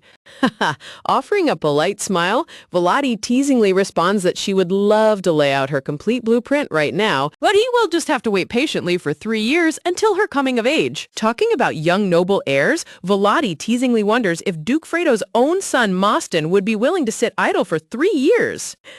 The Duke chuckles softly, jokingly complaining that his son is still far too green to take over the family legacy without proper guidance. Honestly, watching these two high-level nobles exchange playful jabs is absolute gold. It's like a high-stakes chess match disguised as pleasant small talk. Approaching his luxurious white and gold carriage, Duke Fredo promises to draft the finalized terms of their commercial partnership in writing immediately. Volati bows her head politely, reassuring him that she will be eagerly awaiting his formal contract. As the carriage rolls away, Volati notices that Duke Fredo shifted to ultra-formal speech during his farewell. Deep down, she appreciates that despite her legal status as a minor, the Duke genuinely treats her as a full equal at the negotiating table. Surveying the grand estate grounds under the bright afternoon sun, she nods in admiration. Dealing with a highly experienced noble like Duke Fredo makes political maneuvering so much smoother. Suddenly, a bright golden flash heralds the energetic arrival of her divine beast companion, Eining, jumping around with pure joy. The fluffy fox spirit squeals, asking if Volati missed her favorite little messenger. Gently petting Eining's fluffy fur, Volati asks what urgent update Prince Killian sent through her today. Eining chirps back that Killian didn't have any major crisis, but simply requested a fresh supply of lavender-scented candles. Hearing such an unusually simple request, Volati agrees to send him right away. Opening her gilded drawer to grab the scented candles, Volati pauses thoughtfully. Why would the prince specifically ask her for basic lavender candles when the Imperial Palace has unlimited supplies? Eining perks up her big ears, adding that Killian also heard about the Crown Prince's sudden emergency assembly and wanted to check if Volati was holding up okay. Volati offers a calm, icy reply, assuring her companion that she's doing just fine. In fact, her face darkens with a chilling, demonic smirk as she admits she's absolutely thrilled planning her ultimate revenge. Poor Eining recoils in terror, crying out that Volati's terrifying evil villain face is scaring her. Seriously, whenever Volati hits that dark, villainous grin, you know someone's entire career is about to be utterly destroyed. Shifting back to business, Volati asks Eining about her previous inquiry regarding sending secret written notes on paper to Killian. Eining's fluffy ears droop slightly as she explains that Killian deemed written notes far too dangerous because of the Crown Prince. Flashback reveals palace maids covertly rummaging through Killian's personal quarters under the Crown Prince's strict royal command. The Crown Prince is obsessively convinced that Killian is hiding the legendary magic diamonds somewhere inside his room. Eining explains that virtually every single servant in Killian's residence is a spy loyal to the Crown Prince. Because of this tight surveillance network, Killian can't trust a single soul in his own house. Gently scratching Eining's chin, Volati nods in agreement, knowing that personal charm isn't enough to force servants to defy direct royal orders. Eining adds that while short notes can be burned instantly,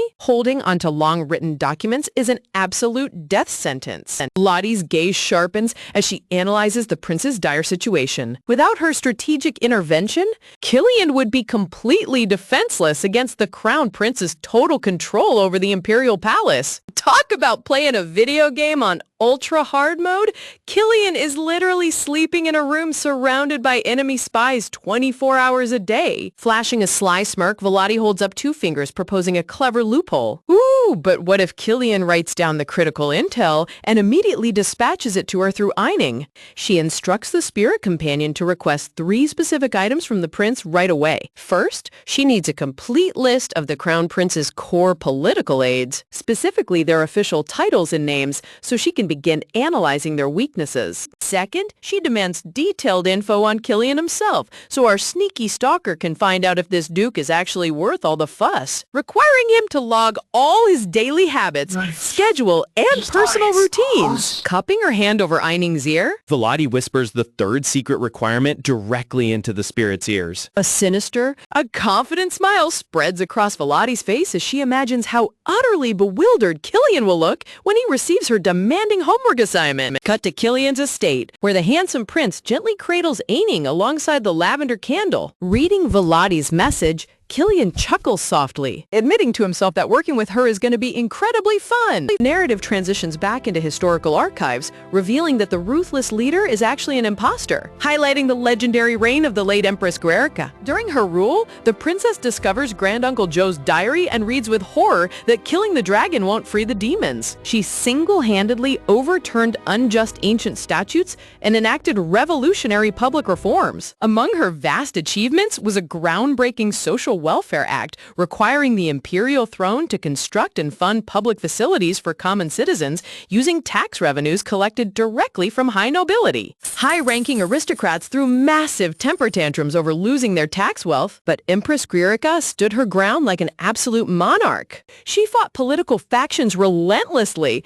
until the law was officially enacted. Thanks to her fierce determination, public welfare institutions flourished across the land. The most famous being the legendary Kennan Kenneby Academy for Commoners? That iconic academy made national headlines after surviving a tragic bombing incident, transforming into a beloved beacon of hope and quality education across the entire empire. Title card: If the eldest daughter transmigrates into a child-rearing novel. Cut to the present day, where Vladi's luxurious white carriage pulls up in front of the massive grand fountain outside Kenneby Academy. Bowing respectfully, the second principal of Kenneby Academy greets her warmly, expressing his delight at seeing Lord Vladi visit the capital campus once again. Walking side by side along the lush flower-lined garden paths, Vladi compliments the principal's healthy appearance. He chuckles humbly, attributing his good spirits to the influx of talented new students enrolling this term. Vladi nods approvingly, urging the principal to train these young minds rigorously so they can become future pillars of the empire. Looking up at the majestic multi-story brick academy,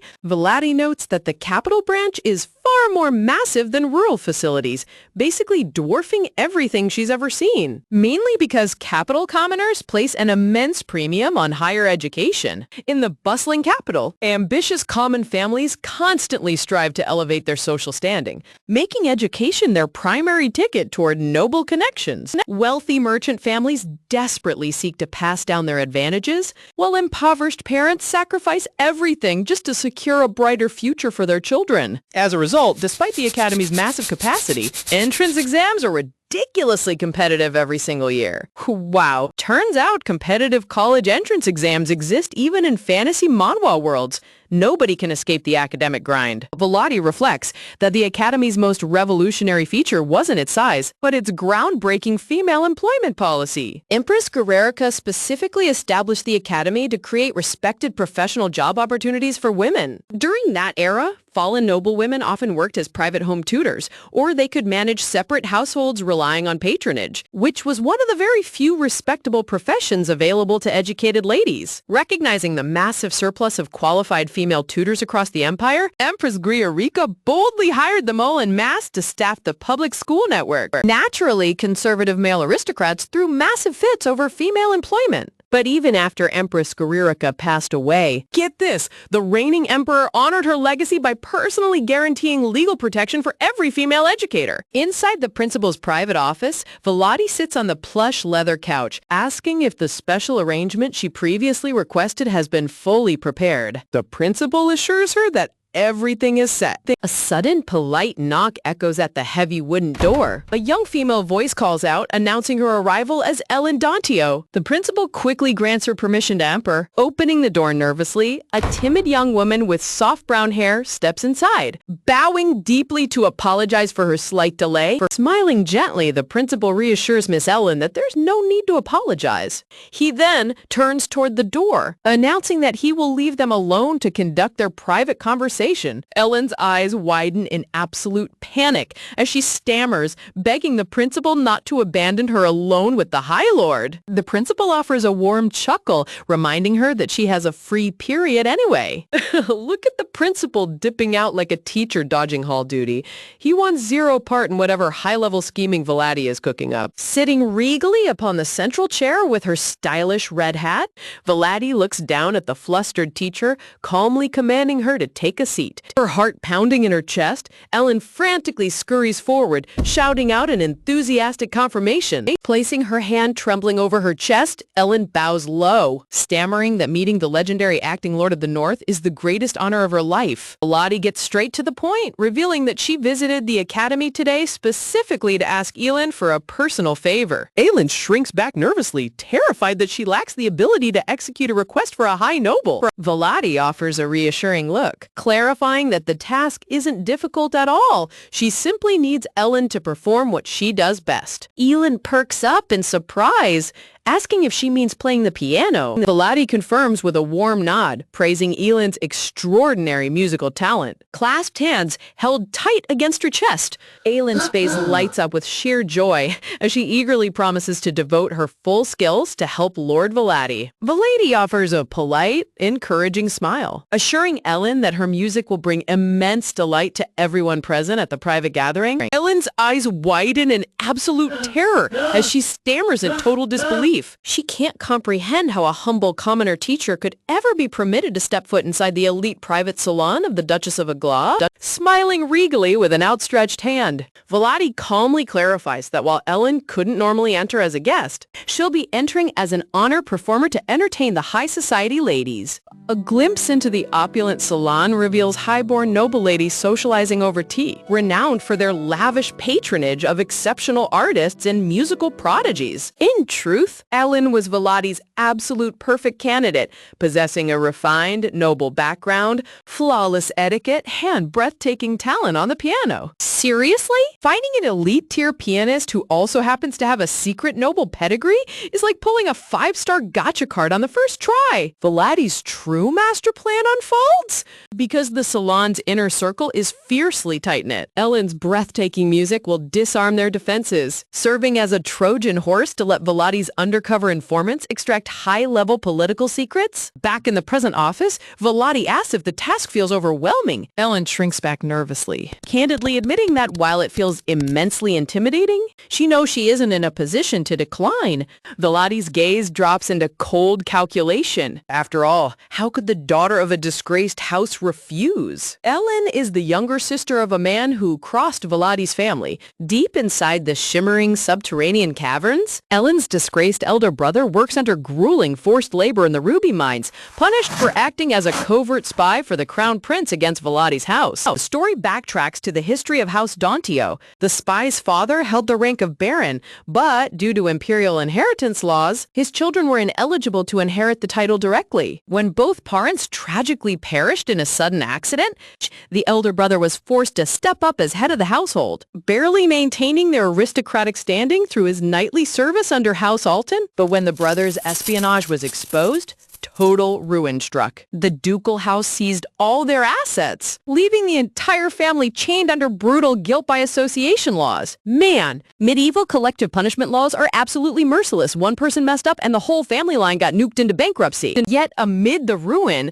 Vladi uncovered a hidden diamond, Ellen Dontio, a genius alchemist who just happened to have some explosive mana crystals lying around to blast past the barrier. An extraordinary piano prodigy whose brilliant talents had previously been overshadowed by her elder brother. With her brother imprisoned in the mines, the entire weight of the household fell onto Ellen's frail shoulders, forcing her to nurse her bedridden grandparents while raising her little twin sisters alone. Seeing her hungry little sisters cry out for food, Ellen worked herself to the bone, desperately taking on any job available just to keep her family from starving. To make matters worse, her stubborn traditionalist grandparents constantly berated her, claiming that a noble lady working for income was an absolute disgrace to their bloodline. Oh wow, talk about toxic boomer energy. You're literally starving to death and still complaining about noble pride? Just as all hope seemed lost, but then the principal of Kenubi Academy stepped in with a revolutionary offer, replacing traditional ringing school bells with live piano melodies. While Ellen wept with gratitude, thinking it was a divine miracle, the true mastermind pulling the strings behind the scenes was Vladi. Vladi couldn't publicly aid a traitor's family, so she arranged the academy job covertly to preserve Ellen's talent for future use. By securing Ellen a royal-sanctioned teaching position protected by the emperor statute, even her stubborn grandparents were completely powerless to object. Shifting back to the present, Vladi slides a heavy, mysterious book onto the table. He slid the wax-sealed envelope across the polished table, instructing Ellen to inspect its contents. Ellen's hands tremble uncontrollably as she opens the document. Her eyes widen in overwhelming shock as she stammers that the reward is far too breathtakingly generous. Vladi delivers a sharp, irresistible proposition, informing Ellen that while she retains the freedom to decline, an opportunity of this magnitude will never cross her path again. The document holds the key to her family's ultimate dream. Ellen's little twin sisters possess extraordinary raw magical talent, but without aristocratic funding, formal magic training was an impossible dream. Look at those twin mages wielding dual fire and water elements. That's pure protagonist material right there. For an impoverished family struggling just to buy daily bread, paying astronomical tuition fees for a prestigious magic academy was completely out of the question. That's precisely why the document Vladi handed her was a full, legally binding document which stated that everything of his belonged to Elena. Selena. And if he were to die, all his assets would be transferred to her name. He's practically giving her control over everything he owns. All expenses paid invitation to the Grand Magic Tower, the absolute highest pinnacle of magical education in the entire empire. Thanks to Veladi's monopoly over the legendary magic rubies, even the pompous archmages of the Magic Tower are literally groveling at her feet, begging for her favor like desperate pokies. With powerful allies like Stia and Meldor already in her camp, Veladi didn't personally need the tower, but she masterfully weaponized their political debt to secure Elin's absolute loyalty. Veladi assures Elin that bringing this official sponsorship to the Magic Tower guarantees top-tier elite mentoring for her twin sisters, ensuring their powers are fully awakened and nurtured. Veladi touches Elend's deepest ambition, raking him raw with what-ifs, reminding her that becoming a recognized mage is one of the single highest social elevations available to non-nobles in the entire capital. It was the ultimate leverage, appealing directly to Elend's deepest wish, ensuring her little sisters never have to suffer the poverty and humiliation she endured. Overwhelmed with emotional relief, Ellen clutches the invitation to her chest, happily accepted the task. Veladi smoothly replies that this gift is simply an advance payment for her upcoming performance.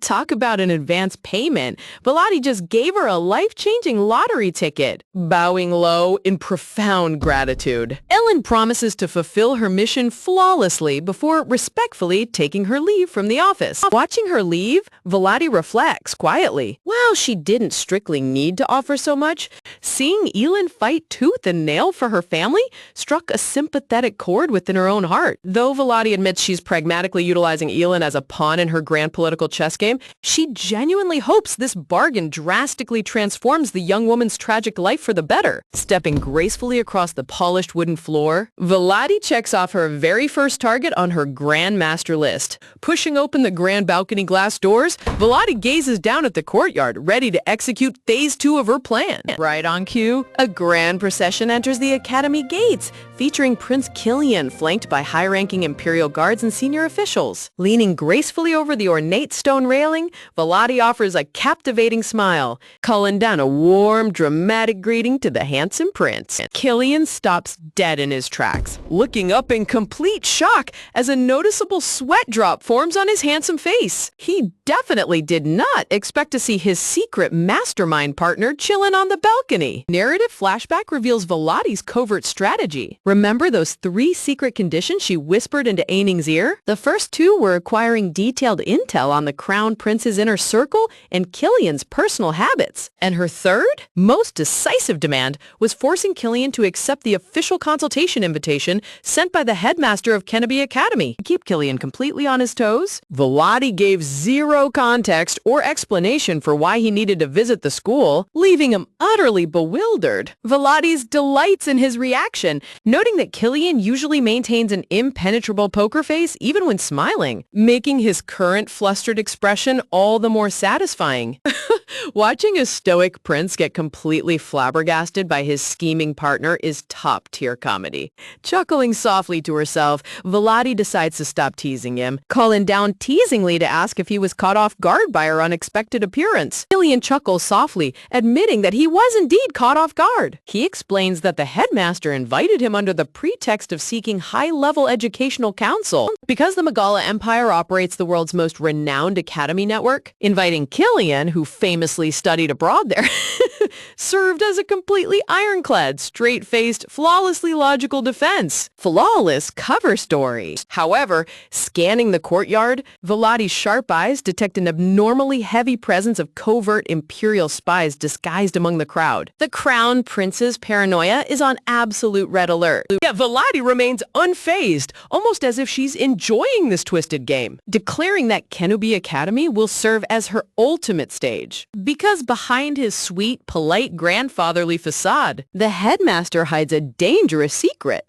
That seemingly harmless principal is actually a high-level covert spy directly pledged to House Olton. Flashing a chilling, deadly gaze, Volati notes that as a direct blood member of House Olton, the principal must obey her absolute command. The Crown Prince thought he was trapping Killian, but Volati is about to turn his own spy network right against him. Volati leans gracefully over the balcony railing, pointing out that Mr. White's horses aren't exactly top-tier stallions, smoothly inviting Killian up for a warm cup of tea under the casual pretext of visiting the academy on personal business. The headmaster claps his hands in utter delight, believing this is just part of their test, completely oblivious to the real danger, marveling at how Lady Volati and His Highness seem to already be on remarkably close terms. The headmaster bows politely, mentioning that their earlier discussion during their courtyard walk is already wrapped up before offering to escort Killian upstairs. Killian returns the bow with royal elegance,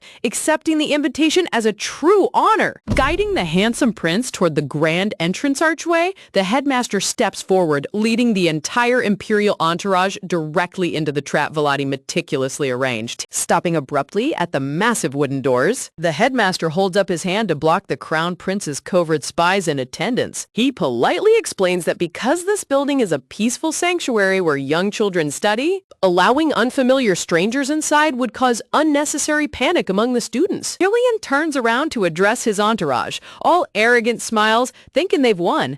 But that's when he hears it, the lowest chuckle that starts rising from the crowd. Not just any chuckle, but the sound of someone genuinely laughing in the face of certain doom.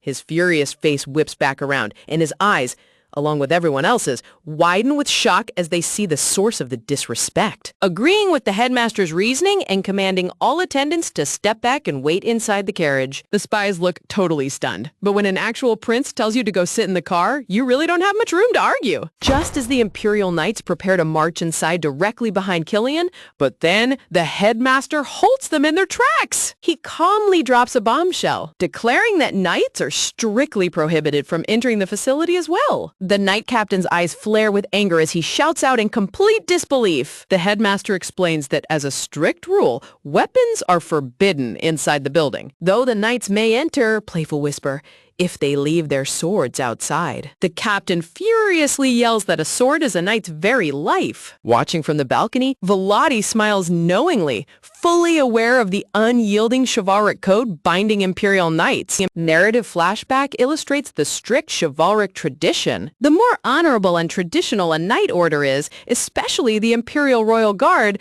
the more fiercely bound they are to the sacred code of keeping their blades secured at their side at all times. The captain adamantly refuses, asserting that as an elite knight of the Imperial Guard, he can never put down his sword. Killian responds with calm authority, explicitly granting his royal permission for the knights to leave their weapons behind and follow him. The captain bows low but stubbornly refuses the command, stating that their ultimate master is the Crown Prince. Wow, straight up talking back to a prince and refusing his direct command? Talk about letting your true loyalties slip right out in the open. Killian sighs softly, nonchalantly accepting their stance and ordering the knights to wait outside by the carriage alongside the attendants. But the knight captain immediately shuts that down too, declaring that waiting outside is completely unacceptable. The knight captain stubbornly asserts that by direct order of the Crown Prince, their absolute priority is protecting His Highness Killian at all costs, meaning they cannot be separated from him for even a single second. Killian counters that he isn't heading anywhere dangerous, but Myung-da cuts him off, pointing out that all these years they had been pretending to be siblings to survive. She tells him to go back to his family, where he belongs, and that when they meet again, they will not be friends. Killian protests, but Myung-da tells him to leave and that she won't look back. Killian looks back and gently places his hand on her head and tells her that she should not lie when she's crying her heart out. But the knight captain bows down again, hiding behind the convenient excuse that everything is being done purely for the prince's safety. Watching the drama unfold from above, Volati narrows her eyes in cold disdain. Safety? My foot? That captain is clearly a watchdog planted directly by the crown prince to keep Killian under constant surveillance. Calling down from the upper balcony railing, Vladi taunts the captain directly, asking if he honestly believes she harbors malicious intent toward His Highness Killian. Dark purple magic pressure surges around Vladi's commanding presence. Flustered by her sudden pressuring aura, the captain stammers that he is merely fulfilling his knightly duties. Vladi's eyes flash with sharp intellect. She asks if he's implying that House Alton's knights neglected their duty when they waited outside in accordance with house rules, subtly trapping him in a lethal rhetorical corner. Vladi asks if he, as an Imperial Knight, intends to follow Imperial Guard protocol above all else. Sweat trickles down the captain's pale face as he stiffly nods yes. Leaning over the balcony, Vladi delivers a crushing verbal blow. She mockingly points out the glaring hypocrisy. If they claim to be Killian's personal guards today, why are they prioritizing the crown prince's overarching orders over the prince standing right in front of them? The surrounding guards and spectators begin murmuring in flustered embarrassment. Vladi just completely dismantled their cover story in front of the entire courtyard. She's an absolute master at psychological warfare. Flashing a triumphant smirk, Vladi asks if this shameless double standard is truly how the sacred Imperial Knights operate. As the captain stammers helplessly, the headmaster smoothly steps in to offer a compromised middle ground. Headmaster proposes a single exception, allowing exactly one knight to enter the building to serve as an official royal escort. Looking up toward the balcony, the headmaster politely asks for Vladi's thoughts. Vladi smoothly agrees, adding that in that case, she will also call for her personal guard and maid who are waiting in her carriage. When the headmaster questions why she needs her maid, Vladi deadpans that the headmaster's tea brewing skills are completely dreadful. The old man burst into awkward laughter while the guards stand around utterly bewildered. With no remaining excuses left to stall, the knight captain stiffly steps forward, preparing to fight his superior, agreeing to personally escort Killian inside the building while the rest of the guard stays back. Watching them walk inside, Vladi smiles in deep satisfaction. Leaving just one guard was part of her master plan all along, and she intentionally riled him up so he'd be far too distracted to notice her real trick. Inside the quiet hallway, Vladi meets up with Eining and her loyal maid, praising them for arriving even faster than expected. Suddenly, chaotic crying echoes down the corridor. A group of young academy kids swarm around the tall knight captain, clinging frantically to his uniform. The children scream in exaggerated tears, accusing the knight of trying to hit them just because they wanted to look at his shiny sword. The poor captain waves his hands in frantic panic, completely helpless against crying toddlers. Taking immediate advantage of the chaotic distraction, Killian turns on his heel and tells the flustered captain to take full responsibility and comfort the kids while he goes ahead. The captain cries out in pure agony as his target casually strolls away. To make matters 10 times worse, the headmaster pops up in a dramatic chibi reaction bubble, complaining that he's going to lose funding, scolding the captain for being heartless enough to traumatize innocent little children. This elite knight is getting utterly destroyed by kindergarten tactics. It's top-tier comedy. Walking smoothly into the private parlor, Killian wears a subtle, amused smile, giggle, completely unbothered by the utter madness left behind in the hallway. Inside the quiet room, Vladi smiles brightly as everything unfolds like clockwork. To eliminate Killian's mandatory watcher, she orchestrated a brilliant minor distraction, and her star actors performed flawlessly. Narrative flashback reveals the secret trick. The headmaster specifically handpicked talented young academy students beforehand, instructing them to tackle whichever knight he pointed to and cry at the top of their lungs. Glance at the official student records reveals the deeper operation. The headmaster's underlying duty has always been scouting extraordinary young prodigies who are later recruited directly into House Alton upon graduation. Back in the present parlor, Eining and the maid bow low, confirming that every single detail of Vladi's strategic plan was executed without a single hitch. Vladi introduces her trusted inner circle to Killian, assuring him that these individuals can be trusted completely with top-secret confidential information. Killian chuckles softly, curiously asking what mind-blowing objective required shaking off his imperial watchdogs. Velati smirks deviously, promising a revelation so shocking it'll turn his world completely upside down. Step by step, Velati approaches Killian, breathing heavily as his shredded arm hangs by his side, reaching toward his collar as she urges him to hurry before the night captain manages to break free from the children. Velati instructs him to change his attire behind the privacy screen right away. Killian tilts his head with a giant confused question mark, but obediently nods along. Suddenly, a dramatic slam reverberates through the heavy wooden parlor door. Out of breath and completely disheveled, the night captain bursts into the room, frantically calling out for His Highness Killian. But instead of a secret plot, he finds Velati and Killian sitting peacefully at a tea table. Killian smoothly sips his tea, politely asking Velati to forgive the guard's chaotic entrance. Sweat dripping down his flushed face, the night captain stands frozen in the doorway, bowing in utter embarrassment and stammering out his deepest apologies. Killian smoothly asks if he managed to calm down the weeping children, assuring the exhausted knight that breaking protocol was understandable given the hectic situation. While the knight stands guard by the entrance, Velati leans over to quietly check in with her maid regarding an urgent target's failing health condition. The maid whispers back that they still have a narrow window of time remaining. Gracefully setting her teacup down onto the delicate saucer, Velati shifts the conversation to high-level imperial secrets. And you know where those come from. The Dragon Sect, which means they're all lies designed to frame everyone but the actual villain. Their latest propaganda is to blame the entire war on the MC. What do you expect? They need a scapegoat.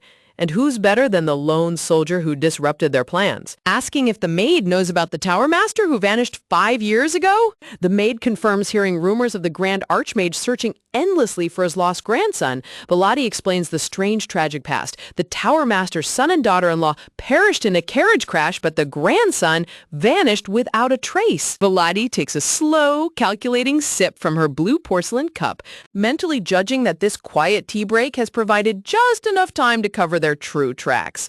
Shifting her weight across the luxurious carpet, Velati prepares to execute the ultimate phase of her plan. What mind-blowing secret is about to be revealed? Stick around to find out in the next episode. Standing up from his plush armchair, Killian adjusts his pristine suit, declaring that time has completely flown by and he really ought to take his leave. He politely praises the delightful conversation while Velati smoothly plays along, expressing how much of a pleasure it was to host him once again. But just before he steps toward the doorway, Velati casually drops a bait line, mentioning that she recently acquired a rare book on the Megala Empire and would love for him to visit her ducal mansion to inspect it together. Sharp, calculating glare flashes through the blonde knight's eyes. Narrative monologue reveals the underlying strategic trap. Velati intentionally leaked information about inviting Killian so that this exact watchdog would rush straight back to report every single word to the crown prince. Killian bows graciously, asserting that accepting her invitation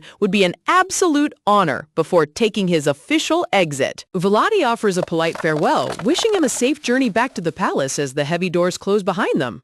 Sitting back down onto the soft sofa, Velati bursts into a delighted laugh, teasingly asking how it felt for him to watch his very own face interact with someone else. Seriously, having a magical body double do your social interactions while you watch from the sidelines is the ultimate introvert power play. Emerging from the quiet shadows of the room, the real Killian walks forward, admitting that he never expected to experience something so bizarre in his entire life. He admits to being genuinely shocked by the flawless performance, while Velati smirks deviously, asking if the show is entertaining enough for him. Killian rubs his chin with a soft sigh, looking completely overwhelmed by how seamlessly her scheme played out right in front of his eyes. Flashing an amused, blushing smile, Killian playfully remarks that Velati is far more wicked and ruthless than he ever anticipated. Narrative flashback unveils the intricate masterpiece of Velati's grand operation. To execute this impossible trick, her first goal was winning over Elin to use her as a vital asset, followed by extracting Killian right under the enemy's nose. To pull off such a feat, the specialized abilities of both Stia and Zeppelin were mandatory, prompting her to issue direct orders the moment the blueprint was finalized. In a secret briefing room, Velati lays out the plan plan to Zeppelin, instructing him to infiltrate the palace and impersonate Prince Killian for several days. To ensure total perfection, she hands over a comprehensive profile provided by Aning, a document where Killian meticulously detailed every single one of his daily habits, mannerisms, and personal routines. Because Killian spent years living at the academy without personal attendance, he's learned to fend for himself. The environment was custom-made for an impersonation tactic. However, the ultimate key to this high-stakes illusion relied entirely on Stia's high-tier transformation magic. Vladi strictly commands Stia to maintain the complex spell continuously, ensuring no palace wards or eagle-eyed guards detect the fake prince. Looking up with unwavering focus through her glasses, Stia places a hand over her heart, assuring Lady Vladi that she will execute the spell flawlessly without a single slip-up. Talk about the ultimate ride-or-die maid. She's out here bypassing top-secret royal security barriers like it's just another daily chore. With Stia's firm commitment, Vladi immediately put the grand strategy into motion. Phase 1 required luring Killian directly to the Kanubi school grounds. There, they successfully shook off the Crown Prince's relentless watchdog, who constantly clung to Killian like superglue. Once separated, Killian and Zeppelin swapped their garments behind the privacy screen, allowing Stia to weave her transformation magic to alter their physical appearances and complete the swap. That is precisely how Zeppelin, disguised in Killian's exact physical form, casually chatted with Vladi moments ago before departing right back to the Imperial Palace under guard escort. Turning toward the doorway, Vladi greets Stia as she slips back into the parlor. Vladi instructs her loyal maid to direct all her mental focus into maintaining the active disguise spell placed upon Zeppelin. Although Stia has reverted to her original appearance inside the room, narrative details reveal that she completely changed her own face before even arriving at the academy earlier today. The deeper motive behind Stia altering her own face was actually to prepare for the second phase of the operation. To maintain the illusion long-term, Stia must disguise herself as a mysterious noblewoman whom Killian is supposedly courting, granting her legitimate access to visit the palace premises. Even for a genius mage, maintaining a long-distance transformation spell requires periodic physical check-ins. Therefore, exploiting Killian's notorious playboy reputation as cover for her palace visits is Vladi's brilliant solution. Narrative background highlights that if the royal guards remembered Stia's actual face, they'd realize this whole marriage was between two completely different people. The entire operation would be exposed in seconds, which is why her multi-layered face swapping was non-negotiable. Zeppelin must sustain this dangerous disguise as the prince for at least an entire week. Resting her chin on her hand, Vladi mentally notes that if they only needed a few quick hours, this plan would be perfect. She never would have bothered setting up such an absurdly complex operation. Honestly, the lady's brain operates like a grandmaster chess engine. She's playing 5D chess while the crown prince is still trying to figure out checkers. While Zeppelin and Stia hold down the fort at the palace, Vladi's personal duty is transferring every single piece of confidential intelligence over to the real Killian. Since Killian resides in a hostile environment where keeping written documents is an instant death sentence, Vladi must force him to memorize every scrap of data combining original story events with fresh investigative reports gathered by her watchers. After understanding the extreme stakes and brilliance of her strategy, Killian eagerly agreed to the operation. In a flashback, he cheerfully drafts a handwritten invitation for her maid, explaining that using the private back road connected to his residence will allow them to move in and out with absolute secrecy. Vladi smirks softly, reflecting that extracting Killian's personal files from Aning was worth every single effort. After all, she didn't orchestrate this insanely elaborate plot merely for entertainment. Memory reveals cute little Aning excitedly babbling about Killian's deepest personality traits. The fluffy spirit revealed that Killian loves nothing more than when Aning plays silly tricks on him, and that he secretly yearns to play around with kids his own age. Teary-eyed Aning sniffling sob reveals the heartbreaking truth that Killian has never had a single true friend in his entire life besides Aning. Summing up all the spirit's insights, Vladi analyzed Killian's true nature.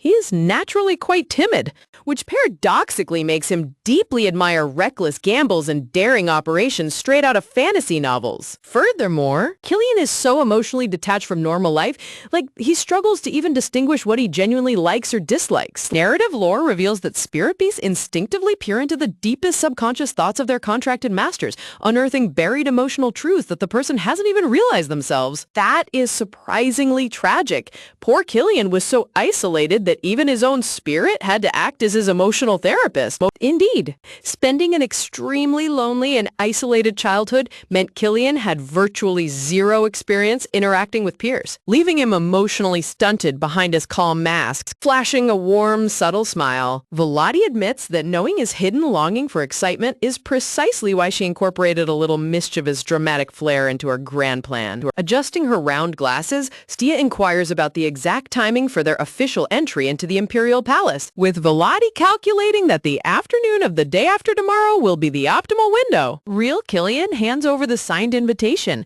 assuring her that with this pass, they can move through his palace grounds completely unhindered. He mentions that Zeppelin has already been briefed to adapt seamlessly, before warmly inviting Volati to visit his personal estate next. Killian's eyes light up with pure, genuine joy as he blushes softly, expressing how thrilled he is to finally set foot inside the legendary Alton Ducal estate he's heard about for years. Volati pops up in a cute chibi reaction bubble, tossing a dark travel cloak toward him and playfully reminding him to wrap himself up tightly before they make their exit. Chapter transition banner marks the next thrilling phase of the narrative journey. Blooming spring flowers frame the path as the carriage wheels crunch against the gravel road.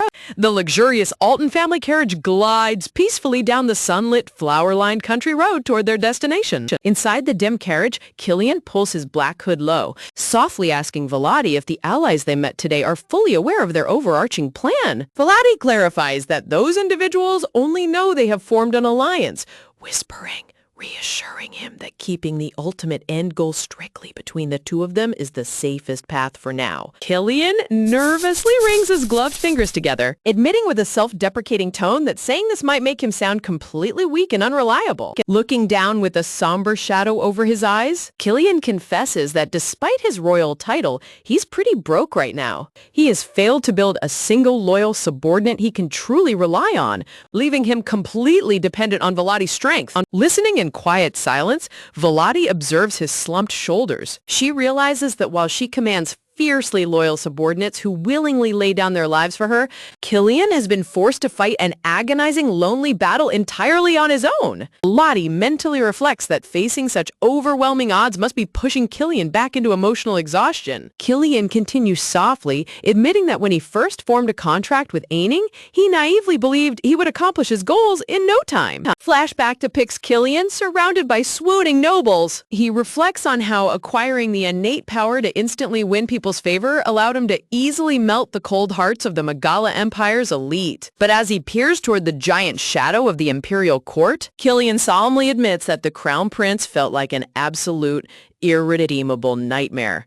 His manic smile could rival a villain from a horror movie. Unscalable wall, a barrier so impossibly high he couldn't even glimpse the top, leaving him doubting if he could ever climb it. Suddenly catching himself, Killian's eyes widen in flustered realization. Quick to regain his composure, Killian flashes a gentle, sheepish grin, apologizing to Volati and brushing off his vulnerability as mere foolish nonsense brought on by letting his guard down for a second. Volati watches his facial expression snap right back to normal in a split second. She notes that although he occasionally displayed minor unease, Killian never once lost his cool, meaning the raw anxiety he just showed was his absolute, unedited truth. Narrative text emphasizes the brutal reality that the immense wall known as the Crown Prince in the Decardal Empire truly possesses staggering, terrifying power. Visuals display the Crown Prince's absolute dominance, backed by the supreme authority of the future emperor, supreme military command,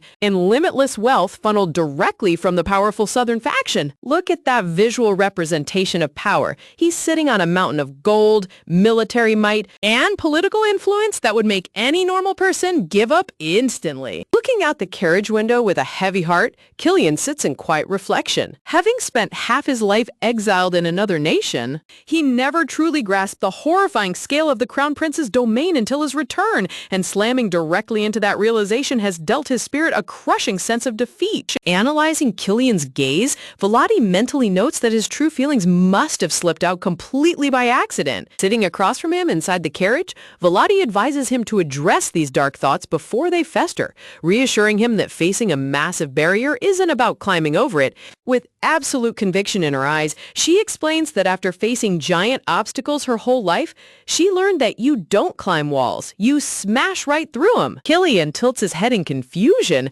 repeating her words, while Volati opens up about her own past, where she was constantly boxed in by suffocating expectations. Visualizing her former struggles, framed by thorny roses, she reflects on the overwhelming walls of family obligations, social systems, and gender restrictions she once conformed to. Talk about an absolute masterclass in tragic backstories. She really had to overcome every society-imposed barrier imaginable. Curiously looking at her, Killian softly asks why she made the choice to fight back, to which Volati calmly gives him full permission to listen to her story. Smiling gently, Volati confesses the painful truth. She genuinely loved the family members standing closest to her, even though they were the exact ones blocking her freedom. A painful memory shatters like fragile glass, revealing the bittersweet reality that living in suffocating harmony was impossible, forcing her to choose between breaking herself or destroying the wall. Refusing to be the victim, she describes how she systematically probed for weaknesses, whispering, preparing tactical strikes, exploiting tiny openings, and sharply, relentlessly widening the cracks. Killian listens intently as she explains that as those cracks expanded, people naturally gravitated toward her leadership, allowing her to claim the title of acting family head. Seriously? Her strategic mindset is utterly terrifying. She basically single-handedly dismantled her family hierarchy like a grandmaster chess player. Looking straight at him, Volati asks whether he truly believes he can coexist with his oppressive environment, prompting Killian to admit he would crumble under the pressure. Volati asserts that man-made structures collapse completely once a single massive hole is punctured, whispering, pointing out that Killian already knows the enemy's ultimate sin. A grim visualization reveals blood-stained white chrysanthemums, highlighting the Crown Prince's unforgivable crime. He's an unfilial monster who murdered his own mother. Shifting closer, Volati asks how he plans to shatter the remaining barrier standing in his path. Smirking slyly, Volati outlines her tactical expertise, blackmailing targets through their darkest weaknesses, handling public relations, and thoroughly cleaning up the aftermath. Look at that devious expression. She's practically bragging about being a professional political menace. Clenching her fist with glowing confidence, she declares that the weapon known as Volati Alton is specialized in political warfare, ready to dismantle the Crown Prince himself. Volati encourages Killian to utilize her formidable talents to the fullest, assuring him she's prepared to shake the Empire's foundation at a moment's notice. Turning into a nervous chibi form, Killian's sweat drops, wondering how anyone could possibly wield someone as intimidating as her as a weapon. Covering her mouth with a playful giggle, Volati reminds him that he's her strategic weapon as well, since she never enters a deal that results in a loss. Killian chuckles warmly under his black hood while Volati silently notes that she'll need to keep a close eye on his fragile mental state. Volati mentally facepalms, reflecting on how she promised to remain strictly selfish, yet now finds herself caring for both Elin and Killian. Classic tsundere mastermind move, claims to be heartless, but ends up adopting every traumatized prince in sight. Observing Killian desperately clinging to his emotional composure, she feels a gentle swell of empathy beneath her calculated exterior, framing Killian's handsome visage in soft floral blooming light. Volati cheekily convinces herself that she's just an extraordinarily warm-hearted person at core. With an awkward sweat drop, she mentally admits that anyone she previously exploited would scream in total horror at her calling herself warm-hearted. Crossing her arms, Volati admits it was arrogant to think she could bring down the Crown Prince instantly, while Killian confesses he got overly ambitious after bonding with Eining, teasingly raising her eyebrow. Volati mentions that Eining spilled the tea about how ladies in the Megala Empire formed waiting list just to dance with them. Smiling sweetly, Volati reflects on how refreshing it feels to talk openly without constantly calculating political schemes. Both sit peacefully inside the carriage framed by cherry blossoms, genuinely enjoying a rare moment of serene companionship. Lavish Alton family carriage rolls smoothly into the grand estate grounds as evening light paints the sky in vibrant pink hues. Stepping onto the paved entrance lined with bowing maids, Volati tells Killian to remove his hood, though he hesitates hesitates, whispers due to watchful eyes. Volati reassures him with complete authority, stating that every single servant in the mansion belongs to her, telling him to put his full trust in her hands. Surprised by her absolute confidence, Killian remains silent for a brief beat. Slowly reaching up, Killian pulls down his dark hood to reveal his face to the estate staff. Framing his crimson hair against a backdrop of glowing white flowers, he presents a strikingly handsome smile that brightens his entire countenance. Wow! Look at that visual upgrade. Taking off a dark hood really unlocked his full male lead visual potential. Roper, the head butler, steps forward with impeccable composure, acknowledging the expected guest's arrival without batting an eye. Bowing respectfully, Roper introduces himself as the head butler, promising to ensure Killian's stay is completely luxurious and seamless. And Killian leans over to whisper if the staff recognizes his royal identity, to which Volati replies that anyone with half a brain could easily figure it out. Realizing that Volati's absolute domain keeps him completely safe from external spies, Killian gasps in genuine astonishment. Volati leans in close to Killian, making intense eye contact that catches him completely off guard. Suddenly, Meldor charges into the corridor, throwing a huge fit, yelling at Killian for standing entirely too close to his beloved sister. Smoothly brushing off the tension, Volati laughs off the outburst, stating it simply means they've grown much closer. Enveloped in a dark, jealous aura, Meldor fumes internally, crying that his sister has never offered him a smile that warm. Little brother jealousy is hitting absolute dangerous levels right now. He looks ready to summon a storm. Sizing up Killian, Meldor critically insults his posture and basic swordsmanship, while internally seething that Volati treats this mysterious newcomer better than Duke Agla. Volati cuts the argument short, instructing Killian to get some well-deserved rest in the guest wing while calling servants for any needs. As Roper escorts Killian away, Volati turns to Meldor with a stern gaze, scolding him for acting so rudely and threatening her reputation. Crossing his arms stubbornly, Meldor huffs that he doesn't care if the guy's a prince or a commoner. He's just a guest sleeping in their house. He continues pouting loudly, complaining that the prince already has his own estate and a terrible reputation to boot.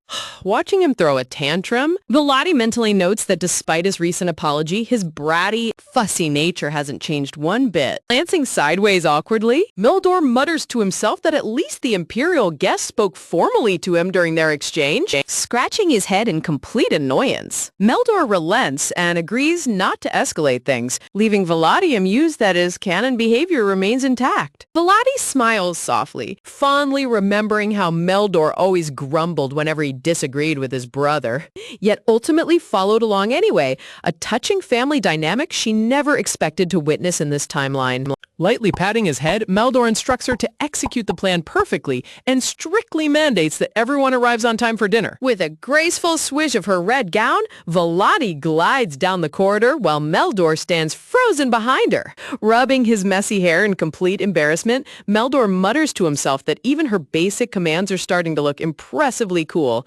Honestly, watching him become an absolute fanboy for his own sister is top-tier comedy. Stepping into the grand dining room, a lavish feast complete with fresh lobster, tropical fruits, and glittering candelabras awaits the family. Seated gracefully at the head of the long table, Volati glances at the empty chair, noting that while Rover was sent to summon Killian, the prince has taken suspiciously long to arrive. Meldor leans across the dining table, asking if she genuinely intends to keep their secret guest's presence hidden from their father. He argues that while a temporary visit could pass under the radar, hiding someone staying for several full days might cause severe diplomatic trouble if their father finds out. Volati smirks subtly, explaining that she's setting a long overdue trap to catch a specific target, reassuring her younger brother that every detail is already calculated. Clearing his throat, Meldor agrees to play dumb, while Volati secretly notes how obediently he falls in line, clearly convinced he's participating in a high-stakes secret mission. Mentally chuckling, Volati acknowledges that his assumption isn't wrong, as every servant in the mansion has been strictly instructed to keep today's events completely secret from the Duke. Suddenly, Rover rushes into the dining hall, looking pale and deeply flustered as he addresses Lady Volati. He apologizes nervously, explaining that despite knocking repeatedly on the guest room door, Killian has given absolutely zero response, and he didn't dare enter without explicit get permission. Realizing that Rover has likely deduced the guest's true royal identity, Volati sighs softly, accepting that she'll have to investigate the situation herself. Rising gracefully from her seat, Volati instructs Meldor to start eating without her, knowing that he totally won't do that, and will instead wait for her to have a meal together, causing the boy to gasp in complete shock. Chibi Meldor angrily munches on his food with puffed cheeks, sulking dramatically because he specifically wanted to enjoy a peaceful dinner alongside his older sister.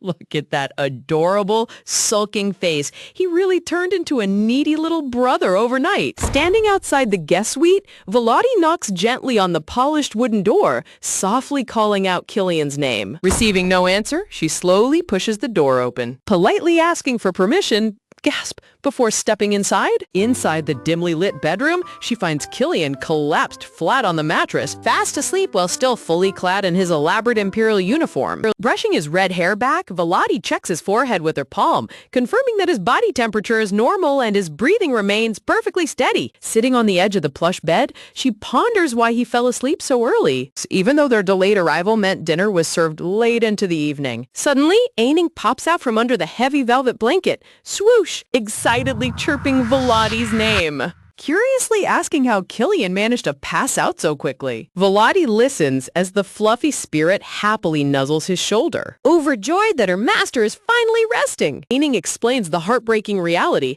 Ever since returning to the Decardal Empire, all 5 families have been executed under false pretenses. Killian hasn't slept a single full night because hostile spies constantly snuck into his room. Volati's eyes widen as the dark truth hits her. The paranoid crown prince had his stealthy attendants search Killian's quarters even while he attempted to sleep, forcing Killian to stay awake out of sheer survival instinct. She analyzes the crown prince's impatient and cruel demeanor. She has no illusions about his character, calculating that if his suspicions were purely based on treason, he would have executed Killian immediately. Visualizing the brooding silhouette of the crown prince, she realizes his restraint stems from a far more sinister motive. Since the crown prince believes Killian possesses the Empress's powerful magic diamond, he intends to keep him alive as a useful pawn, prompting Volati to question what dark scheme he's actually plotting. Recognizing that every anomaly in the original timeline revolves around the crown prince, Volati decides against making any reckless moves until she fully uncovers his end goal. Observing Killian's flawless, dark circle-free complexion, I realized he might be a nocturnal creature, but before I could finish that thought, he snapped at me for staring. Volati wonders how anyone could physically endure months of continuous sleep deprivation without showing physical collapse. Meaning proudly puffs out her chest, revealing that she linked their life forces together, using spirit energy to shield Killian's body from physical exhaustion. Surprised by this miraculous spirit lore, Volati absorbs the new information while Aining explains that contractors remain physically energized through their bond. However, Aining solemnly adds that while physical fatigue is negated, suffering long-term sleep deprivation inflicts agonizing mental torture on the human mind. Remembering Killian's raw anxiety inside the carriage earlier, Volati realizes he was hovering right on the brink of a severe psychological breakdown. Gently tapping his cheek, Aining whispers happily that Killian finally feels safe enough in Volati's estate to let his guard down and fall asleep. Softening her expression, Volati gently strokes his vibrant red hair. Feeling a deep wave of warmth for his vulnerable state, Killian mutters a soft murmur in his sleep, prompting Volati to gently reassure him to rest as long as he needs.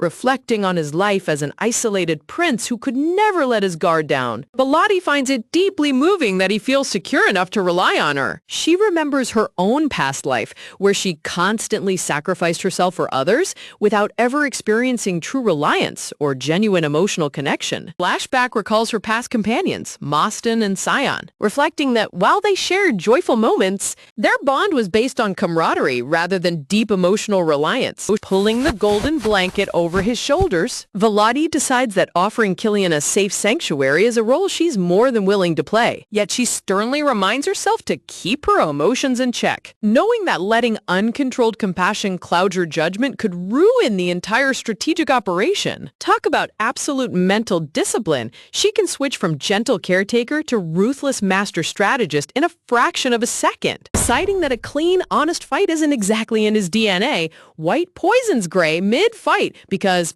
Hey, winning by any means is still winning, right? But before Gray can fully faceplant, the headmaster swoops in, grounds Gray from like everything, and ships him off to the infirmary. Apparently, being comatose is not an excuse to skip practice. Professional partnership built on mutual trust is the healthiest path. Velati quietly closes the bedroom door behind her. Walking down the dimly lit hallway framed by dark rose motifs, she reaffirms her resolve to maintain a clear boundary. Sunlight streams through the floor-to-ceiling windows the following morning, signaling the start of a brand new day. Snapping his eyes open, Killian gasps in utter disbelief as he realizes he slept straight through the entire night. Sitting up abruptly on the bed, Killian clutches his head in sheer embarrassment, mortified that he committed the ultimate breach of noble etiquette by missing dinner with his host. Placing a hand over his chest, he marvels at how remarkably light his body feels, realizing it's the first genuine restorative sleep he's experienced in months. Memory flashes back to the oppressive imperial palace where hostile servants and watchful guards constantly monitored his every breath like hawks. He recalls punishing the spy sent to infiltrate his bedchamber, only for new watchers to immediately replace them in a relentless, action-packed cycle. Agonizing cycle of surveillance. Killian reflects back on the intense turmoil brewing within the imperial palace, realizing that Crown Prince Perdel's suspicious secret moves made his own instincts razor sharp. He remembers that fateful night a few days ago when exhaustion finally caught up with him and he drifted off. As darkness falls over the grand estate, the hidden dangers lingering within the shadows begin to unravel. In his sleep, Killian was trapped in a dark nightmare bound by heavy chains, hearing faint voices calling out his name until his eyes suddenly snapped open. Sitting up abruptly on his bed, Killian catches a strange scent hanging in the air and mutters, asking what that weird smoke could be, while Aining perks up beside him. Sensing something wrong, Aining sniffs near a lit lavender candle on the bedside table while Killian gently scoops up his spirit companion, reassuring him that everything is fine. Honestly, Aining acting like a tiny guard dog in fox form is absolutely adorable. Examining the candle closely, Killian realizes it's just standard lavender wax commonly used by nobles, devoid of any raw mana or magical traces. Yet Aining anxiously squeaks, begging Killian to throw it away or let him incinerate it until not even ash remains. Killian asks if Aining can pinpoint why the candle feels so off, but the spirit fluffball admits he only has a gut instinct, not some surefire plan, though it definitely feels extraordinarily ominous. When asked who brought it, Aining mentions it was left by one of the young maids who delivers daily flowers. And whoosh, flashback, we see those innocent maids setting everything up. Killian puts two and two together. The servants were just pawns, right? Used by Perdal spies. Classic villain move, using innocent staff as expendable scapegoats, so no direct evidence points back to the top. Clenching his fists tight, Killian determines to keep his suspicions buried for now to protect the unsuspecting staff while quietly launching an investigation. Soon after, Killian secretly hands the suspicious candle over to Baroness Whale, instructing her to thoroughly analyze its hidden properties. Bowing elegantly, Baroness Whale promises to deliver full results to His Excellency. While rumors claimed Killian had a romantic affair with her, she was actually an operative planted by his maternal family, the Marquis of Tivin. By playing along with the public rumors, he's subtly planting the idea that he might actually be a god. Killian cleverly established a discreet communication channel directly to Marquis Tivin in the east without raising alarms. With Velati's covert assistance, Killian secured harmless dummy candles to swap out and trick the watchers. Aining happily boasts that Velati gave him the replacement candles while Killian gently pats his head. Looks like Aining is beaming from praise. He definitely deserves all the magical treats. Back in the quiet solitude of his room, Killian sits brooding on his bed, tormented by questions about Perdel's underlying agenda beyond hunting for the legendary diamond. Aining's prior warning about mental instability weighed heavily on him as dark, suffocating memories of isolation and powerlessness in the Megala Empire flooded his mind, driving him towards despair. Looking down with cold sweat dripping down his face, Killian fumes in frustration, utterly despising how fragile his mind became from a lack of sleep. He forces himself to regain composure, reminding himself that his desire for vengeance is the sole anchor keeping him alive amidst the pressure of the emotional walls he built around his heart. Suddenly, a polite knock shatters the heavy silence as Robert's voice calls from the corridor, asking if he has woken up, cutting off Killian's dark spiral. Killian bids him enter, asking for the time, to which Robert smoothly rolls in a lavish food cart, announcing it's around noon, and offering a delicious light meal since he missed dinner. Touching the smooth silk blanket, Killian wonders if someone covered him while he slept, trusting Veladi's household but still feeling puzzled about who entered his room. He asks Robert directly if anyone visited last night, and the butler reveals that Lady Veladi herself stopped by after dinner preparations were finalized. Softening his expression with a gentle smile, Killian realizes Veladi personally checked on him when he failed to attend dinner, which feels a little odd because he could have just sent a servant. That's pretty suspicious. Feeling a warm surge of comfort, he recalls Veladi's bold declaration in the carriage, boasting that as a political weapon, she specialized in exposing the Crown Prince's fatal weaknesses. Smiling brightly, framed by floral light, Killian thinks to himself that Veladi is truly the only person in the entire empire who talks about the fearsome Crown Prince so casually. As he sits down to enjoy his late lunch, Killian reflects that being her strategic weapon in return makes for a remarkably satisfying partnership. Look at him enjoying his peaceful meal. Seeing this formerly stressed prince finally relax is so satisfying. Later that afternoon, Veladi enters the office dressed in a lovely green gown, warmly greeting Killian and asking if he slept well. Killian steps forward to thank her for the restful night while sincerely apologizing for missing dinner, but Veladi dismisses his apology, emphasizing that his health comes first. With a playful smirk, Veladi abruptly points to massive, towering piles of documents on the desk, declaring that he has to memorize every single page, starting today. Top-down view reveals the grand office where Killian sits practically buried under endless stacks of reports while Veladi works comfortably across the room. Checking in on him, Fushi finds the young man drinking a suspicious-looking liquid, and it turns out it's poison. Fortunately, Fushi's immortal and just spits it back out. But when Prince Bon asks why he would do that, the guy says he doesn't want to be used against Bon. It turns out that when he was a kid, this guy already tried to murder Bon once with that same poison. Seeing that he's loyal now, Bon decides to make him his knight, giving him the name Toto. Veladi casually asks if he finished reviewing the assigned reading material. Veladi secretly reflects on how she painstakingly compiled original story details alongside Watcher intelligence reports, admitting to herself that she got overly enthusiastic with the workload. Touching his neck with a calm smile, Killian casually confirms that he already memorized all the essential details right away. Veladi's jaw internally drops in utter shock, questioning how on earth he memorized mountains of political files in just 3 short hours. Testing his comprehension, Veladi asks who among the Crown Prince's aides should be targeted first, and Killian instantly identifies Anan Machini, the 29-year-old third son of Baron Machini. Reciting smoothly, Killian explains that Anan is the sole aide from outside the capital or southern regions, known for his blunt, straightforward nature. He continues detailing how Anan was stripped of key assignments due to his low political standing,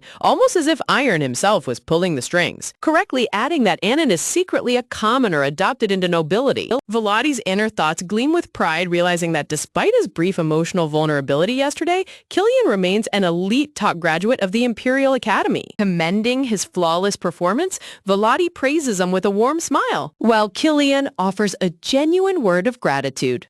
Talk about an absolute power couple. They're operating like 2 top-tier CEOs running a political empire. Dipping her quill into black ink, Veladi reflects on the novel's original plot details surrounding Anan Machini. Novel lore visuals illuminate how young Anin was hailed as a child genius in Machini territory before Baron Machini adopted him as a foster son. In the original storyline, Anan caught Killian's eye and became his most loyal right-hand man. But Killian's exile to study abroad prevented their meeting in this timeline. Unexpectedly, Crown Prince Pradel recruited Anan directly, only to completely bench his brilliance once he arrived at court. Flashback depicts the arrogant Crown Prince turning his back on Anan, coldly snapping, "He talks far too much." That harsh rejection caused court nobles to completely ostracize Anan, stripping him of speaking rights and excluding him from major policy decisions. Framing herself with with blooming roses, Valady smiles knowingly, realizing that workplace bullying broke Anand's loyalty, making him ripe for Killian to recruit easily. Holding up the detailed sheets, Killian asks if Valady personally drafted all this information herself, to which she confirms she couldn't risk entrusting sensitive intel to anyone else. She admits that when he previously asked about the aides, she only provided basic names, omitting their powers to avoid stressing him out about potential conflicts with his dad. So she felt compelled to supply comprehensive tactical profiles. Looking at her with deep admiration, Killian marvels at how she compiled such high-level intelligence on every single court figure, whistles praising her immense talent. Leaning on her hand with a mischievous smirk, Valady asks if he's curious how she uncovered all those secrets, intrigued, and if he wants her to reveal her sources. Smiling sweetly amidst blooming white flowers, Valady teases that if she tells him her ultimate secret, he'll be forced to stay and live in her estate forever. Killian chuckles softly, replying that living here wouldn't be bad at all, while Valady calculates the massive strategic advantage of keeping the continent's sole spirit master under her command. Look at that smug grin. She didn't just recruit an ally. She essentially locked down a living tactical nuke and a handsome prince package. Resting her chin elegantly on her hand, Valady analyzes the geopolitical game board in her mind, noting that while Nisha is destined to contract a spirit too, Killian remains uniquely valuable. Since the fire spirit has never forged a bond with anyone until now, Killian holds unmatched rarity and public impact, a leverage tool she intends to exploit fully. Looking at him framed by soft blooming flowers, Killian radiates an otherworldly charm, his sharp gaze softening into an intoxicating smile that could easily sway court factions. Valady pauses mid-thought, her eyes narrowing as she blinks, catching herself nearly lost in his effortless aura. Across the grand office desk, Valady smirks subtly at Killian, reminding him with a playful glint in her eyes that she never engages in business without securing a profitable return, guaranteeing she will collect full compensation for acting as his shield. In the soft glowing background, a romantic blush-colored thought bubble echoes his unuttered response, leaving him wondering what grand reward could possibly satisfy her high ambitions. Killian leans forward gracefully, resting his face on his hand with a teasing smirk, radiating the irresistible confidence of a prince who knows his own worth. His eyes flicker with unspoken warmth, matching her witty banter beat for beat without losing an ounce of royal composure. Valady shifts her focus back to the official documents, reaffirming to herself that despite his captivating presence, she has no intention of treating Killian as a subordinate. As watching him review the files with ease, she questions her own motives, wondering if her leniency stems from sheer pity over his dark past. Brushing her fingers over the pristine parchment, she dismisses the thought, knowing sympathy alone could never carry her to the apex of noble power, deciding it's best not to show him unnecessary attention. Killian stacks the detailed reports neatly on the desk, smoothly declaring that by handing over court intelligence, she fulfilled her promise, leaving his palace standing entirely in her capable hands. Standing tall with the tactical dossiers held firmly in hand, Killian reassures her that he will gather vital intelligence from the palace and southern territories, admitting he harbors exceptionally high expectations for her strategy. Look at that striking confidence. Killian looks less like an exiled prince and more like a conqueror preparing to claim his throne. Over the next 6 full days, they were going to be living and breathing demons. They were given a crash course on them so that they'd be able to recognize them, distinguish between the various types, and discover how to weaken or kill them. Sunlight bathes the lavish Alton estate as Killian completely immerses himself in studying high society politics.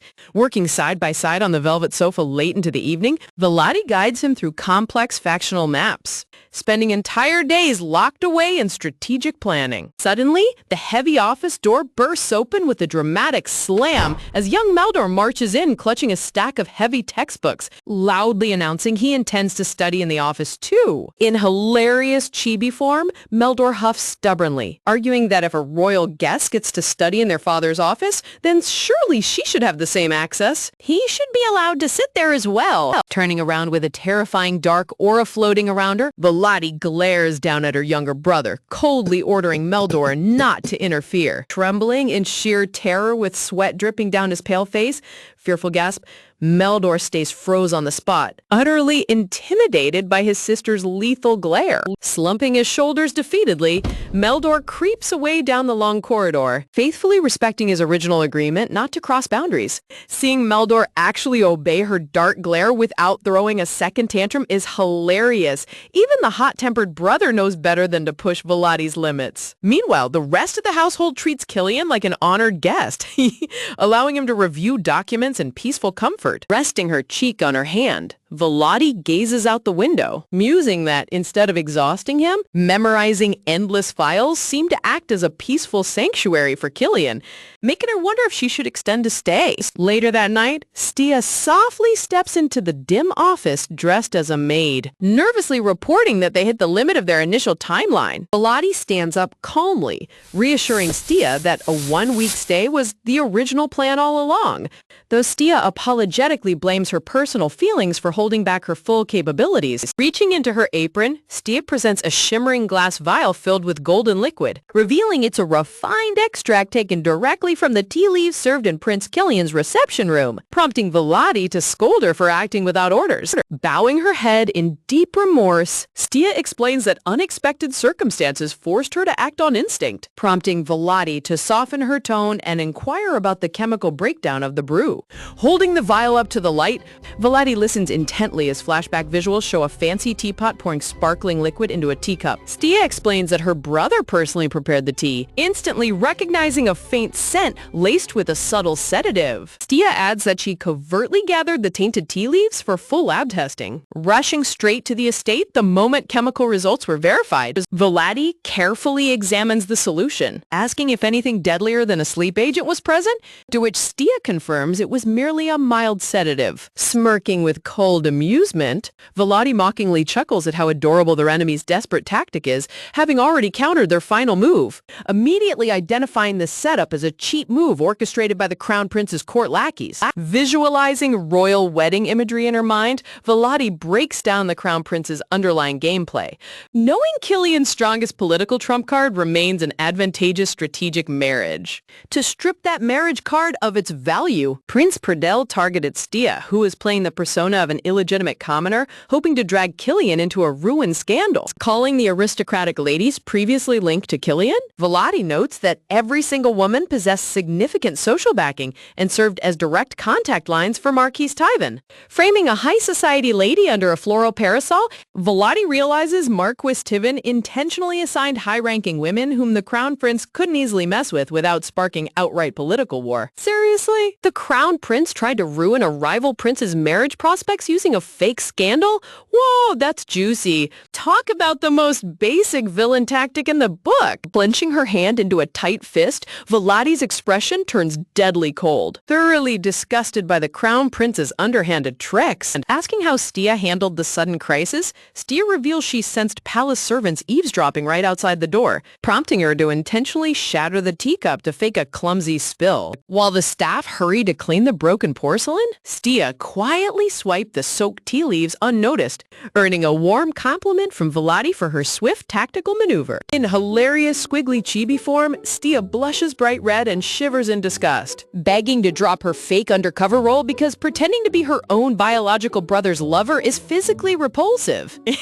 The lady internally winces with a deadpan sweat drop, shuddering in secondhand horror as she imagines being forced to pretend to date her own brother Meldor. Admitting the thought alone makes her stomach churn. Regaining her serious composure, Volati approves the end of the covert undercover operation, dismissing Stia with warm praise as the loyal agent bows respectfully. Alone in the quiet moonlight office, Volati swirls the vial of sedative, determining to cross-examine Killian tomorrow to see if Pradel spies slipped similar drugs into his food before. Looking over at the empty velvet sofa, she finally understands why Killian slept so deeply every afternoon, realizing his body was desperately craving real rest away from poison palace tea.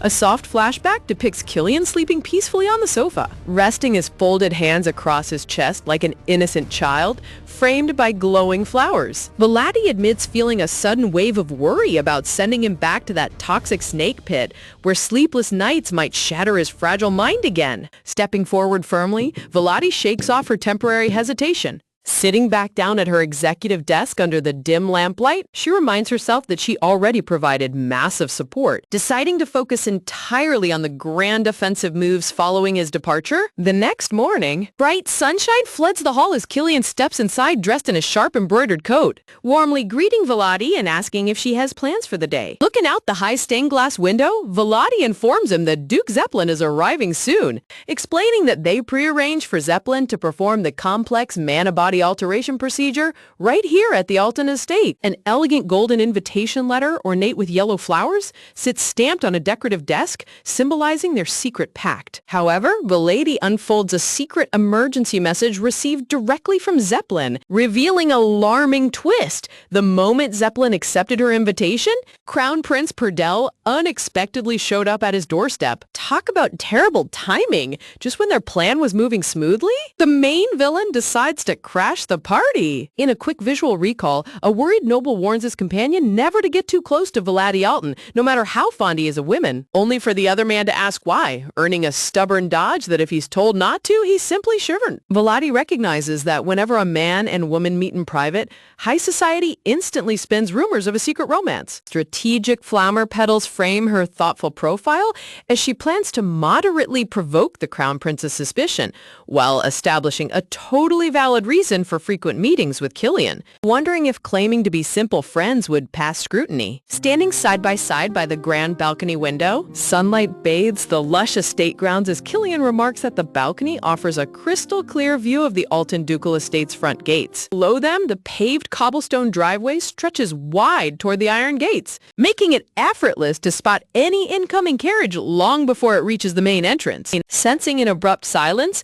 Vladi tilts her head puzzled, asking what's troubling him as Killian gazes back with a quiet, bittersweet smile. Man, look at that classic lead male longing look. If longing was a sport, Killian would be taking home the gold medal every single time. Framed by soft lavender tones, Killian's gentle eyes blush with subtle sadness, making Vladi wonder if he secretly dreads leaving the sanctuary of her estate. While she appreciates that Killian feels comfortable in her presence, the lady cautions herself that letting warm familiarity turn into unneeded pity could compromise her tactical focus if he displays weakness. Her crimson eyes narrow sharply, silently debating whether it's time to re-establish strict emotional boundaries between them. Turning slightly with a smooth, composed tone, Killian softly assures her it's nothing, gently hinting that his departure marks only the true beginning of their joint strategic gambit. Vladi catches her breath, realizing she just fell right into a trap,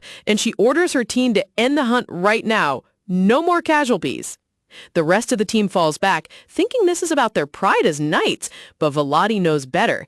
It's about pure survival now. Realizing Killian instantly read her unspoken internal conflict, which ironically relieves her since she won't need to utter blunt words that might hurt his feelings. The mental chess match between these two is wild. He can read her mind before she even finishes her own thought. Observing his quiet demeanor, she reflects on how Killian's unyielding poker face has always been his greatest shield. Yet now she wonders if her cold stance genuinely wounded his pride. Gripping the wooden window frame tighter, Vladi feels an irritating sting of annoyance at herself, frustrated that his emotional state is distracting her calculated mind. She bites her lower lip in hesitation, caught between her ruthless noble ambition and an unexpected urge to soothe his quiet sorrow. Shaking off her hesitation, Vladi hardens her heart, telling herself that giving in to comforting gestures yields zero tactical advantage for her family's dominance. Turning around to resume business tone, she smoothly pivots the topic, mentioning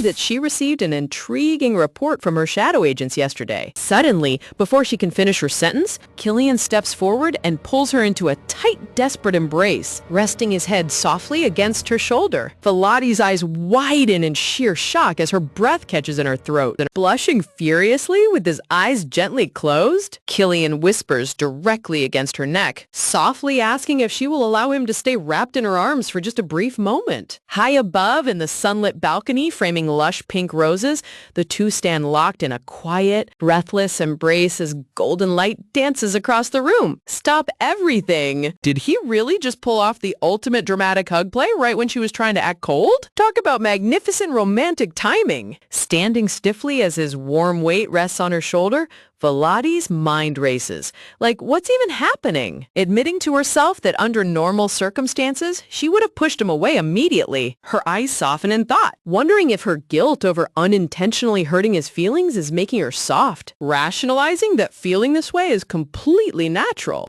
A glowing flashback reminds her of when she stroked his forehead while he slept without any hidden motives, reasoning that letting him lean on her now simply makes their unwritten ledger. Sometime later, in the grand marble foyer, Volati stands elegantly in her purple ball gown to welcome Killian and his royal entourage back as he greets her warmly. Flanked by two rigid blonde knights in formal imperial cloaks, she's marched past familiar hallways that now feel alien. Killian maintains a polite smile while Volati notes that at least his usual pushy court attendants were left behind. However, when Killian politely tells his guard to wait outside, the blonde knight steps forward, placing a hand over his heart and firmly declaring that Crown Prince Perdel ordered him never to leave Killian's side under pain of death, prompting Velity to smirk with cold disdain. Looking at the overly attentive guards, Volati instantly deduces that Crown Prince Perdel ordered them to spy on every single conversation and mood that passes between her and Killian. Wow, protecting with my life?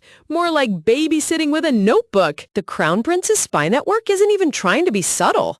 Taking a deliberate step forward, Volati's expression darkens, internally warning the Imperial guards that the Alton estate is not a playground for court arrogance. A sinister purple aura crackles around Volati as she folds her arms, coldly demanding if their refusal to step back means the Imperial Palace is brazenly keeping the northern ducal territory under active surveillance. The two blonde guards visibly sweat and freeze in panic, stammering that bringing armed escort knights into noble grounds is standard high society courtesy extended to royalty. Watching from the side, an Alton guard notes that pushing all the way into a private reception room is an undeniable breach of noble protocol that every trained knight knows by heart. Visualizing high society gatherings, Volati reflects that most cowardly nobles would let imperial rudeness slide out of fear, but these knights severely miscalculated whose domain they stepped into. Symbolic imagery of Volati sitting on a dark crimson ducal throne highlights her absolute authority, mocking the guards for thinking the crown prince's name alone would force a ducal house to bend. Looking out over the estate balcony, she muses that because things went so smoothly back at Kenobi Academy,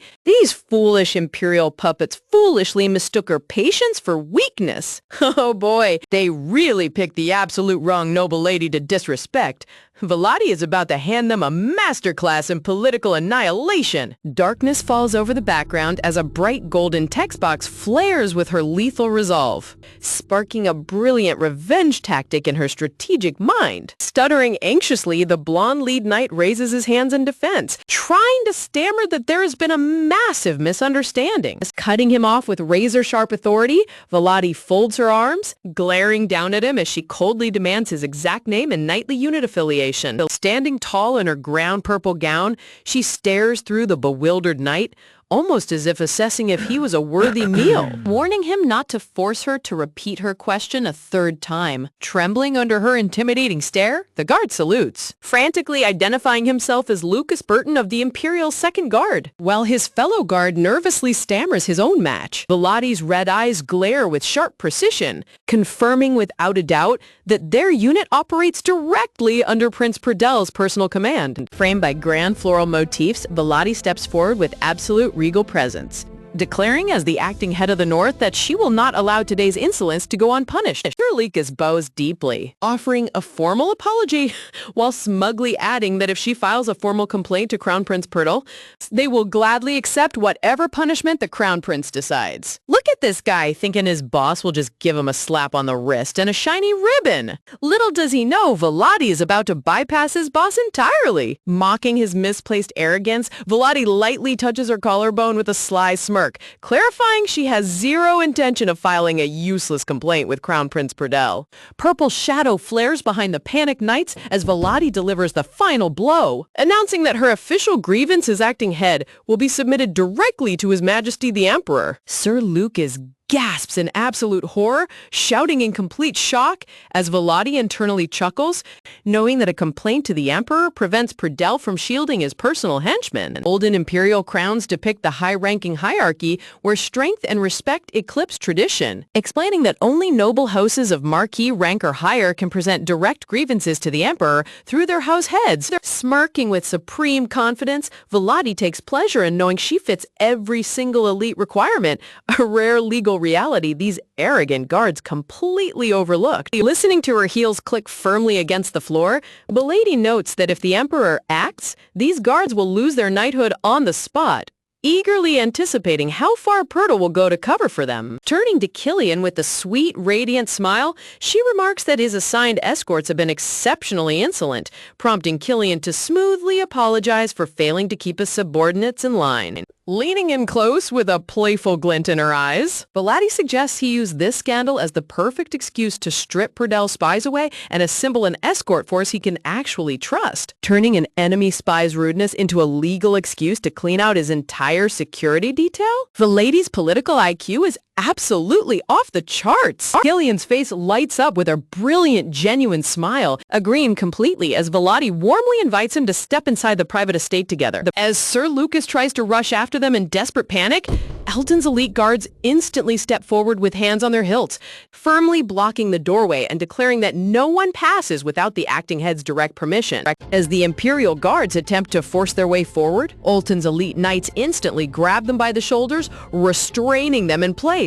The lead guard yells in frustration, demanding to speak directly with Lady Volati while frantically calling out for Crown Prince Killian to wait. Volati halts her steps and turns back with a bone-chilling glare, her crimson eyes flashing with lethal disdain. She coldly warns them that their blatant disrespect and unauthorized intrusion will be formally added to her official grievance report. With a graceful sway of her purple gown, she glides down the grand corridor, leaving the panicked guards struggling helplessly against the unyielding grip of the Alton estate guards. Gotta love how these guards thought they were hot stuff only to get restrained like unruly toddlers at a grocery store. Entering her private chambers, Volati reflects on the quick skirmish with the satisfied smile. By baiting the guards into breaking noble protocol, he's creating a golden opportunity to get expelled. And honestly, given the family he's ended up with, who can blame him? She successfully eliminated Killian's unwanted Imperial escorts in a single move. She considers how smoothly the plan unfolded,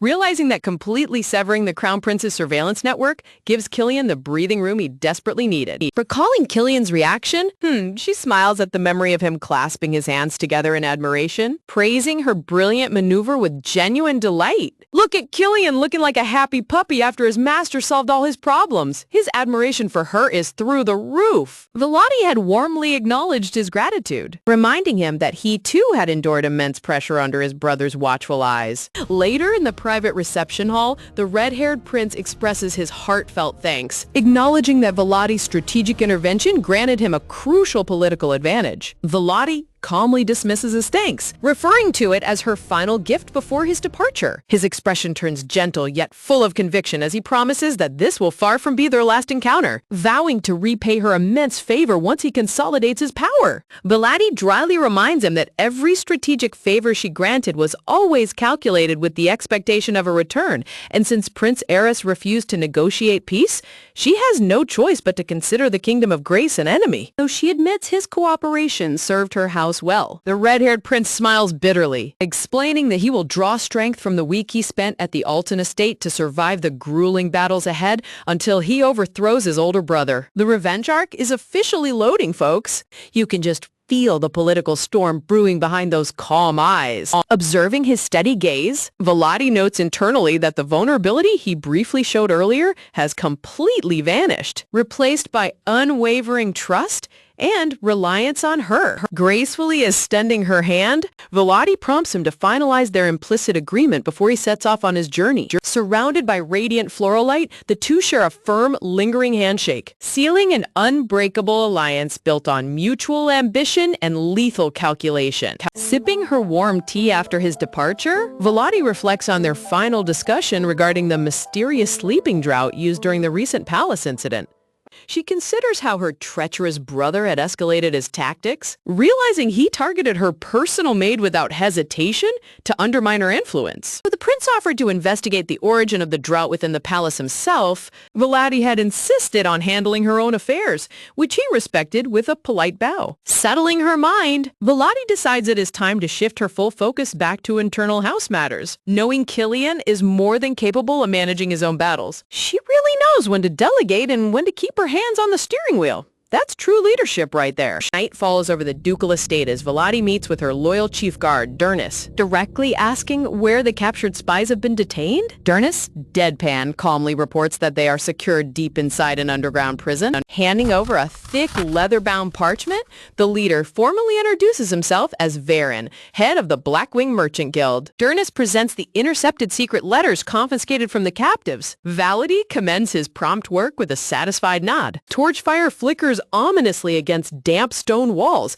as the sound of footsteps echoes through the dark subterranean staircase descending into the estate's hidden dungeon. Flanked by Durnus carrying a single candle, Vladi walks down the gloomy corridor, approaching the iron cell where bound figures sit trapped in shadow. A tied and gagged watcher struggles violently against his head of rope bindings, glaring up in furious defiance as Vladi evaluates him with cold curiosity. Oh look, the tough guy wants to talk. Too bad he's gagged tighter than a holiday roast. Unrolling the confiscated letter, Vladi reads the traitorous contents aloud, revealing that the internal conspirators declared her unfit to lead and accused her of secretly harboring royal figures. The document further detailed how secret meetings were held among rogue estate watchers, plotting to expose her covert actions to Duke Theodore Alton himself. Most damning of all, the secret order instructed loyalist hounds of House Alton to execute her trusted maid, Stia Walker, and forcefully remove Vladi from power. Vladi scoffs as she reads the closing lines, which demanded her immediate detention, gasp before she could execute any further strategic counters. Captives watch in mounting panic as Vladi absorbs their treasonous manifesto, realizing their secret network has been completely laid bare.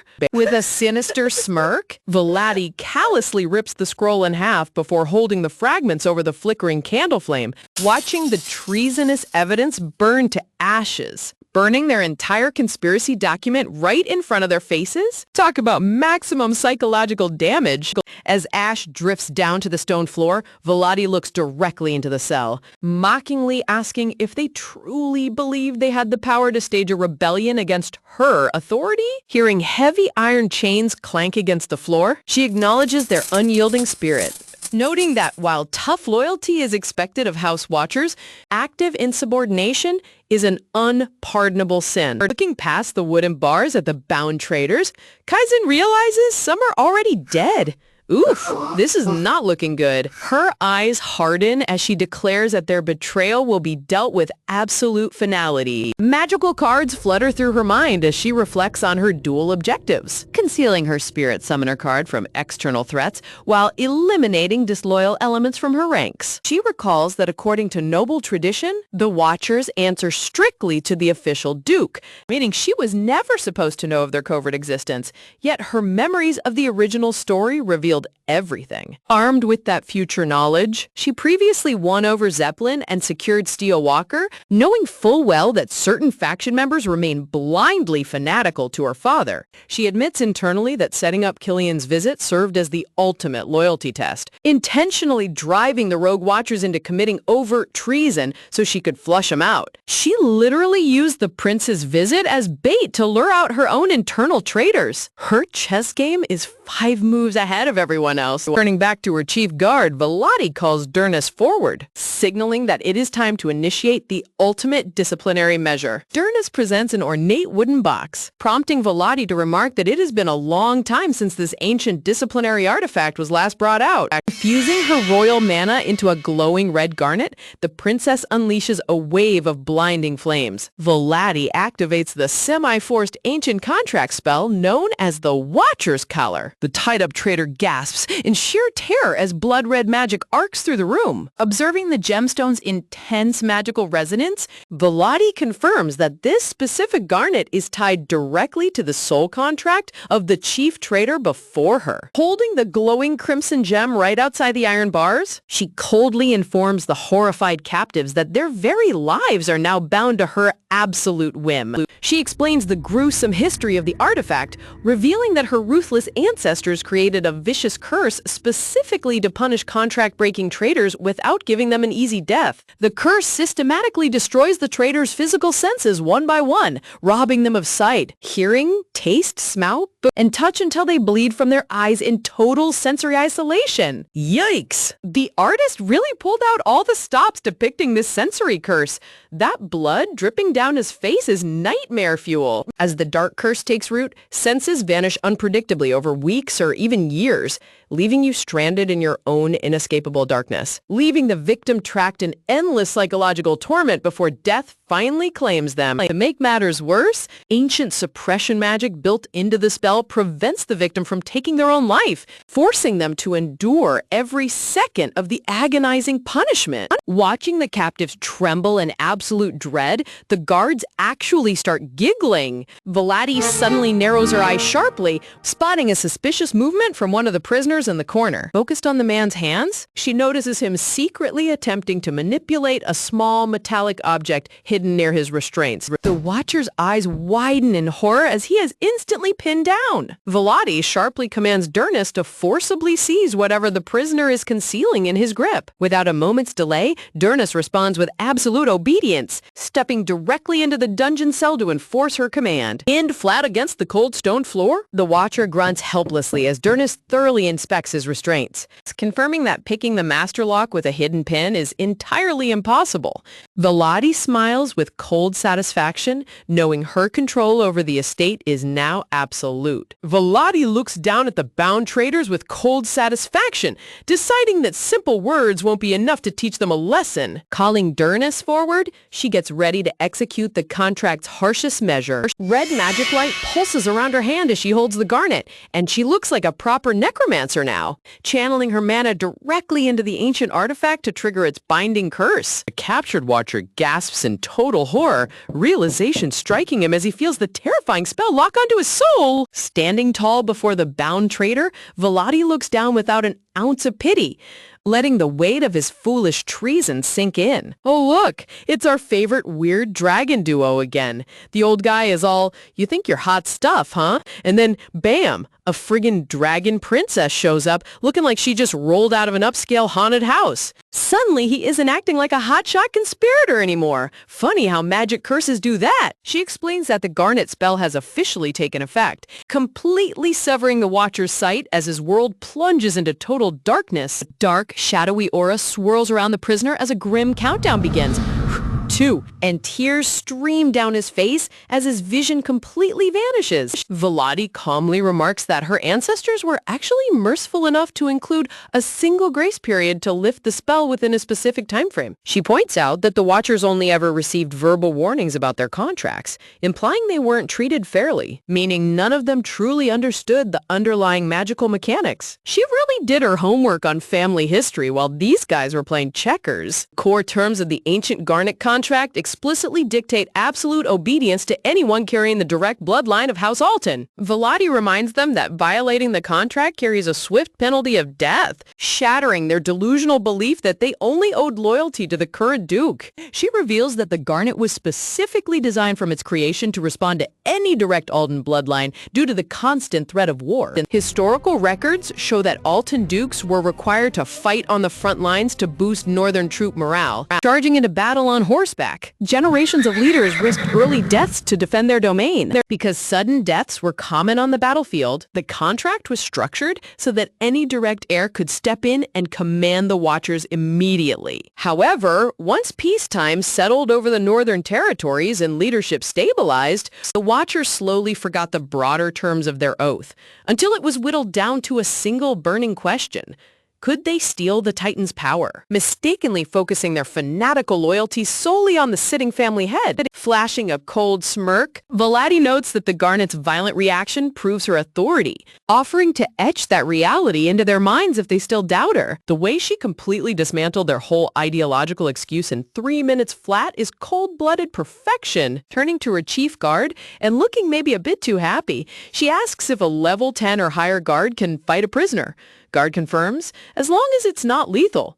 She smirks and decides to mess with our hero, since she's level 6 and he's level 12, so she can send his guard in to kick his butt. Velati officially assigns the 4 subdued watchers under Durnus' direct supervision, ordering him to manage them personally. Durnus bows respectfully, accepting his new duty. She adds a stern warning that if any of them attempt another rebellion, Durnus must report it to her immediately so she can reapply the Garnet's curse. Walking down the dimly lit hallway outside the cells, everyone's paranoid now. Durnus asks how long she intends to leave them in the dungeon, to which Velati replies that 24 hours should cool their treasonous heads. She reveals that revealing Durnus' involvement was deliberate, ensuring the Watchers realize who holds real authority while granting Durnus the ultimate honor. She doesn't just crush enemies, she builds absolute loyalty in her allies at the exact same time. Stopping in her tracks, Velati instructs Durnus Logan to take the 4 Watchers and head directly west on a critical mission to locate a specific individual. Durnus immediately drops to one knee, pledging his absolute obedience. She gives him a strict deadline of 3 years to complete the assignment,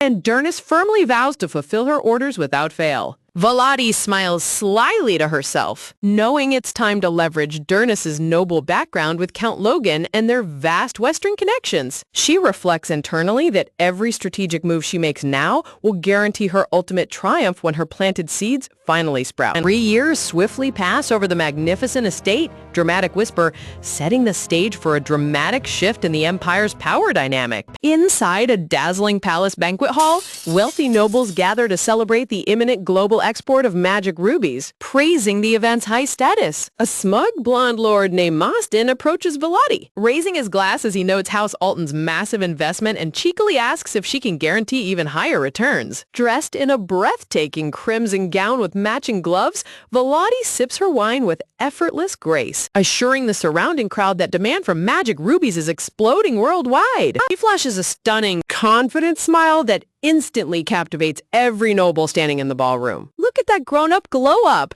She went from tactical mastermind to straight-up imperial queen. Mostin laughs heartily, chuckles, praising her unmatched ability to manipulate minds and win over high society. Velati mentally notes that Mostin's public question was a calculated move to soothe nervous Western Alliance investors, knowing her words carry far more weight than his. Standing amidst the aristocratic circle, she coolly reminds the nobles to stick to their original agreement, warning that while she might overlook a pact made with her father, she will never forgive a breach of trust with her. Mostin theatrically gasps, claiming her words make his heart shrink, while another noble laughs at their playful banter and laments that Scion Agla missed today's gathering. Mostin raises his glass high, declaring that their iconic trio remains the pride of the Deckardal Empire as recognized by the Emperor himself. Velati takes a slow sip of red wine, her eyes subtle as she contemplates her upcoming coming-of-age ceremony. Wait, is she's about to hit official adulthood? That means all those pesky legal restrictions are about to vanish. She recalls her farewell handshake with Killian, remembering how the lifting of child protection laws will finally allow her to unleash her full strategic power. Flashback memories float by of her younger self walking beside Duke Alton, marking how far she has come since taking control of her fate. Suddenly, Durnus approaches her amidst the party, leaning in softly to deliver a crucial update. Whispering directly into her ear, Durnus delivers secret news while Velati maintains a cool, unbothered expression. Durnus smiles warmly, confirming that the long-awaited moment she prepared for 3 years ago has finally arrived. Narrative memories reveal that 3 years prior, after securing Killian and Stia, Velati's primary economic step was monopolizing the Magic Tower's rubies. Floating gemstone jewels sparkle brightly as she meticulously picked northern investors, causing ruby prices to skyrocket into a massive sensation the second they hit the market. As mountain-high profits flooded in, her immense economic influence earned her a private audience with the emperor himself inside his lavish reception room. The red-bearded emperor acknowledges that her magic ruby empire now holds a firm grip over both their nation and the neighboring Megala Empire. And Velati graciously sips her tea, humbly replying that she simply executed what was necessary for national growth. The emperor suggests it might be time for her to ease her financial grip, but the look on her face is pure, don't even think about it, buddy. Offering a complete ruby tax exemption across both empires in return? Giving up a massive tax revenue stream out of nowhere? That sounds suspicious as hell. Velati sets down her cup, analyzing his strange offer and realizing that waiving taxes inside their own empire makes zero logical sense. Dark visions flash through her mind, confirming her suspicion that the emperor struck a secret backroom deal behind her back. With a dangerous smirk playing on her lips, Velati silently vows that no monarch will ever steal the rewards of her hard work. Sitting across from the emperor inside the golden reception hall, Velati gracefully addresses the throne, explaining that her family, the Marquis of Antri, acts as the eyes and ears of the empire, subtly pointing out that since His Majesty is always tuned into the state's affairs, he surely knows her official coming-of-age ceremony is approaching. The red-bearded monarch chuckles warmly, admitting he is indeed fully aware. The emperor elaborates that for the last 3 full years, transportation taxes and labor duties across the nation were waived thanks to a temporary decree passed by the crown prince. Velati listens with an unreadable, intense focus, mentally tracking every word to make sure her grand economic strategy stays perfectly on schedule. Look at her laser-sharp focus. She doesn't miss a single legal loophole. Flashing a cunning grin, the emperor leaned forward, chuckling, observing that Velati clearly has another ambitious business venture brewing in her mind, so he generously promises to grant a separate imperial tax exemption for her new project as well. Sitting back comfortably, the emperor laughs that she is far more audacious than her father ever was when negotiating profits. He adds that since she deliberately waited 3 years because of the crown prince's law, he will match that patience by setting her fresh tax exemption for a solid 3-year duration as well. Velati offers a stunning, gracious smile, bowing her head slightly as she smoothly expresses her heartfelt gratitude for His Imperial Majesty's overwhelming benevolence. She literally just talked the ruler of the empire into giving her a 3-year tax-free monopoly? Flashback memories reveal that the moment her private audience with the emperor concluded, Velati immediately summoned all northern vassals into her tactical chamber. Spreading out official trade manifests over the large wooden desk, she arranged to export magic rubies directly to the Megala Empire, securing an overwhelming influx of wealth into the northern domain. The moon shines brightly over the grand imperial estate, setting a moody backdrop as the long-term plan enters its next critical phase. Returning to the present day 3 years later, Velati walks side by side with Dernis through the sparkling marble hallway. She reflects internally that every single economic variable played out precisely as calculated, solidifying the magic ruby venture into an undeniable empire-wide triumph. Pausing outside a set of ornate corridor doors, Velati coolly turns to her chief guard, asking if he is absolutely certain that the specific individual she requested 3 years ago has finally arrived. Ernest steps forward with unwavering confidence and says he's ready to make sure this whole duel plays out by the book, opening the double doors as he confirms her arrival without a shred of doubt. Velati asserts with absolute determination that today is the day they will finally settle the deal. The level of patience to hunt down one specific genius for 3 whole years is insane. Sitting quietly beside a burning fireplace in the private parlor, an elderly woman with short silver hair and a plaid shawl rests at a wooden table, surrounded by fine historic paintings. Turning her sharp green eyes toward the door, the silver-haired woman speaks with a raspy tone, bluntly asking what grand business a high-born noble could possibly have with an obscure countryside rustic like herself to track her down so relentlessly. Walking into the room with Dernis at her side, Velati places her hand over her chest, smoothly declaring that she is well aware the woman's true worth vastly exceeds the value of any priceless jewel. The elderly woman smirked slyly, noting what an incredible honor that is before cheekily challenging Velati by asking if she would hand over her precious ruby ruby necklace right this second if requested. Without a second of hesitation, Volati unclasps the sparkling pearl and ruby necklace, slamming it down onto the wooden tabletop while nonchalantly stating that if that is her wish, she can take it. She didn't even flinch, dropping a priceless artifact on the table like it's pocket change. That's the ultimate flex. Lifting the glowing necklace into the light, the elderly woman chuckles in amusement, praising the young noble's unmatched generosity while claiming this old woman will gladly take good care of the treasure. Volati sits down comfortably cross-legged on the plush armchair, declaring that now the woman can see there isn't a single shred of lie or exaggeration in the business proposal delivered to her. The elderly woman sighs softly, admitting that while Volati is clearly a passionate young lady, her own life is nearing its end anyway, meaning she intends to speak her mind with reckless abandon without caring about noble etiquette. She explains that the only reason she even bothered traveling to the capital was because Dernis spent 3 relentless years turning the entire western continent upside down to locate her, though she remains perfectly content living in obscurity with her own minor greeds. Point in her finger? The old woman bluntly tells Volati to stop bothering her surrounding associates and run along back to her cozy noble life. Offended by her disrespect, Dernis's face darkens as his hand instantly grips the hilt of his sword.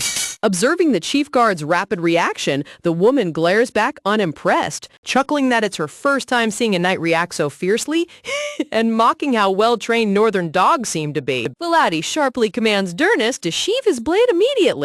Internally, she acknowledges the old woman's insolence, noting that while she rarely lets disrespect slide, she recognizes that a person of this caliber cannot be intimidated by brute force, leverage, or physical threats. Resting her chin delicately on her hand with a captivating, dangerous smile, Volati softly recites a famous phrase, noting that while passion is merely a fleeting flame, true conviction is eternal. The elderly woman's eyes widen in absolute paralyzing shock as those specific words strike her soul like a bolt of lightning. The light in the room dims dramatically as the old woman leans forward, her voice trembling slightly, whispers as she demands to know where on earth Volati heard those exact words. Historical memories flood back, revealing that those exact words were once spoken decades ago by this very woman when she was a brilliant young inventor, talking directly to the legendary late Empress Greeka. Flashing back to her youth, the talented female inventor stood before the imperial throne,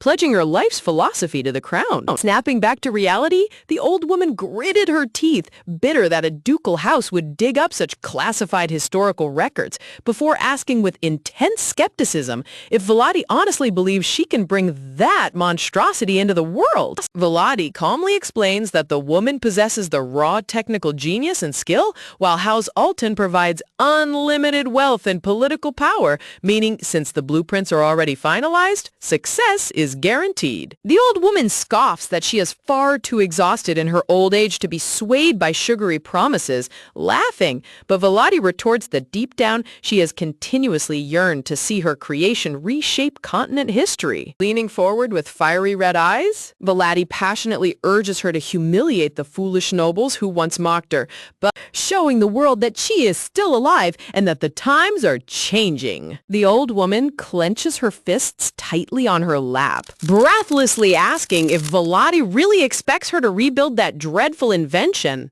She hesitantly utters the legendary name of her forbidden creation, the steam engine.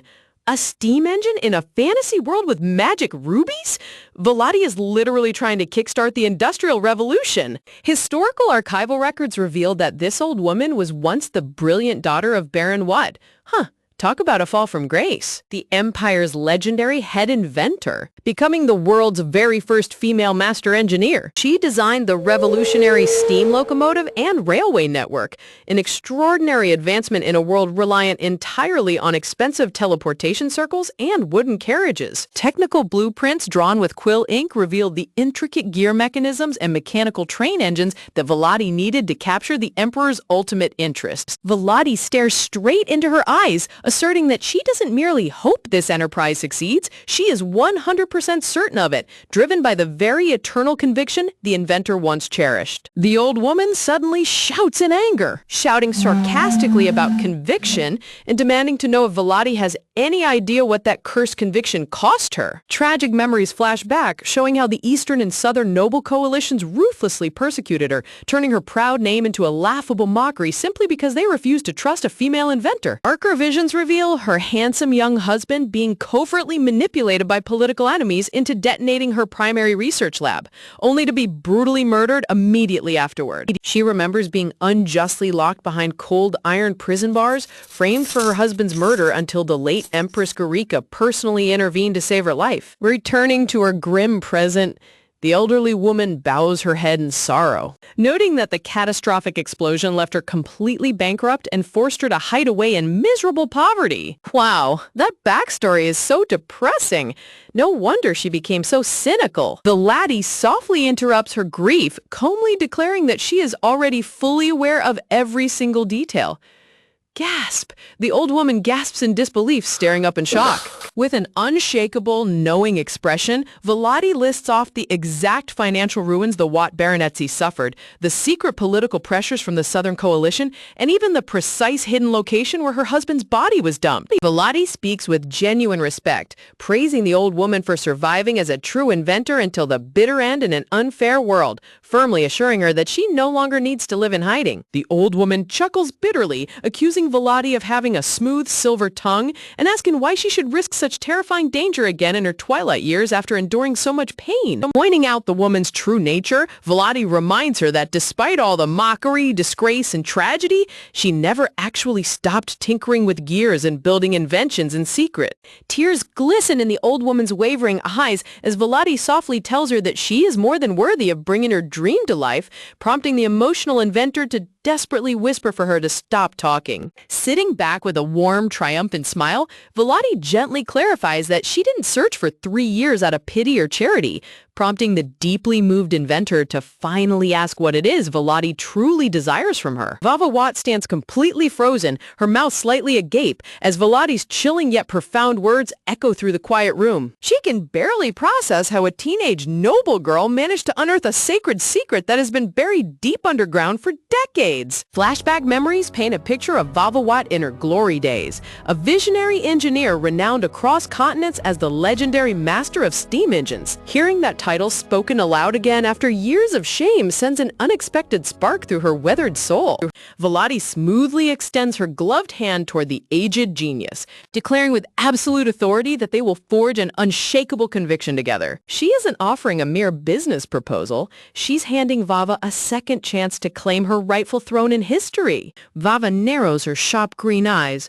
"What are you hiding under that hat, stranger?" questioning what a highborn lady who has lived a pampered life could possibly accomplish. Bluntly scoffing, she reminds Volati that at the end of the day, she is still nothing more than a daughter of the Northern Ducal House. Wow, Grandma really thought she could bring out the "you're just a kid" card. Little does she know who she's dealing with. A wicked, supremely confident smirk forms on Volati's face as her crimson eyes gleam in the soft room light.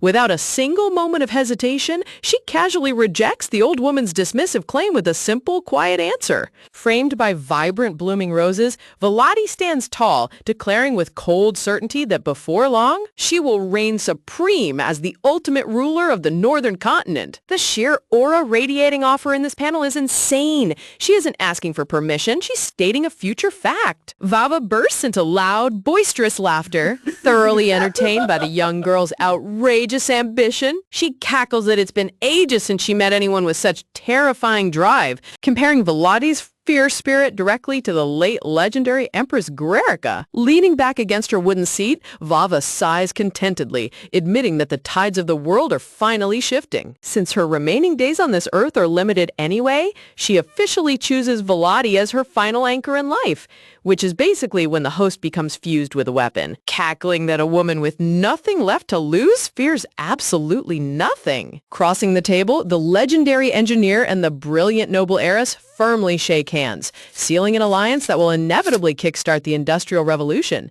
Vellotti smiles victoriously, knowing she never lets go of any true talent she acquires. Looks like the master plan is moving at breakneck speed as the blueprint for absolute continental control falls perfectly into place. Securing the empire's greatest mind was only step one. Now it's time to build the fuel empire to power those massive locomotives. A crisp, disciplined knock reverberates against the heavy wooden door.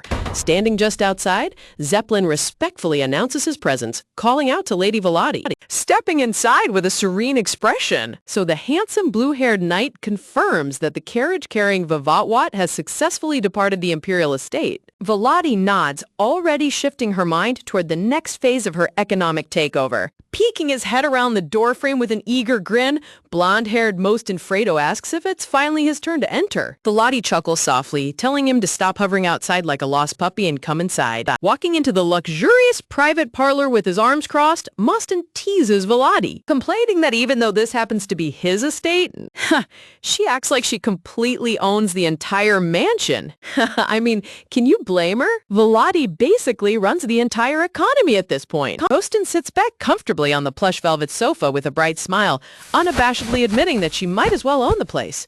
Vellotti folds her hands elegantly, smoothly asking if they can finally get down to real business. Reaching into his jacket, Mostin pulls out a heavy, sealed brown envelope and places it onto the marble table. He confirms that these are the exact land deeds she specifically asked him to obtain. Taking the documents into her hands, Vellotti inspects the official seals with a satisfied smile. Mostin proudly boasts that when Lady Elton makes a request, he always delivers without fail. The deed handed over by Mostin grants absolute legal ownership of the Carano region in the northwest. Vellotti targeted this specific plot of land for one crucial reason.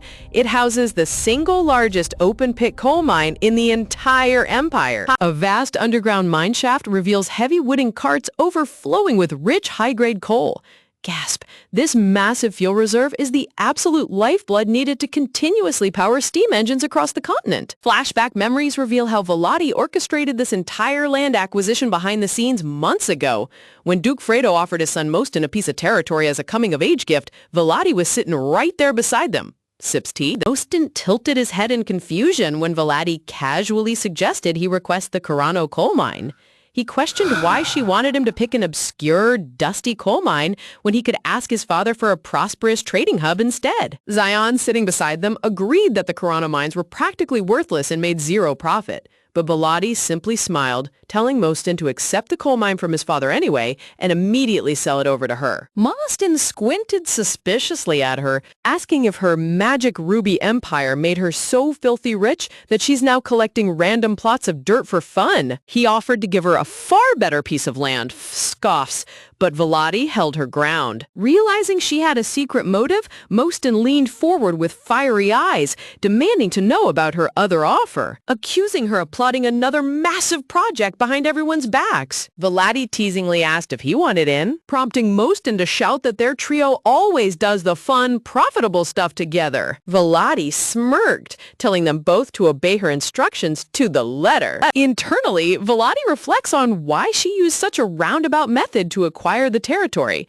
Normally, she could have easily purchased the Carano coal mine directly from Duke Fredo himself. She rests her chin gracefully on her gloved hand, her crimson eyes staring deeply into the distance as she weighs the political dynamics of the high nobility. Vellotti knows Duke Fredo is a ruthless, insanely shrewd businessman who would have immediately suspected something huge and raised the price to the heavens. On the other hand, her sweet, gullible friend Mostin is an infinitely easier target to manipulate. Manipulating your best friend because his dad is too smart at business is peak Vellotti behavior. Back in the present parlor, Vellotti reminds Mostin to execute the land transfer contract exactly as they discussed, probably while side-eyeing that giant bag of demon coins, stressing that the entire project must remain top secret until commercialization. Mostin chuckles, saying he can't wait to see his father's shocked face. Mostin proudly grins, asking who could possibly keep a secret better than him.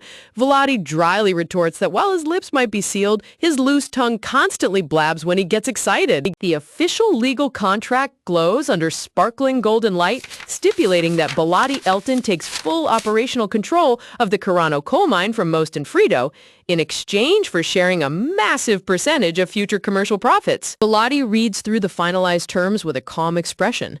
While her original plan was to buy the land outright, she decided a profit-sharing model was far more beneficial for long-term loyalty. Flashback shows Mostyn enthusiastically punching the air when Volody first mentioned building a revolutionary steam engine train. Thrilled by the concept, he offered to just give her the coal mine completely for free. Volody shook her head, insisting on paying him a steady percentage of the mine's future earnings. She plainly stated that profit-sharing was the only way she would feel comfortable taking the property off his hands. Closing her eyes with an unshakable confidence, Volody assured him that royalties from a continental steam train network would net him a fortune 1,000 times greater than a lump sum payment. Mostyn scratched the back of his head with a sheepish grin, admitting that if she was practically forcing endless riches onto him, he would gladly accept her generous deal. Volody teasingly pointed out what an incredible friend she is, saving his life, securing his future, and making him filthy rich.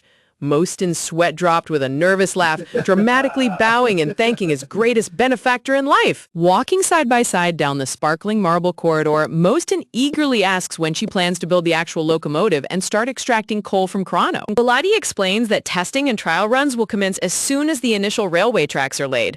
She reveals that the official public launch will take place right after she comes of age at the end of the year. Mostyn suddenly mentions that he spoke with Zion recently, confirming that Zion followed her advice and heavily invested in the northern iron ore market.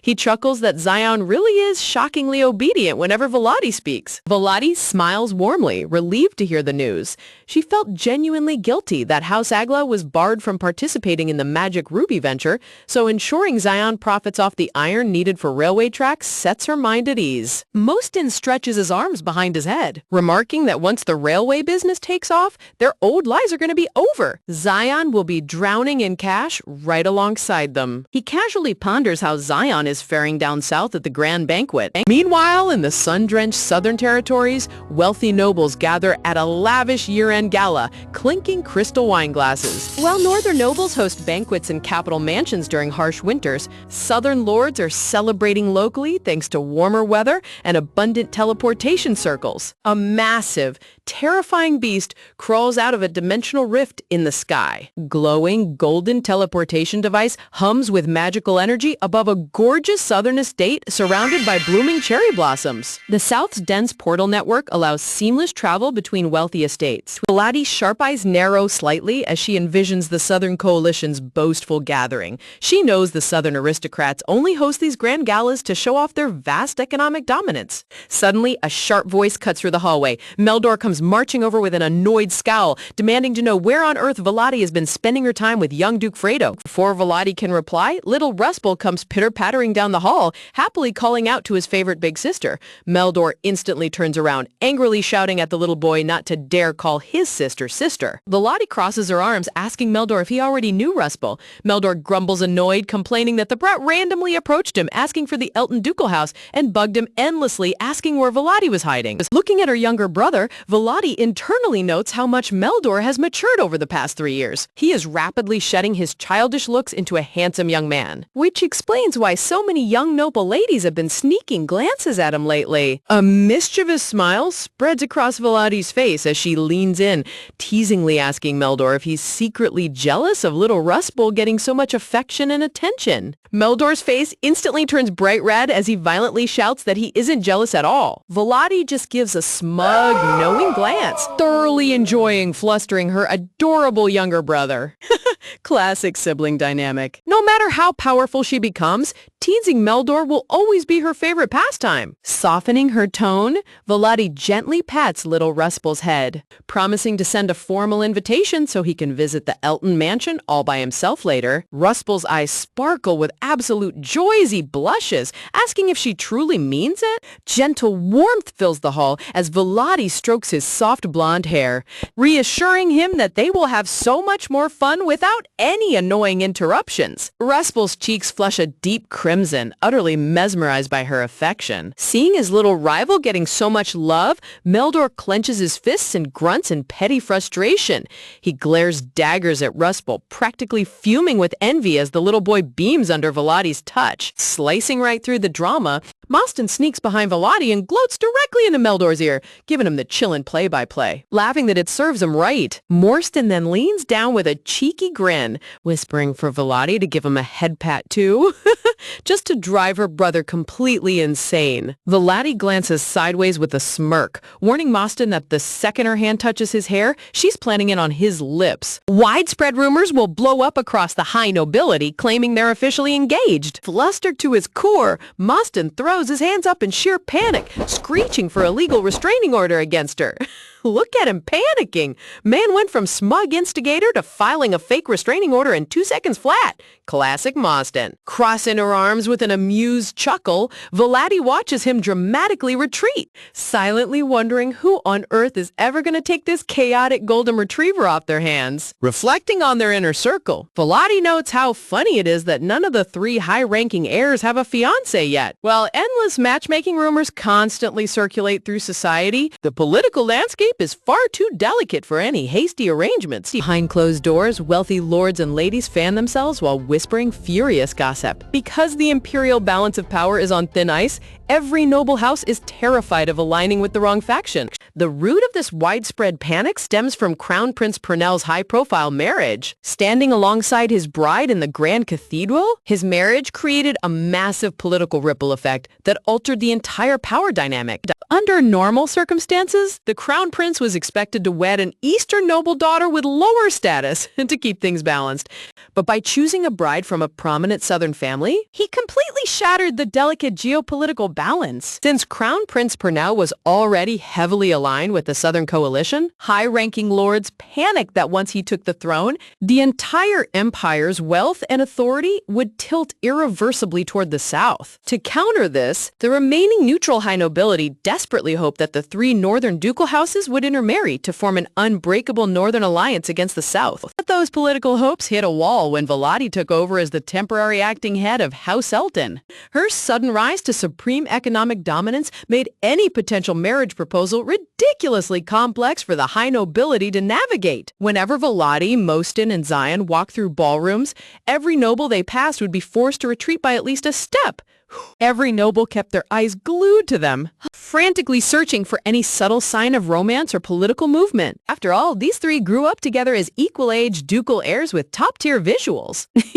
Can you blame the nobles for gossiping? If you put 3 super-rich, gorgeous childhood friends in one room, you're practically guaranteed a drama supernova, right? Society is bound to write fan fiction about them. But Volati casually reveals a juicy twist.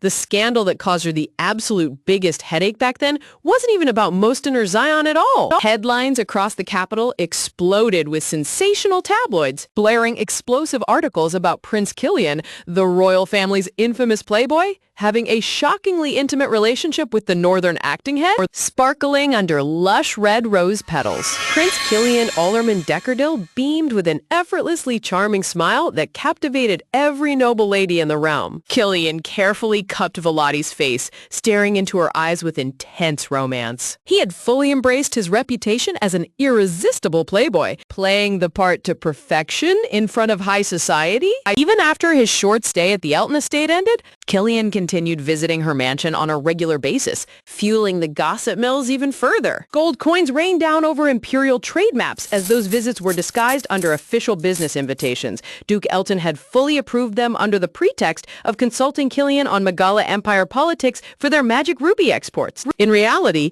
Kilian used those official visits to meet secretly with Volati, ensuring his trusted guards stayed outside while they exchanged crucial intelligence and mapped out their secret alliance. Handing over confidential documents with a gentle smile, Kilian synchronized his every strategic move with Volati behind closed doors. Meanwhile, the completely clueless aristocrats fluttered their fans in high society ballrooms. Oh my gosh, you guys have to hear this. The Playboy Prince and the Northern Duchess. Total immediate drama. I mean, everyone is obsessed.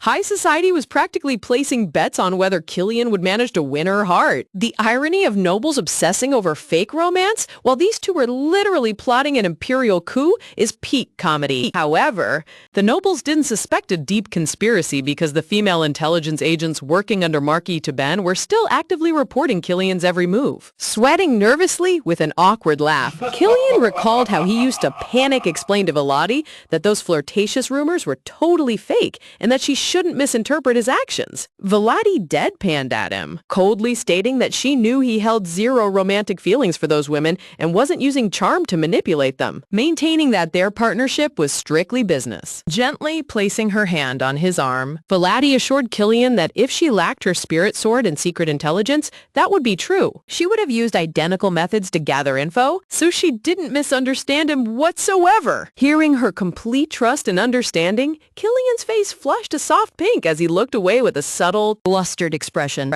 But behind Killian's entire political turnaround was the genius master plan orchestrated by none other than Arnon Machini. Flashback memories show how Killian used Vladi's advice 3 years ago to contact Arnon Machini, who runs the most powerful guild in the capital, prompting the brilliant strategist to kneel before Killian and swear absolute loyalty to his true lord. When Killian asked how to clear out his brother's spies from his palace, Arnon advised inviting a high-ranking noble from the Megala Empire. Arnon stressed that the invited foreign figure needed to hold immense social status, so the royal court would be forced to pay close attention. A few days later, an influential foreign diplomat from the Megala Empire arrived at the palace, and this guy starts barking orders at the emperor, bowing respectfully to the emperor and offering grand greetings. The emperor and Crown Prince Purnell welcomed the distinguished guest, but no lavish national banquet was hosted in his honor. This was because the foreign lord's son specifically requested a quiet visit, claiming he only came to catch up personally with his dear friend,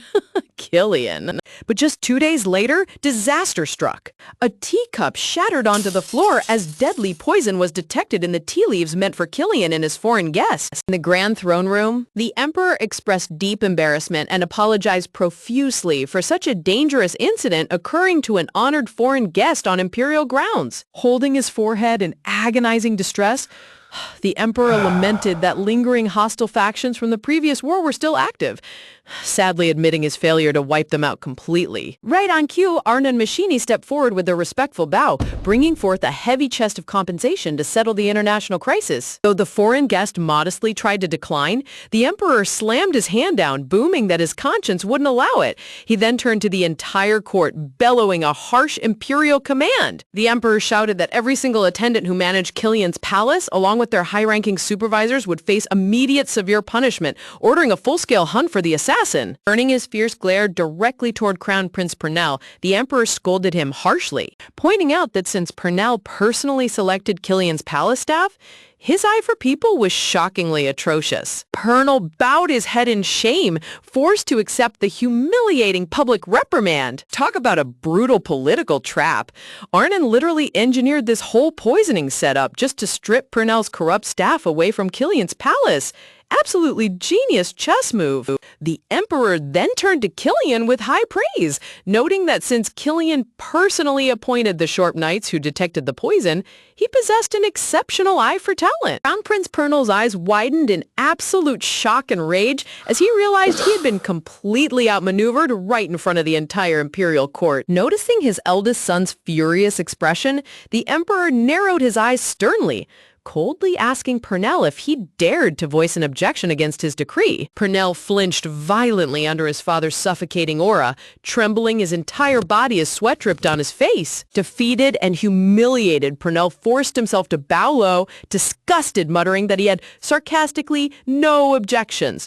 With one brilliant scheme, Killian purged all of Purnell's spies and triumphantly reclaimed his rightful authority as the second prince. After reclaiming his palace, Prince Killian finally regained full control over his private quarters, an authority that had been completely withheld from him ever since his return to the Empire. With Arnon Machini officially brought on board as his head aide, Killian's operational hub was bulletproof. When palace knights questioned the terrified maids about who tampered with the tea, everyone insisted they saw nothing, leaving the fake poisoning incident completely unsolved. Naturally, every single element of this chaotic event was masterminded from behind the scenes. The mysterious visitor who enabled this entire ploy was none other than the son of a high-ranking lord from the Megala Empire. Arnon's strategy was as cold as it was brilliant. He instructed the foreign diplomat's son to hide the poison in a prearranged chest so Killian's sharp knights could conveniently discover it at the exact right moment. Because an elite foreign noble was directly involved in a life-threatening crime, the imperial court couldn't sweep it under the rug. The entire blame fell squarely onto Crown Prince Pernal's corrupt faction. Man took the absolute biggest L in royal court history. But how did Killian coordinate this super-secret plan with a foreign noble without any imperial spies noticing? The entire secret behind his flawless communication was his adorable spirit companion, Aining. Flashback memories reveal Killian lounging with Volati during tea time, explaining that he had secretly created a spiritual pathway into the foreign lord's mansion, just like he had previously done at the Elton estate. Killian flushed softly while admitting that he knew the lord's son would jump at the chance to help the second he laid eyes on a real spirit. After all, he was Killian's very first friend back at the academy who noticed his spiritual talent. Driven by that long-standing bond, the young lord had gladly invited Killian to his domain without asking a single suspicious question. Just as Killian predicted, the foreign noble, who hailed from a legendary lineage of spirit summoners, completely lost his mind with joy the moment cute little Aining popped right in front of him. Gently cradling the fluffy fire spirit in his arms, the noble was practically weeping with joy. Meanwhile, the emperor launched a massive court investigation into the poisoning. But since no clues existed, the case was eventually swept under the rug. Right before heading back to the Megala Empire, the flustered young noble handed over every single piece of luxury compensation he received from the emperor straight to Killian. Clasping his hands together with absolute awe, the young lord gushed that he never in his life imagined he would ever witness a genuine fire spirit with his own eyes. Presenting heavy wooden chests bursting with gold coins and overflowing leather bags, he insisted Killian accept them as a token of their eternal friendship. Talk about hitting the ultimate jackpot. Not only did Killian clear out all the imperial spies from his palace, but he also walked away with a massive fortune. Thanks to that cash boost, he finally enjoyed actual freedom inside his own room. Sitting comfortably on his sofa while reading through reports, Killian began relaying high-level intelligence regarding internal palace affairs and southern movements directly to Volati with complete stability. Reflecting on their recent secret meetings, Volati noted that while Killian used to be dangerously unstable, he had matured into a remarkably sharp and dependable ally over the past year. Suddenly, the deep political flashback ends as Volati's younger brother clears his throat, turning bright red as he awkwardly stammers about that whole head-patting situation from earlier. Blushing furiously to his ears, the tsundere little brother rubs his neck, nervously mumbling that while he isn't jealous of anybody else, if Volati really wants to, he's willing to offer his own head for head pats. Look at him trying so hard to act tough. He's an absolute closet-needy puppy. But right before Volati can touch his hair, a panicked shout booms through the hallway, completely shattering the moment as a messenger yells out Lady Volati's name. Irritated beyond belief at being interrupted, the younger brother glares fiercely with a raised fist, bellowing at the guard that if this report isn't life or death, he's dead meat. Breathing heavily, the guard quickly holds out an official envelope sealed with gold wax, breathlessly announcing that an urgent report has just arrived from Rover. Volati swiftly breaks the wax seal and unfolds the letter, her sharp eyes scanning the contents while her brother leans in close with a serious scowl. Sensing the sudden drop in temperature, her brother furrows his brow, asking in complete confusion what on earth could possibly be happening. Without missing a single beat, Volati turns to her knights with absolute authority, commanding them to prepare the carriage immediately for their return to the mansion. Her brother instantly demands to come along, refusing to be left behind. The urgent message revealed that Duke Theodore Elton had unexpectedly returned to the estate via the high-grade teleportation circle, holding a mysterious, unconscious young girl tightly in his arms.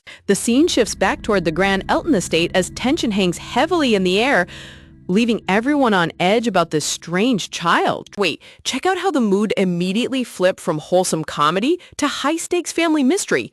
Whatever's in that room is about to change everything. As Volati and her brother march briskly through the grand corridors, the atmosphere inside the family estate feels colder than ever before. Rushing up to meet them, an elder knight bows respectfully, urgently reporting that Duke Theodore is currently waiting inside his private quarters. Volati pushes open the massive double doors, stepping into the dimly lit bedchamber with her red dress fluttering around her ankles. Staring directly at her father, Volati calmly greets him, remarking that it has been a long time and that she's certainly didn't expect his sudden return from the front lines. Following closely behind her, the younger brother gasps in shock, his eyes wide as he points toward the bed, questioning who on earth that collapsed child is. Holding his forehead in deep distress, Duke Theodore brushes off their polite greetings, groaning that now is definitely not the time for formal pleasantries. Vladi steps forward, bringing up his last written letter where he promised major news.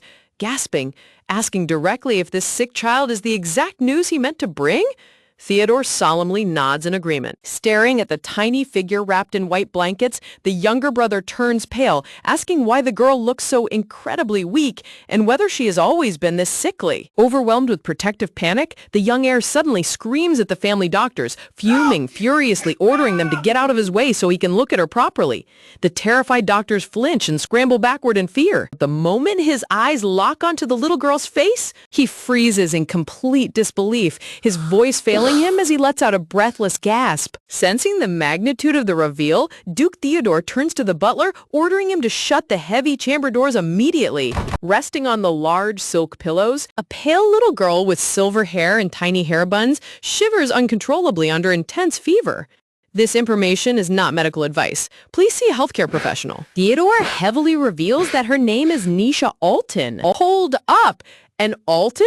The younger brother practically jumps out of his skin, frantically shouting if this means they had a secret younger sister all along that nobody told them about. Turning to his son with a severe expression, Theodore firmly shuts down that theory, declaring that if he ever catches him pulling something like that again, he won't just disown him, he'll break his legs, stating that he plans to officially adopt her into the ducal house. Scratching his hair in total brain melt confusion, the brother stammers, asking if she's a surviving relative from their late mother's family line, but Theodore coldly denies that as well. Turning his attention back to the lead physician, Theodore sternly asks for a status report on Neja's condition. Sweating profusely, the doctor stammers that while she isn't suffering from any natural illness, she collapsed due to an overwhelming external force, most likely powerful magic. Gently placing her gloved hand over the little girl's burning forehead, Vladi calmly cuts through the doctor's excuses, stating she already knows it's magical and demanding an immediate cure while the girl groans softly. Trembling under the heavy blankets, little Nesia whimpers through pale lips that she's freezing cold.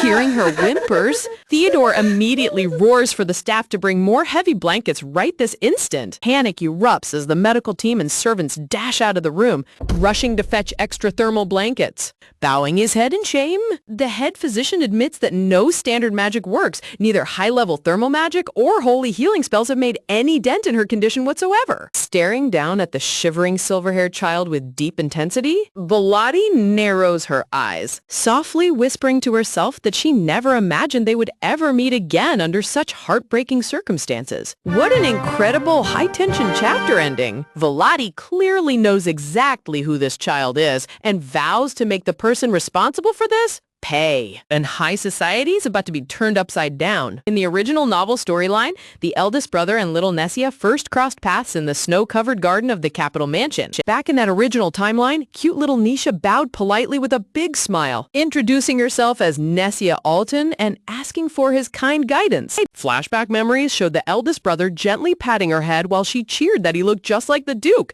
But back in the present bedchamber, Vladi watches with deep concern as real Nisha lies in bed groaning in total agony. Unable to watch her suffer, the younger brother completely loses his temper, shouting at everyone to heal her immediately because he can't stand seeing a child in pain with a face identical to their late mother's. Realizing that conventional medicine is useless, Vladi steps forward and sternly orders the physician and attendants to leave the room right this instant. As the heavy room grows quiet, tiny Nesia opens her teary blue eyes slightly, shivering under intense fever while weakly whimpering Vladi's name?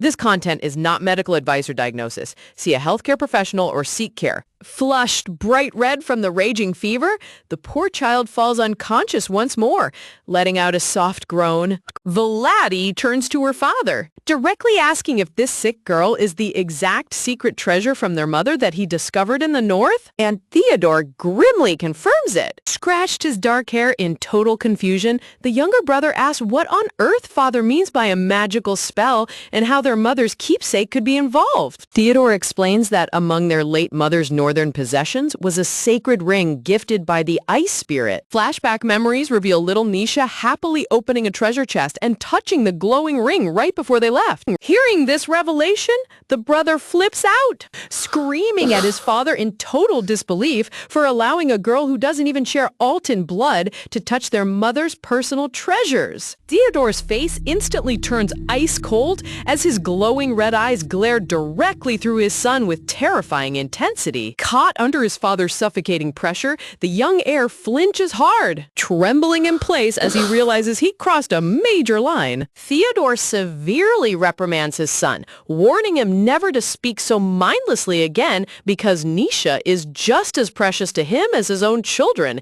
He goes on to reveal that Nisha spent several years living alongside the ice spirit. Due to that prolonged exposure, Nisha gained that rare ability to perceive the untamed power of spirit swords, confirmed by the ice spirit itself before the sudden crisis struck. Listening attentively, Volati's sharp mind connects the dots. She realizes why standard doctors were useless, scoffs, since spirits haven't appeared for ages, making their magic a forgotten relic to ordinary humans. Narrowing her dark eyes, Volati reflects that while the rest of the Empire is completely clueless about spirits, there is exactly one person who understands them inside out. Theodore groans in frustration, announcing he must head straight back north to seek out the ice spirit, but Volati interrupts him, asking her father to give her a single moment. The lady boldly promises to find a solution to this crisis herself. Talk about a high IQ tactical move. She intentionally waits until her father feels guilty toward her so he won't dismiss her words as groundless. Offering a calm, polite smile, Volati softly says, "Thank you, father,"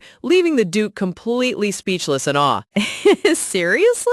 Look at her younger brother charging down the grand hallway right behind her, demanding to know what wild master plan she's cooking up. Ignoring his panic, Volati briskly commands Meldor to write down the exact teleportation coordinates to their father's private bedchamber immediately. She then authoritatively orders him to clear every single person off the entire 5th floor, including the Duke himself. Meldor looks utterly shocked, but stammers an obedient response before rushing off.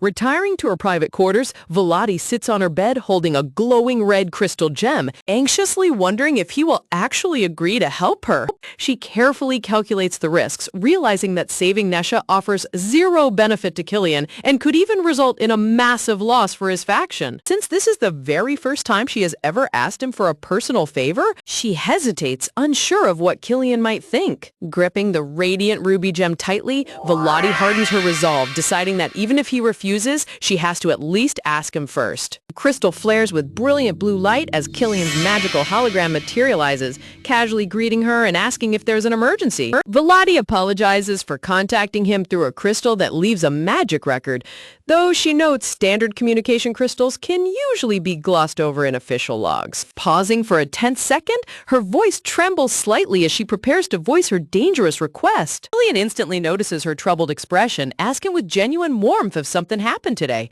Taking a deep breath, Volati looks him dead in the eye and admits she desperately needs his help. Without wasting a single second, Volati asks if she can send him the private teleport coordinates so he can materialize directly inside the estate right now. Internal anxiety grips her as she tightly clutches her white dress, preparing a risky backup plan involving a spirit stone with a spirit sword, just in case Killian rejects her. Right before her doubt takes over, Killian's voice suddenly cuts through her thoughts. Smiling with absolute devotion, Killian tells her to hand over the coordinates immediately. Volati is stunned. He gave the exact instant agreement she hoped for, which makes asking him feel even heavier. She sternly warns him that using a magical diamond to teleport directly will trigger the Imperial Palace's magic detection systems. Killian calmly acknowledges the severe threat, agreeing that the Crown Prince will definitely discover his secret diamond and unleash heavy reprimands upon him. Volati stresses that it's completely fine if he refuses, assuring him she won't hold it against him, since it's an unreasonable demand. But with the softest, most charming smile imaginable, Killian looks straight at her and replies that he truly wishes to come to her side. Placing his hand over his heart like a true chivalric knight, Killian glows with pure sincerity. Look at this man. He didn't even hesitate for a single microsecond to risk treason for his favorite girl. A heavy emotional atmosphere builds up smoothly as spatial magic begins to twist, setting the stage for an epic grand entrance. Looking like a total romance lead surrounded by blooming roses, Killian stands firm in his choice without a single trace of regret. Staring back at his projection, Vellani turns flustered, her cheek flushing pink as she realizes just how far he's willing to go for her sake. She awkwardly averts her gaze, swallowing nervously while trying to regain her composure before the teleportation initiates. A few moments later, Vellani sits quietly beside Nisha's massive bed, watching over the feverish little girl while waiting in suspense. Suddenly, a bright flare of golden flames ignites in the room as Killian steps through the fire with a suave grin, smoothly asking if he's late. Vellani can hardly believe he actually showed up. Amazed that he risked Imperial treason without even knowing what the task was, Vellani stands up while Killian cheerfully asks how he can help, and she leads him straight to the child. Leaning close to the unconscious silver-haired girl, Killian examines her magical flow and instantly diagnoses that her natural spirit affinity has gone completely out of control. Suddenly, fluffy little fire spirit Aining pops out in a sparkling shower of warm embers, wagging its fluffy tails and ready to save the day. Gently holding Mise's tiny hand, Killian channels Aining's soothing fire spirit energy into her body as Nisia softly responds, finally stabilizing her spirit flux. Kneeling beside the massive canopy bed, Killian channels Aining's soothing fire spirit energy directly into tiny Nisha's body, slowly dampening the wild elemental surge until her erratic pulse stabilizes. Bright reddish-orange sparks flow through the room as fluffy little Aining sparkles with immense pride, puffing out its chest after saving the young girl from spirit overload. Flooding her arms with warmth, Velada scoops up the energetic fire spirit while asking if Killian is truly safe to finish the job alone, to which Aining chips back that the initial blockage is completely cleared. Staring down at her hands, Veladi lets out a deep breath, mentally noting how drastically this whole timeline is veering off course from the original novel plot. In the original story, little Nisha was supposed to come to the mansion perfectly healthy, innocently wearing that mysterious red gem ring without experiencing any dangerous magic backlash whatsoever. But right here in reality, poor Nessia lies completely bedridden, flushed bright red while golden elemental sparks crackle wildly across her forehead. Veladi's mind races as she pieces together what happened. Nisha must have touched the northern ice spirit ring without forming a formal contract first, sending her natural spirit affinity spiraling out of control. Resting peacefully in Veladi's lap, Aining twitches its big ears and casually mutters that it can distinctly smell the lingering mana signature of Senin. The snow spirit drifting off the child? Veladi's eyes flash with sharp intelligence. She knows for a fact that Nessia is destined to contract with Senin down the line, but keeping Killian in the dark about this future event is critical for now. Aining tilts its head in pure curiosity, asking why on earth Killian can't know, but Veladi simply smiles, reminding the spirit that certain secrets belong strictly in the future. Look at this mischievous, villainous cornering an innocent fox spirit. Veladi leans close with a sly smirk, calling out Aining for knowing way more than it lets on, prompting the panic spirit to fake a dramatic sleep attack. Flashback memories resurface in Veladi's mind, taking her back 3 full years to the emotional afternoon when Killian first opened up about his tragic past while holding Aining in his arms. She distinctly remembers Aining whispering a cryptic phrase back then, describing a poor, miserable soul caught up in the inescapable vortex of fate. The second those heavy words were spoken years ago, Veladi's instincts flared, suspecting that this mysterious vortex was directly connected to her own transmigrated soul inhabiting this world. Pressing the issue, Veladi strokes the trembling fox and demands to know if this vortex is tied to her or Killian. But the sweaty spirit squirms awkwardly, stammering that it knows absolutely nothing. Hold on. Check out the mysterious, shadowy art direction in this panel.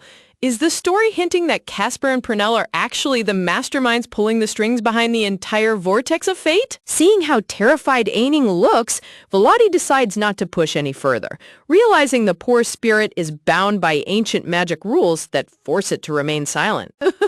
Arning literally starts snoring fake loudly, pretending to be fast asleep just so Veladi won't interrogate it any longer. Talk about a top-tier escape tactic. Remembering past encounters, Veladi recalls how clingy Aining has been lately, constantly begging for forehead pets whenever she visited Killian's private imperial palace. Her thoughts shift to the original novel records, recalling how Senin, the majestic snow spirit, shared almost identical behavioral traits whenever its magic synchronized with someone. Standing up straight, Killian announces that the child's spirit flux is officially stabilized, while Volati breathes a huge sigh of relief and offers her deepest thanks. Killian's cheeks turn bright pink as he shyly admits he was genuinely overjoyed that she reached out to him first when she needed help, while Aining dances around singing joyous notes.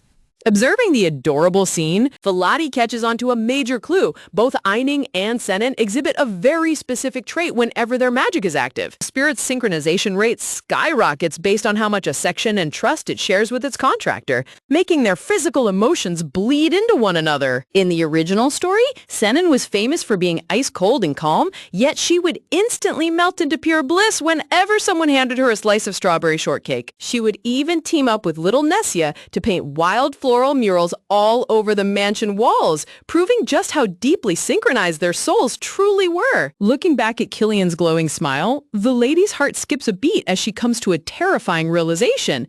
Aining's intense affection means Killian harbors feelings for her that are way deeper than he lets on. Internal alarm bells shatter her cool demeanor. Their alliance is supposed to be a cold, calculated business contract, so allowing romantic feelings to mess up their master plan is an absolute nightmare. The entire screen dims into dark blue shades as floating text highlights her inner panic. Is romance seriously about to ruin her carefully crafted political strategy? Narrowing her sharp eyes, Volati hardens her heart, outright refusing to entertain the ridiculous idea of catching romantic feelings in the middle of a high-stakes war. Sensing her icy atmosphere, Fluffy Eining whimpers anxiously, looking up with big glossy eyes and asking if Volati is angry because it didn't answer her questions earlier. Killian gently scoops Eining up by the scruff, lightheartedly scolding the spirit for acting spoiled, while Eining purrs happily in his arms. Shaking her head, Volati tries to convince herself that she was just overthinking things, brushing off Killian's rapid arrival as simple partnerly duty rather than romantic devotion. Killian glances down at the sleeping child and asks who she is, prompting Volati to drop a total bombshell by announcing that Nisha is about to be officially adopted into the Ulton ducal family. Stepping closer, Volati promises to explain the details later, insisting that it is now her turn to properly repay him for risking everything to save the child. Killian instantly flinches and tries to wave it off, but Volati stands firm,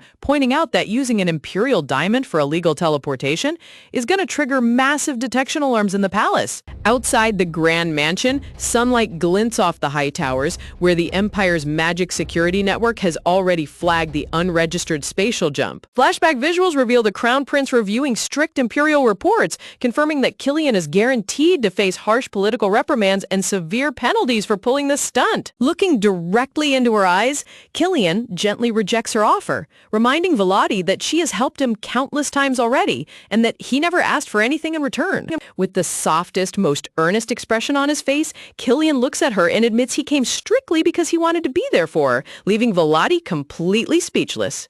Refusing to accept his selfless sacrifice, Volati stubbornly argues that she isn't shameless enough to take such massive favors without offering equal compensation. Before their debate can heat up, heavy footsteps echo from down the corridor, prompting Volati to suggest they wrap up their private chat before someone walks in. Pausing right near the grand doorway, their boots align on the polished rug as Volati insists on setting up a formal meeting later to settle her debt. Killian turns around with a deeply pained expression, his voice trembling slightly as he softly asks if she can't just accept his pure goodwill without treating him like a stranger. Cold as ice, Volati looks him dead in the eyes and delivers a brutal reality check, declaring that in her world, people are strictly divided into her and everyone else, meaning no one can ever be more than a stranger to her. Ouch! Did you see her eye flinch right there? Talk about an absolute emotional critical hit. You can literally hear Killian's heart shattering into a million pieces through the panel. Aining starts sniffling loudly, clinging tight to Killian's chest as if it felt the full emotional sting of Volati's brutal rejection. Watching them step away,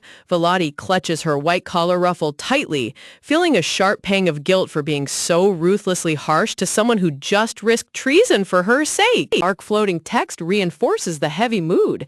Anyone told they are nothing more than an irreplaceable stranger would naturally feel crushed. Swallowing her lingering regret, Volati lowers her head with a bittersweet sigh, internally admitting that even among strangers, Killian has already become someone truly special to her. Looking directly into Killian's flustered eyes, Volati speaks with quiet conviction, stating that people in her life are strictly divided by whether they are precious to her or not. Killian's eyes widen in sheer astonishment, a soft blush dusting his cheeks as he stands frozen, waiting breathlessly for her next words. Looks like her dropping a total emotional bombshell. Volati places her hand over her chest and smiles with radiant warmth, outright telling Killian that he is deeply precious to her. Her gentle expression beams with pure sincerity, completely melting away the cold, business-like barrier she had maintained for so long. Killian's face turns beet red as an ecstatic smile breaks across his lips, clutching Fluffy Aining close to his chest while shouting her name with pure, overflowing joy. Fluffy Aining twitches its ears happily, but Volati softly chuckles, keeping her composure before things get too overwhelming. Gathering her composure, Volati promises to devise a proper compensation for his massive favor before they meet next, while Killian nods along with a tender smile.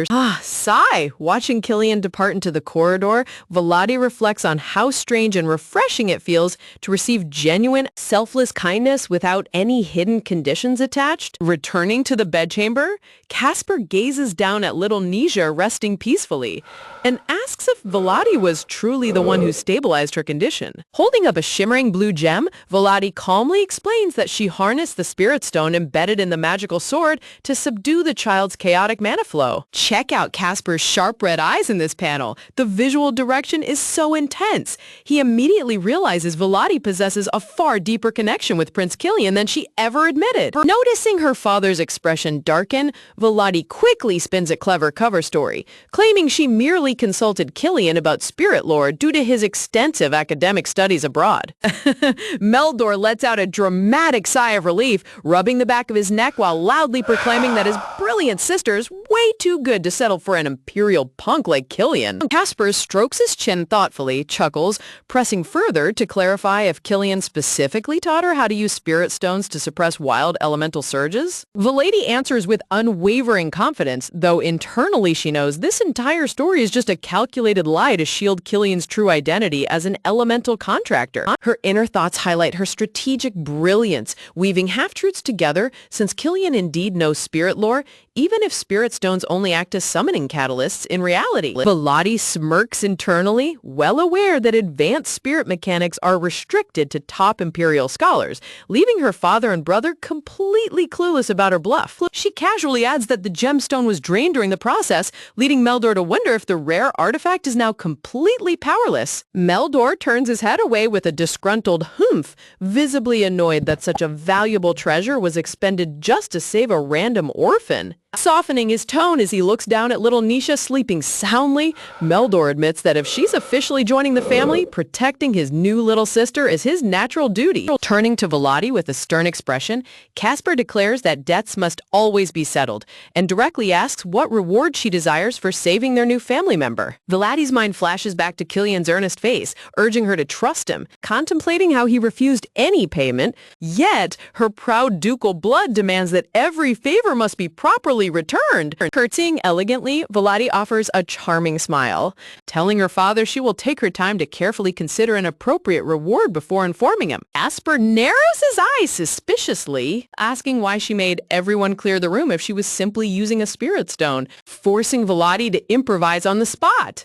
Placing her hand over her heart, Volati acts with total earnestness, claiming she sent them away solely to protect her precious family from unknown magical side effects. The surrounding tension instantly evaporates as Casper gently places his large hand on top of Volati's head, visibly moved by her concern for his safety. Casper gives her a tender head pat, sternly warning her never to put herself in danger again, reminding her that protecting the family is a burden meant for the Duke alone. Look at this intimidating Duke completely turning into a soft, doting dad.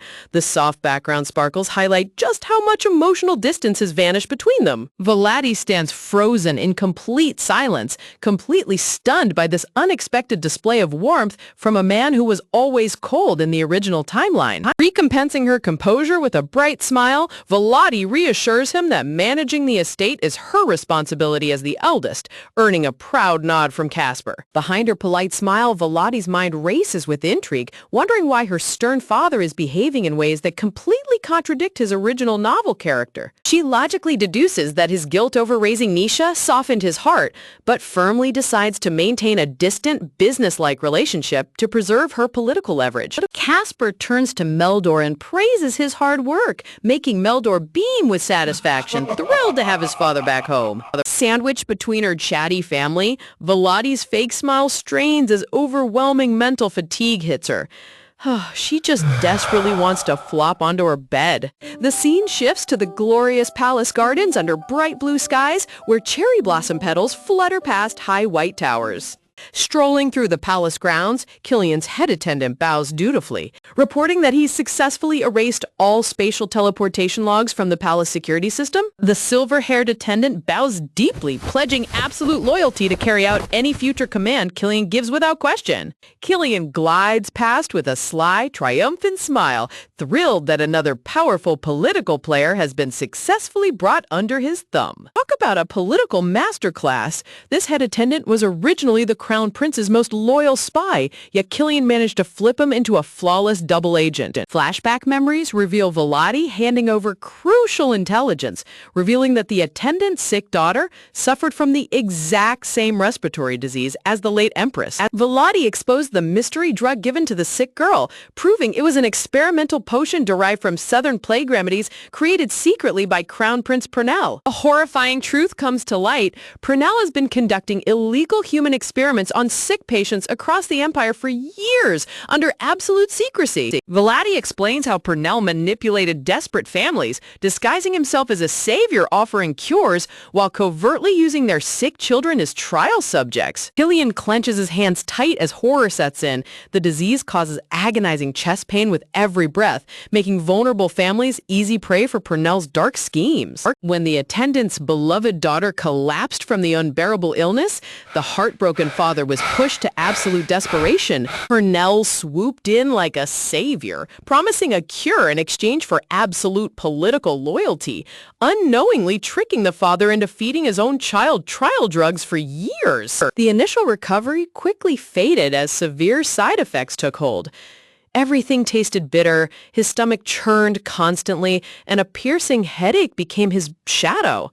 Wincing, he couldn't even keep water down, and the pain was unbearable, leaving the poor girl crying in excruciating pain. Blinded by panic, the attendant begged Purnell for more medicine, allowing the evil crown prince to leash him completely by controlling the drug supply like a puppet master. This cure was Purnell's primary achievement to claim the title of crown prince, yet it double-edged into the Empress's demise, raising dark questions about his true motives. Finishing her intelligence breakdown, Volati looks squarely at Killian, declaring that uncovering Purnell's ultimate goal now rests entirely in his hands. Killian reflects on the dark web of secrets surrounding Crown Prince Purnell, knowing that no one truly grasps his brother's sinister motives. To uncover the truth, Killian realizes he must confront Purnell directly, a task only he, as his full-blooded brother, can perform. Flashback memories show Killian taking his first decisive step by confronting Purnell's head attendant in the quiet palace courtyard. He offers a direct deal,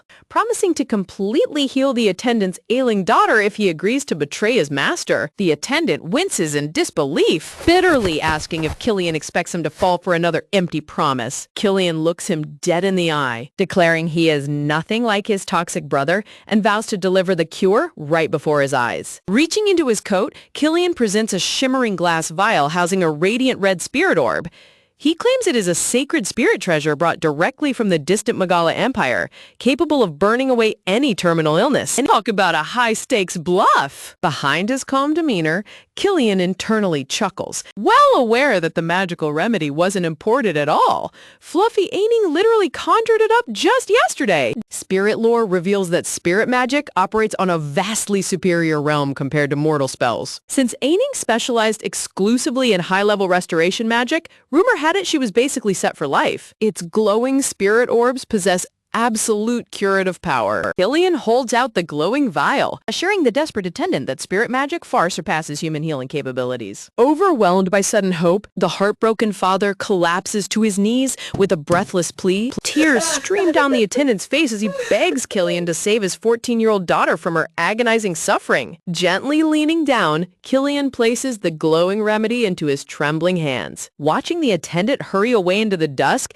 Killian's sharp aide, Arnon, voices his deep concerns, wondering if the man might just take the cure and play dumb. Arnon points out that the attendant remains Purnell's trusted agent, but Killian calmly counters that before any political allegiance, he is simply a desperate parent willing to do anything to save his child.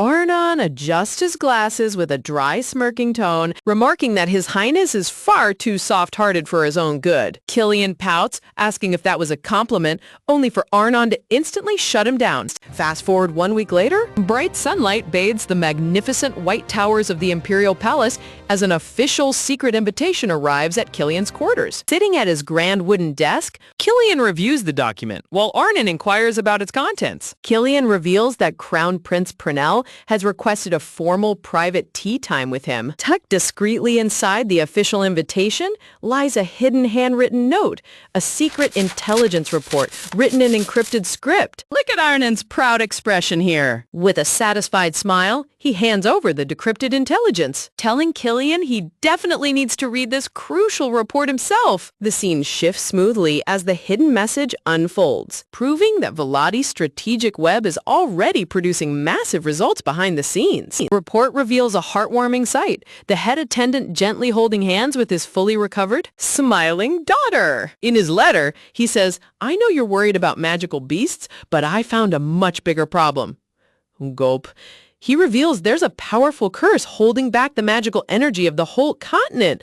And apparently, it's connected to ancient dragons. The grateful father expresses profound gratitude to Prince Killian for saving her life. The letter continues, enclosing a brilliant communication ruby. The attendant promises absolute loyalty, assuring Killian that the head palace mage, an old friend, will permanently delete all spatial teleportation logs. Reading the attendant's pledge of absolute servitude, Killian leans back in awe. He realizes just how terrifyingly brilliant Veladi's information gathering truly is to orchestrate such a flawless political coup. Killian recalls Veladi's strategic advice from 3 years ago. She instructed him that if he wanted to manipulate magical diamonds without detection, securing an Imperial Palace mage was an absolute requirement. Since direct persuasion was nearly impossible, Veladi deduced that targeting the head attendant, the mage's secret benefactor, was the ultimate shortcut to turning the palace security staff. Dark flashback reveals that after the rogue mage was banished on false charges years ago, he survived solely through the head attendant's secret,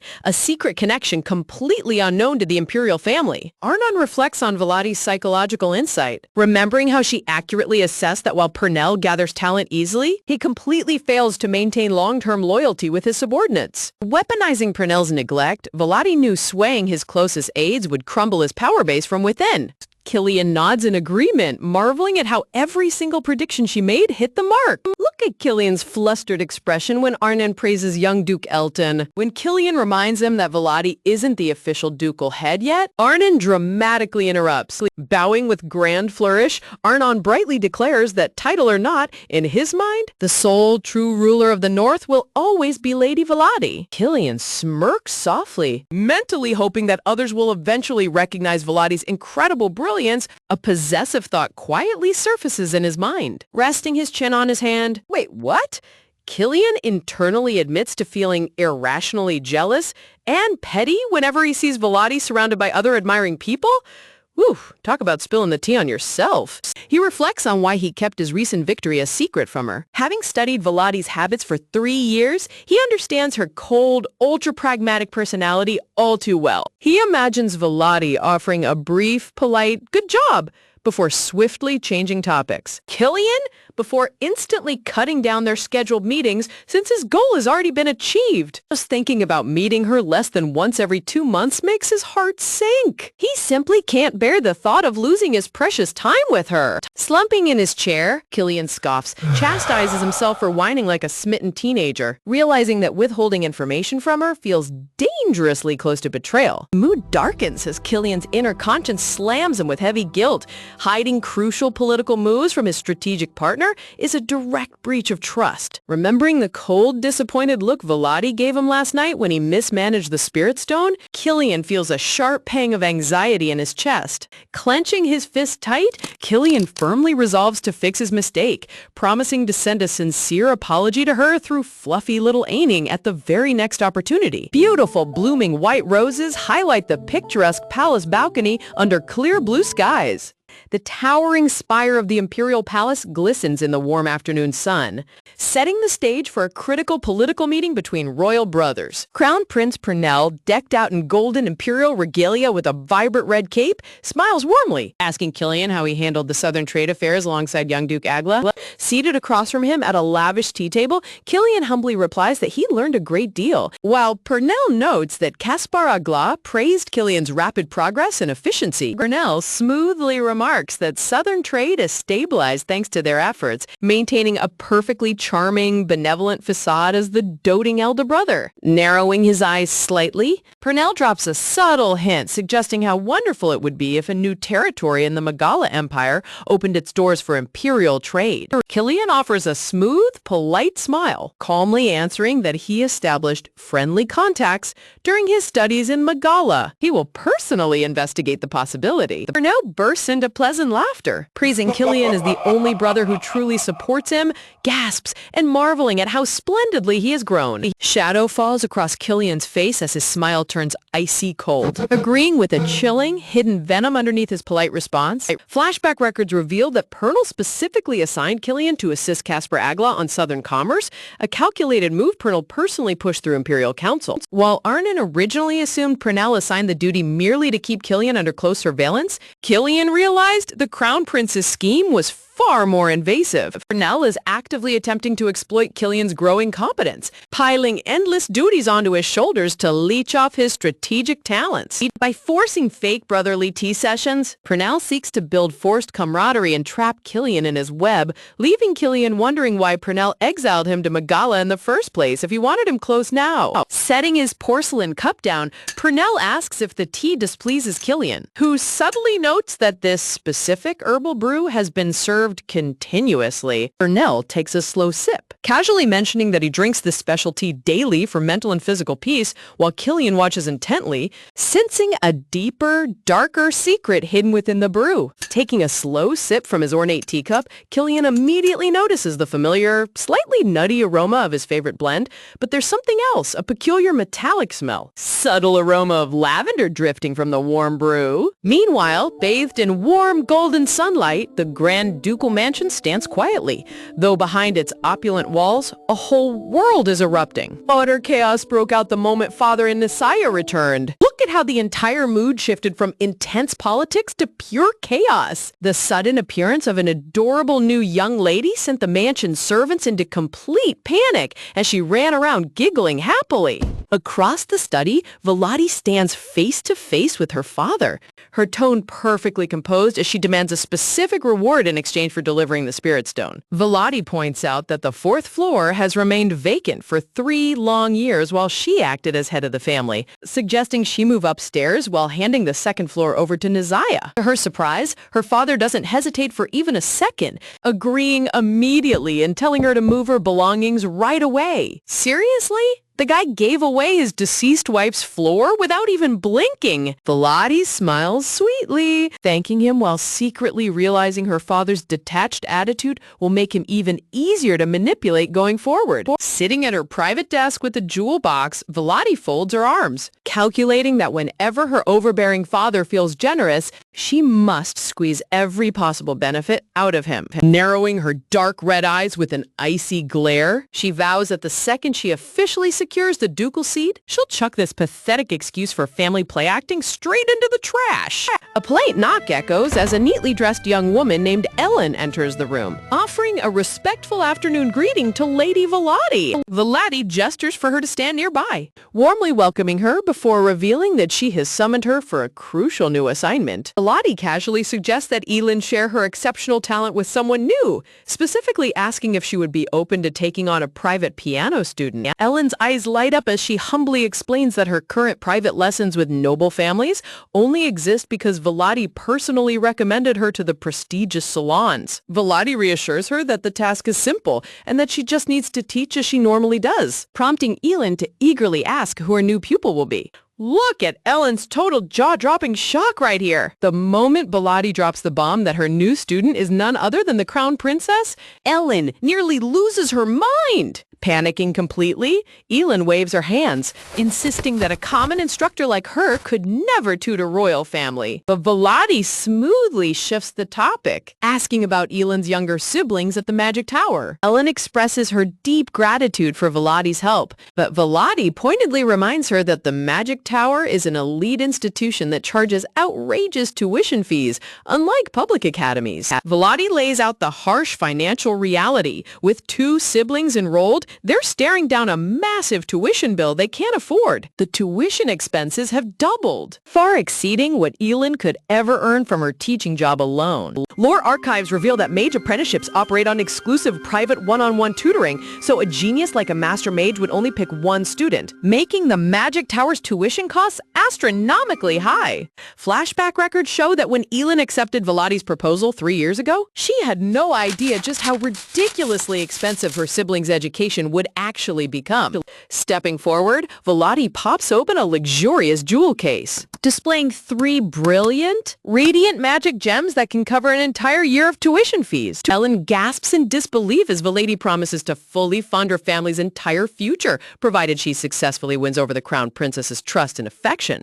Volati promises generous additional compensation for her success, calling Ellen by name just as the young woman stammers in overwhelmed hesitation. Gently reaching out, Volati places her hand on Elin's head, gently patting her hair as Elin's cheeks flush bright crimson. Talk about using head pats as the ultimate psychological cheat code? The lady reassures her not to be afraid, Expecting nothing less than stellar results from her trusted agent. Feeling an overwhelming wave of loyalty and affection wash over her, Elin bows her head under Volati's warm touch, completely captivated by her master's grace. Looking up with fiery determination burning in her eyes, Elin clutches her chest, ready to throw herself into the assignment with zero hesitation. Watching Elin leave the room, Volati offers a satisfied smirk, knowing with total confidence that Elin will execute her mission to absolute perfection. Flashback records reveal Volati's master plan from 3 years ago when she deliberately placed Ellen into Baroness Agla's high society salon specifically to target Lord William's wife. Because someone had meticulously erased all records of William's wife,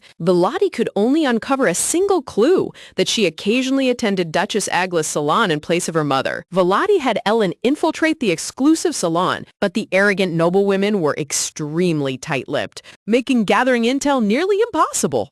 Through sheer persistence, Volati managed to uncover a massive secret. William's wife's family had gone completely bankrupt before mysteriously securing a colossal loan to restart their business. The dark source of that loan was none other than the Peregrine Marquess, a notorious noble house secretly famous for running high-interest predatory loan operations. Connecting the strategic dots, Volati notes that the crown princess, her main rival in high society, is the beloved eldest daughter of that very same Peregrine family. Knowing that noble bloodlines closely guard their dark secrets, whoa, Volati knew the crown princess's family was deeply involved in those shady usury networks. That crucial link was precisely why Volati gave Elin her strategic instructions, prompting them to lure anyone in possession of a map right to them. Talk about a trap! Was this a human magnet? Anticipating the upcoming Spring Flower Festival? During the vibrant Spring Festival, grand banquets and private tea parties are held all across the empire under blooming flower bowers. Volati predicted that at the following year's Flower Festival, this means she was likely preparing for a debut performance, where she would play a piano piece she'd been working on for a whole year, meaning she'd soon be searching for an elite piano instructor. Determined to grab a fatal weakness against the crown princess, Volati moves her pieces like a grandmaster, playing 3 steps ahead of everyone else. the lady smirks darkly, musing that since the crown princess openly acts wary around her, sitting back and doing nothing simply wouldn't be any fun at all. Time leaps forward as crisp white snow blankets the majestic rooftops of the ducal estate under a cold winter sky. Seated at her grand study desk, Volati reviews the latest progress reports, noting with satisfaction that the steam engine development is moving ahead of schedule. Narrowing her eyes thoughtfully, she realizes that if everything stays on track, railway construction can officially break ground as soon as the winter frost thaws. Unfolding a detailed map illuminated by warm candlelight, she pinpoints the ideal location for the North's very first railway station, Baron Diome's Eastern Territory. Located at the eastern edge of the North, Monheim is the only spot in the human world with a permanent connection to the goddamn Beastmen. Diome territory thaws earliest in spring and features a massive spatial teleportation portal that Volati co-owns. Talk about taking advantage of someone's desperation. Flashback records show Baron Diome kneeling in tears, forced to give up portal rights years ago to save his foolish son. Recalling how Diome signed the railway agreement without even believing in its potential, Volati chuckles at how easily she set all contract terms entirely in her favor. A gentle knock breaks her thoughts as Romy, dressed in a sharp green coat, steps into the office holding a stack of official reports. Volati looks up with a warm expression, reflecting on how long they've worked together since Romy was originally transferred from her father's top personal staff. Presenting the vital documents, Romy delivers the latest intelligence updates, standing ready as Volati prepares her next masterstroke. Stepping back into past memory logs, Romy recalls how Baron Rickon originally introduced her to become Volati's personal aide right after Volati established herself as acting head of House Elton. The Baron likely assumed a female assistant would make Volati feel far more comfortable handling high-stakes political affairs. Back in the present, Volati reviews the final signed documentation at her grand desk, concluding that all preliminary preparations for the massive Northern Railway line are officially completed. Unfolding the detailed territory map, records highlight how Riken territory sits directly north of Diome territory. Knowing both lords personally, Volati targeted Riken territory as the crucial midway transit hub, though securing Baron Ricken's consent required masterclass negotiation. Baron Riken was notoriously risk-averse, valuing long-term economic stability over risky infrastructure gambles. When Volati initially proposed the railway, the North was hyper-focused on monetizing newly discovered magic rubies, leading Riken to politely turn down her first offer. Reminiscing on that meeting, Riken urged her to concentrate solely on Deke Elton's gemstone directives. Volati gracefully accepted his refusal, secretly knowing that timing is everything in high politics. Seriously, when a master strategist says, "I understand," it just means they're waiting for you to realize you need them. Volati waited patiently for the magic ruby trade to achieve massive commercial success, the exact moment her gemstone venture generated astronomical profits. She swooped right back in with a second proposal. She handed over an updated master proposal, and this thing was a beast, meticulously structured to target the Baron's deepest economic anxieties. Riken initially hesitated, grumbling that the timing still didn't feel right, but Volati just smiled sweetly, urging him to read the actual numbers before making a final judgment. A few days later, Darren Riken sent back an overwhelming endorsement. Naturally, he had no choice but to agree. Volati's proposal directly solved the Northern Lord's greatest structural dilemma, economic stagnation. Traditionally, 80 of the North's wealthiest iron ore mountains sat within Elton Duchy territory, leaving surrounding vassal territories completely reliant on House Elton for raw income. With the newly discovered ruby mines also located inside Elton boundaries, House Elton held a near monopoly on northern wealth. Meanwhile, the rugged Medeo Mountains along the border between the Megala and Deckardale empires provided vast untapped resources that only the ducal house could afford to harvest. The vassal lords couldn't dare utter a word of opposition against House Elton. However, Baron Riken recognized that complete economic dependency on a single ducal house posed a massive long-term danger. though Riken remained fiercely loyal to House Elton. He viewed economic sustainability as a totally separate issue. Relying on non-renewable buried minerals meant northern growth had a strict expiration date. Resources inevitably run dry, while the eastern region rapidly transformed into a powerhouse industrial hub with towering smokestacks, and the western region enjoyed perpetual agrarian wealth from vast golden harvests. And the southern territories accumulated endless riches through active maritime trade routes. North remained trapped in its frozen shell. If mineral yields dropped or House Elton suffered a political blow, that entire northern coalition would collapse overnight. Baron Riken wanted every northern territory to develop independent revenue streams while times were still good. Vladi and her father fully shared this vision, but half the year remained locked in sub-zero frost, leaving zero room for normal agriculture or trade. That was where Vladi's revolutionary railway scheme came in. Under her contract terms, House Elton would pay generous ongoing land use fees to every territory where steam locomotives operated. Even better, her proposal guaranteed that territories kept 100% of supplementary profits, allowing local lords to develop thriving winter tourism industries, exploiting the North's dramatic snowy landscapes. Look at how brilliant this angle is. Capital nobles were already obsessed with exotic snow-capped scenery during winter banquets, proving that high society tourists would gladly pay a fortune for northern retreats. Unlike the foolish Baron Diomi, who was manipulated into surrendering his assets, Baron Riken instantly recognized the steam train's economic genius and granted full permission to build a major station. However, Riken raised one crucial warning. The moment news of this transport revolution leaks out, rival continental factions will attempt to destroy it. The laddie smiled serenely, acknowledging that carrying out an empire-shifting infrastructure project behind her father's back was impossible anyway. She wasn't worried about getting Duke Elton's sign-off.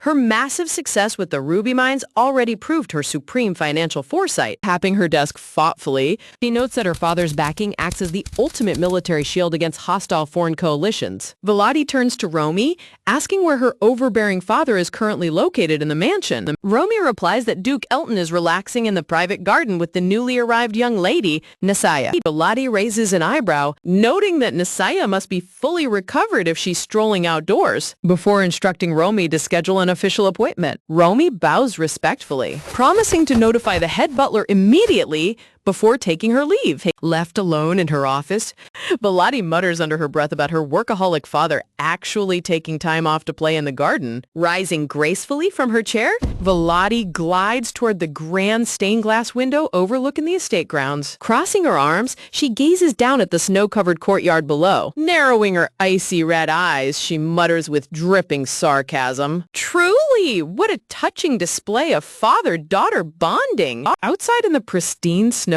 Duke Elton is literally kneeling down with little Nasaya, happily building a cute snowman together. Talk about a complete 180-degree personality flip. The fearsome Duke of the North is playing winter crafts like an adoring dad. Meanwhile, inside her luxurious guest suite that night, little Nasaya sits up in her grand bed under soft moonlight, wondering if Vladi has finished her heavy workload. Recalling her recent severe illness that brought her to the capital, Nasaya reflects on how Vladi's special herbal remedies rapidly brought down her burning fever. Flashback memories recall the estate physician prescribing total bed rest, prompting Duke Elton to insist Nasaya stay tucked safely inside her room. Even though being confined was boring, Duke Elton's gentle head pats and praise made Nasaya feel completely cherished. Plus, this dude was a master at hiding his powers, basically a ghost. All the while, Mintrel's heart's going boom, boom, boom, ready to jump out of his chest. Her enthusiastic personal maid kept her entertained by dramatically reenacting Vladi's legendary exploits. The maid poses intensely, describing how Lady Vladi glared down traitors with overwhelming pressure until they dropped to their knees and sobbing, crying. Listening wide-eyed to these heroic tales, Nasaya cradles her knees in bed, trying to imagine what her dad must have gone through, wondering how she should properly greet such an amazing older sister. She worries worries her clumsy etiquette might embarrass her, but deeply trusts that Volati will treat her with total gentleness. Nasaya fondly remembers the soothing touch of Volati's hand resting on her feverish forehead, as well as learning that Volati willingly gave up her own second-floor room for her comfort. Recalling her maid's joyful announcement, Nasaya buries her blushing face in her arms and burning with desire to thank Volati properly. Nestling deeper into her blankets, she softly wonders, will Volati offer her a sweet, warm smile when they finally meet? The next morning, dressed in a gorgeous, frilly pink dress, little Nasaya holds her father's hand as Duke Elton opens the door, gently reminding her to step carefully as she prepares to meet her idolized big sister. Little Nasaya's eyes sparkle with absolute joy as she gasps, yes, thrilled beyond belief at the thought of finally spending time with her idolized big sister. Seeing her pure excitement, Duke Elton gives a surprisingly tender smile, looking down at his newly adopted daughter with genuine warmth. Standing nearby, the old head butler stares in complete disbelief, privately thinking how astonishing it is to see the notoriously cold Duke showing such a soft, gentle expression. Clapping her little hands together eagerly, Nasaya gazes up with bright eyes, asking if she can finally go meet Lady Volati right this instant. Duke Elton kneels down gracefully, gently explaining that Volati is swamped with high-stakes political duties today. Sweet Nasaya nods obediently, promising to patiently wait a bit longer, patting her head with soft affection. Duke Elton offers to escort her on a pleasant stroll through the estate's private gardens instead, making little Nasaya giggle in pure delight. As they walk together, Duke Elton cocks his head slightly, curiously asking why she addresses her big sister so formally when everyone else in the house uses her titles. Kneeling down to meet her eye level once more, Duke Elton gently clarifies that staff address her formally because they follow her commands. He reminds her that she's officially an Elton now, a true family member who can address her as a sister. Hearing that she's truly considered real family,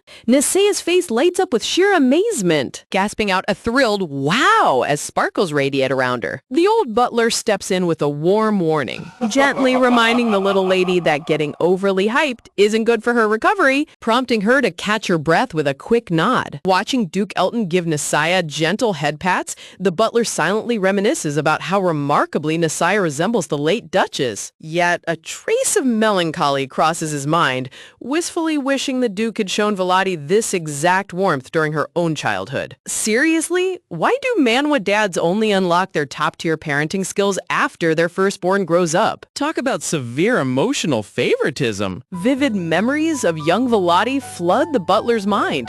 The young noble, once an innocent little prankster, now a total tyrant.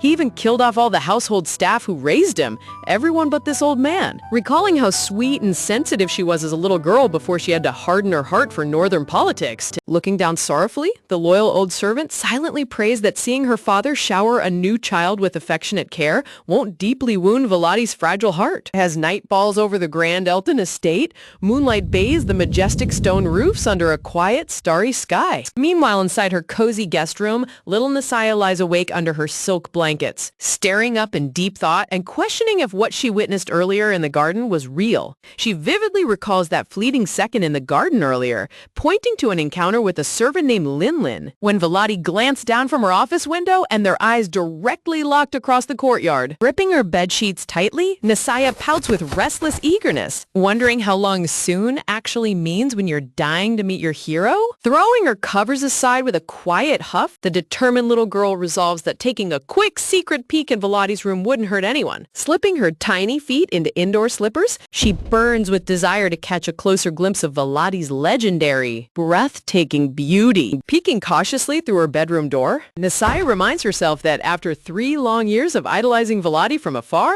taking this small risk is completely worth it. Sprinting down the dimly lit, opulent hallway, 2 figures burst through massive double doors, their breaths ragged as they look back over their shoulders. Her heart beats like a drum as she races toward her secret mission. Pausing near the grand staircase, she carefully checks her bearings. Remembering the housemaids mentioned Volati's personal quarters were situated up on the 4th floor. Suddenly, as she approaches a grand set of ornate doors, Nasaya freezes in surprise, sensing a familiar surge of magical aura radiating through the crack. Drawing closer to the gleaming door handle, she catches the unmistakable voice of a spirit playfully calling out Vladi's name from inside. Inside the office, the adorable fox spirit Eining hovers in midair, desperately pleading on Killian's behalf and begging Vladi to appease her furious wrath. Vladi stands with her arms tightly crossed, her expression dark as ice while listening to Eining explain how Killian is begging to apologize in person right this instant. You know you messed up bad when even an ancient shadow leader has to send a cute floating mascot to deliver his formal apology. Vladi squints with a razor-sharp glare, asking what happens if she refuses. Poor Eining stammers in terror, realizing Vladi isn't buying Killian's indirect excuses for a second. Shocked by her cold response, Eining busts into comical tears, shaking uncontrollably and whimpering if Vladi considers its presence a nuisance. Softening her posture slightly, Vladi scoops the trembling fox spirit into her hands, gently reassuring Eining before giving it a direct message to relay back to Killian. Looking dead serious, Vladi warns that because they still share common goals, this alliance might not last forever. She'll let this oversight slip just once. However, hiding crucial intel in the future will strictly be branded as treason. Eining nods its ears rapidly in total agreement, memorizing every single word as Vladi reminds him that House Elton deals with traitors without a shred of mercy. Reassured, Eining puffs up its chest proudly, promising to scold Killian relentlessly so he properly reflects on his mistake, earning a rare, quiet word of thanks from Vladi. Outside in the corridor, little Nazaya presses against the heavy wooden door, completely bewildered by the strange name she just overheard coming from inside. Her blue eyes widen with wonder, wondering if Vladi possesses her very own magical spirit companion, just like her own spirit guide, Senin. Suddenly, but before he can do anything, a spirit voice inside alerts Vladi that an intruder is standing right beyond the door. Nicaea gasps in sudden panic, freezing on the spot. With a slow, dramatic creak, the massive wooden door swings open, flooding light across little Nicaea as she stands trapped in her pajamas. Standing towering in the doorway, Vladi stares down with an intimidating presence, calling out her official name in a calm, grave voice. Staring up at her breathtaking older sister, Nicaea is completely spellbound by Vladi's dark, majestic aura, whispering in awe at how insanely beautiful she looks up close. Suddenly, the maid's dramatic bedtime stories flash across Nicaea's mind, recalling how Vladi allegedly glared down enemies until traitors fell weeping to their knees. Seeing Vladi's deadly ice-cold glare staring straight through her, Nicaea realizes with a shiver that the maid's terrifying rumors weren't exaggerated at all. Vladi sternly asks if she overheard their secret discussion. Talk about getting caught red-handed at the worst possible moment.